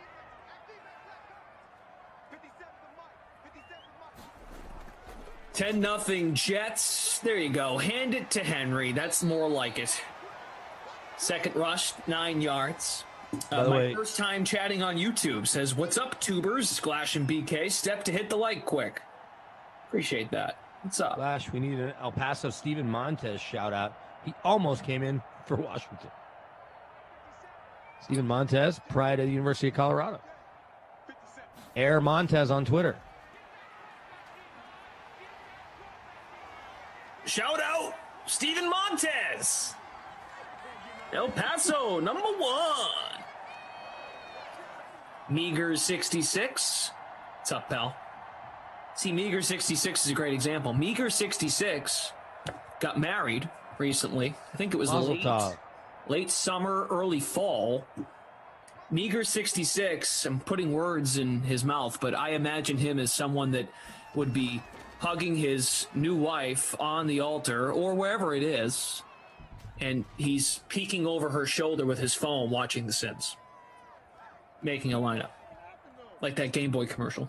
I've definitely done that before, not in a public setting, but on the couch, and dropped the phone on my wife's face when she was asleep. Not great. It's only happened twice. May have done it to my 3-month-old baby the other day, too. When it gets late and you're tired and you're like half watching something, your phone gets weirdly heavy. It does get heavy. You notice that? And you're like, look, I gotta wake up and hold this thing with 2 hands. I'm up every morning at 4:30 doing updates. So I feel like if I'm catching myself and I'm like, okay, what was I looking at? And I'm watching TV, I need to just set this phone down now because I'm just going to break the phone and it's an expensive phone. And I want to clarify, I did not drop the phone on my baby's head. It felt like I was holding it like this and holding her in my right arm. And I don't know what I was doing with my left hand. Maybe changing the channel or something. But it like fell on her stomach and she was wrapped up in some blankets. It was fine. My wife's face, thankfully she wasn't wearing glasses because that would have really hurt. But I definitely got punched. All right, El Paso number 1. I love you, mean it, but let's enough of the copy and pasting, okay? It's gonna be a long night if you keep this going. Love you, mean it. Thank you very much. You're not in on Air Montez? No, I am. It's just he keeps copying in the same message like over. Chris Brumwell says nothing's good in Texas. Look, that's my home state. I'm a proud Dallas native. I'll never live there again for a number of reasons, but still, it's a good place to be from. Some good stuff from Texas. Patrick Mahomes is from Texas. He's the best quarterback in the NFL. Just saying. Meager 66. That's right. Okay. I remember this now. No Sims on your wedding day at that point. I think you got, I'm not going to get weird. I remember weird stuff from this chat. Like, I think he got married on like a Friday and it was a holiday. Might have been like 4th of July or something. I don't remember, but anyway, Labor Day. I'll stop being Labor weird. Day. I feel like it was Labor Day because I was a part of this. And we were talking about whether or not he'd be checking in on the Sims on his wedding day. How long have you and Sarah been together? 5 years? Yeah. So 6. Is a wedding in the cards? Really, Cristal? You're going to do this right now? Well, we don't have to get into specifics, but if you ever do get married, You're kind of getting specific. It's a yes or no question. Do you think you'll call a sim in a tux, depending on how the day? You're like, Madison, I'm good from 10 to or whatever, from noon to 1. I'll be in my tux. We'll be in between pictures. She'll still be doing hair and makeup, whatever. That would be something. We have had this discussion. Like, what if we had a jumbotron of Madden Sims all day at a wedding? Be kind of fun. Yeah, I know most of the people I know probably on the bride side wouldn't go for it in life. But I always appreciate the people that, and conversely hate the people that make a point of scheduling or not scheduling a wedding around a big event. So, like, if you're from Texas, you don't get married, and you went to Texas, or most of your family did. You don't get married when Texas plays OU. You just don't. You get married when they play Baylor or Iowa State. You can't have a wedding Texas OU weekend. If you're a big college hoops fan, like I am and you are, you can't have a wedding during the tournament. Like, my wedding was championship weekend because there was no way it could be when the tournament started. The first thing I think of when you bring up weddings in Texas is Jarrett Stidham. And that's why he was not appointed that's why he lost his chance at being the Patriots starting quarterback because his wife, Kennedy, wanted him to be at the wedding party. I don't even think it was his own wedding. It was someone else's wedding. Well, her dad is the president of the Rockets, right? Really? Oh, I didn't even know that. I think so. Huh. That's a kid that I talked to at the Senior Bowl a couple of years ago. He reminded me of Mark Sanchez in that he has all the intangibles, it seems. Yeah. There's not enough tangibles, and that's a problem. But he's a guy that everybody wants to be around and seems like a great leader and teammate and all that stuff. It's that he can't make enough plays physically. So there's that. Unlike, say, Ryan Tannehill, the $100 million man. Hit the pylon. That's a touchdown. Should be. Ryan says it's a touchdown. Come on. That's Challenge awesome. that. I've never seen that. He's like, give it to me. That's a touchdown. Well, here's a Derrick Henry touchdown for all of us Derrick Henry owners. They're going to review this? Let's watch this again. I want to see the replay. His head hit the pylon as the ball. Oh, he's outside of the pylon. Yeah, outside. Okay. All right. We tried. Bad balance. Inside handoff to Henry right here. First and goal from the 1. Trips to the right. Over the middle. Easy left side money. receiver. Touchdown. My captain, A.J. Brown. That's going to get me out of the 119th spot that I'm stuck in. A.J. Brown. Jim Powers. Tannehill would never react like that. I was down to 143, so we'll see where I am now after that huge play by my captain. Nice. All righty. What? I'm only 111? This is stupid. I am, I think, moving up. I have Brown. Problem is I played both defenses, so this ain't good. Reed Tees, did you know? Careful over there, okay? Clash needs to move on. Reed Tees, did you know, is up there as one of the easily top 5 who I want to meet in person of all of you. I don't know if Tate in our ops team is a Longhorn fan, Longhorn alum, but let us know OU sucks. Hook 'em. My whole family went to Texas, so I don't have a problem saying OU sucks. In fact, here's my favorite thing. And I started my radio career in Oklahoma City. All across the state of Oklahoma, you have Oklahoma fans who buy Texas Longhorn decals and then turn them upside down, like the upside down hook 'em horns. You know who they buy the decals from and who gets the money when you buy the decal. Who? The University of Texas or their licensing, the teams that they license to or whatever, the companies they license to. So you're literally putting money in Texas's pockets every time you buy a Longhorn sticker to turn it upside down. Now you can make the case the football team's been turned upside down since Matt Brown was let go. Jonathan Riley, A.J. Brown with the touchdown from the 1-yard line. Little slant route over the middle from the left of the formation from Ryan Tannehill. Excited about the first night of hockey? I don't love the NHL. I mean, I follow it. I'll pay attention, but I'm not like. I'm looking forward to that Lake Tahoe weekend that they're going to do in February. Yeah, That's gonna be pretty Avalanche. cool. Avalanche are playing Vegas. I saw that. Avs are the Stanley Cup favorites, so it might be cool if they make a long run. I get to go cover some Stanley Cup playoff games here. Where did they finish in the bubble? Were they in the bubble? Yeah, they were the 2 seed going in. They were actually the 2 seed going in, and then ended up the 2 seed in that little mini tournament. Mm-hmm. They beat Dallas. They were better than the Blues, but behind Vegas. And then they got bounced in the second round by Dallas. Okay. Who went all the way to the Stanley Cup. Mm-hmm. Big sack for our Titans D, Harold Landry III. This is a wind sim, the final sim of Wild Weather Wednesday. If you guys are ever looking for any information on how to set lineups, who's active, who's inactive, Madden Stream's info page also reveals the weather for the whole day. 3rd and 26. It doesn't seem like the wind has come into play yet. That touchdown pass Darnold threw to Herndon was right on the money. But Tannehill, I know a slant's not really going to be affected by wind usually, but the wind doesn't seem to have been an issue yet. Nope. Not really. I mean, we have not seen a lot of chances downfield work out, with the Here we exception go. of Hogan. Let's see. This punt could be affected by the wind. No. Oh, well, maybe. He just punted it 90 yards.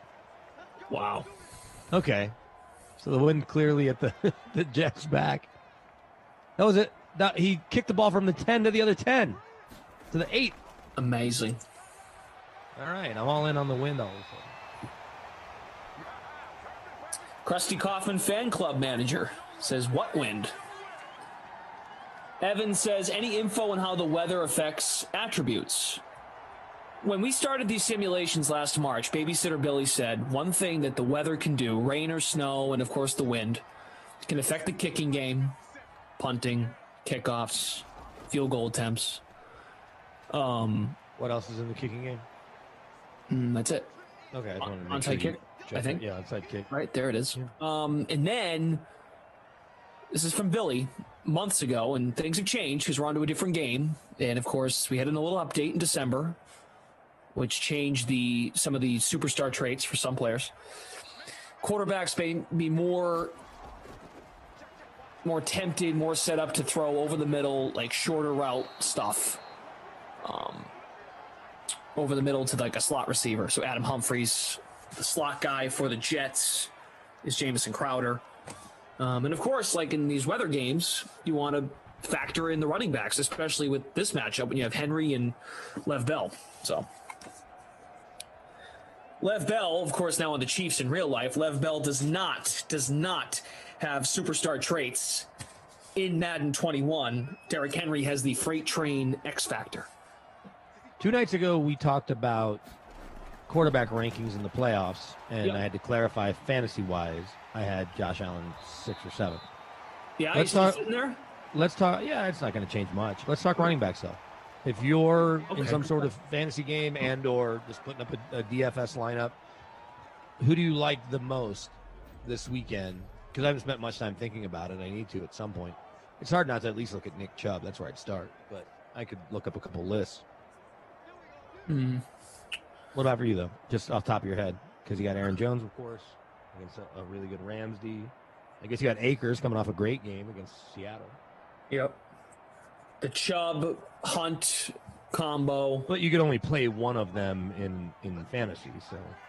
Well, yeah. Well, no, that's not true. You could play both. But Not necessarily, but in that matchup, you might honestly lean Hunt because, in theory, we'd think Kansas City would be playing with the lead. As I say that, last year in their run, they trailed in every game they played in. So that's not. Well, and not only that, last week, Nick Chubb took all of Kareem Hunt's catches. Right. Well, I think Kamara's won. For yeah, sure. probably. The Bucs D is really good. but that Kamara seems to not mind how good the D is. Look at Derrick Henry using those hands. Wow. Looked like he threw a little too hard there, did Tannehill? So, Kamara, Aaron Jones is probably pretty high. Singletary, and I mentioned that last sim because we had the Bills to cough. Singletary's the only guy now with the Bills, basically. We know Josh Allen's still going to run it plenty, but with no Zach Moss because of that injury, then it's all about Singletary. Yep. Dobbins, obviously, with Baltimore and what they do on the ground and really him catching the ball a little bit too. I thought Fournette played pretty well for the Bucs. He did, but you don't know where Rojo's quad is. Yep. And does he just dip into that? I guess it's totally up to Brady, but maybe not totally, but if I'm Byron Leftwich and Bruce Arians, I'm at least thinking heavily about something similar because Fournette played so well. Like, why upset the apple cart? And if things aren't going great, then you change things up. Yeah, PhD 1974. That is true. Devontae Freeman to the Bills practice squad. Sure. Do we think Devontae Freeman's going to have more than just a couple of plays, though? No. Barring an injury, obviously. Yeah. There's my captain, who's beasting dudes. So yeah, I would put Kamara. Well, I understand why folks might lean Aaron Jones from a game script perspective. You know, what if the Packers blow them out and they start? Sure. You know. Well, and down the stretch, because I remember seeing this, either going into that last Sunday night game or whatever. Yeah. The Packers were averaging like 150 a week for that stretch of 3 or 4 weeks on the ground. So there's no reason to think they'll go away from it. And Aaron Rodgers has to keep your defense honest, so you can't really load the box. Even with an Aaron Donald and a good defense in the Rams, and Jalen Ramsey following Devontae Adams all over the field, still Aaron Rodgers. That ball broken up, 3rd and inches. I'd be more inclined, though. I think Kamara's your number one back for the weekend. Yeah. Well, and as Jordan Lindenbaum highlights, he can catch 7 to 8 balls any given day. Let me ask you this, though, with the Chiefs. I just have no feel for how they're going to play their running backs with Edwards-Helaire and obviously Le'Veon Bell. Like, what that split is going to look like. And then they like the Williams kid, too. The wind affected that throw. Let's have a look at the old Football Reference, shall we? I mean, yeah, it's hard. I mean, they're coming off a bye. They're preparing they had to wait to see who they were going to get. Chris Holderfield, you bite your tongue. Thanks for being here. Yeah, Rob Ram, we hit on Dobbins and their attack. That is a great throw. A.J. Brown. Back foot for a touchdown. Yes, sir. A.J. Brown. Wow. I've got to be out of the hundreds now. Come on. I'm an 89. I was 109 before that touchdown. That's my captain. Gosh darn it.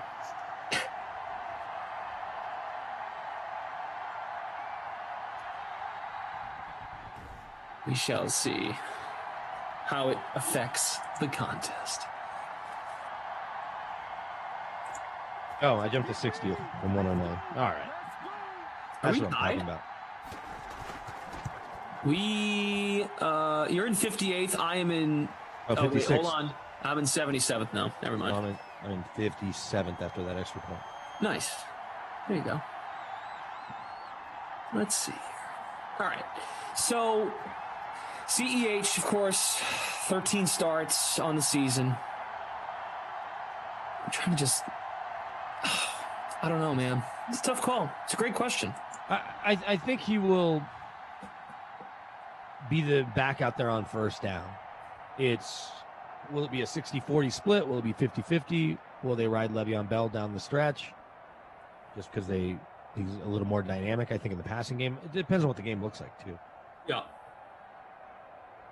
Maybe altogether you just fade that situation.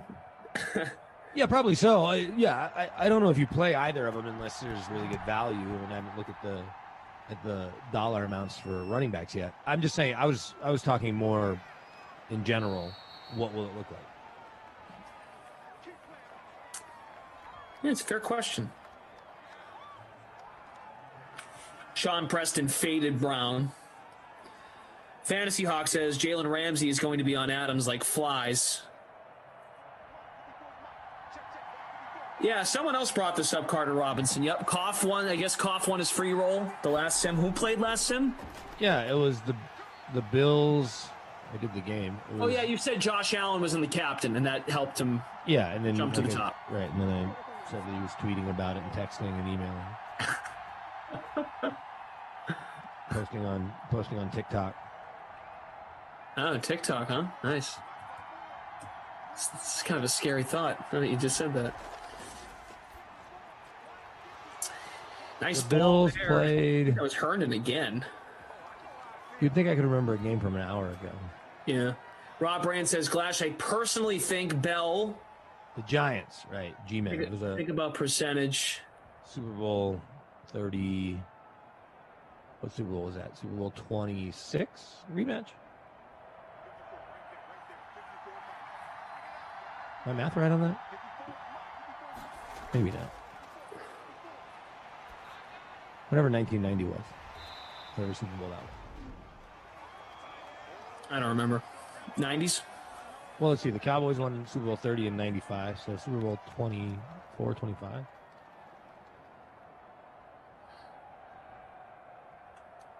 Problem Kid Gaming. Love how this dude is talking his line competitively. Unlike you and Emerson, just do it for us to like or view. You talking about Brandon Cristal? I'm confused. I'm confused too. Before you hit send. Lineup. He's saying talking my lineup competitively. Oh. Did you say competitively? Was that the word? Yes, that was the word, competitively. Hey, man. Some bragging rights here. You talking about the free roll? It's fine, man. Having a good time. I mean, you do have gaming in your name. It's part of the game, man. Got a game. Problem Kid Gaming. Got a game, man. One. Always a gamer. I mean, one's a gamer, always a gamer. You know? Sure. Here is Darnold from the gun. 20 seconds to work with. No timeouts. Oh, out of reach. Guys, we're 40 likes away from 400. If you have not done so already, we would appreciate it. Smash that like button. Hit subscribe as well on YouTube. Got solo leaders in both contests. Let me take a look here. Yep, solo leader in both contests. Armory leading the $500 free. Herndon is racking up the catches. That's probably the last play of the half.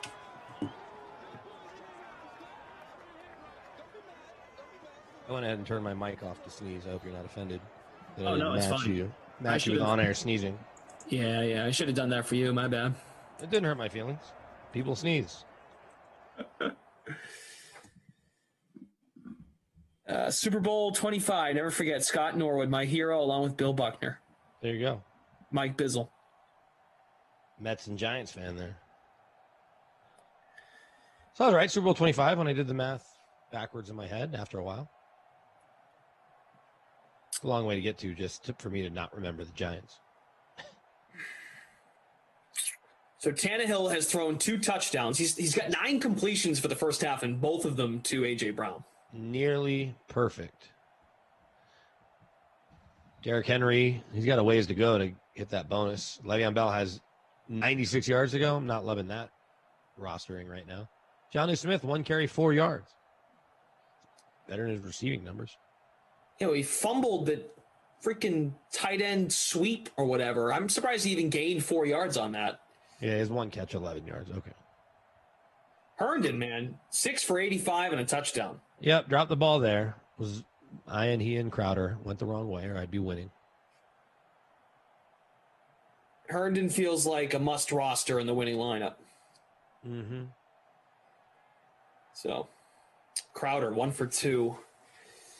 No superstar traits on display yet, even if it says it by his name. Carter Robinson says, I want to play Alvin Kamara in the Buccaneers game, but the Tampa Bay Buccaneers are hellacious against running backs. Yeah, Devin White and Levante David don't give you a lot of room to operate, but there's empirical data that's easy to find, right? Week 1, let's see what happened in week 1. And then we can look again in week 9. Week 9, that was a train wreck. Yeah, so week 1. Over in what? The first quarter. It was 29. It was 21-0 first. That game, Tampa hosting New Orleans, felt like Pittsburgh-Cleveland. Pittsburgh-Cleveland was worse. Yeah. So week 1, the Bucs want me to sign up to get press releases. I'm good, or whatever. I don't want to watch a game on Game Pass. I just want a darn box score. All right, let me do this way. Vid always says, I'm actually having fun losing this $5. I need a buzzword. We'll do a buzzword tonight. You guys have any nominations? Put some buzzword nominations in the chat, guys. We're going to get around to it. We're really going to discuss what we want to do tonight for the buzzword.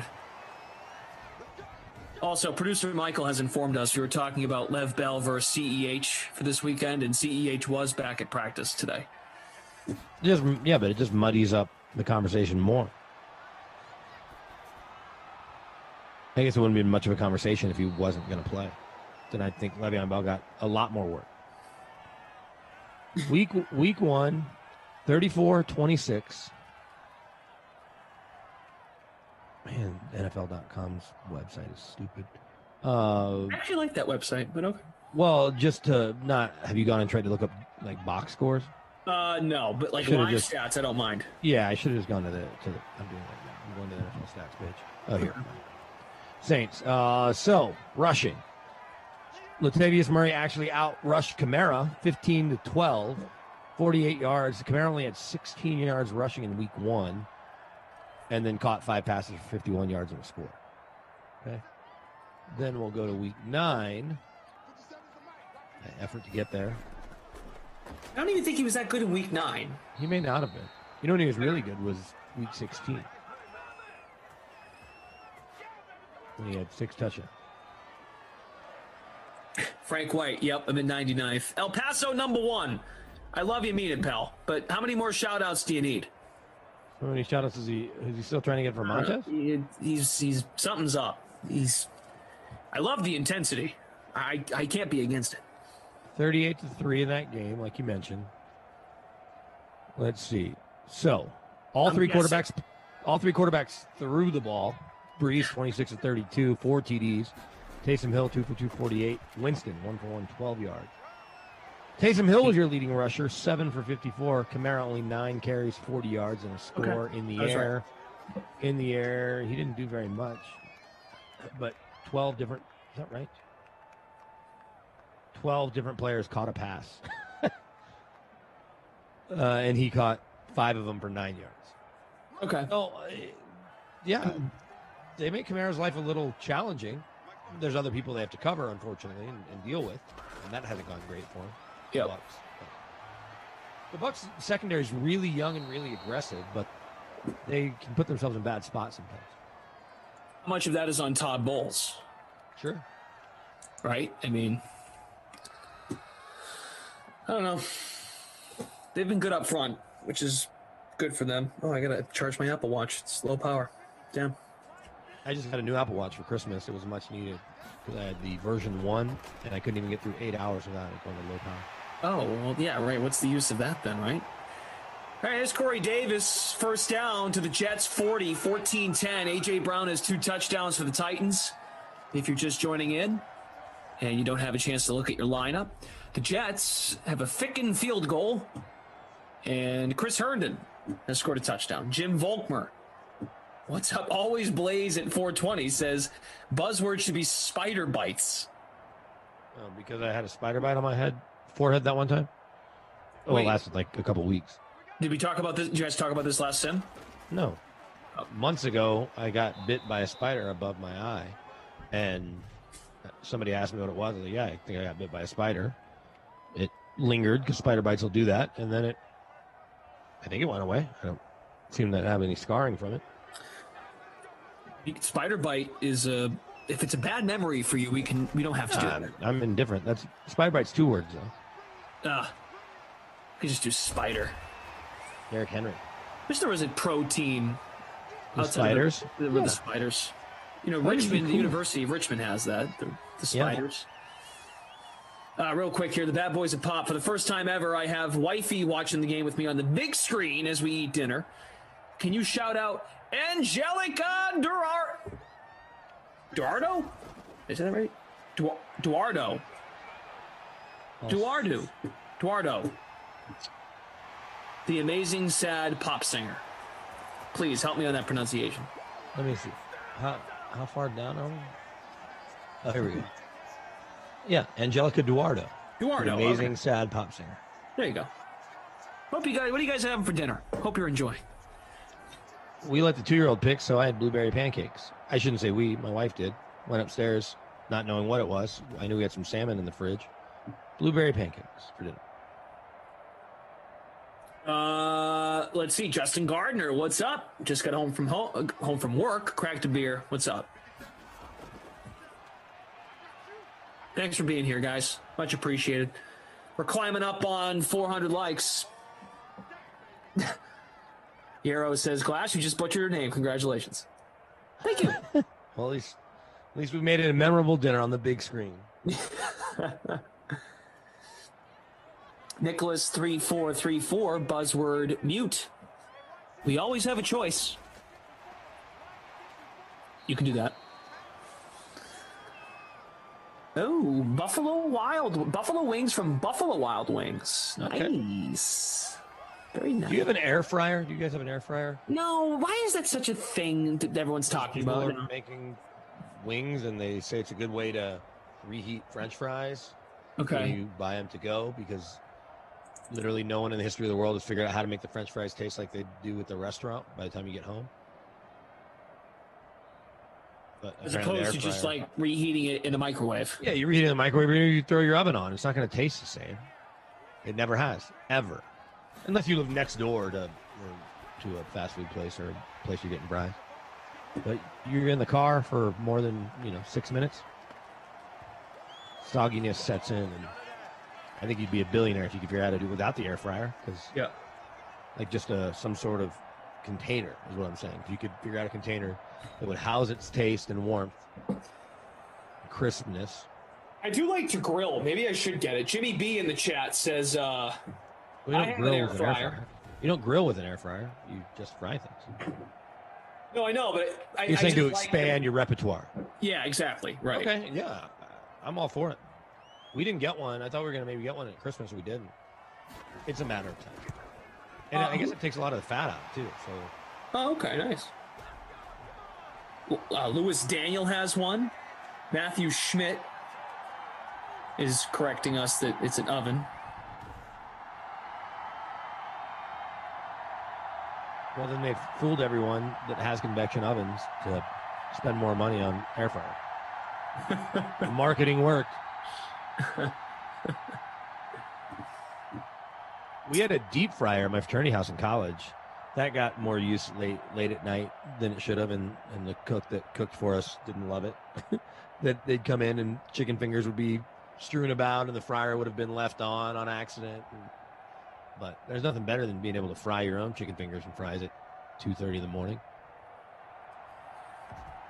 I like Duardo as the buzzword. Bad Boys of Pop. That's a good one. Duardo! It's a fun name. Sure. Duardo! Chris B says it is the thing, Glash. No, I meant like, I'm not trying to diminish the product. I meant more so just everyone's talking about air fryers. That must have been like the popular Christmas gift outside of a PS5 for crying out loud. Yeah, I still haven't found a PS5 for the house. Not looking that aggressively. Pop got one. Yeah. Yeah. Oh, yeah, no, we talked about it. Actually, not only that, I then went on YouTube to see if there was a difference in the game presentation, the sharpness of it, and it's pretty negligible at this point. Because they haven't made a separate PS5 game, PS5 whatever, in mind. There's like 3 games that are out for the PS5, Spider-Man and a couple. Okay. I didn't even know. I had never asked him. I don't know if Koff is really a video games guy. I think he did it more for his kids. That's true, yeah. But he did buy an NBA Jam replica like the one I got for Christmas, and we're going to play online. It's sitting in his basement or sitting somewhere in storage. He has to wait until his birthday to open it, even though he bought it for himself.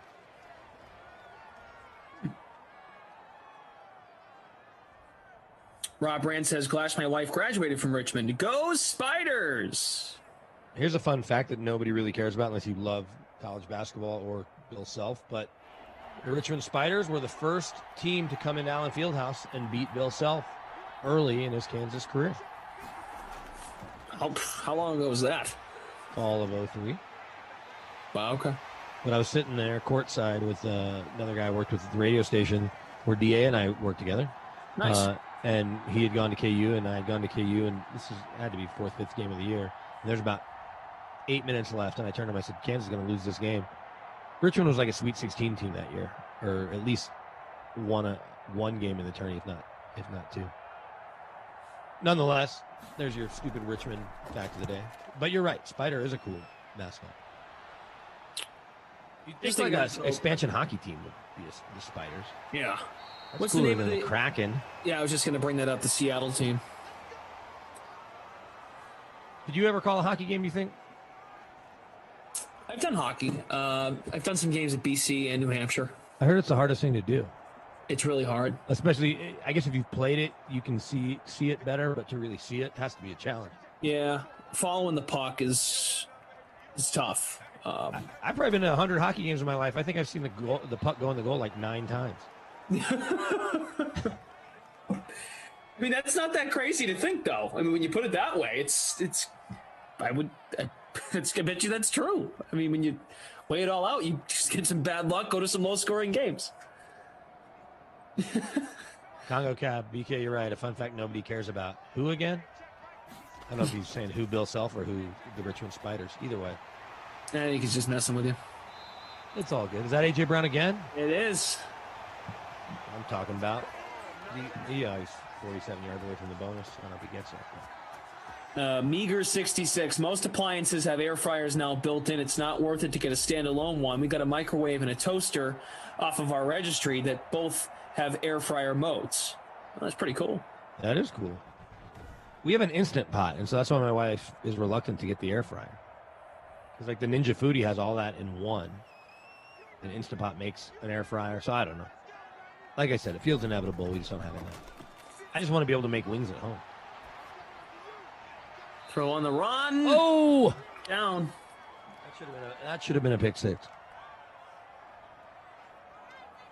Captain Blood says Glash is advertising. Back to football. Nick Biscuit talking about the Browns. Like, do the Browns have a chance this weekend? And on top of that, Glash is half full says this will be the first time Mahomes will face controversy. What's the controversy? Yeah, what does that mean? Big sack. Like adversity? Is that the word you're looking for? I mean, he's faced a lot of adversity last postseason. Yeah, it's not cool to spot teams 24 points. He made it look cool by coming back every time. Right. Even the year that they lost to the Patriots in the AFC title game, I mean, that was a back and forth adversity. It was just a really good game. And the Chiefs kind of got screwed at the end, I suppose. Some stuff broke the Patriots' way, but yeah, I don't know. I mean, who do you think presents the biggest challenge to Kansas City? Which team? If you had to pick a team left in the field to play them, outside of course the Browns. I do think Cleveland's going to give them a game. I hope they are, because I want to see it. Well, part of it too is I'm a big Patrick Mahomes fan. I don't need to see the Chiefs win 9 Super Bowls. It's more fun figuring out why they fall short, I think, or potentially. But the Browns, I think, are going to run for their money. Like Lamar Jackson said, they're Baltimore's kryptonite. So I'd have to think Buffalo of the 3 AFC teams because of how well Josh Allen has played. What a terrible kick, by the way. There, the wind's affecting that. Fell 10 yards short. Look at that.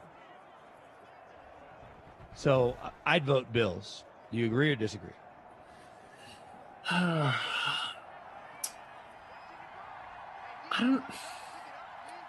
disagree. I think it's the Ravens. Well, they're really healthy now on defense, and that makes a difference up front. Did Hogan just try to take a knee there? That was weird. I don't think remember the Ravens and the Chiefs, they met Monday Night Football like week 2, I think, or was it week 1? Whenever it was. No, it was week 2 or 3. That was and Lamar Jackson said the Chiefs are our kryptonite. Right. Which is not something you want to say. No. It's fantastic theater, that game. But then you go into it, and all of a sudden, you know, It's like your pal Pedro calling the Yankees his daddy. right? Yeah. It's close. And I don't mean like, and look, the Bills played really well against them later on in the season. Yeah, what was that score? 34-26, something like that. It was close. Yeah, that was one of the games that had to be pushed. Yeah. It was like Monday afternoon, I think. Yeah. Didn't get as much attention as it might have. People had to go to work. Browns 30-27. Mockingjay 2020 says that. We'll see. I'm not ready to just flat out pick the Browns.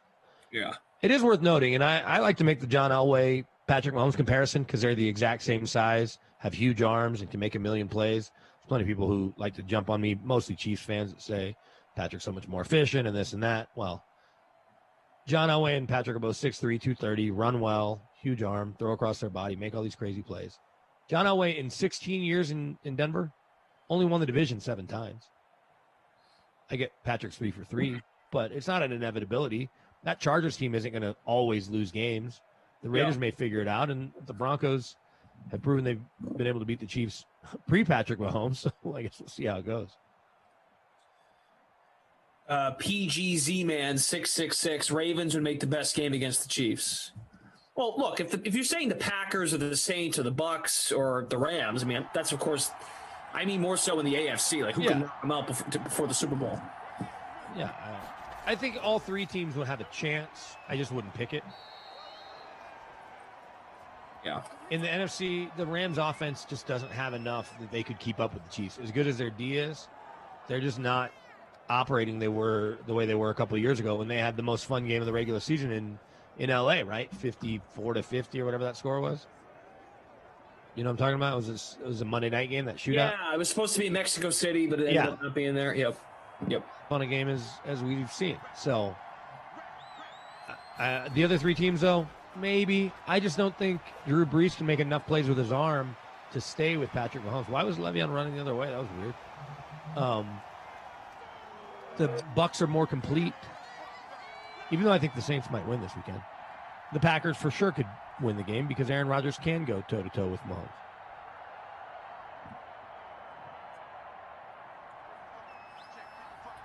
Bad Boys of Pop now says, my wife is hilarious. She just said that she didn't recognize you with your eyebrows. She said that you look like Captain America, Chris Evans, LOL. Wow. You know. I'll take that. I mean, you're both white and have beards. Problem when he has a beard. beard. Likes your microphone. Thanks. What kind of mic you got? Shure SM58 on-off switch, which is a nice bonus in case I have to sneeze. Don't think too much. Then my guy Crowder finally showing the superstar traits when it's far too late. All right, we do have a couple minutes. Jimmy B suggested the buzzword can be who you think's going to win the Super Bowl. You all just shout it / type it. You know what I meant. Stephen Lebowitz, what's up? Bills Chiefs would be fun. Bills have the best weapons on offense. That is caught by Perryman. Gain of 9, shy of the first. Also, before we hit that buzzword, guys, less than 20 likes away from 400 likes. So please smash that like button. Just 18 of you specifically. Let's get to 400 likes. Come on. I just falsely cheered for Crowder. I have Perriman. Oh boy. There's that. I do have Le'Veon Bell though. Could use him sneaking in the end zone or Perriman. Come on. Maybe a little Perriman end around, so only I get the point. All right, so we're going to do Eduardo as the buzzword. That was one of the nominations. And the Bad Boys of Pop, he's been here for a long time. Got to give the wifey a shout out. Someone said air fryer, but that's, again, 2 words. Eduardo. Angelica Eduardo. We'll just go with Eduardo because that's cooler. Nothing against Angelica. We already shouted for Angelico enough. Right. Too close to Frangelico. Don't want to minimize his greatness. And touchdown. Lev Bell. Beautiful. 70 whatever, please. I was in 73rd. I'm in 65th. Coming for you. 67th, man. Even though my captain's clearly been playing better than any other player. Scored twice. Actually, I'm lying. Now I'm in 90th. Damn it. I'm still in 65th. I know everyone's dying to know, but no. Koff has created separation in our head-to-head. I don't like it. No. I'm still up on him, but he has 83 minutes left. You tell me how this is going to shake out. I have 0 minutes left. I'm up 256.25. He's got 246, so I'm up 10.25. Boy. I feel like it's not going to end well for me unless all his players sprain their ankles.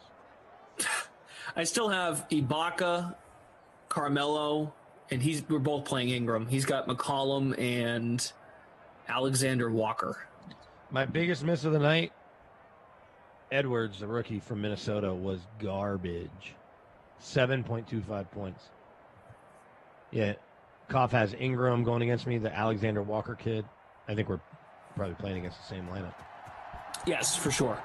Problem Kid Gaming. This is the Elgato Wave 3 microphone. All right, it's 10:59. Well, we're just about there. We're getting there.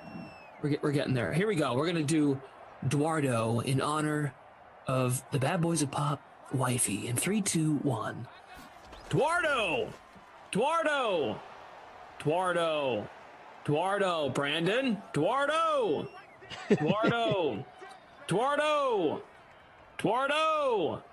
Eduardo! I don't hear you! Eduardo! Oh, I was supposed to do it with you? It's not quiet hours here. All the kids in my house are asleep. So it's How about just give me 3 Eduardos? Eduardo! Eduardo! Eduardo! Very nice. Eduardo! Eduardo! Eduardo! Can your neighbors hear me? Are your speakers set up like that? Yeah, they are. Yeah, I'm annoying. Eduardo! Eduardo! But mostly Sarah can hear us, so she's the most annoying. Yes, she can. Eduardo! Eduardo! Eduardo! Eduardo! Eduardo! You know who's going to hate? Eduardo! Eduardo! Eduardo! Eduardo! All right, it's 11. You know who's going to hate the buzzword is Raheem Meowster whenever he makes it home. What a moment for Angelica. What if they're not even watching anymore?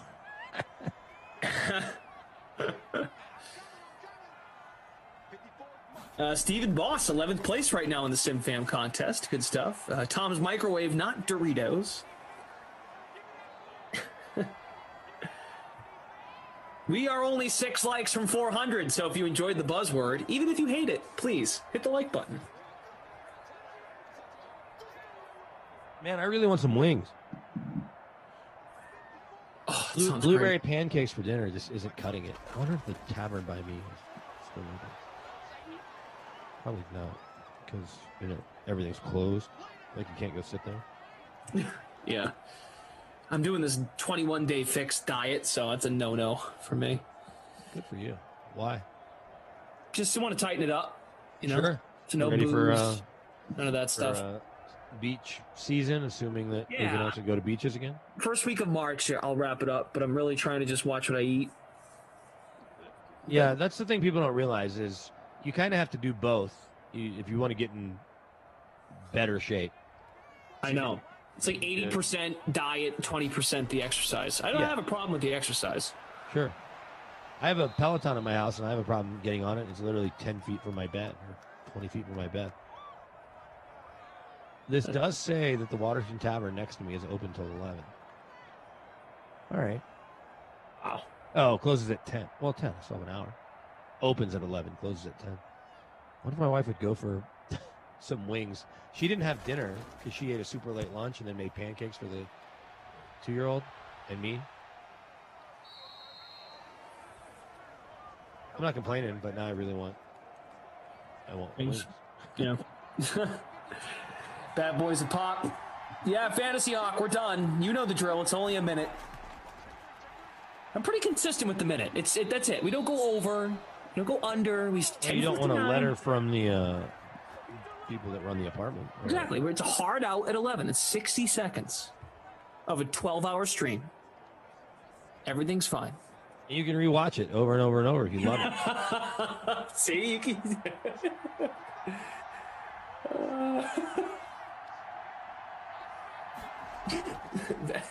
Fantasy Hawk says better than blueberry waffles, if it always. No kidding. Well, blueberry pancakes are better than blueberry waffles, or that you just got that confused? BK is high on legal weed. No, not. Just hungry because of the damn wing talk from our friends. I imagine that's frowned upon, even if it's legal in a lot of states. They don't need you on the sim broadcasting blazed. All right, here's Darnold on 1st and 10. Crowder just caught one for a first. That is incomplete. We hit the 2-minute warning. All right, last time I'll ask, I promise. 471 watching on YouTube. Smash that like button. Come on. We're almost at 400. We got to get to a nice, clean number. Come on, guys. Smash the like if you enjoy The Sims. What do you got going on weather-wise out there in New England? Just cold?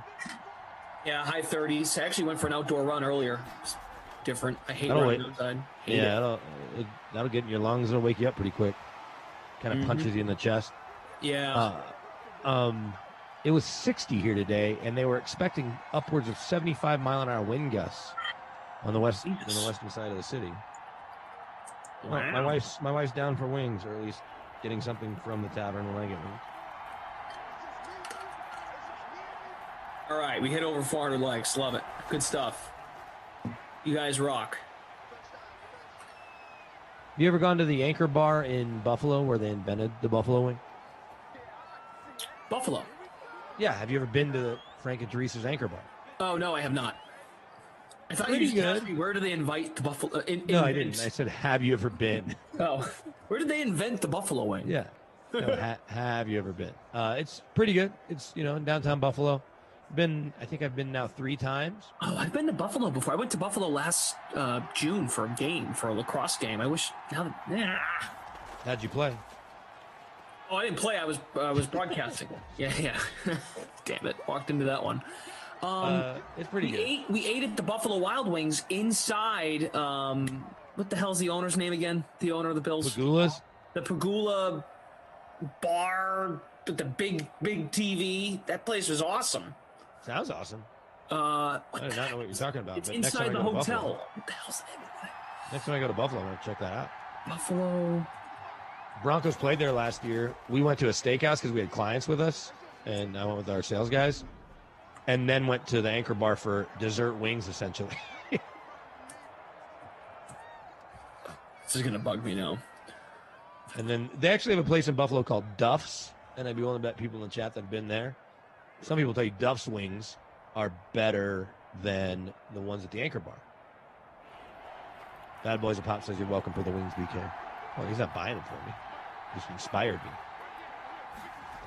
I actually have a $30 gift card from 2 years ago when I won trivia night, but that expired. I wonder if they'd honor it because it's a pandemic. Probably not. They need the cash.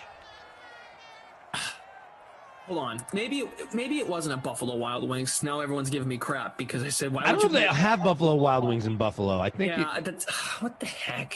You sure it wasn't Duff's? I'm looking it up, man. I'm trying to find this. So Terry Pagula has a bar in Buffalo. Really? Harbor Center Marriott. It was a restaurant inside there.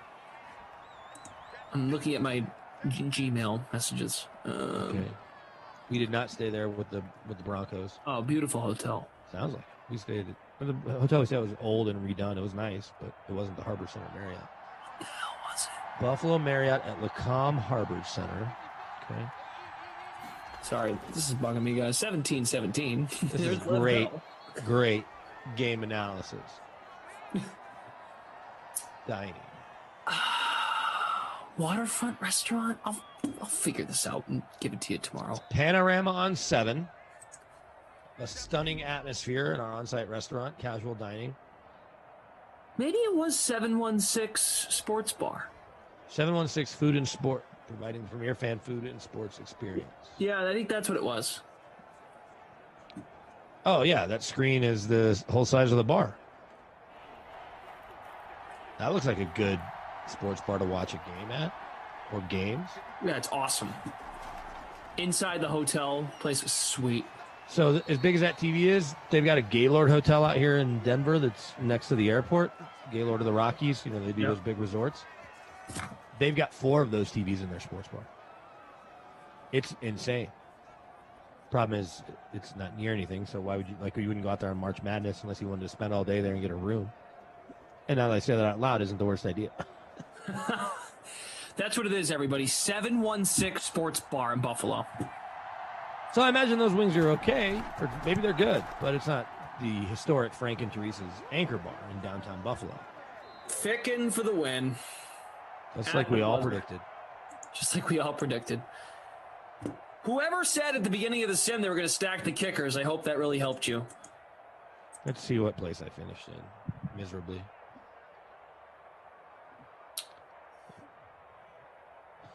My wife, who likes spicier food than me, I guess she is going to go for wings, because she texted me back from one floor above. Buffalo or one of the gross sauces? Teriyaki or barbecue or something. Yeah. One of the gross sauces. You know what? Since she's in, I'll say whatever she wants. Crispy, fair enough. No one cares. That's true. I went out of my way. It's almost like telling us about your fantasy team, but hey, we're in it together. I'm sorry. Story time with Brandon. Grab your warm milk, says Fantasy Hawk. Darnold went over 200 yards passing, threw 1 touchdown to Herndon. Tannehill 15-22 for 180 and 2 scores to A.J. Brown. Henry nowhere close to the bonus, 56 yards. Bell had 30 yards and a touchdown. Crispy, see you tomorrow, man. It's all good. That was very fair. Herndon did not catch anything in the second half. Actually, he didn't catch anything in the final 3 quarters. So is he part of the winning lineup as you predicted, though? Was I what? You predicted that Herndon will be part of the winning lineup. Yeah, but at that point, when you have 6 catches, 85 yards, and a touchdown, you're gonna be like in a sim with no offense. He's absolutely going to be in there. So, well, it's your prediction, not mine. I predicted I would not finish 96, but I did. I finished 83rd. Good for you. Winning lineup featured the same captain as me, and we both had Henry. They had Tannehill. That was smart, and they had Herndon in the winning lineup, like you said. In the free roll, 360 flow. Buffalo Problem Kid Gaming says first place. Here are my wing sauce choices: house dry rub, barbecue. That's barbecue sauce with a hint of spice. Carolina style, a tangy mustard and vinegar flavor. Sesame teriyaki, sesame seeds in a sweet sauce. Raspberry habanero. Honey barbecue, traditional, spicy, atomic. Atomic? What the hell's in that? Extra, like super over the top, spicy. I don't know. Honey barbecue, maybe? Honey barbecue, you can never go wrong, in my opinion. I also really like golden barbecue. You ever have golden barbecue? Where do they do that? At Buffalo Wild Wings? I think so, yes. Yeah, it sounds right. I probably had that. We used to do a Monday night show with a Broncos player at Buffalo Wild Wings. So I think I had all the sauces. Actually did it for a couple of years, and in fact, Brandon Marshall, the wide receiver, now media star, drove after the last game, his last game he ever played in Denver, he drove to the show to clear up things about he and Josh McDaniels. Basically to throw McDaniels under the bus, because McDaniels had thrown him under the bus when he didn't dress him in his final game as a Bronco. Oh, Problem Kid Gaming in the paid competitions. Hi, Tommy Freeze Pops made a lineup. Love to see it. Tommy Freeze Pops came in 20th. Shout out. Cena 472 was a winner last night. He finished in the 20s. Jordan Lindenbaum, 4th place. Nice work. Love to see it. Made a bunch of people hungry. Maybe we're going to get some local businesses that make wings, some last minute, some late night business, especially if you're west of the Eastern time zone and can find a place that's open. Mm-hmm. All right. Who do we like for a player of the game? Herndon, right? He's got to be Herndon. Yeah, he was part of the winning lineup. I'm sure in the captain spot, he was great. Let's see. He was not the captain in the winning lineup. A.J. Brown had the 2 touchdowns. Sure. Herndon's in there with Gostkowski, Bell, Darnold, and Tannehill in the paid in the $500 free. So 2 eggs high for first, $25, $40. to Gino and Kesha. It feels like Herndon was the difference, though. Yeah. So, yeah. Herndon is your player of the game. And the LVP, I don't know. You said Crowder had 1 for 2. Yeah, there you go. Okay. Jameson with your superstar traits. Superstar, my you-know-what. What a joke. The $500 free contest, the tie for first is Gino 11811, and then Kesha's daddy. Kesha's daddy. Great. Kesha's dad made a lineup. Well, looks like Kesha's daddy knows what they're doing. They tied for first. CJ71, thanks for hanging. And then Seeger77 came in first in the $500 late free classic. Lindenbaum came in fourth. Okay. In the free roll. Josh Allen. I don't know how I got Lindenbaum out of reading Josh Allen. What's up, Jordan? Allen at quarterback, Henry, Hines at running back, Brown, Slayton, Ross at receiver, Engram at tight end, Trey Burton is the flex, and the Bills defense. That's an all-day lineup? I guess I don't do enough early sims to realize you can fill out an all-day lineup. What's that one called? Well, it's broken up into two. You have the early classic and the late classic. Early classic. See, because I never drive the bus, so to speak, I just don't concern myself with those. But if I'm ever in your seat calling a game, then I will certainly make sure I have all of the accurate terminology down to go through all the lineups. Yeah, it's a good time. Makes you got to do a little more strategy involved. Sure. Okay, let's go to the schedule for tomorrow, and then we will get the heck out of here. So, oh boy, you're going to start your day, everybody, tomorrow, Thursday, January 14th, 2021, noon Eastern, Jags, Panthers, Kenny Ducey and Reed Fowler.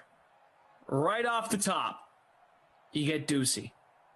Then Ducey departs, 2 p.m., Chargers at Cardinals. Sweet Tea will stick around with Emerson Latzia. Then at 4 p.m., the Seahawks play at the Raiders. You'll have Adam Kaufman and Zach Thompson. At 6, the Rams are at the Texans. You'll have Koff and Christian. And then I'll be here at 8 o'clock with Tommy Freeze Pops. We'll be with you for Falcons at Browns at 8. And then Patriots at the Vikings for Madden After Dark. So there you go. I got breaking news. The What do you kitchen got? at the tavern near me closed at 8, so an hour and 15 minutes ago. So my wife's making quesadillas. Well, there you go. Good consolation, but I Shout out to our great team. Tate and Zach were here tonight updating scores. To producer Michael and to Andrew on the ones and twos. Brandon Christel, when are you back? When's your next Friday. Koff and I are 10 Eastern. Well, 8 Eastern. 6 my time. Okay, cool. Yep, Friday. All righty. Crystal is back on Friday night. I'll see you guys tomorrow night. Have a great evening. And back here tomorrow at noon, Ducey and Reed to get you started. We'll see you.